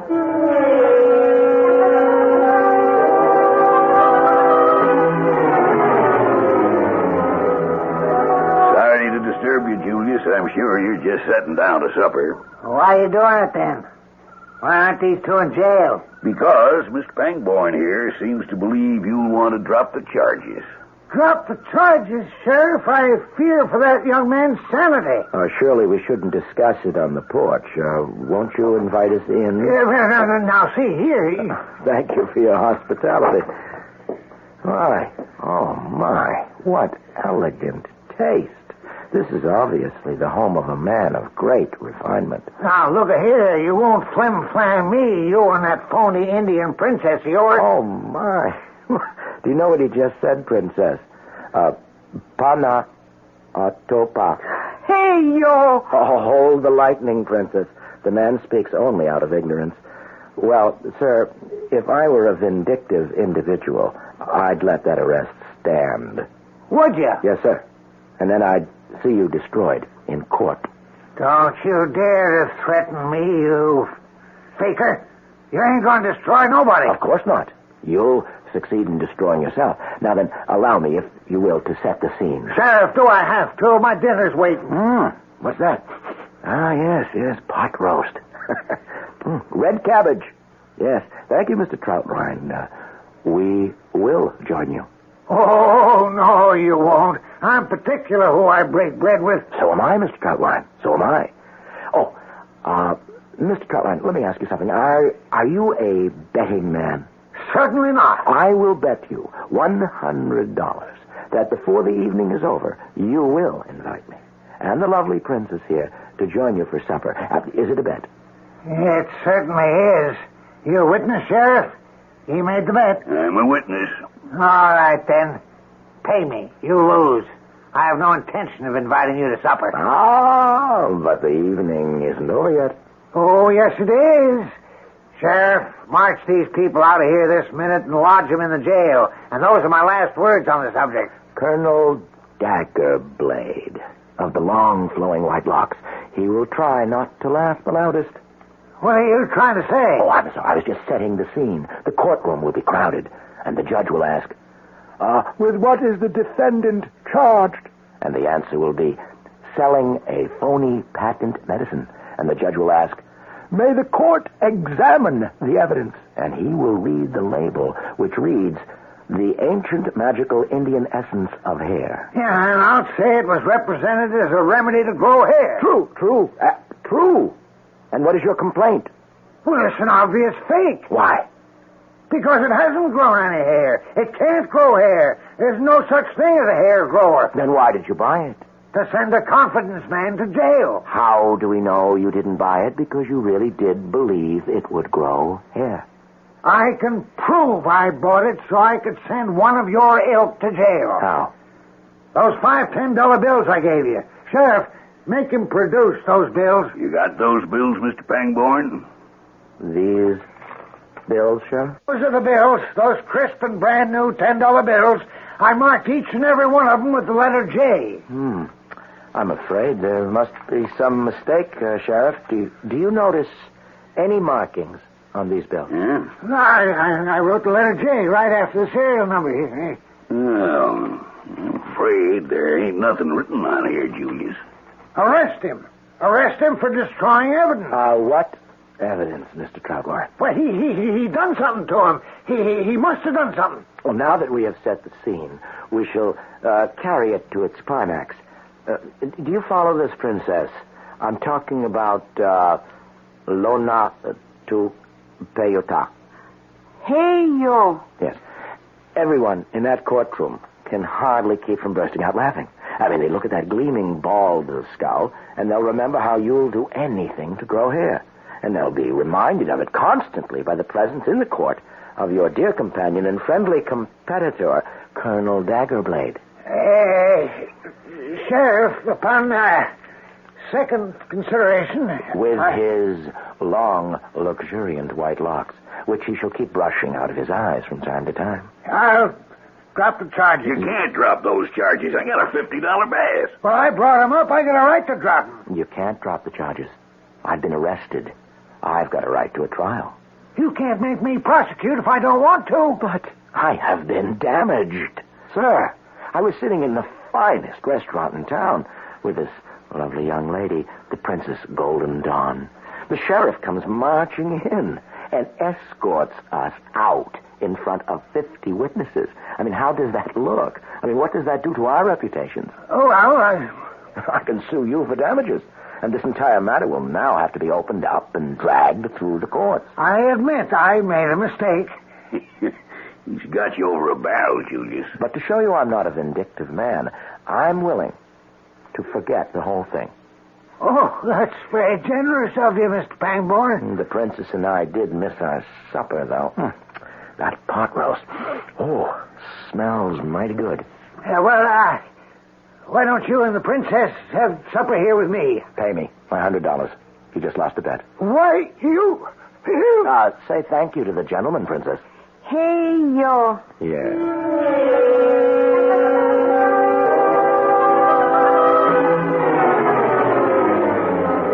But how long can we stay here in this town, Jimmy? We ain't selling much at the hair store. We don't have to. We made $200 yesterday, 50 from the sheriff, and 150 from Mr. Julius Troutwine. Jimmy, he did mark those bills, didn't he? Sure. Well, then how did the marks disappear? Millie, honey, lay it all to the account of the magic hair restorer and its many uses. Remember, in a town where there isn't much of a bald-headed trade, we sell it as a spot remover. Oh. We've got us a money tree in this town, and we're going to cultivate it. A money tree? Named Julius J. Troutwine. You couldn't sell him anything anymore. This morning I shall prove the fallacy of that premature statement. No, sir.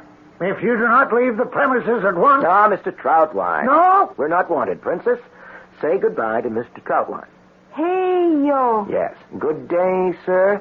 I give you 6 more months. No. We won't even start. Leave. And then Colonel Daggerblade shall close you up. You cannot, you will not, you must not goad me. Leave. A pity.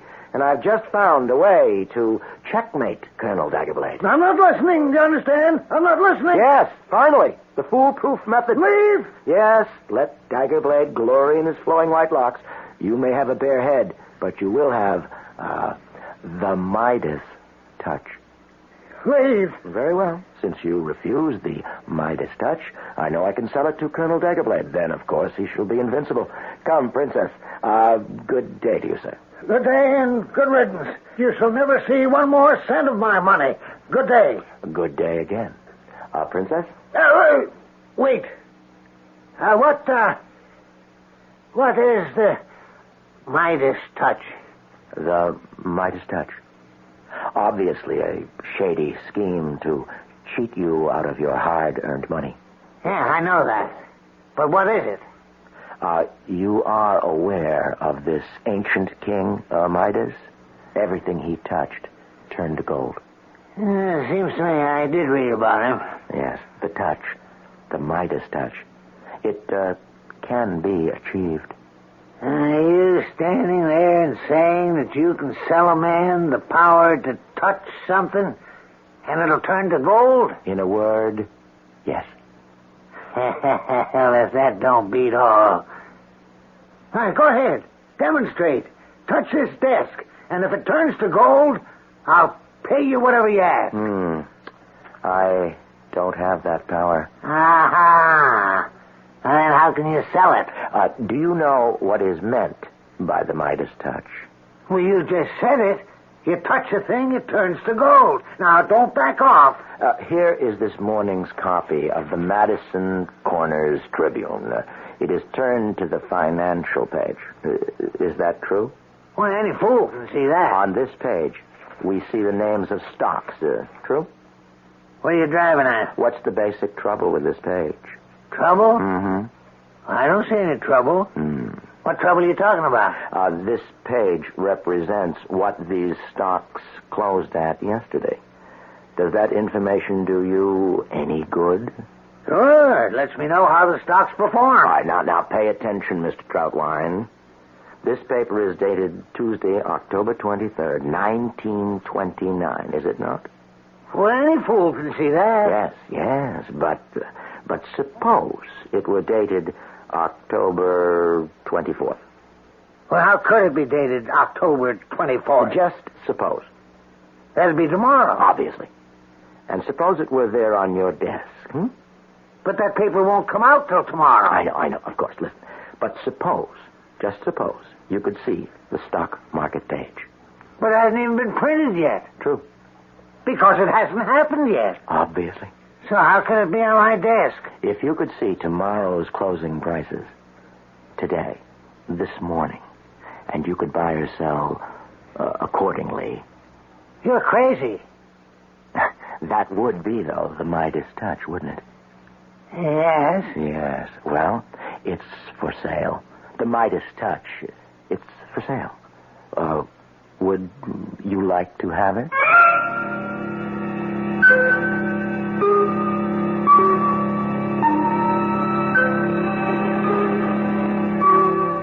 Well, catching up.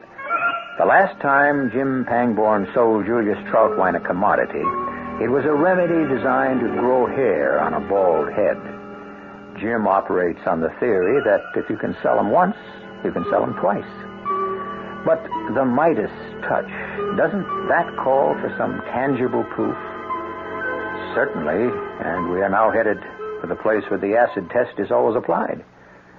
The third act.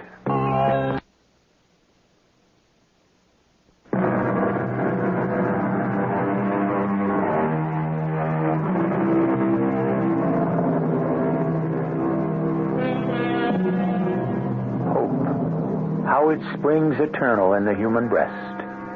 We know, how deeply we know, that you can't beat the game. In the end, the wheel must be fixed, the dice loaded, and the pea cannot be under the shell where you know you saw it go. Never, said Edward Francis Albee, give a sucker an even break. All right, now state that proposition again. Gladly. I'm saying that the Midas Touch is for sale. And the Midas Touch is hereinafter defined as? A copy of a financial page. Showing the closing prices on the New York Stock Exchange. Yes, sir. Showing those prices at the close of business of the date in the future. You realize what that means? I do, Mr. Troutwine. It is now 9 o'clock in the morning. If you knew how a stock page would read this time tomorrow morning, you could buy and sell in a manner that would truly be reminiscent of the Midas Touch. Such a thing can't be done. I didn't ask you whether or not it could be done. I only inquired if you wished to buy it. If I cannot make a sale here, believe me, I shall present this proposition to Colonel Daggerblade. Princess, say goodbye to Mr. Troutwine. Hey, yo. Just a second. Yes, sir? This proposition of yours, this Midas Touch. Midas Touch, yes. Yes, Mr. Troutwine? How can you prove? Oh, no, please.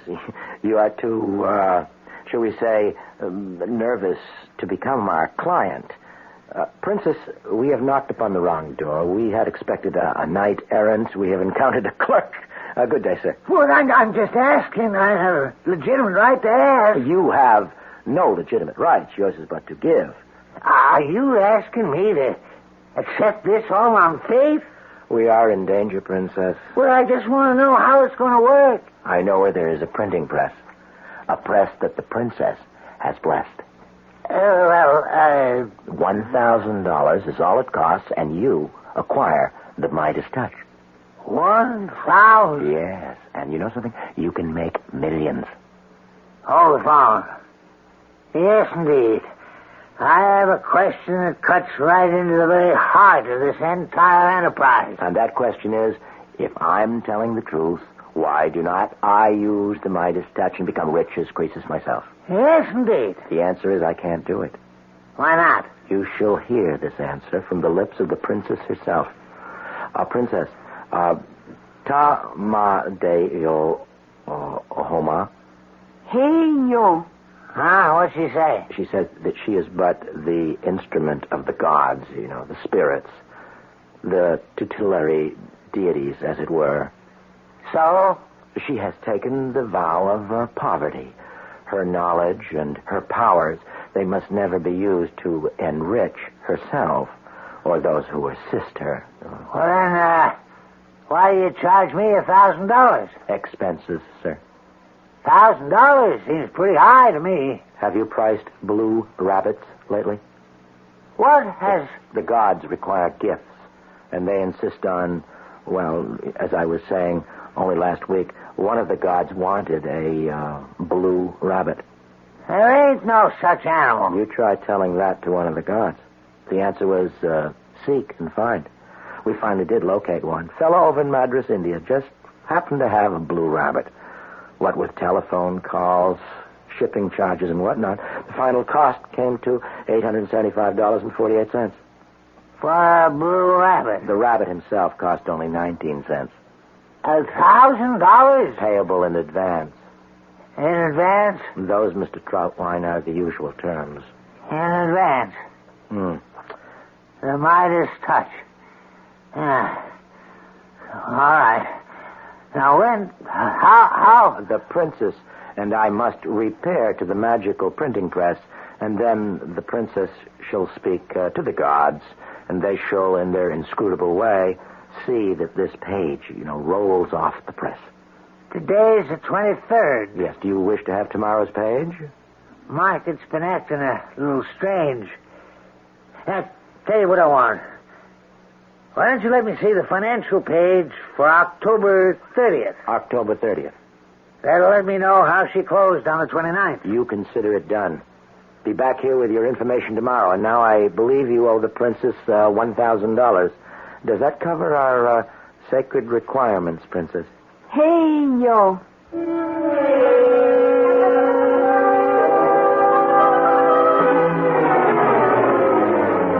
On a newspaper page, what's it supposed to say?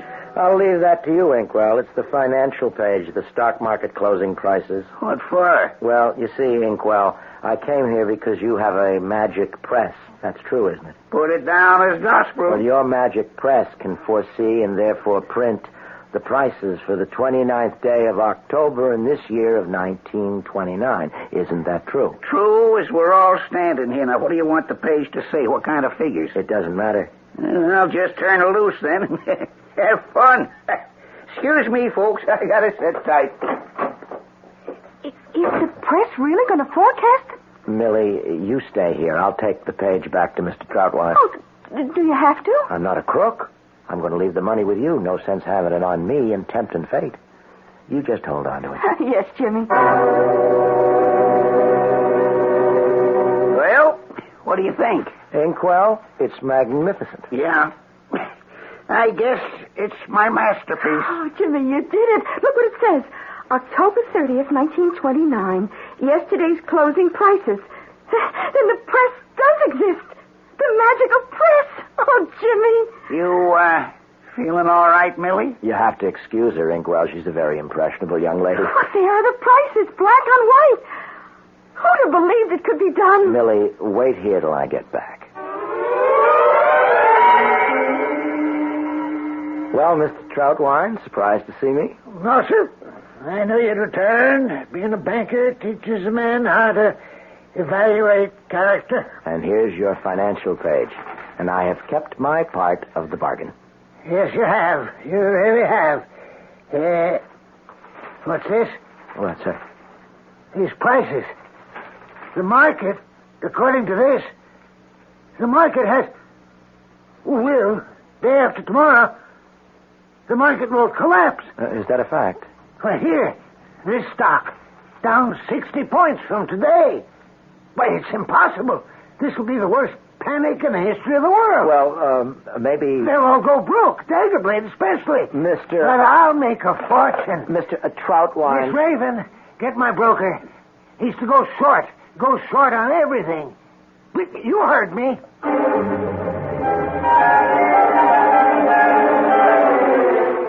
Hi, Millie, darling. Oh, Jim, you're back. Yes. Where's Inkwell? I have to pay him for his printing.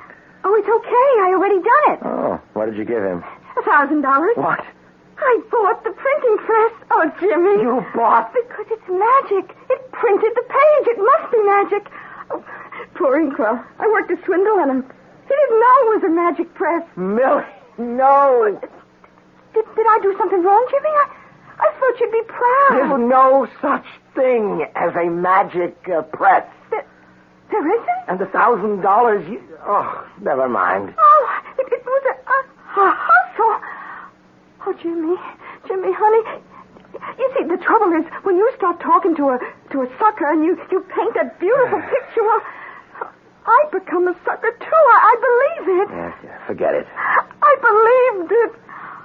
Oh, Jimmy, you're not mad at me? No. Okay. So much money. $1,000. Now, don't worry. We can sell the press. We'll get something for it. I'll get rid of it.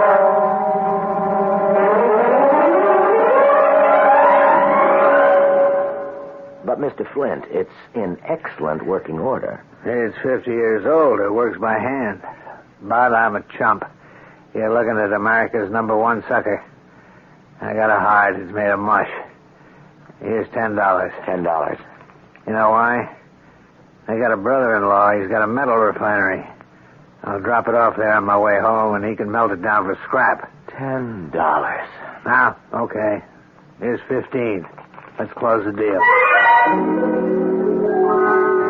Jimmy, you have to eat. I'm not hungry. It's all my fault. No. Oh, you're sweet, Jimmy, but it is. You see, I asked him to run off a copy of the page for me to keep. It looked so beautiful. Oh, Jimmy, I actually thought it was magic. I guess I'll always be a chump. Oh, now, Millie, baby, remember what the princess would say. Hey, yo.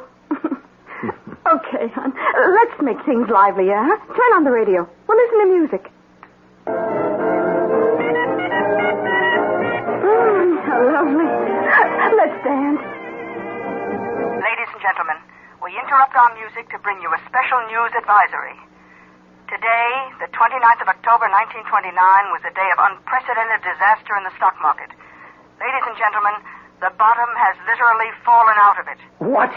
Millie, that page. Let me look at that page. For instance, Consolidated Notions has dropped 70 points in the last hour. It has now closed at 1.5. Oh, no.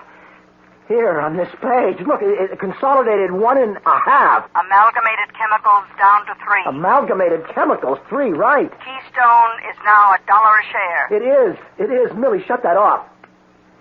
Jimmy, what is it? These prices printed on this page 3 days ago. I mean, they are true. They're true. It was a magic printing press. I mean, it was. What was that? That man, Mr. Flint, who bought it yesterday. I have his number right here. 8067. To think of it. I mean, I almost out-hustled myself. Baby, are we going to be rich? I mean, I'll get that press back. You wait and see. Spartacus Flint here. Hi, Mr. Flint. This is Mr. Pangborn. Oh? That press I sold yesterday? Oh, yeah. Yes, I'd like to buy it back. No sale. Mr. Flint, I'll pay you for your trouble, and... Well, I don't have it. Well, who's got it? Nobody's got it. It don't exist anymore. Oh, what? I told you. Yesterday I dropped it off at my brother-in-law's foundry. You know what it is now? It's bars, sheets, lumps. Oh, no. You want to buy some scrap steel? Jimmy? Jimmy, what did the man say? He said, hey, yo, baby. Hey, yo.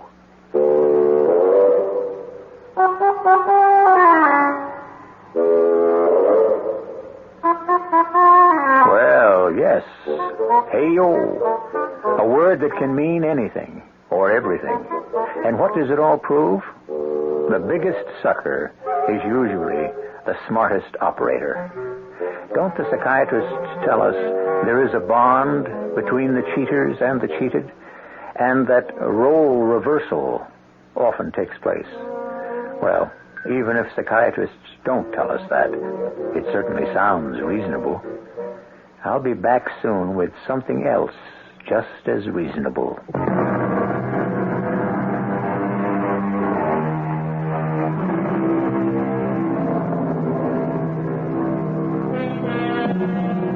How do you account for the fact that the printing press was able to print a page from the newspaper of a future date, to describe accurately events that hadn't yet occurred? Well, what is the future? Who is to say that the future hasn't already happened and is merely waiting for us to catch up with it? And if it's out there, surely there must be a way to see it. Our cast included Bobby Morse, Bryna Rayburn, Robert Dryden, and Jackson Beck. The entire production was under the direction of Himan Brown. Radio Mystery Theater was sponsored in part by Buick Motor Division. This is E.G. Marshall inviting you to return to our Mystery Theater for another adventure in the macabre. Until next time, pleasant dreams. Tonight's WR Mystery Theater was brought to you in part by ShopRite Supermarket.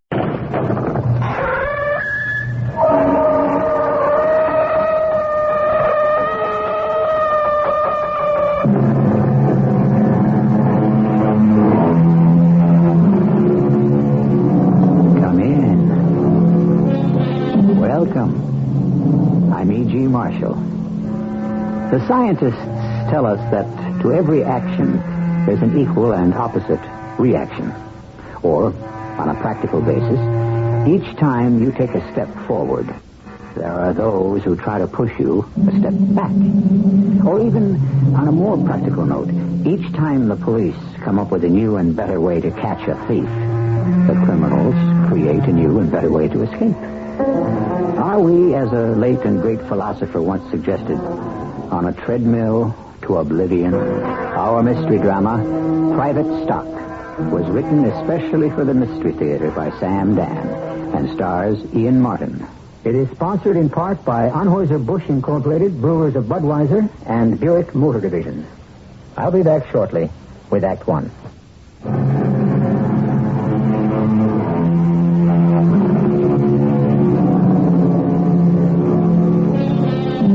How do we learn? Is it a gradual, integrated, step-by-step process of absorption? Do we acquire understanding in layers and by degrees?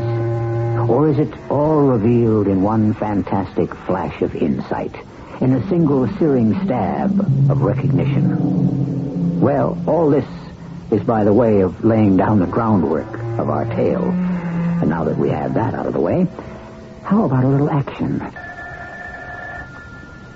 I guess I'd better answer the thing, baby. Forget it. Okay. I'm easy to get along with. But then again, if I don't answer, it'll ring all night. Maybe they'll get tired and hang up. Not this one. This is a stubborn cat. Which cat? You know who it is? No. Then how do you know he's stubborn? Tell by the way the phone rings. Yeah? How can you tell? Well, first, let me get rid of him. Call back later. Now, what was I talking about? How you can tell what kind of person is calling you by the way the phone rings. Oh, yeah. See, I had this guru. Very heavy, deep. Whatever happened to him? He disappeared. He said, we transfuse our personality into the physicality of the ordinary, everyday objects we touch. Is that a fact? There's the stubborn cat again. You see how the ring sounds? Nervous? Like the guy has no cool at all? Big? Big. Well, let's give him a break. Why? It's got to be a pal of mine. You can tell by the ring? Who else would have my unlisted number? Go ahead, it's your time. Hey, leave, baby. Wait. Hey, Chunky, is that you? Oh, guilty, Your Honor, all the way. Hey, man, I thought you were dead. Why? Because everybody's been saying such great things about you. Well, I just got in from the coast.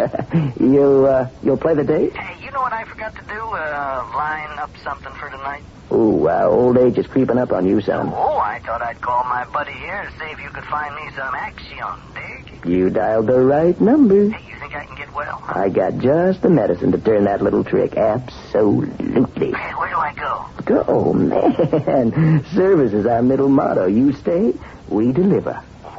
Gotta be guaranteed merchandise. Comes from our own private stock. Hey, would it be the redhead? Chunky, how would you know about this? I got my spies. Soon, baby? Ciao. And that was Chunky. The Chunky Chapman himself. Boo. What's boo? I don't dig Chunky. You don't dig Chunky? In the first place, he's old enough to be my father. Can a guy pick his time to be born? In the second place, he looks like my father. Well, shouldn't that give him a gold star? I don't really like my father. Oh, Ginny, that's un-American. Yeah, I think it's quite possible. I even hate my father. Well, I don't know your father, but... That's it. I don't know him either. Well, if you don't know him, how can you hate him? Oh, I know him. Maybe I should have said he doesn't know me. I think you got a weird relationship working there. He doesn't know anybody except himself. He doesn't want to know anybody. He killed my mother. You're putting me on. No, not with a gun or anything like that. He just broke her heart. Oh, from the song of the same name? You know where my father thinks I am tonight? At a concert. Then I better sing to you. What am I talking about him for? I got a better idea. Let's talk about you. And, a favor you can do for me. Would you, do it? Lee, I'd do anything for you. Look, it's getting late. Now, you know this concert your old man thinks you're going to. Well, it wouldn't be over till 11 anyhow, would it? 11:30. So, you got more than enough time to do this little thing for me. Okay, what is it? Stop off at Chunky's hotel room. Oh, sure. I heard what you said on the phone. You said you'd send him some medicine. Right. Well, I certainly don't dig the man. If he's a friend of yours and he's sick, I'd certainly bring him something to help him get well. That's my redhead. Where do I get the medicine? It's right here in this room. What is it? It's you. Me? Mm-hmm. Just, keep him company for a little while. Me? Baby, he's lonesome. He's got the blues so bad he could just die. You're asking me to go to... I'm asking you to save my life. Nobody in this world plays guitar like Chunky. Getting him to make this record date with me was like... I didn't hear you say what I thought I did I? I said I'd help him out, so if you don't go, he'll kill the date on me. No. No? What do you mean, no? Would it kill you to spend 10 minutes with Chunky Chapman? Yes. What am I asking you to do? Kill somebody? Hey, Jenny, you're on a downer tonight. Everything will look different in the morning. Chunky's a great guy to know. Why? Well... Are you passing me off to Chunky? Is that it? Look, we've got a beautiful relationship, a meaningful relationship. This will only strengthen it. I love you, Lee. I love you. Yeah, sure. And all I'm asking you to do is, prove it. Don't ask me, Lee. Please. Don't ask me. Listen, he's a million less. Please, Lee. Come on, baby. You really want me to go, don't you?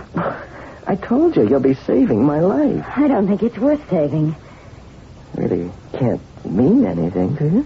What did you say? What's the truth? You've been around. I'm going to kill you. You gone crazy? I'm going to kill you. You ain't got to kill anybody, Red. All I need is something to do it with. Hey, come here. Hey, Redhead, put down that knife. 5 minutes ago, I used it to cut bread. Ginny, if this is a gag, it's now I'm going to use it to kill you. Yeah, you ain't going to kill anybody. I loved you. Oh, how I loved you. Ginny,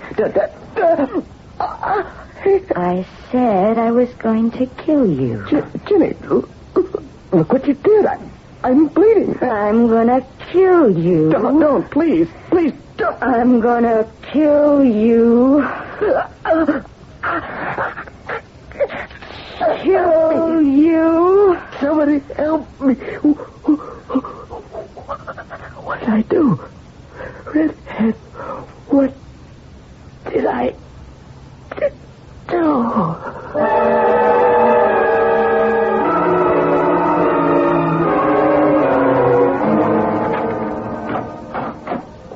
Oh, that you, Jimmy? Yes, Daddy. Well, concert over? Yes, Daddy. How was it? All right. I don't know. Why don't you have any luck with the fellas? I have luck, but it's all bad. You know, you get more beautiful every day. And that red hair. You look more and more like your mother. Thank you. You also smell kind of nice. Yeah, just like your mother. It comes out of a bottle. I think I'd better get to bed. Oh, I thought maybe you'd want to sit and talk. Another time. I have early classes tomorrow. I have to teach the kids fractions. Oh, yeah, sure. Okay. Uh-oh, I can tell by the way it rings somebody did something. Captain Turner. Who? Yeah. Well, how long ago? Where? There's a doctor now? Yeah, okay. Yeah, I'm on my way. I gotta go. At this hour of the night? We got a murder. Oh? Who? No great loss to anybody, some rock singer. Daddy, even a rock singer is a human being. Who was he? Oh, I don't think you'd know him, honey. He wasn't your kind of highbrow musician. Name was Lee, Bobby Lee Armature. You ever hear of him? I don't think so. Well, somebody cut him up. Multiple stab wounds. Oh, how awful. You better not wait up for me, Ginny. This could go late. Good night, honey. Good night, Daddy. Ginny, I know I was pretty tough on you while you were growing up and all. And the thing between me and your mother didn't help. But look at you now. I raised you right. You went to college. You got a job teaching school. I'm grateful, Daddy. No, I mean, you didn't turn out like the rest of them long-haired, hippie, foul-mouthed kids. Well, he's dead now. Oh, yeah. I better get rolling. I just wanted you to know I'm so proud of you, Jenny.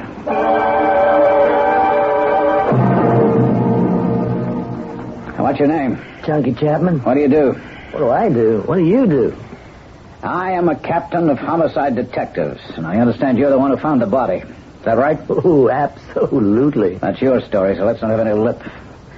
Just answer. Just call me Chunky. I play folk guitar. My last record sold 2 What were you million. doing here? Lee promised to send some chick over to see me. For what reason? Well, you know the score, Captain. To audition. And? She didn't show, so I called him on the phone. There's no answer today.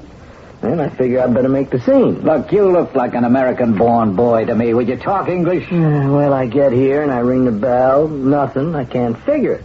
He ain't supposed to go nowhere, but the door's open. I walk in, and there he is, extremely dead.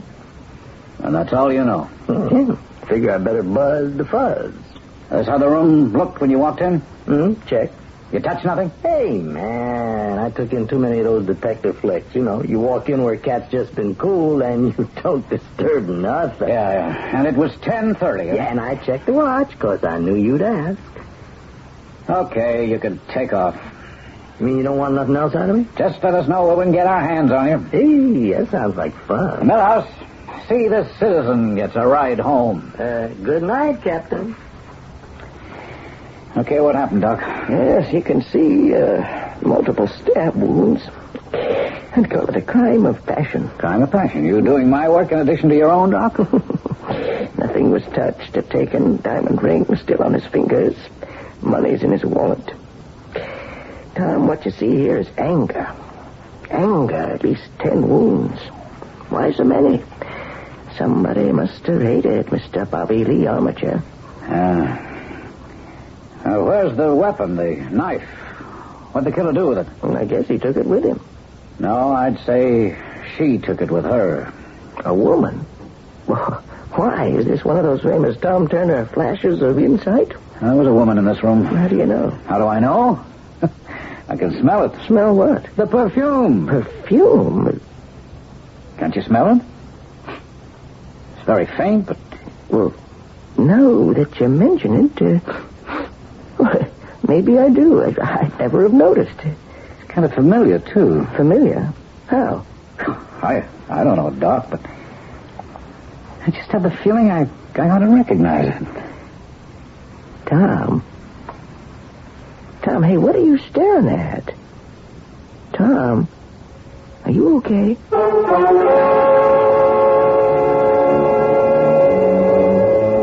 What is he staring at? Or is he staring at anything? Maybe he's just thinking. Trying to remember.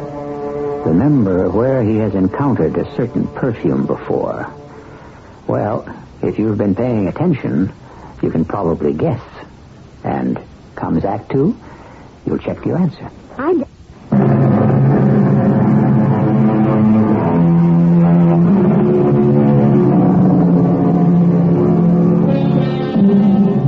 They lead tragic lives, many of the modern troubadours. So many die young for a variety of reasons. Bobby Lee Armature was killed for one of the oldest reasons in the world, a woman's anger. And the young lady who killed him is no ordinary girl. Her father is the captain of detectives, who's investigating the case. Tom, you never cease to amaze me.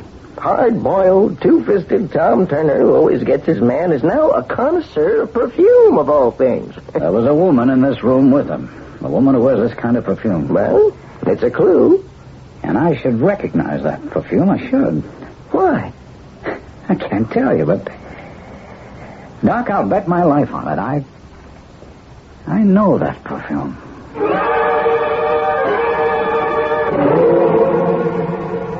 Good morning, Daddy. Hey, I see you got the coffee going. You must have come home really late last night. Yeah. Well, there are some eggs if you want them. No, I'm not hungry, honey. I know. You don't eat, you don't sleep, you don't talk to people when you're on a case. So I better run along before I'm late. Ginny. Yes? Ginny. What is it, Daddy? Why are you looking at me like that? Ginny, that perfume of yours. What about my perfume? What about it? Nothing. I just happened to notice it. You just happened to notice it. No? I've been wearing it for the past 3 years. But this perfume of yours, I guess a lot of women wear it. Oh, no, I don't think so. I never ran into anyone else who did. What are you talking about? Daddy, I have to run to school. Where did you get this perfume? In Cusco. Cusco? Where's Cusco? It's a city in Peru, capital of the ancient Inca Empire. Do you remember I went there to study Indian art? Yeah, but I'm asking about the perfume. Some little hole-in-the-wall company makes it. And I fell in love with it and bought a few bottles. This is the first time you ever mentioned it. Do you like it? Daddy? Daddy, what's the matter? Jimmy, are you saying that as far as you know, you might be the only person in all the U.S. who'd be wearing it? Well, I would say that the chances of encountering anyone else who'd be wearing it around here are extremely remote. I can't get over this. Why did you notice it now? Why did I notice it now? Because it's the perfume that was in that room when that punk singer was murdered, that's why. And it's not the kind of perfume that millions of women wear. It's your perfume. Yours, Jimmy? Oh, maybe I'm crazy. I've got to be crazy. What can I be thinking of?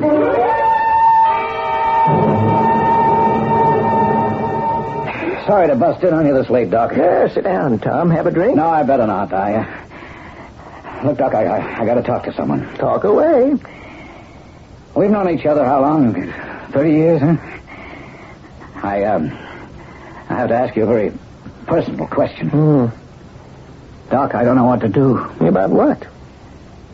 I can bring in the killer in the Bobby Lee Armature murder. Hey, Tom, that's something even for you. The boy isn't dead 3 hours yet, and there wasn't a clue in the room. There was a clue. Okay. Who's your killer? Well, let's say at this point a prime suspect. Okay. Who? Well, Tom, who? I can't tell you yet. Okay. Well, what can you tell me? Doc, I got a little bottle of perfume here. I want you to smell it. Well, why? Because I'm asking you to. Okay. It's kind of strange. Strange? But I mean, it isn't usual. It's nice, though. It's nice. You ever smell it before? Did I ever smell it before? Well, I think so. Where? Well, it's familiar. I just can't seem to place it. Last night at Bobby Lee Armature's room, there was a smell of perfume. Right. That's it. That's the perfume. Are you sure? Oh, yes, positive. Is it possible that I could have made the suggestion and that you're simply accepting... Oh, no. There's no doubt about it. This is the perfume. This is what we detected in Bobby Lee Armature's room. Doc. Tom, what's the matter? You're pale as a ghost. It's impossible. My daughter. My own daughter, Ginny. Oh, no, it's ridiculous. It's crazy. No, I'll go no further. It's just Guess what, Tommy? Louise? Is that you, Louise? Yes, it's Louise. No, how can you be talking to me? You're dead. Are you going to bring in your own daughter, Tommy? My own daughter. Our daughter? No. Besides, she can't be the one. You know she's the one, Tommy. No, Louise, no. The speech you made to me when you went out and arrested my own... Oh, Louise, A police officer has no feelings, no family, no favorites in the line of duty. Oh, Louise, you... You went out and you found the evidence. Please. And they hanged him. They hanged my brother Jerry, who lived the life of a saint. He was guilty. Of what? Removing from the world a villain who brought sorrow and despair to all who knew him. It was my job. Then do your job again. Go find the evidence and hang your own daughter. Louise.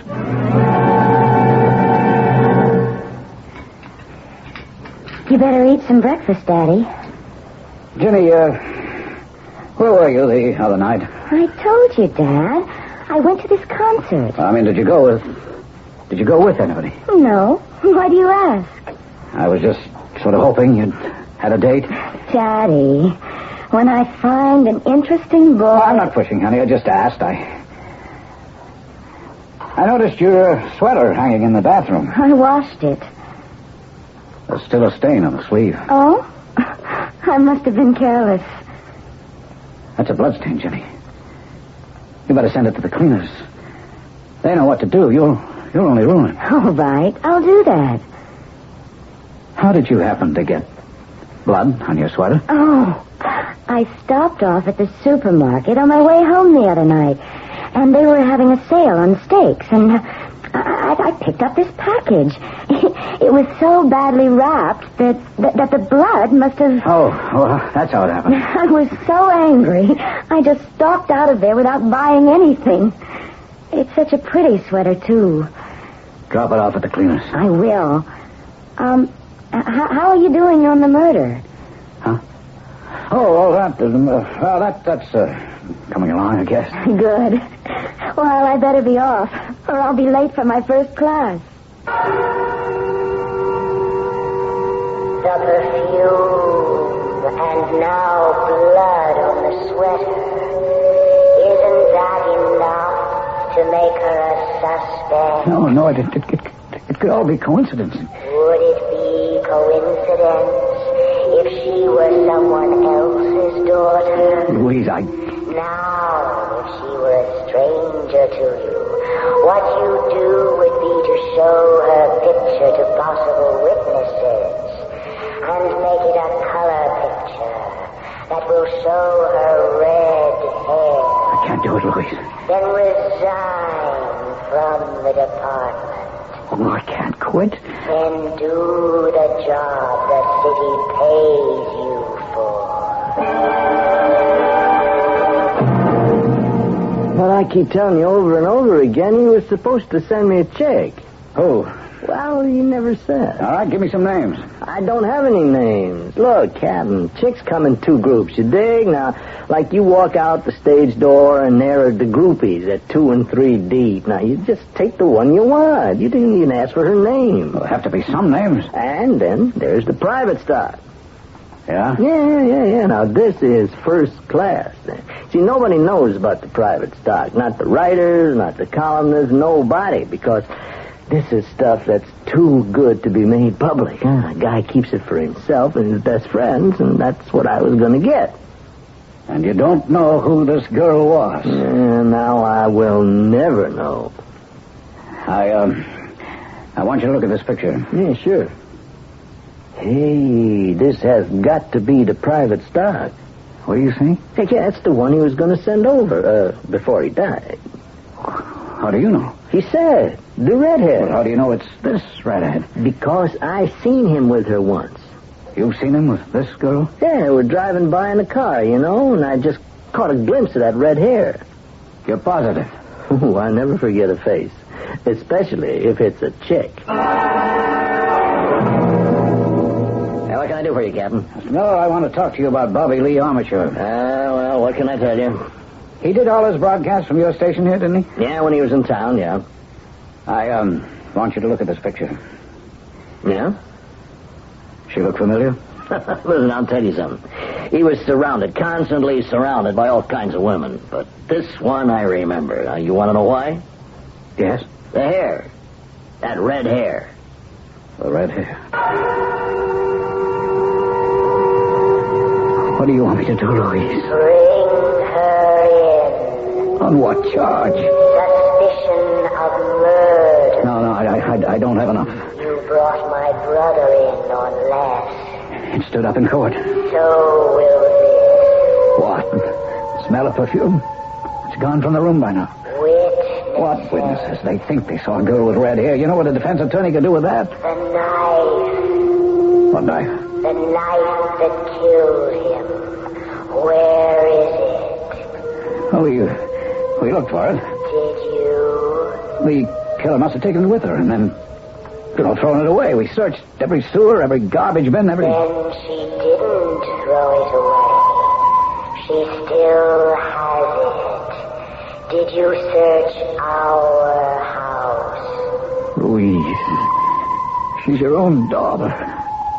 Why are you trying to destroy her? I can't destroy her, Tommy. You yourself destroyed her long ago. And you can't face it. You just can't face it.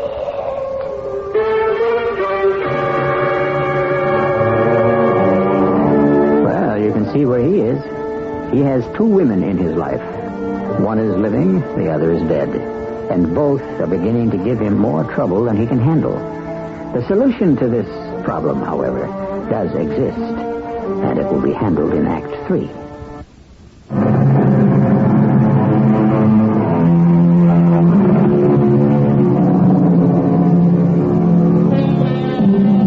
Physician, heal thyself. And we can also say, detective, discover thyself. This would seem to be the moral so far of our story. Proof, perhaps, that the solutions to most problems do not require long and distant journeys, but exist in so many cases close to home, and quite possibly in the home. Doing anything, Tom? Oh, come on in, Doc. I was typing up a progress report on the Bobby Lee Armature murder. Well, don't let me disturb you. It's a very short report. Oh, what are you doing here? I had to see the chief, Tom. I'm worried about you. Doc, I'm okay. This thing that's bothering you. What thing that's bothering me? You want to talk about it? Well, there's nothing to talk about. Okay.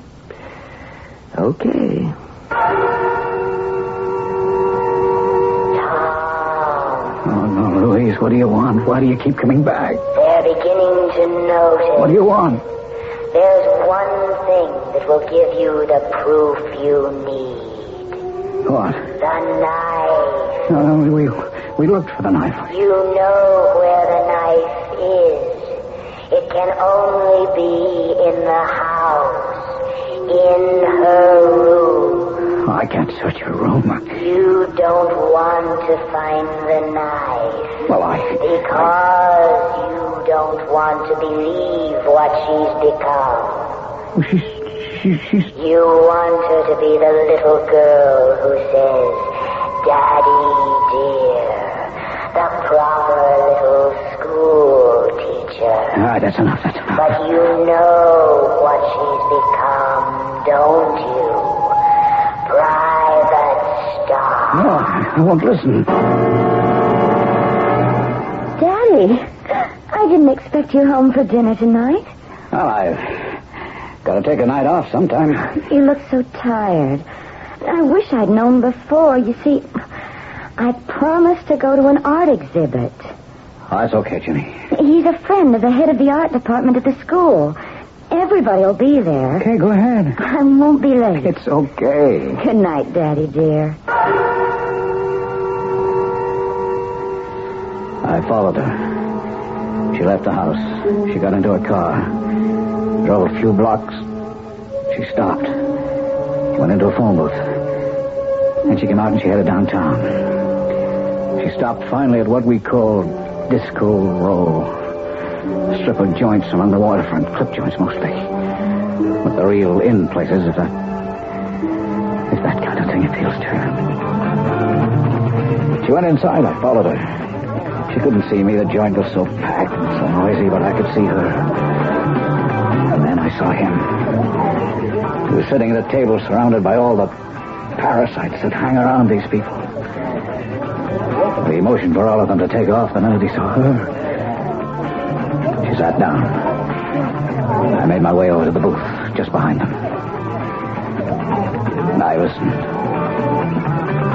Hey, when you said it was the redhead, I flipped. Well, Chunky, you see, Lee phoned me.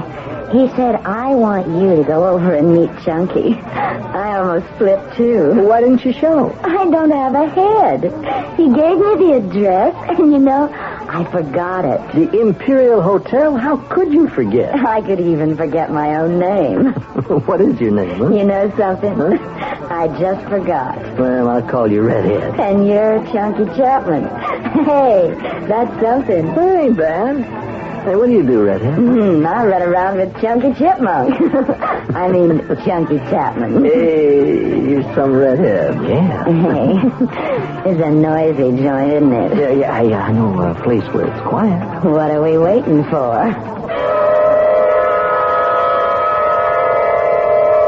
I followed them out. They got into her car. She drove to the Imperial Hotel. I went upstairs.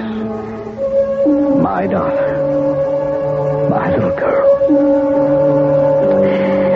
What was I going to do? Could I go in there and beat his brains out? What good would that do? My little girl. This is what she's become, Tom. No, Louise, shut up. Will that change anything? Why?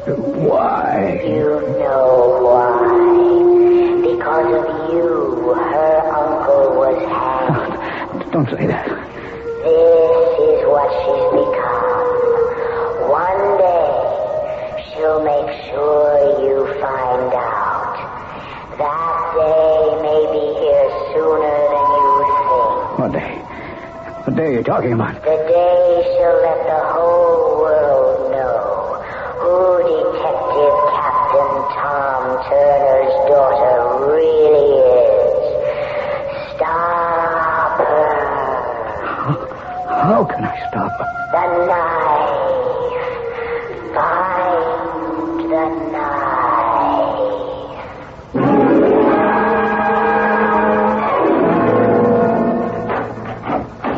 Oh, come in, Doc. Daddy isn't home. Yes, I know. I came to see you, Ginny. You have to help your father. How? Make him slow down. He doesn't listen to me. He doesn't listen to anyone. He has to. He's not young anymore. He's burning himself out. Something's troubling him. What? What's troubling him? Doc? Is something wrong with you? No, I'm all right. Well, then why are you looking at me like that? Ginny... Doc? What's wrong? You sure you're okay? Yes. I just happened to think of something. I have to be going.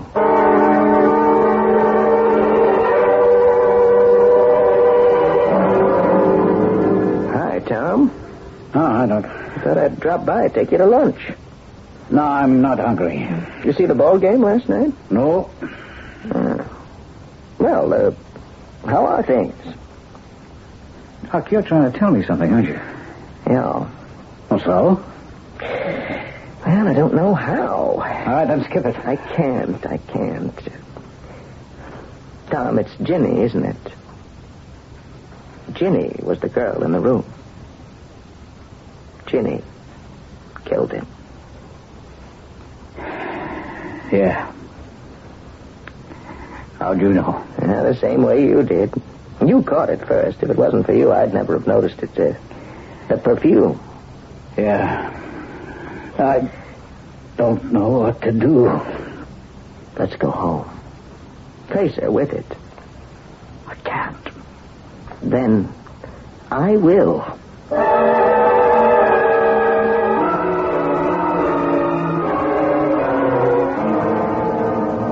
Well, Daddy and Doc, do you want me to fix a little snack? No, thanks, Ginny. Your father has something to say to you. What is it, Daddy? Well, Ginny, Yes? Doc? It's your place to say it, Tom. To say what? The best thing, the right thing, would be for you to walk down to the nearest police station, the one in Crown and Park. We'll drive you there, Doc and I, and you can give yourself up. Give myself up? For what? The murder of Bobby Lee Armature. You're crazy. No, you killed him. You're crazy if you think I'll confess to it. Ginny, please, listen. Get lost. Ginny. I said get lost. Ginny, it can only get worse. You've got no proof, none. I have, Ginny, I have. There isn't any proof. Oh, yes, there is. This. Where did you get that knife? It's the knife. It's got your fingerprints in blood. You found it in my room. You had no right to search my room. You had no right. Ginny. I hate you. You wanted me to find it. You're crazy. You could have thrown the knife away, hidden it where it could never be found. Daddy. You could have wiped the fingerprints off. Why didn't you wipe the fingerprints off? Fingerprints are all we have. Daddy. Without the fingerprints, we've nothing. Nothing. Well, I'm going to leave this knife on the table. The Doc and I are going to walk out of the room. And you can decide if you want to take a rag and wipe off. Daddy, please. What do you want me to do? I want you to make peace with yourself. And with me. Daddy, I'm so tired. I'm so unhappy. Help me. Please help me. Oh, yes, Ginny. Yes, dearest. I'll help you.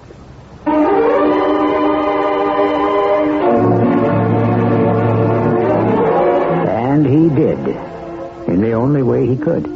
She was booked and held. It was decided she needed psychiatric treatment, and she's still getting it. Some people may wonder, did the punishment fit the crime? I can't say, because we all see these things differently, don't we?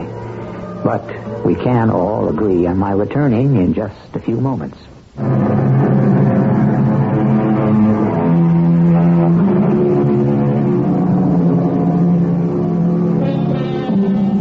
Our cast included Ian Martin, Catherine Byers, Earl Hammond, and Russell Horton. The entire production was under the direction of Himan Brown. Radio Mystery Theater was sponsored in part by Buick Motor Division and Anheuser-Busch Incorporated, brewers of Budweiser. This is E.G. Marshall inviting you to return to our Mystery Theater for another adventure in the macabre. Until next time, pleasant dreams. Mystery Theater presents...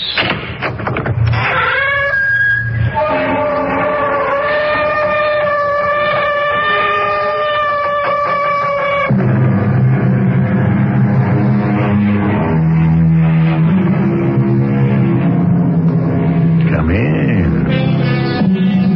Welcome. I'm E.G. Marshall, here to guide you through the realm of the macabre. Things macabre, according to Webster, tend to produce horror in the beholder. Of mystery, the same source says, whatever attracts curiosity and speculation, but resists or defies explanation. Stay with us and hear those two definitions borne out. How are we going to do it, Beth? You're going to do it. Haven't you even thought about it? Well, not with a gun. That's no good. I mean, it's got to look like an accident. Well, of course not with a gun. All right, I'll think of something. It's got to be this weekend. Okay. You know, we have a pool back of the house. People drown accidentally in their own swimming pools. Oh? Maybe you could work something out. She can't swim too well. Wouldn't it be perfect if my stepmother had a fatal swimming accident this weekend?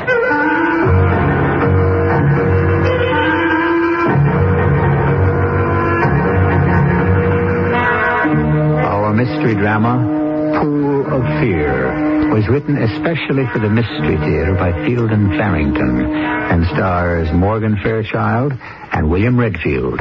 I'll be back shortly with Act One.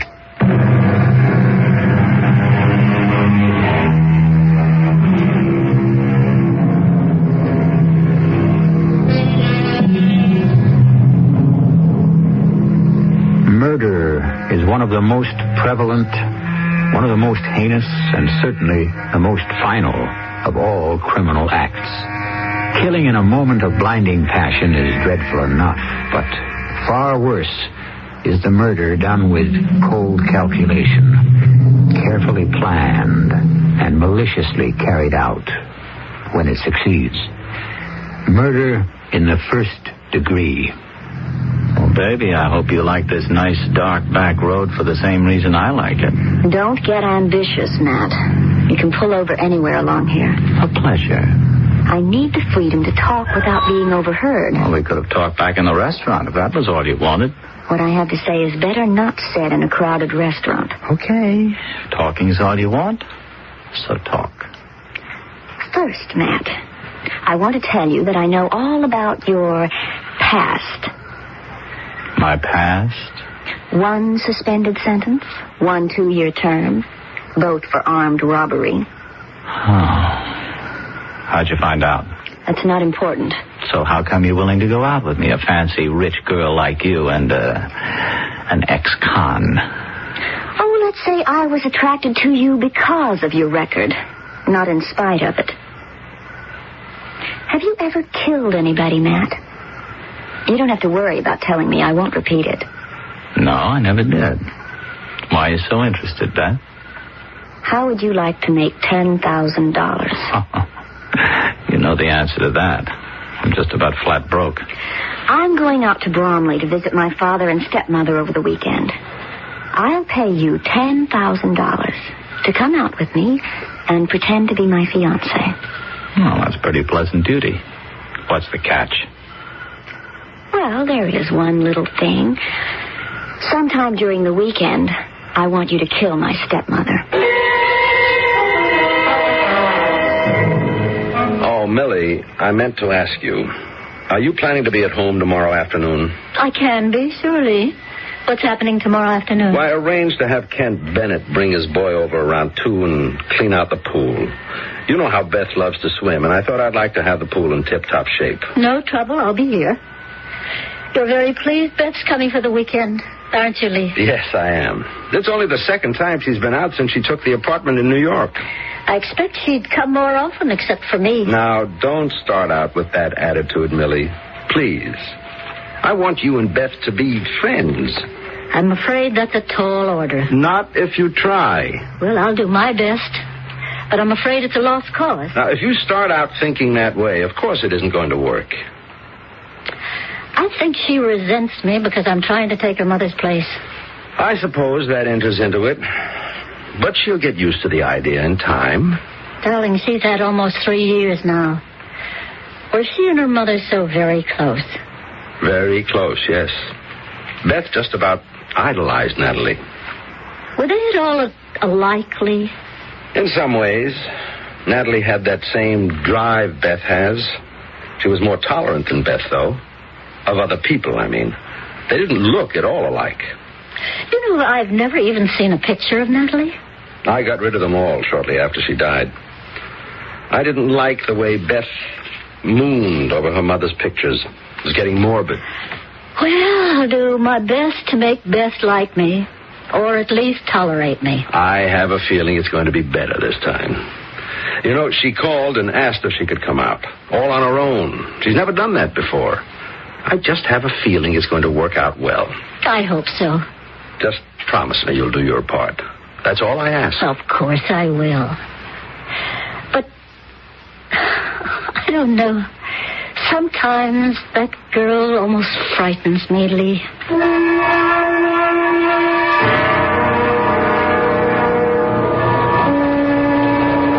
How come you wanted to take the train instead of driving, Beth? I just didn't feel like driving. You nervous, Matt? Yeah, a little. Feeling kind of out of my depth. Never took on a job like this before. It'll be all right. How come? Not to like her, okay, but to hate her enough to want her dead? You'd have had to know my mother. Nobody can ever take my mother's place, and Millie's trying to. But if your own mother's dead... My father never should have married again. I told him that, but he wouldn't listen to me. Guess you must have really liked your mother.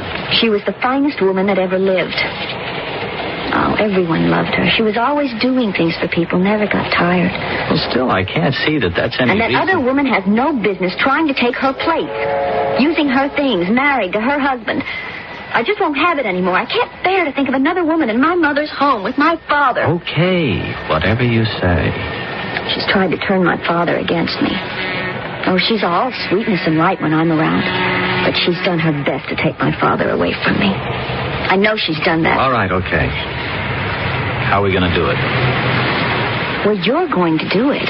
Haven't you even thought about it? Well, not with a gun. That's no good.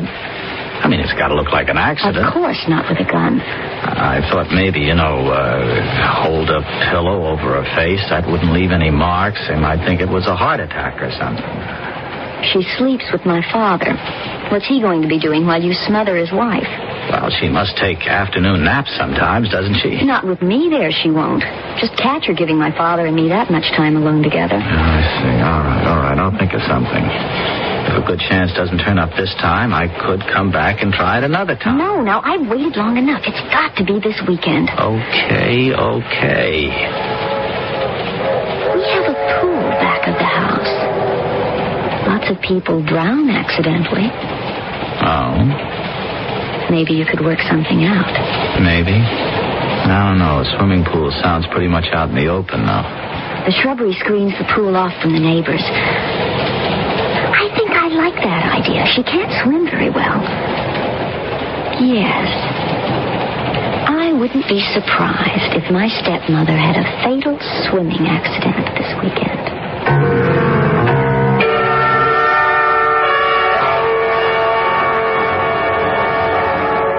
I'm surprised she didn't take an earlier train, Lee. She's missed practically a whole Saturday. Beth never was an early riser. I suggested an early start when I talked to her last night, but the idea didn't seem to appeal to her. Well, you'll have this evening and all day tomorrow with her at least. I do hope it's nice tomorrow. I feel very optimistic about this visit, Millie. Wonder why she came by train instead of driving. She's got such a nice car. She said she didn't feel like driving. I don't know why. I hope she didn't miss the train. I'm nervous. Isn't that silly? No need to be. There.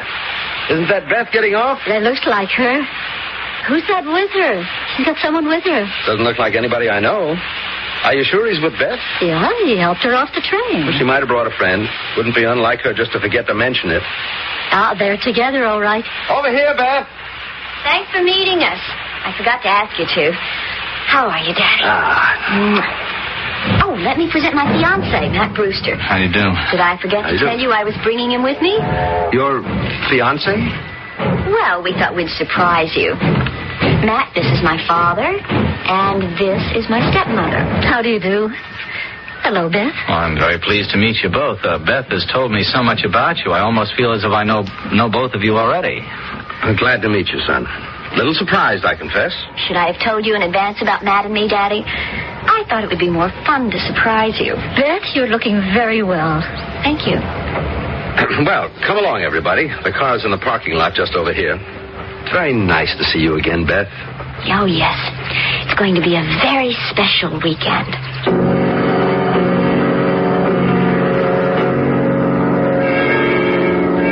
Well, we met at this cocktail party given by a friend of mine who's in the theater business. Beth knew his wife. Then I asked Beth to have dinner with me, and Well, that's the way it started. Not very original, of course. How long ago was that? About, how long has it been, Beth? Oh, around 3 weeks, give or take a few days. You didn't waste any time, did you? Well, why should we? Daddy, I'm going to show Matt around outside. The pool and all the rest. You've got a beautiful place here, Mr. Stillwell. I am really impressed. Glad you like it. Dinner will be around 7:30, so if you want to drink first, better not stay out too long. Okay, I'll watch the time. I wish she'd stop being so damn nice to me. Now, don't start thinking that way. Okay, I'll do it. Don't worry. It'd be easier, though, if I felt the same way about her you do, or if I didn't know her at all. This way, I'm, not very comfortable about it. Matt, we made an agreement. I said not to worry. I'll do it. All I'm saying is I don't think I'm going to enjoy it much. Oh, there's the pool. Well, your folks have got themselves some kind of a place here. I used to love it when my mother was alive. Yeah. I could learn to snuggle up to a place like this pretty good. Well, don't get used to it. Have you thought any more about how you're going to do it? Well, let's have a look around. Yeah, it does look pretty isolated back here at that. The house stands on 1.5 acres, and it's all screened, especially around the pool here. Now, there's no way a neighbor can see what's going on. It was built that way on purpose. I used to sunbathe out here without even a bikini. Oh, that must have been pretty spectacular. Just keep your mind on the job. No way I'm likely to forget that.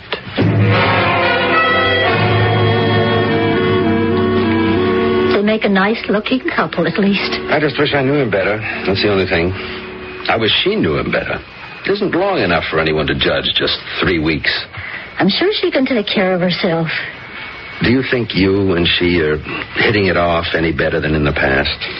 Maybe. See, what would her mother have thought of him? Natalie? Hard to say. She'd have been a lot better at sizing him up than I am. She was a strong woman. Whenever Beth's here, I find myself thinking about Natalie. I can't get my mind off her. That's Beth's fault, I guess. I'm afraid she's never fully accepted the fact of her mother's death. Do you think... I guess that's just silly. Do I think what? Or do you think that Natalie could actually somehow be here right now? Millie, Natalie died over 5 years ago. I know. Well, then she couldn't very well be here now, could she? How do you know? How can you be so sure about such things? I have a feeling, a very strong feeling, that she is here with us right now.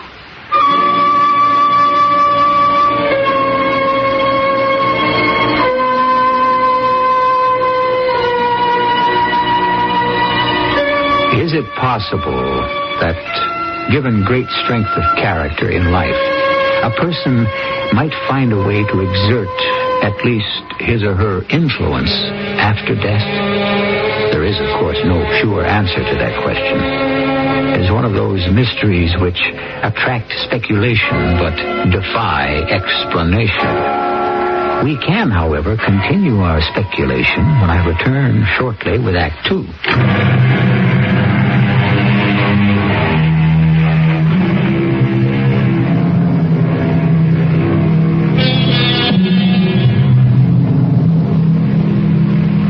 A feeling of foreboding in the Stillwell home. Sunday morning has dawned bright and sunny enough, but somehow not cheerful in spite of this. Not for Millie, certainly, or not even for Lee, if we read his mood properly. Beth and Matt are still asleep. Beth in her old room and Matt in the guest room. Lee and Millie are having an early breakfast, which neither of them seems to be enjoying. Would you rather have waited, Lee, and had breakfast later with Beth and Matt when they come down? No, doesn't matter. It's kind of gloomy morning, isn't it? The sun's shining. Yeah, but all the same, I'm feeling, I don't know, a little depressed, I guess. You think you're going to like Matt? I haven't really had enough time with him to make up my mind. I can't say honestly that I'm particularly fond of him. Oh? Well, there's something... Can't exactly put my finger on it. That I get the feeling that nothing he says is quite as sincere as it might be. Seems pleasant enough. Oh, he's pleasant, all right. It's almost too pleasant. Trying too hard to please his prospective in-laws, maybe. Just gives me the creeps somehow. I've been thinking about what you said yesterday evening. You remember? What? That you felt Natalie's presence. Oh, that's silly of me, I suppose. Oh, I don't know. Tell you the truth, I seem to be feeling the same thing this morning. You do? I started to heat milk for your coffee this morning. Darling, I drink my coffee black. Natalie always had hot milk with her breakfast coffee, half and half. Oh? I can't explain it. But I have this very strong feeling that she's right here with us. Right now. Would you like your breakfast now, Matt? There's no telling when Beth will be down. Well, I think just coffee's all I'm going to want, Mrs. Stillwell. Maybe you can eat something later with Beth when she's ready? Yeah, maybe. Aren't you feeling well this morning?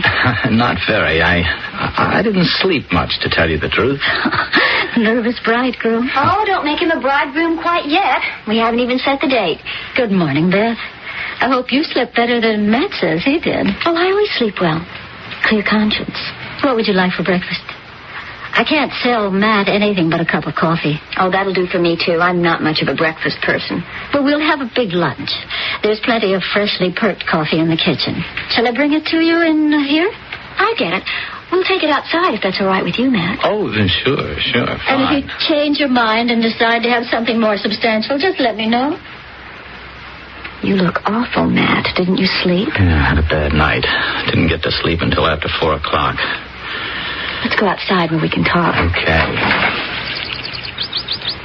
Well, you're not getting cold feet, are you? The coldest. Listen, I don't know, Beth. I don't know if I can go through with it. I am spooked. Now, you listen to me. We made a bargain, and you will go through with it. I don't know. And it's got to be this afternoon. Now, I'm not going to let you chicken out. All right, you want to sit here? Is this okay? Anywhere. What happened to you? You were all right yesterday. Did you ever get the feeling that somebody's watching you? Just all the time watching you? Not unless somebody was, no. Well, that's the way I felt all night. I just couldn't get away from it. Like somebody was staring at me the whole night. That's just nerves. It doesn't change anything. Maybe I was wrong when I told you I could kill somebody if I had to. Maybe I can at all. Nobody could possibly have been watching you last night. Now, you listen to me. You're going to have a talk with my father. He insists on it. Then we're all going to have lunch. And after that, you're going to do what you agreed to do. Mm-hmm. And how do you want me to handle the talk with your old man? Well, make it sound real. I know it'll be pretty corny, but you can handle it. I can handle that, okay, sure. I'm not worried about that. You can do everything you have to do.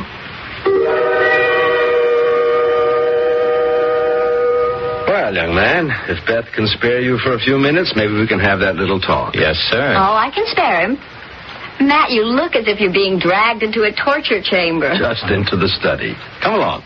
Don't take too long, and maybe Matt and Beth can get a swim in the pool before lunch. It's a good sunny day today. I'll try to keep the torture down to a bare minimum. I think I'll go upstairs and change into a swimsuit. Beth, could you wait just a few minutes? I'd like to talk to you. What do we have to talk about? Your father. What about him? Between the two of us, as I'm sure you realize, we're making him pretty unhappy. My father unhappy? About what? About us? I don't say you should suddenly turn into a loving stepdaughter. I'm sure you couldn't do that. What I'm suggesting is a truce. For your father's sake. A truce for at least the rest of today. You didn't know my mother, did you? No? If you'd known my mother, you'd understand why I'm against you. Why I don't want you living in my mother's house, married to her husband. Beth, your mother died 5 years ago. It isn't healthy. You are simply not good enough, not woman enough to take my mother's place. I'm sure she was a fine woman. Anyway, it won't be necessary. What won't be necessary? Your little charade for Daddy's benefit. It won't be necessary. I don't understand. You don't have to.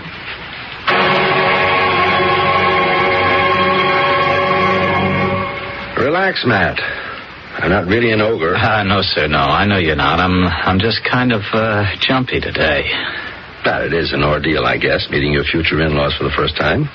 But I assure you we don't bite, either of us. No, sir.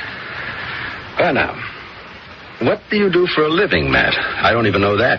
Well, I'm, right now I'm the assistant manager of a theater, a movie house. Right now? I expect to do better. Uh-huh. Does that, being an assistant manager, does it bring in enough to support a wife? Not the way you live, no, and not the way Beth has always lived, I guess. Well, you're aware that someday Beth will inherit a good deal of money. Well, I guess so, yes, sir. I don't know anything about it, but I assumed she would. Mm-hmm. And does that influence your affection for her in any way? No, sir, it does not. It must be a factor, though. Even if you try not to make it one. I suppose it will make a difference, but it's not why I want to marry Beth. All I can do is tell you that. I can't force you to believe it. You say it very convincingly. I think I will believe it.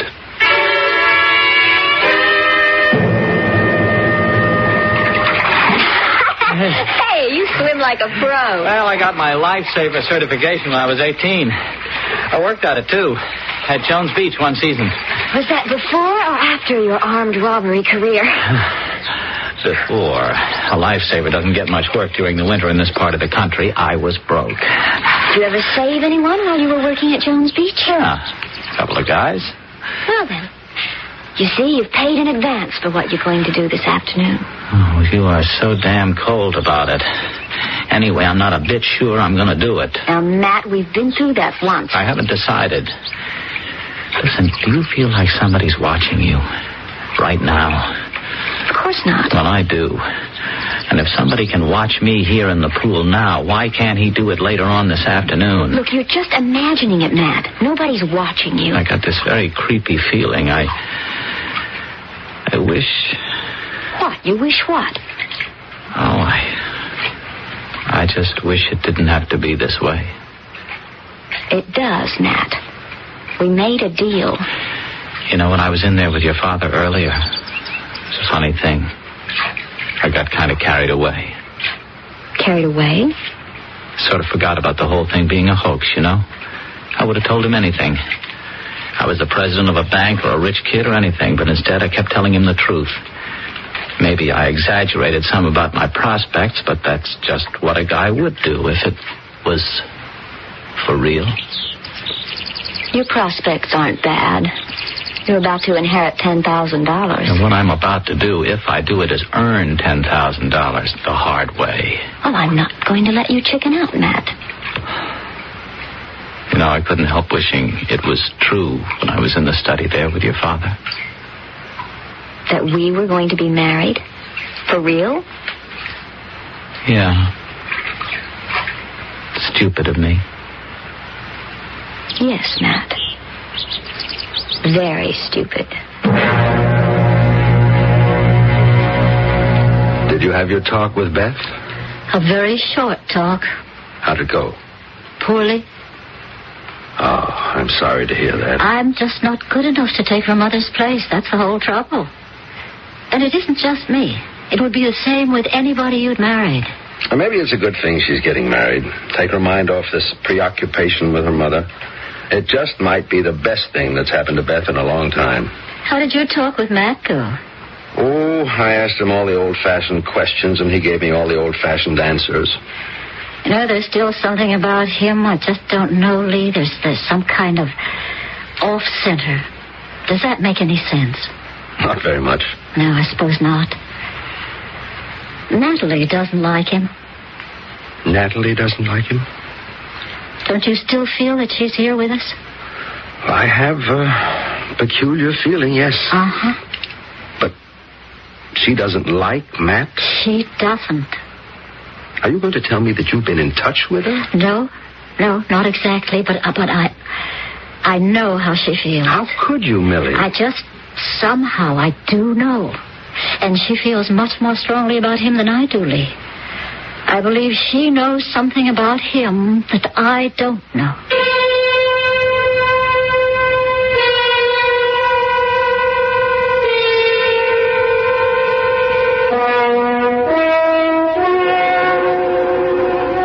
Perhaps in times of extreme stress, a rapport is possible between the living and the dead.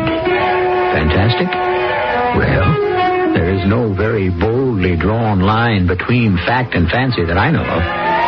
Maybe a bit of what we think of as the supernatural has found its way into the usually quite commonplace atmosphere of the Stillwell home. We'll consider this possibility further when I return shortly with Act 3.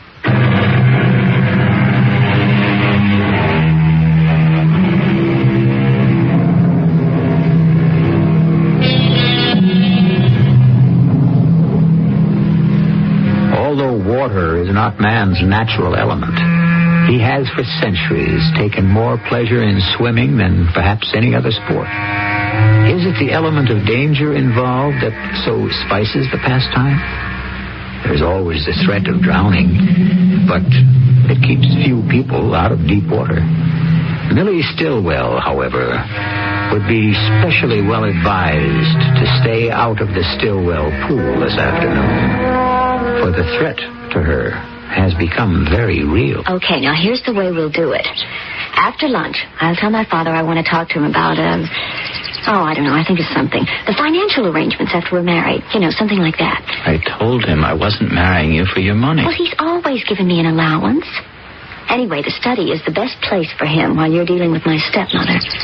The pool can't be seen from there. The windows all face the other direction. Beth, it's no use making a lot of plans because I'm not going to be able to go... You'll suggest a dip in the pool to Millie.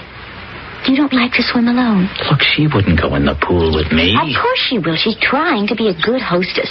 And if you don't like to swim alone, she'll go in with you. Now, once you've got her in the pool, you simply hold her under until she drowns. She won't be able to scream or do a thing to stop you. Man, it's perfect. Wait a minute. I got this feeling right now that somebody's watching me. Oh, shut up, will you? It's nothing but nerves. Now, when you're sure Millie's dead, you drag her out of the pool and shout to Daddy and me. We come running out and find you giving her mouth-to-mouth resuscitation. Oh, it's too late, of course. But there you'll be, doing everything you possibly can to save her life. It's foolproof, Matt. I'm not going to do it, Beth. Oh, yes, you are. Look, I'd like to keep my promise to you. Lord knows I could use $10,000, but there's no use in thinking about it anymore. I can't do it. What if we up the price a little, Matt? No good. I couldn't kill her at any price. You told me that when you were talking to Daddy earlier, you wished it could all be real. That we actually were planning to get married. And you called me stupid. Well, what if I said now that it could be real? That I'd marry you if you went through with our plan. You really would? Yes. Yes, and eventually it would be worth a lot more than $10,000 to you, Matt. What I told your father was true. I wouldn't be marrying you just for your money. Well, for whatever reason. Will you do it, Matt? You wouldn't be marrying me because you love me, of course. I'd be a good wife all the same. What to keep you from saying now that you'll marry me and then refusing to do it after it's all over with? Your stepmother, I mean. Because I keep my promises, Matt. I learned that from my mother. She never lied and she never broke a promise. I won't break my promise to you. All right. You won't back down at the last minute.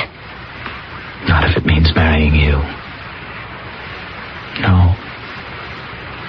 I'll do it.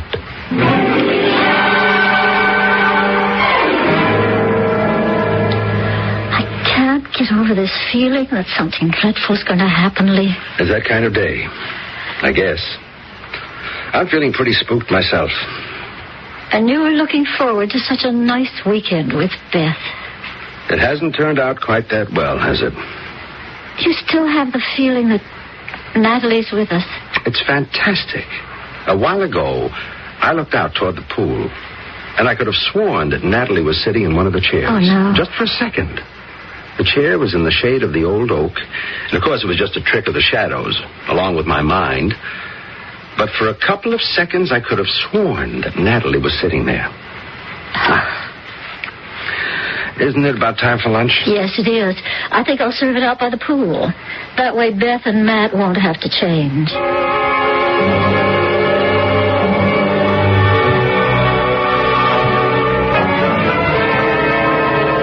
Beth? Matt? Lunch is ready. Be right there. He swims like a fish, doesn't he? Oh, what's for lunch?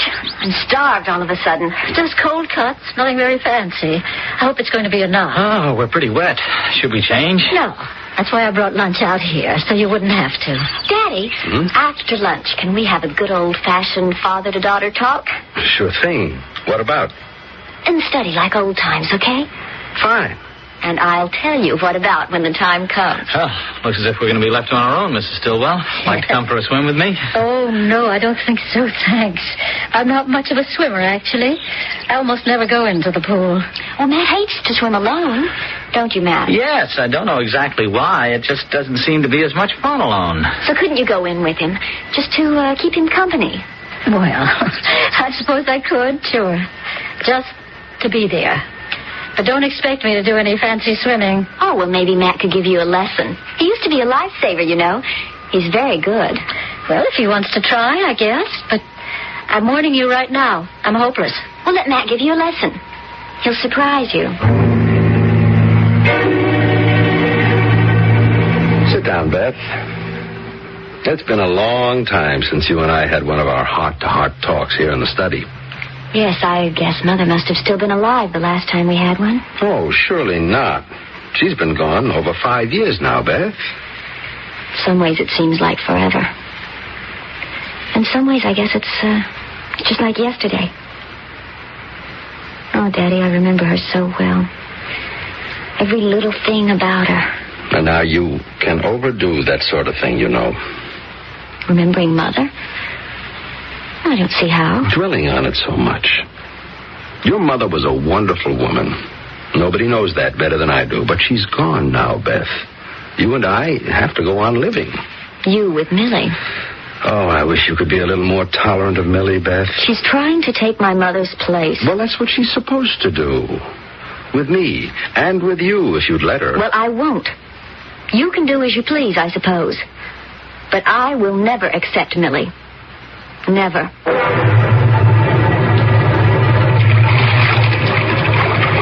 Sorry I took so long changing, Matt. I couldn't find a bathing cap. Oh, it's all right. Took a dozen laps of the pool. I'm not in as good shape as I should be. A dozen laps? I call that pretty good. Well, come on in. You better stand back. I splash. You splash, all right. I told you not to expect anything fancy. Okay, let me see you swim across the pool once. Well, once is about all I can handle. Okay? Here goes. All right. You see? You're lifting your arms too high. Try to sort of just snake them up. Easy. Oh, I'm terrible. Lee says I've splashed the pool empty if I spend much time in it. Well, come on down to the deep end. It's much easier to swim in deep water. No, not me. I stay where I can put my feet on the bottom anytime I want to. Beth, I'm sure you didn't suggest this little talk just for old time's sake. Now, what's on your mind? How do you like Matt, Daddy? He seems like a nice fellow. You've only known him for 3 weeks. Oh, you're being old-fashioned. Is that old-fashioned? Still seems pretty sound to me. 3 weeks is a very short time, old or new-fashioned. Well, it isn't as if we were going to be married in 3 weeks. I mean, we've just agreed to marry. We haven't even set a date yet. That's true, of course. Where do you plan to live when you finally do marry? Oh, for the time being, I guess we'll just stay in my place. I've never even seen his apartment, but I get the feeling it's pretty ratty. This sounds all right. You've got plenty of room. Daddy. Yes? I just wonder what Mother would have thought of him. I've been wondering about that, too. Although, actually, if Mother were still alive, I wouldn't be marrying him in the first place.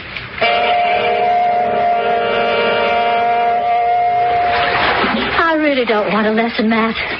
It's not worth it. I don't enjoy swimming that much. Well, everyone ought to be able to swim, though. I'd hold you up. There wouldn't be any danger. No, really. I'd rather not. Well, okay. Well, wonder what Lee and Beth are talking about all this time. Oh, it hasn't been long. 20 minutes or better. Uh-huh. Well, I guess I'd better do what I have to do. Would Matt object to my continuing your allowance? I don't see any reason why you should have to do without things just because you didn't marry a rich man. We haven't talked about it, but I don't think he'd object. He was pretty firm about the fact that he wasn't marrying you for money. He isn't, but that doesn't mean that he... That sounded like Millie. She wasn't supposed to... Let's get out there. Millie! Millie! Lee! Help me! I can't get him out of the water. Help me, Lee! What happened? Matt was just sort of playing around, and he was trying to duck me or something, and all of a sudden he just collapsed. Here, let me get hold of him. You better call an ambulance, Beth. Yes, I don't understand it all. I've got him, Millie. Are you all right? I'm okay. Here, help me stretch him out here. All right. I don't like the way he looks. Oh, goodness, that awful expression on his face. He looks terrified. Can't you do something for him? I'll try, but I'm afraid he's dead.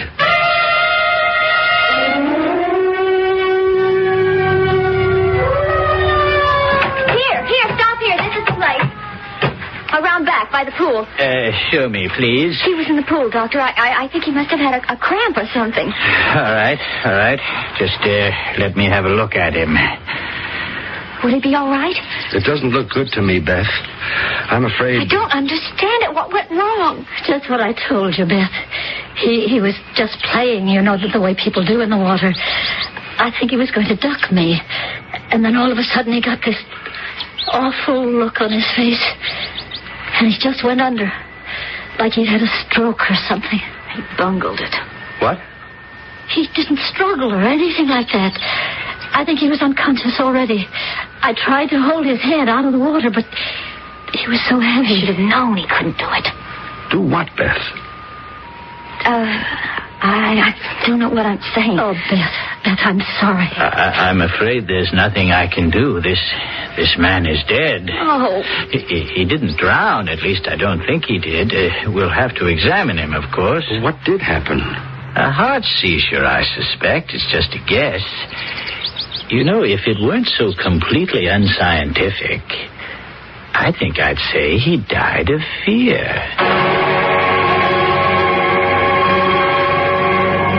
Where's Beth, Lee? She's up in her room, resting, I guess. Oh, shouldn't someone be with her? She said she wanted to be alone. She doesn't seem to be taking it too badly. I don't really understand the way she's taking it.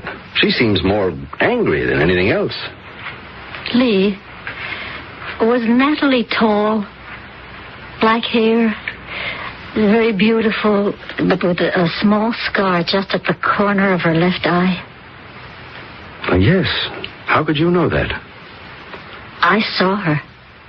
You saw her? I couldn't tell the doctor.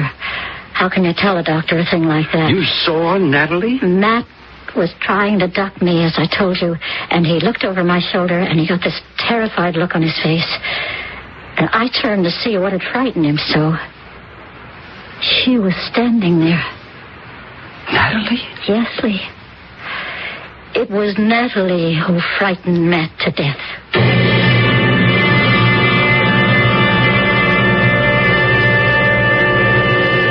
And there you have it. A situation which attracts curiosity and speculation, but resists or defies explanation. A mystery. You may settle for whatever explanation you find acceptable, but we do not rule out the occult simply because it is occult. If Millie says she saw Natalie, who are we to say she didn't? I'll be back in a few minutes.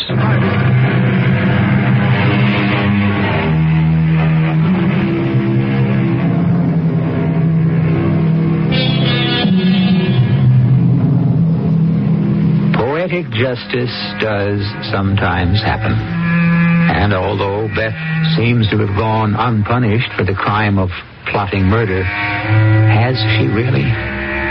She'll have to live the rest of her life with the knowledge of her guilt. And conscience can be the hardest of all judges. I feel sure Beth will never conspire against her stepmother again.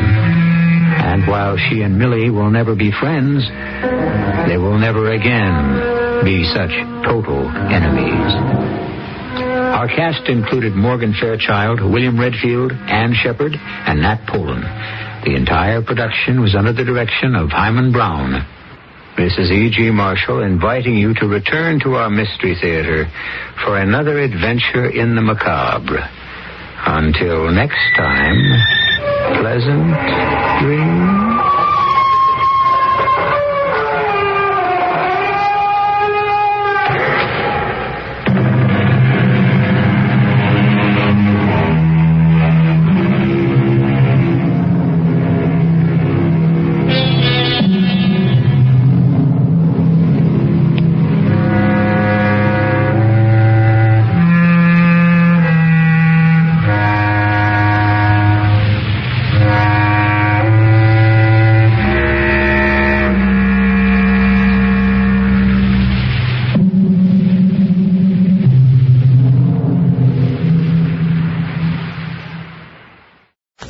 CBS Radio Mystery Theater presents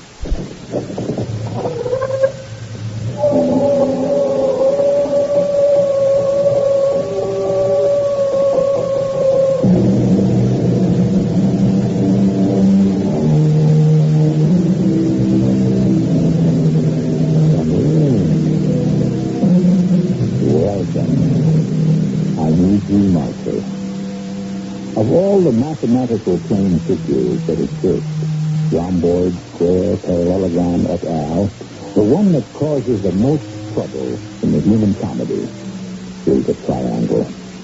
This is the story of a very special triangle called the isosceles, the one that has two equal sides, the third unequal. Because this is a story of that phenomenon, we should consider some other actuarial figures. The chance of twin birth is about 1 1/4%. But the variety of twins, the least likely and the most potentially disturbing are monozygotic, or so-called identical twins, like Joyce and Janet Adams. This is what you go for, George, right? Your kind of music. Yeah, my thing. Yeah, you take it over Tchaikovsky. Does it matter all that much? Nothing with us will never matter that much, or anything. So here, take it all, baby. You'll never get rid of me.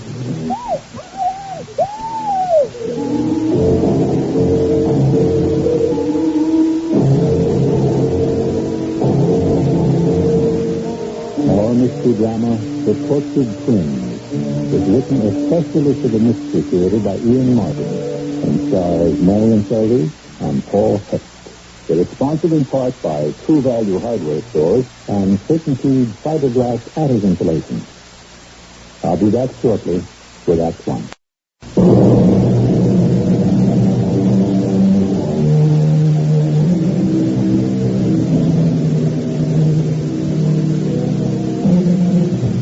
We are of nature and necessity hemmed in by our beliefs, our prejudices, our background, and the world we have specifically made for our own.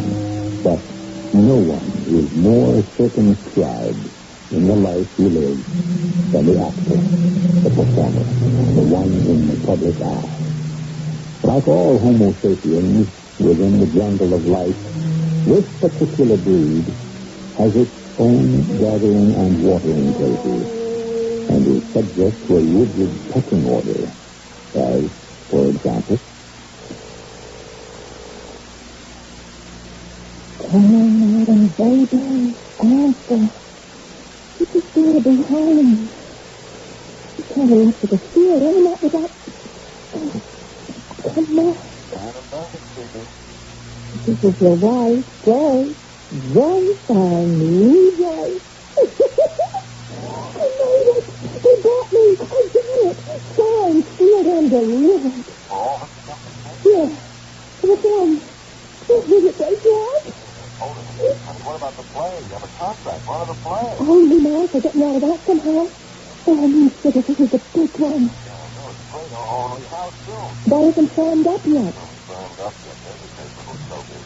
Oh, why do you have to be so difficult? You have a contract. Run of the play. How are we going to wiggle you out of your play contract? Oh, Lee says that's no problem. Hope he's right. This is my big plan. The movie. As a cocaine, you suppose. Okay, suppose it is. How do I get out of this job? Oh, gee, honey, this is a big problem. I go to Hollywood for it. Whatever time it takes. You stay here till it changes. Honey, what's that argue? We'll talk about it after the show tonight. What about dinner? I'll just bring in a sandwich or something. But, Mom, I'm going out to cocktails and like that with the producer and my agent. Come on, Adam. I'm a big movie star now. And besides, you think I'm going to miss being at the Algonquin? The moment I met Joyce Adams, I was lost. She had honey blonde hair, green-blue cat's eyes, and a body. Wow. I mean, it isn't like talent is anything new to me. It's part of the theater, and theater's all of my life. I guess in the last 15 years since I was like about 18, there hasn't been a legitimate production on Broadway, off or half off, I haven't seen or maybe been part of. And a body is a body, I always figured until that evening in a little theater just having an old screw factory where they were doing Ibsen's Doll's House with George playing Nora with Child West. And she was terrible, but like I said, the moment I saw her, I was gone. So, after the show, I talked to him about going down to Phoebe's with me. Oh, that's the off Broadway starties, so we could talk. You sure you don't want to reel with me? No. I just love creaking soda. Oh, okay. I know it isn't good for my figure, but I just love it. Yeah.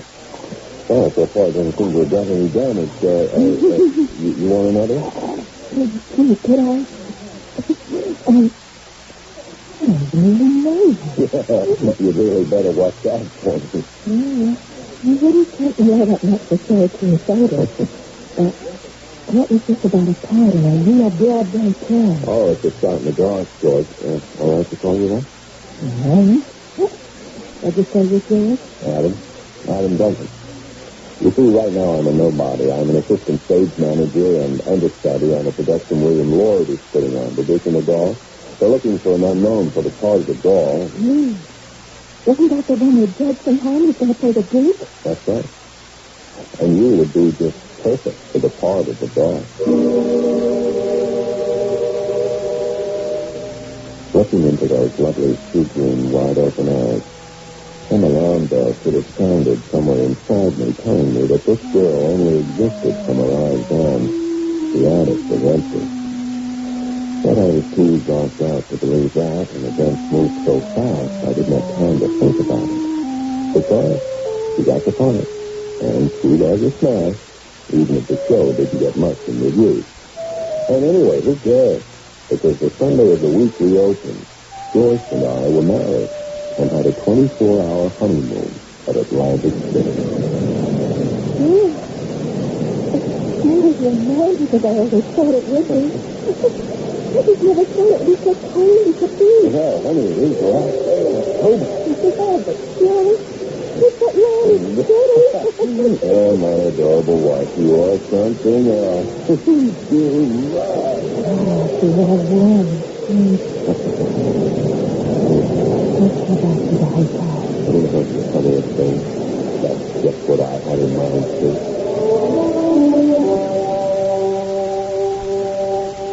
Joyce was like laughing gas. A whiff of her and you were in orbit.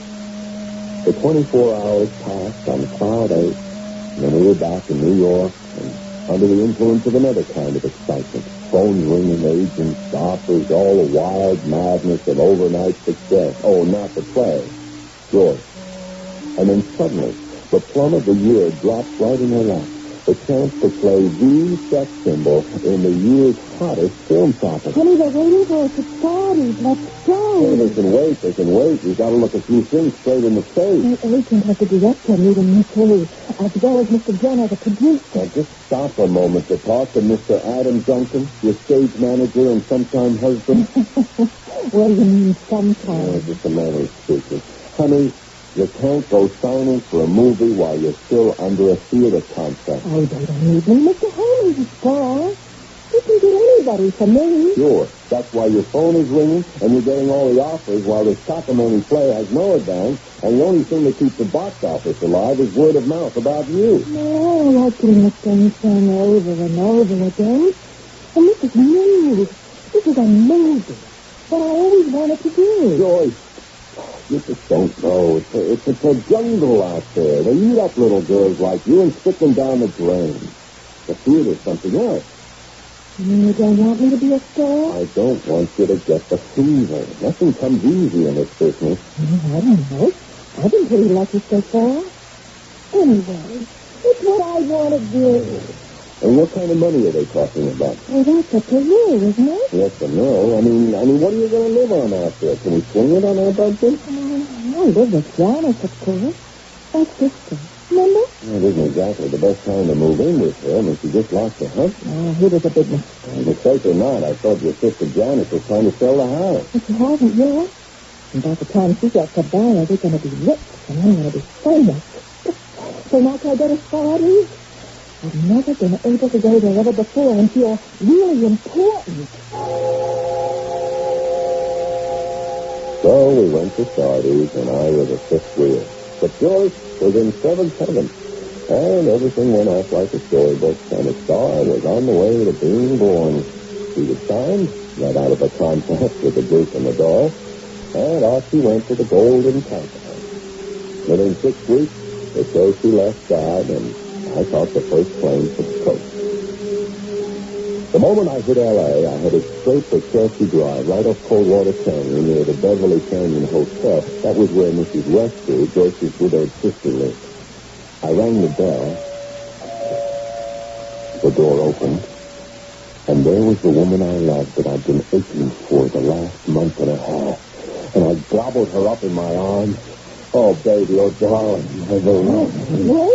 You asked the man who lived on less than bread and water. Listen to crazy now. You'll listen to nothing but total surrender. That's marvelous, Adam, except you got the wrong girl. Don't try to force me off, babe. Don't tell me you're gone Hollywood. You're my girl, and you better know it. Well, I know. Why not? Joyce. What? Oh, your sister. You what? Come on, Joyce. What's the rib? What are you giving me? Hey, you're being for real?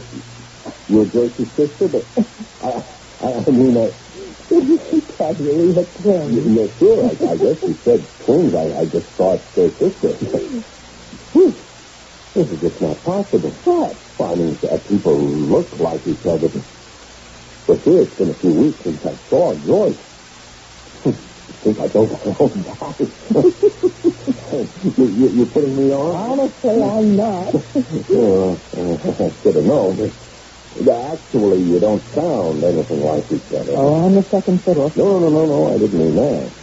You have a lovely voice. Thank you. And obviously, you're the loveliest looking woman I've ever known since I can't tell you from my wife. Well, I'm sure you'll find enough distances between us so you won't be confused. That's a simple statement. And yet, how pathetic was to prove to be. Meeting Joyce later that day when she came back from the studio was weird. I mean, I was acutely aware of the differences. And not just only in the sound of the voice. It's a drag, but it's exciting, too. I mean, I just get so strung out. I mean, I am peace. I just want to lie down and sleep. Yeah, well, I'm glad my arrival's giving you such a lift. Oh, honey, you know I'm glad to see you. It's just, I'm so tired. Okay, so you're tired. Now you're mad at me. I'm not mad. You just don't seem exactly spaced out that I'm back with you again. Oh, don't you worry about that, baby King. Your little voice loves you all, too. Oh, let me just pop a pep pill. Then I'll have a bath. And then I'll see you just how much. Then I'll remember one man when I saw her in that big you ever think for 1 minute I'd ever let you go? Who wants to go? I just arrived. I'm never going to let you go, Greg. I'm never going to be without you. I'm just going to hang around you like a little old anchor around your neck. I love you, honey. I need you. And the only way you'll ever be rid of your baby doll is for me to die. You never wanted to walk out on me. You have to kill me first. I smothered that kind of crazy talk with a kiss. Only the terrible thing was that as I held Joyce, felt her move against me in all the old exciting ways. Behind my closed eyes, the face and the body was the same. But my ears were remembering that low, musical voice of Janice's. Her even, steady, amused, and gentle sureness, and the impression I'd gotten of a strong and subtle intelligence. Joyce's twin, identical in appearance, but so different in character. And even as I kissed my wife hungrily, I couldn't silence the earlier embrace I had held her sister in. And insistently, terribly, a phrase was ringing in my head, and Joyce's tinkly, phony, jangling, baby doll voice. If you ever wanted to walk out on me, you'd have to kill me first.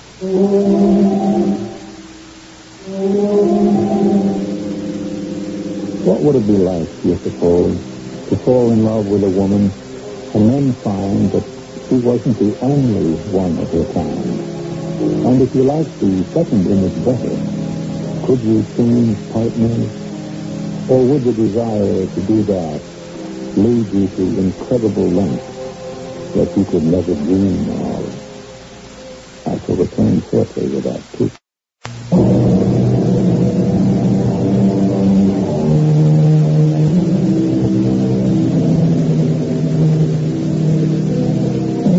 It occurs to me that I didn't mean to be chauvinistic. Why dwell only on the one male unequal side of our isosceles triangle? There are the other equal sides, or at least by normal measurement, that now demand some study and exploration. The females, Joyce and Janet, identical twins physically, but how diverse as individuals. How stressful or how violent will their contrasting personalities threaten or swing the figure of the triangle? Three simple straight lines which presently join, but under opposing forces, could be blown out of existence. For example. Hello? You're beginning to recognize me. Oh, I can always tell you now. By my voice? Like so many other things. If you want to talk to Joyce, I'm afraid you're out of luck. You home from the studio yet? Van Williams always stops shooting on the dot of 5. And our baby doll always comes straight home. And on the stroke of 5:30 is... Oh, not wallowing in the bubble bath again. Every night. It's a ritual. With the radio blaring away out there. You know that worries me? Oh, my husband said it's built in. There's no danger. Even with wet hands. Not my favorite brand of music, but... Well, why don't you again? Because she's my favorite sister. Why'd you call her? Oh, yeah. I got a couple of tickets for the ballet. It's Romeo and Juliet with Champlain and Asturias. I was going to ask if you'd like to meet me downtown. Oh, no, look, tell her I have the tickets, and I'll drive home and pick her up, okay? Okay. Lucky done. Oh, sorry, I couldn't get free, Dan. Oh, I was just pulling your leg. I've got packing and general house cleaning to do anyway. Well, none of your business. And we'll get back here and take your wife out so you can fall in love with her all over again. And don't mind me if I sound jealous. It's only because I am. Ciao, Bella.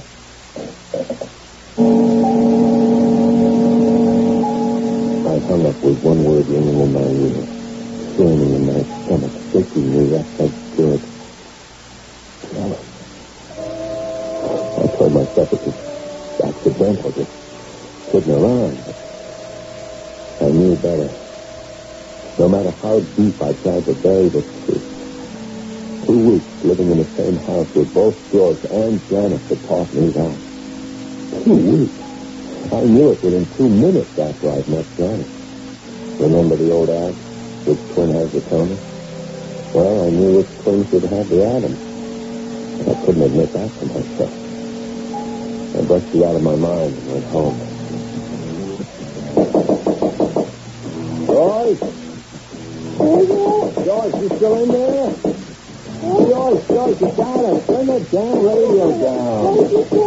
I said, turn the damn...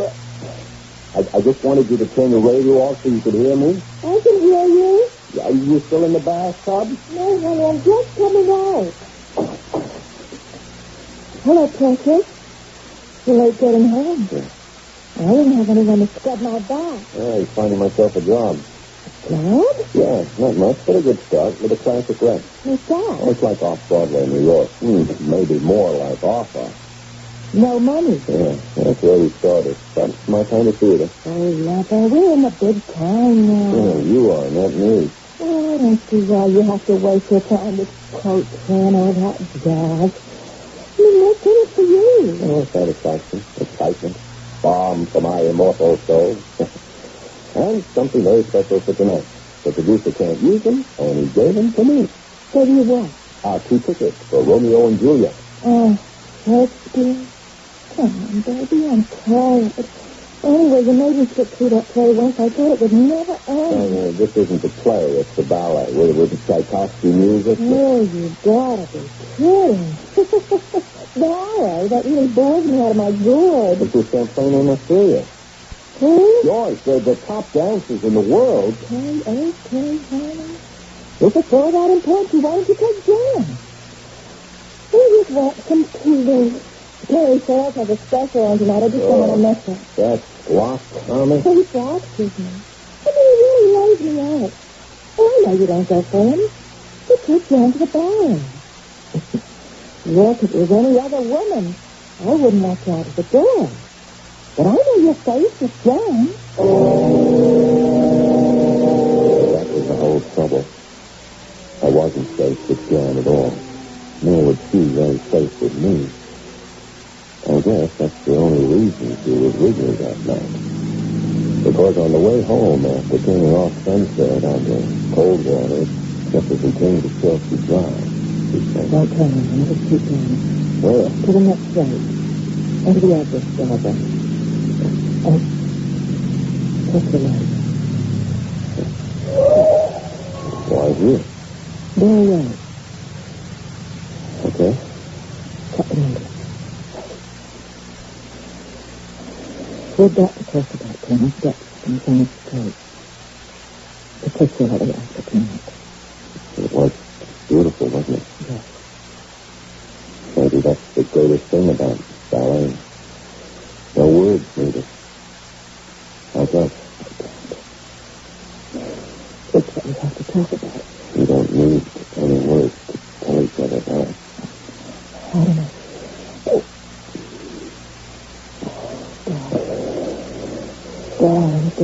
Darling. I've been wanting to do this again on purpose ever since it happened by accident. I know, Vinny.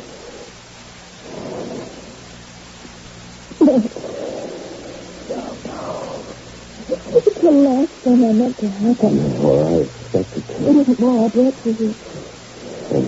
And why? I'm going away. Going where? Oh, it doesn't matter. Around the world. But when? The sooner the better, isn't it, Sam? Well, that's no answer. Then you can listen. Or how we feel about each other.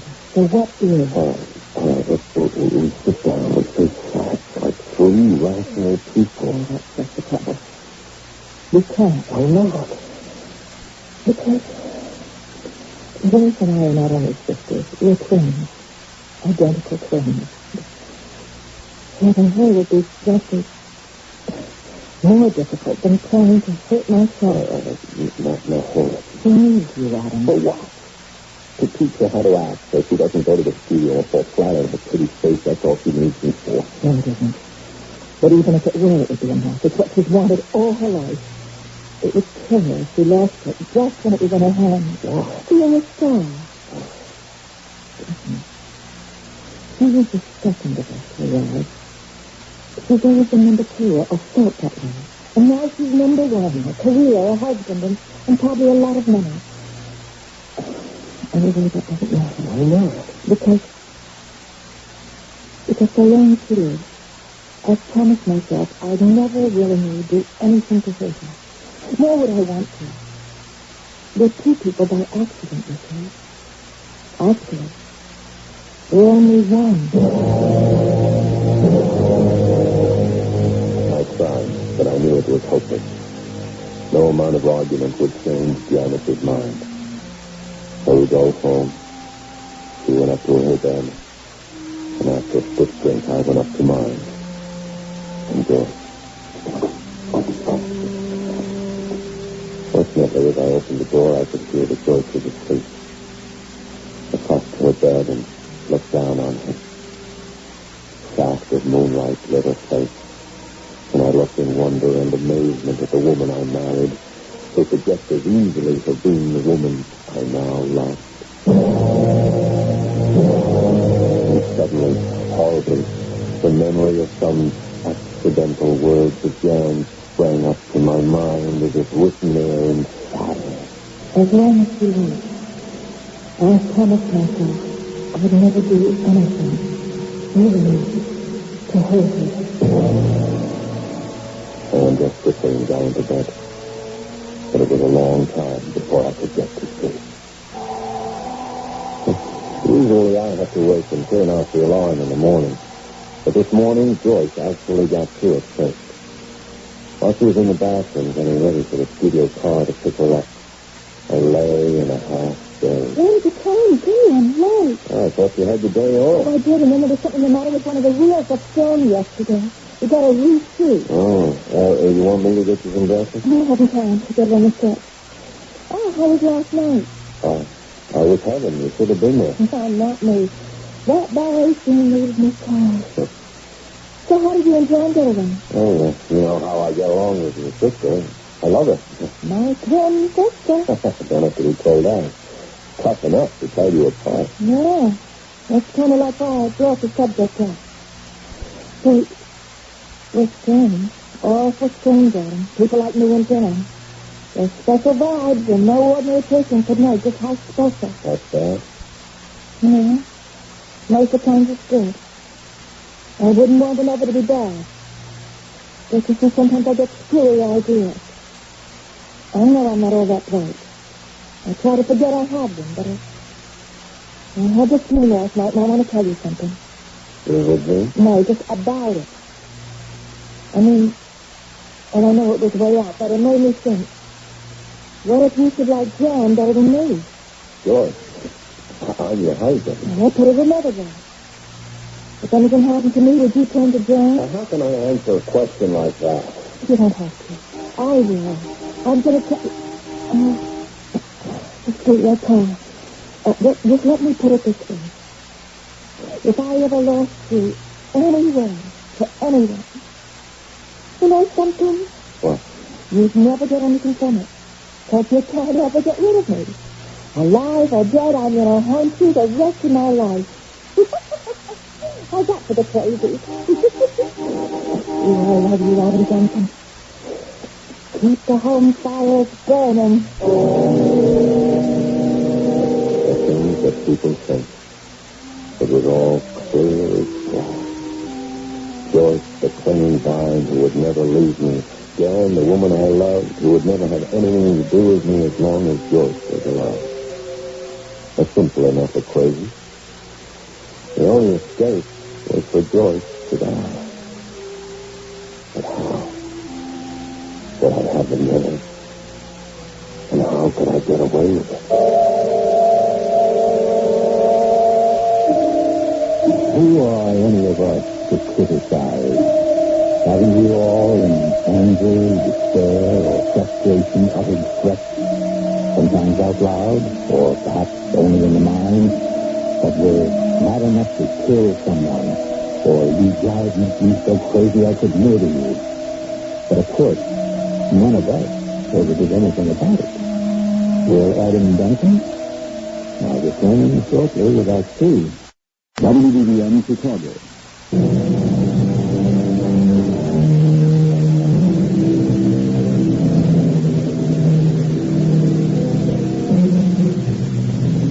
Adam Duncan is now convinced that he can never have Janet unless Joyce is dead.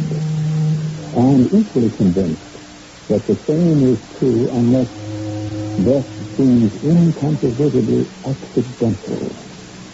In an agonizing reach for him, as the day Janet in the apartment draws closer and closer, and he has still not solved the how of Joyce's death. Now, at the last moment, he feels he has. And I'm only going to be omniscient enough to tell you that as far as the police are concerned, he could get away with it. What is it? Adam, John. Hey, what's all this? I didn't expect you home in the middle of the day.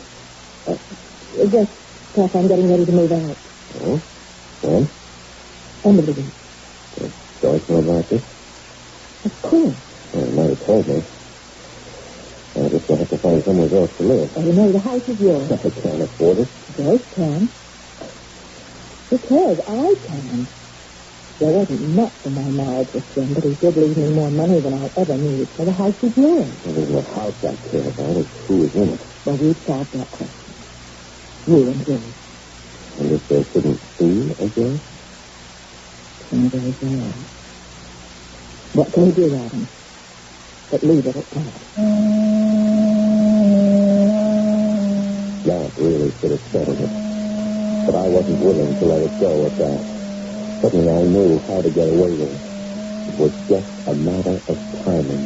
In all the hours I sat and thought about it, the best thing I had going was habit.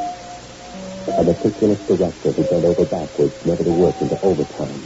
A wife who felt it necessary to soak herself in a bubble bath every night and to drown herself in cheap rock music. The factor of time. And a cocktail party where I was going to be highly visible at the big hotel on Wilshire Boulevard. That involved Janet as well. When it came, as Shakespeare says, to the sticking point, it was really all so simple. One tube was all I had to take out of that cigarettish vacuum radio set. Who's that? Adam. Come on in, baby. No radio? No, it conked out. Something wasn't working. What can you use for ringing? I sneaked out. Must have been Clairvoyant. Look what I have for you. Oh, portable radio. Now, how did you know I needed a lift? Oh, let's just call it ESP. Plug this in first. Got your speed? Yeah. That's Hindenburg satellite. Man, that is long. Forget it. What we're doing is we're doing well. You go for this, don't you? My kind of music. You take it over Tchaikovsky? Yes. Does it matter all that much? No, Joyce. Nothing with us could ever matter that much. Or anything. Here. Take it all, baby. We've been living dangerously, baby, and you give me no way out. I don't know what I really expected. Probably the last thing that it would be all so easy. The easy walk through the shrubbery to the Ellsworth driveway, seeing my car up unseen and driving to meet Janet as if nothing had happened, right on the dotted set, as was promised. With plenty of people to see us at that specific hour. While back in the bathroom, portable clock radio lay in the bathtub as dead as the woman was stood, its hands recording the time of her death at 16 minutes after 6. The moment the short circuit had stopped the radio. And Where do you suppose Joyce is? It's me. I came straight over from my agent's office. Did you call before you left? Sure. I thought maybe I could pick her up. She said she'd just gotten home and would come over by herself, so I headed straight here. Maybe you ought to give her a ring. She might have fallen asleep. Let's see, 7:45, maybe the office. We went through the mockery of a call to a woman long dead. but he wants to appear as having just died in the subsequent police investigation. The timing was perfect. The alibi unassailable. The verdict, death through misadventure. And I was free. I was Janet. The only problem in the way of our future together was to bide our time. I should say my time, since Janet was no part of what I'd done. I had bought our future. I simply had to wait a little while for delivery, I thought. Yes? Oh, I really don't think it's a very good time to speak to your husband. Yes, Mr. Duncan is here, but it's just a time from the funeral. Hold on. Just a moment, please. Yes, Miss Bonner. Yeah, I understand. Sure, I see your problem. Well, not right at the moment, but by Monday, after the weekend, I might be able to make more sense. Is that everybody? Oh, sure, very kind of you. Yes, it has been a sad loss. Thank you. That was Joyce's producer, wasn't it? Yes. Ghoul. What do you mean? Well, that's what I said. Another in the general school of Barracuda. And he's got a major film over 3/4 completed. Without Joyce, he's got about $3 or $4 million of film. He might as well dump in the sea. Very nice. Unless what? Do I have to tell you? Not me, Adam. I'm not an actress. I've got nothing to offer them. You're the only person in the world nobody could tell apart from Joyce. But you yourself. I mean, you know, I don't sound anything like her. Oh, God. Well, that's a trick you could learn. I could teach you. No, but I don't care about you, Mr. Bonner, or his old picture. Let him worry about it. Sure, of course. But, well, it is a lousy break for him. I mean, what happened to Joyce, and could mean a lot to our future. Our future? Well, I hope after this is all over, we are going to have one. I'm scared. How can I make anyone else understand? It hasn't been, it hasn't been the other half of someone else. The other is dead. Don't make it sound so cruel. I didn't mean to. It's just the way things are. Except for Barney. Barney? The film. Now, look, would you be willing to complete it if I helped you? Oh, Adam, if it's what you want, and it's right for us, I'll do it. Oh, I was a mastermind. I held all the strings in my hand. I knew just what I was doing, and I was invincible. For what I offered a lost director and a frantic producer with a $3 to $4 million bomb on his hands, I was set for life. If I could only teach Janet to sound as much like Joyce as she looked.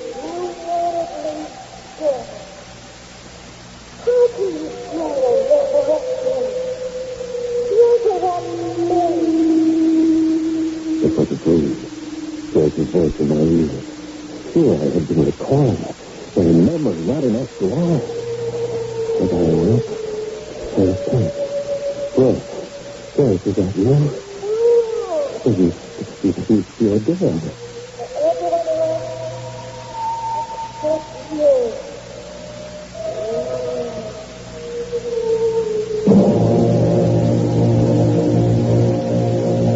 Suddenly I was awake, phased in sweat. Joyce was dead. I had gotten rid of her. How could she be alive?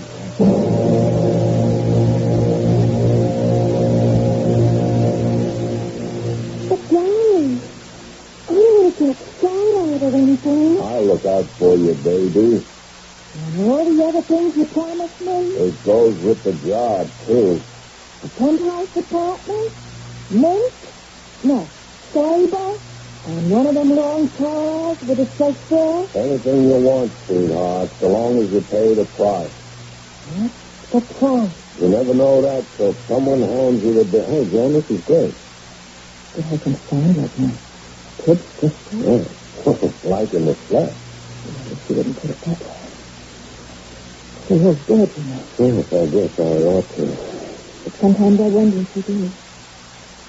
Look, if it means so much. Yes, I'll kill him and finish the movie, but after that, I only want to be myself. Most people don't know the tedium, the endless amount of takes, the close-ups, the medium shots, and of course the master shots that cover everything. It would be hard to explain to the average person that a simple phrase like, I love you, might have to be repeated again and again, maybe 20, 30, 40 times. And not necessarily the way you might want to say it yourself, but patterned and inflected just as the director, the producer, the power behind the camera might dictate.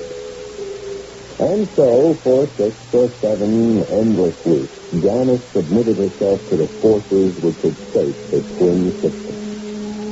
And finally, the picture was over, and she came home.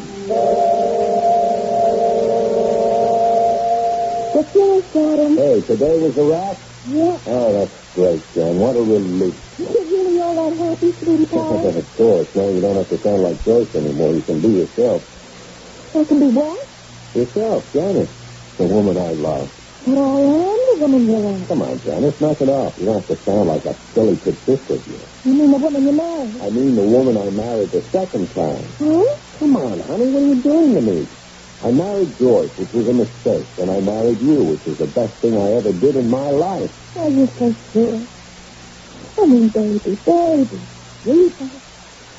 You love me all that much? Okay, cut it out. Johnny?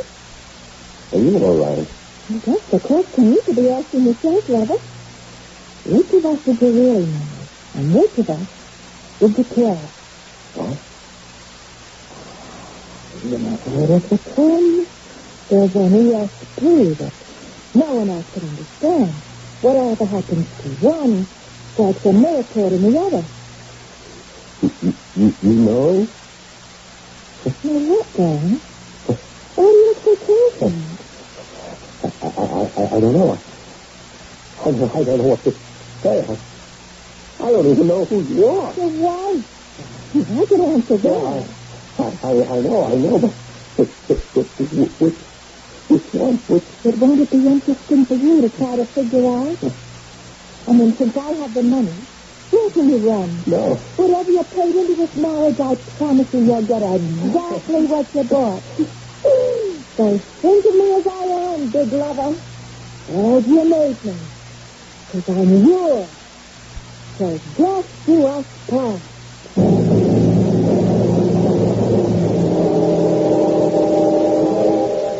Quite recently, there was a disturbance on the Golden Gate Bridge. A man had climbed into the superstructure with the object of committing suicide. Despite heroic efforts by the police, the man, an unemployed member of several theatrical unions, plunged to his death. He was identified by his wife, a resident of Los Angeles, as Adam Lincoln. I'll be back shortly.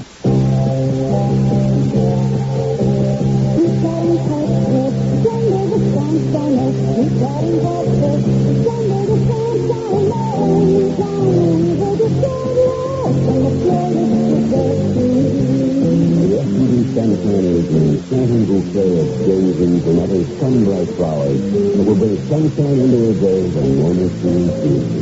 It's a sunny way of remembering birthdays, anniversaries, or any happy occasion. Your florist can send the sunshiner almost anywhere by wire if you say, send it to FUD way.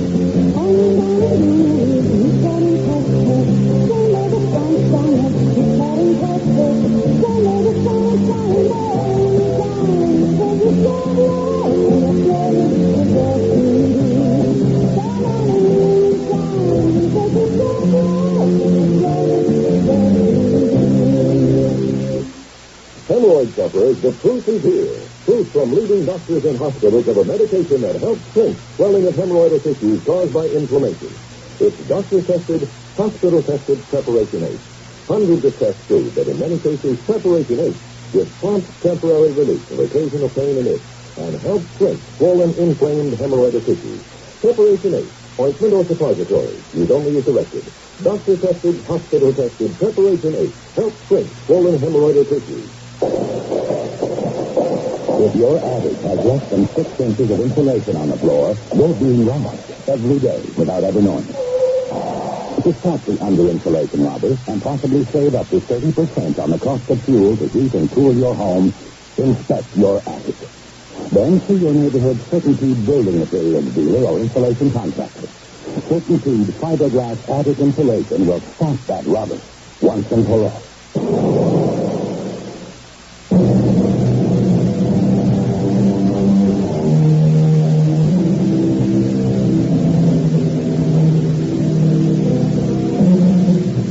Not all stories are pleasant, as indeed not all people are. The happiest thing to dwell on is how few... now I must search for a careful word. What will it be? Well, let's settle for an old-fashioned word. Rotters, no-gooders. Anyway, human beings with nothing much to recommend them get away with murder. Or do they? Certainly not in my stories. They always have to pay when it comes to the end. Our cast, Marion Felders and Paul Hecht. The entire production is under the direction of Himan Brown. Radio Mystery Theater was sponsored in part by Buick Motor Division. This is E.G. Marshall inviting you to return to our Mystery Theater for another adventure in the macabre. Until next time, pleasant dreams.